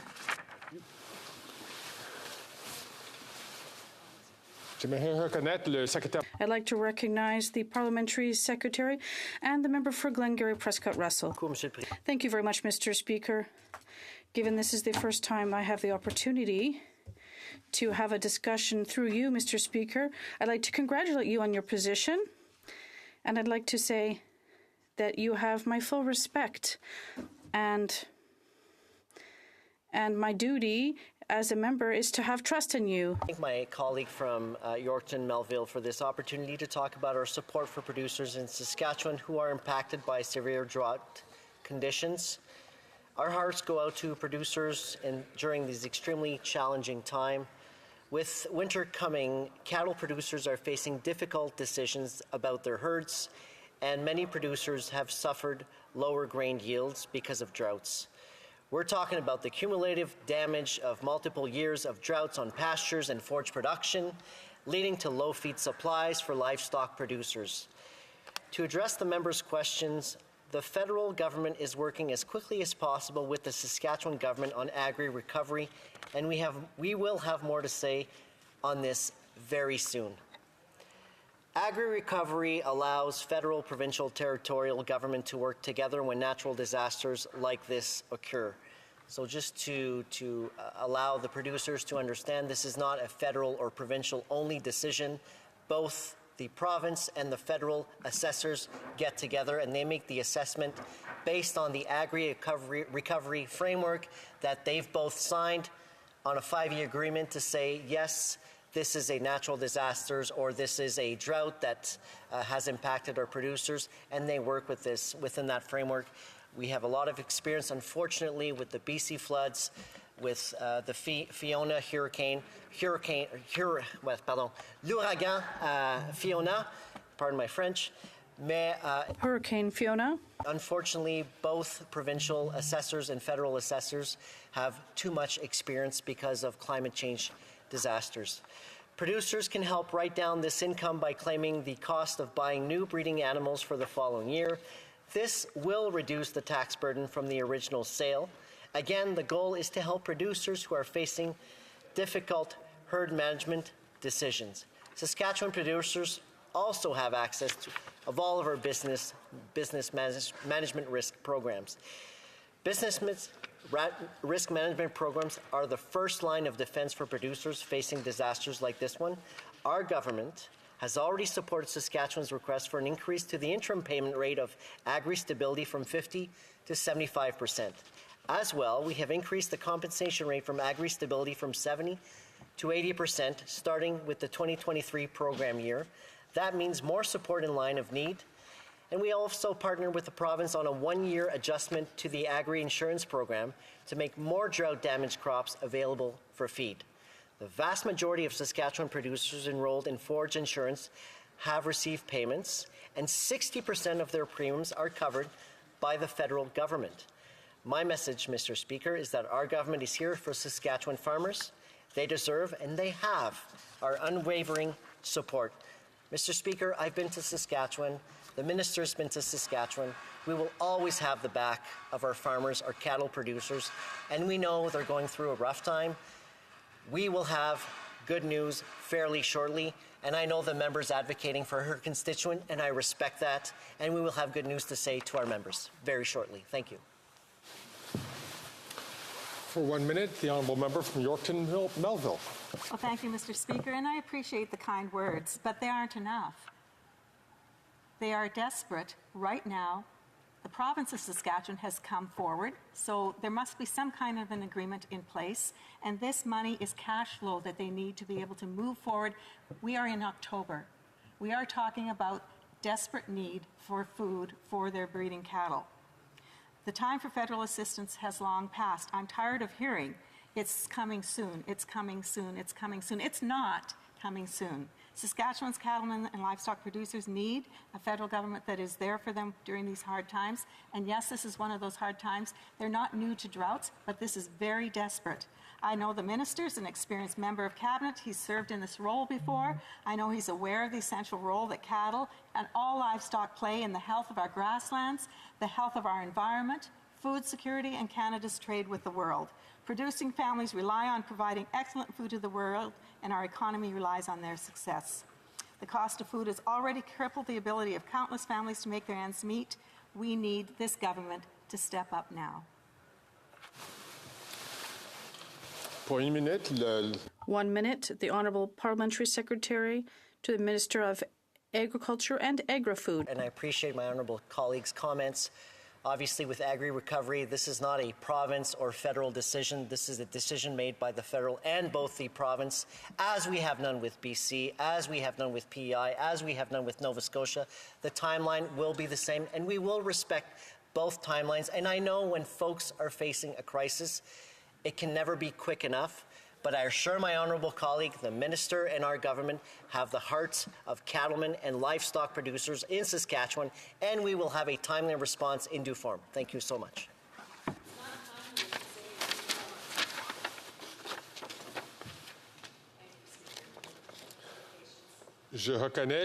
I recognize the honourable member for Spadina Fort York. Speaker, on October 5th, when speaking on the issue of foreign interference in Canada, I asked the government to enlighten the House about whether there's been any credible or clear evidence for the government to stand up for Canadians and combat foreign interference by the Chinese Communist Party, or has it decided to embark on a diversionary conflict with another country? To date, we've seen real and actual evidence come forward outlining foreign interference in Canada by Chinese and Iranian operatives. Canadian citizens have come to Canada from these two communities who have been subject to intimidation, to stalking, and to being threatened. Mr. Speaker, after months of delaying and refusing to acknowledge the existence or the extent of the activities of foreign operatives, The government botched the creation of a selective public inquiry led by a former Governor General. After that debacle, we saw the establishment of the HoC inquiry, an inquiry that appears to operate more in secret than foreign operatives. Meanwhile, Canadians continue to be left in the dark. Furthermore, Canadians are wondering, why has there been such a prolonged reluctance by the government to own up to the existence of foreign interference? It's not an entirely new phenomenon. Is the governing party somehow in on it? Is there some kind of benefit to turning a blind eye? Mr. Speaker, the setting up of Chinese police stations really should have been a good clue on foreign interference. Additionally, media reports on Iranian Canadians being stalked and threatened would have been another dead giveaway. Mr. Speaker, while the government continues to drag its feet on getting to the bottom of foreign interference in Canada, it moved to muddy the waters even more by launching an attack on another democracy over the murder of a Canadian Sikh leader in British Columbia. Both the Prime Minister and the leader of the New Democratic Party have indicated that they have either credible or clear evidence, allegedly pointing to another democracy. But, Mr. Speaker, Canadians have a great deal of support for the rule of law and for due process. One would think that rather than spout unsubstantiated claims of what they allegedly possess on the case, these two political leaders would also have such beliefs in Canadian law. In fact, if they possess any evidence, they have a duty to provide it to the appropriate authorities who are investigating this horrible crime. They don't have the authority to utter questionable statements. They do have a responsibility to present the evidence, and a Canadian court will decide on its value. Canadian political leaders can't supplement our justice system and become judge, jury, and executioner, nor can they bring Canada's foreign reputation into question. Such irresponsible action has caused real economic, trade, and transit problems for Canadians and the diplomatic war of expulsions that soured our relations with another country. Conversely, given the speed of the unfounded accusations and lack of real evidence, Canadians would have loved to see such zeal for combating Iran and China and the foreign interference from them. Perhaps, Mr. Speaker, in the political rush to garner Sikh votes in British Columbia by both the Liberal and NDP parties, all rational legal and diplomatic thought went out the window. Besides, as they say, Mr. Speaker, never let the facts interfere with a possible election victory.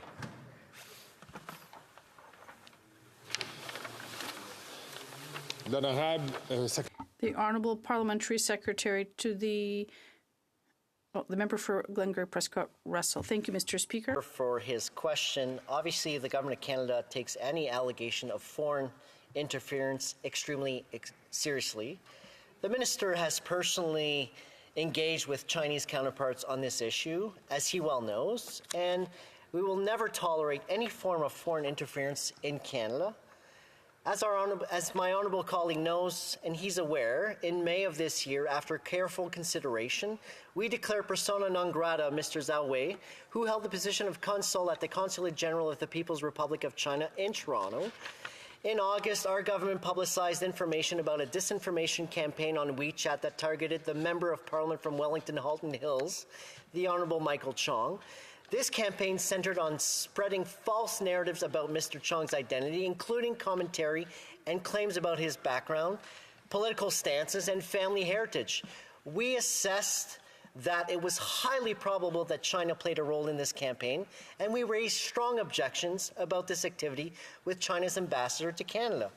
Over the past year, we have also raised strong objections with China's ambassador regarding the overseas police stations in Canada and demanded their closure. The RCMP has reported that these stations are no longer operational. And Mr. Speaker, the RCMP is the right authority to act on that, not politicians. Mr. Speaker, foreign interference emanating from China and other countries is a significant danger to Canada's sovereignty, prosperity, and social fabric. We will continue to do everything that is necessary to protect Canadians from this threat. Canada will continue to uphold global law that have ensured global stability since the end of the Second World War, and we will continue to work with our allies on this. Canada remains firm in our resolve that defending Canada's democracy is of the utmost importance. We have stated time and time again that foreign interference activities in Canada are in violation of Canadian sovereignty and are unacceptable. This government, our government, will continue to choose the most effective tools from the wide range of options at our disposal to properly combat foreign interference. As the honourable member knows, there is an ongoing public inquiry on foreign interference with a focus on examining and assessing interference by China, Russia, and other actors in our last two federal elections. Our government has also established a National Counter-Foreign Interference Coordinator and office within Public Safety Canada, which includes oversight for economic security. As he knows, Budget 2023 allocated $13.5 million for this purpose. The same budget allocated $48.9 million to the RCMP over 3 years to help protect Canadians against harassment and intimidations from authoritarian regimes. Mr. Speaker, we will continue to work with allies. The fact that there is foreign interference, whether it's in Canada, the U.S., other allied countries, is not new.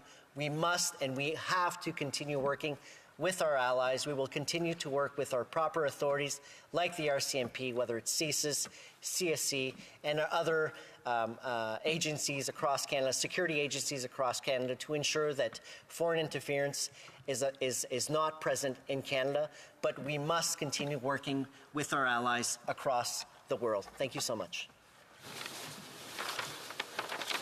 1 minute, one more minute for the member from Fort York. Excuse me, Spadina, Fort York. Thank you, Mr. Speaker. I have to applaud my Liberal colleague for his willingness to engage in revisionist history. When it came to declaring the diplomat persona non grata, the government had to be dragged kicking and screaming into doing the right thing. We had to hear from the member for Wellington Halton Hills, who first revealed the fact that he was targeted before there was enough outrage and outroar for the government to finally get around to doing something. And when they did it, their statement was almost apologetic to the Chinese Communist Party. It's as if the Trudeau government thinks that Canadians don't know.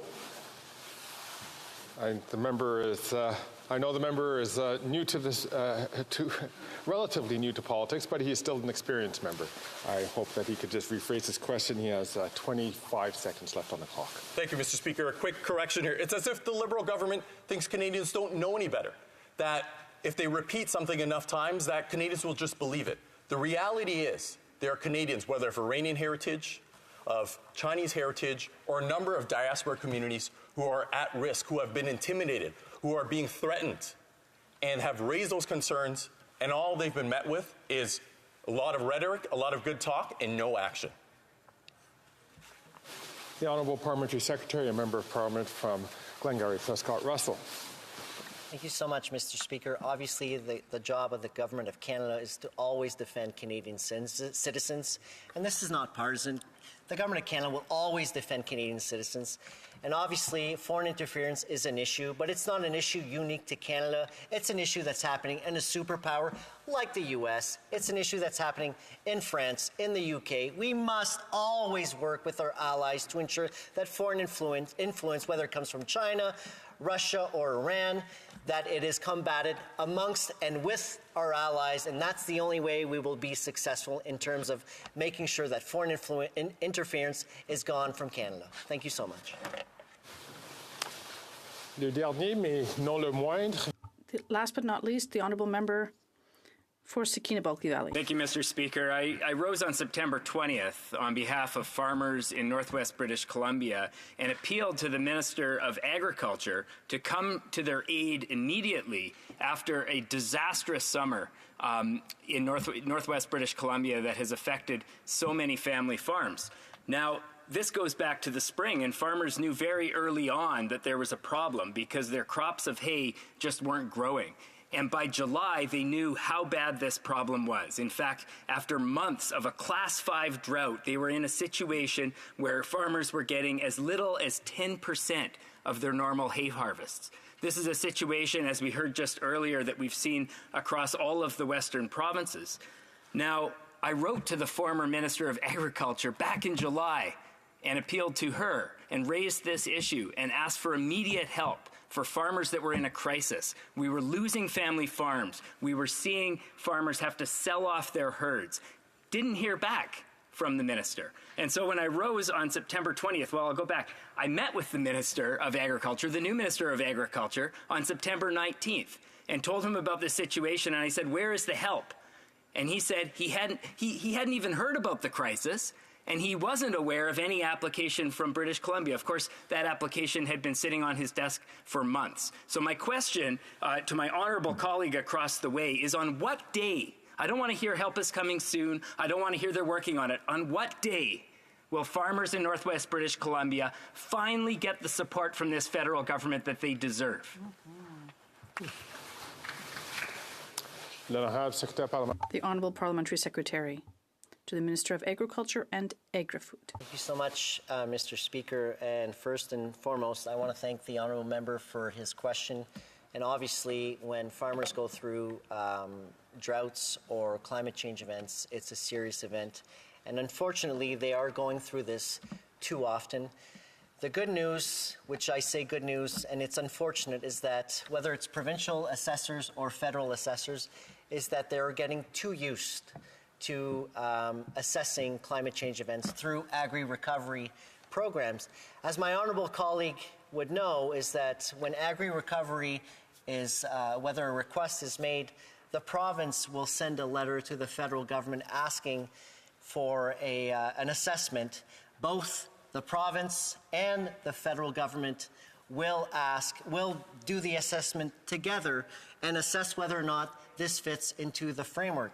Now, obviously, I know the honourable member knows that business risk management programs, farmers already have access to that through the Sustainable Canadian Agricultural Partnership Program. And I know he knows. So farmers, whether or not they go through a climate change event or whether or not they have a bad year or a bad crop, for whatever reason, already have access to business risk management program.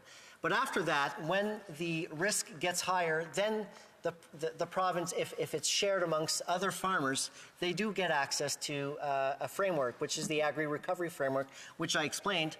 The province will write a letter to the federal government requesting an assessment that they both will do jointly, and they will both do the assessment jointly as to whether or not it does respect the framework that they've signed. For instance, I know the honourable member would know about the BC floods back a few years ago. Many farmers went through hardships. I know many dairy farmers. I was in the Fraser Valley where they were flooded, and whether it was fruits and vegetable or whether livestock was unfortunately had to be killed because of the major floods that happened. Public safety, the province and the federal government worked together, and then agri-recovery kicked in to ensure that the other losses that weren't covered by the regular programs would have covered the existent losses that farmers were not eligible through existing programs. I can assure my member, whether the BC floods or the hurricane in PEI, in Nova Scotia, the timeline will be respected. And I know farmers, when they're facing crisis, it can never be fast enough. It's the same thing with insurance. You know, you're facing a crisis and it can never be fast enough. But I assure you, the federal government and the BC government take into the heart that the fact that farmers are facing a crisis, we will be there and we will have good news to tell BC farmers in the northern province. Good news, and I can assure them that farmers will be happy with the results. Thank the honourable member, and I'd like to just take this opportunity to just remember when comments are made that they are addressed through the chair. It was just a small comment that the member had made. The honourable member from Skeena, Bulkley Valley. Mr. Speaker, I don't think the 3 dairy farmers that had to sell their farms are going to be happy with the results. I don't think the many beef farmers that had to sell off their herds are going to be happy with the results. I'll tell you a couple of characteristics of a government that takes a crisis seriously. First of all, when a member of parliament writes the minister, they write back. And secondly, when the provincial government and the farmers of the region come to them and say there's a crisis, they don't take 3 months to make something happen. Now it's October and we still don't have help, and farmers don't have feed. They've sold off their animals, and we're losing a significant amount of our regional food security because this government, 4,000 kilometers away, is dragging its feet. So what is his message? I want to know, what is this parliamentary secretary's message to the farmers in my region that have lost their family farms? Tell me. The Honourable Parliamentary Secretary. Speaker, I know where the honourable member comes from, and I know he's doing a good job at representing his constituent and his farmers. As I've said before, no response is fast enough when you're going through a crisis, but I can assure the honourable member that the BC government and the federal government are working hand in hand to respond as quickly as possible to farmers to ensure they get the proper response. And I can assure my honourable members, farmers, as they have gone through BC floods in 2021, will be compensated, or with the program through Agri Recovery, will be responded in due time. And all I'm asking is for patience for a few more days, and I know that they will get a proper response in a short few days. Thank you so much. La motion portant. The motion to adjourn the House is now deemed to have been adopted. Accordingly, this House stands adjourned until tomorrow at 10 a.m., pursuant to Standing Order 24-1.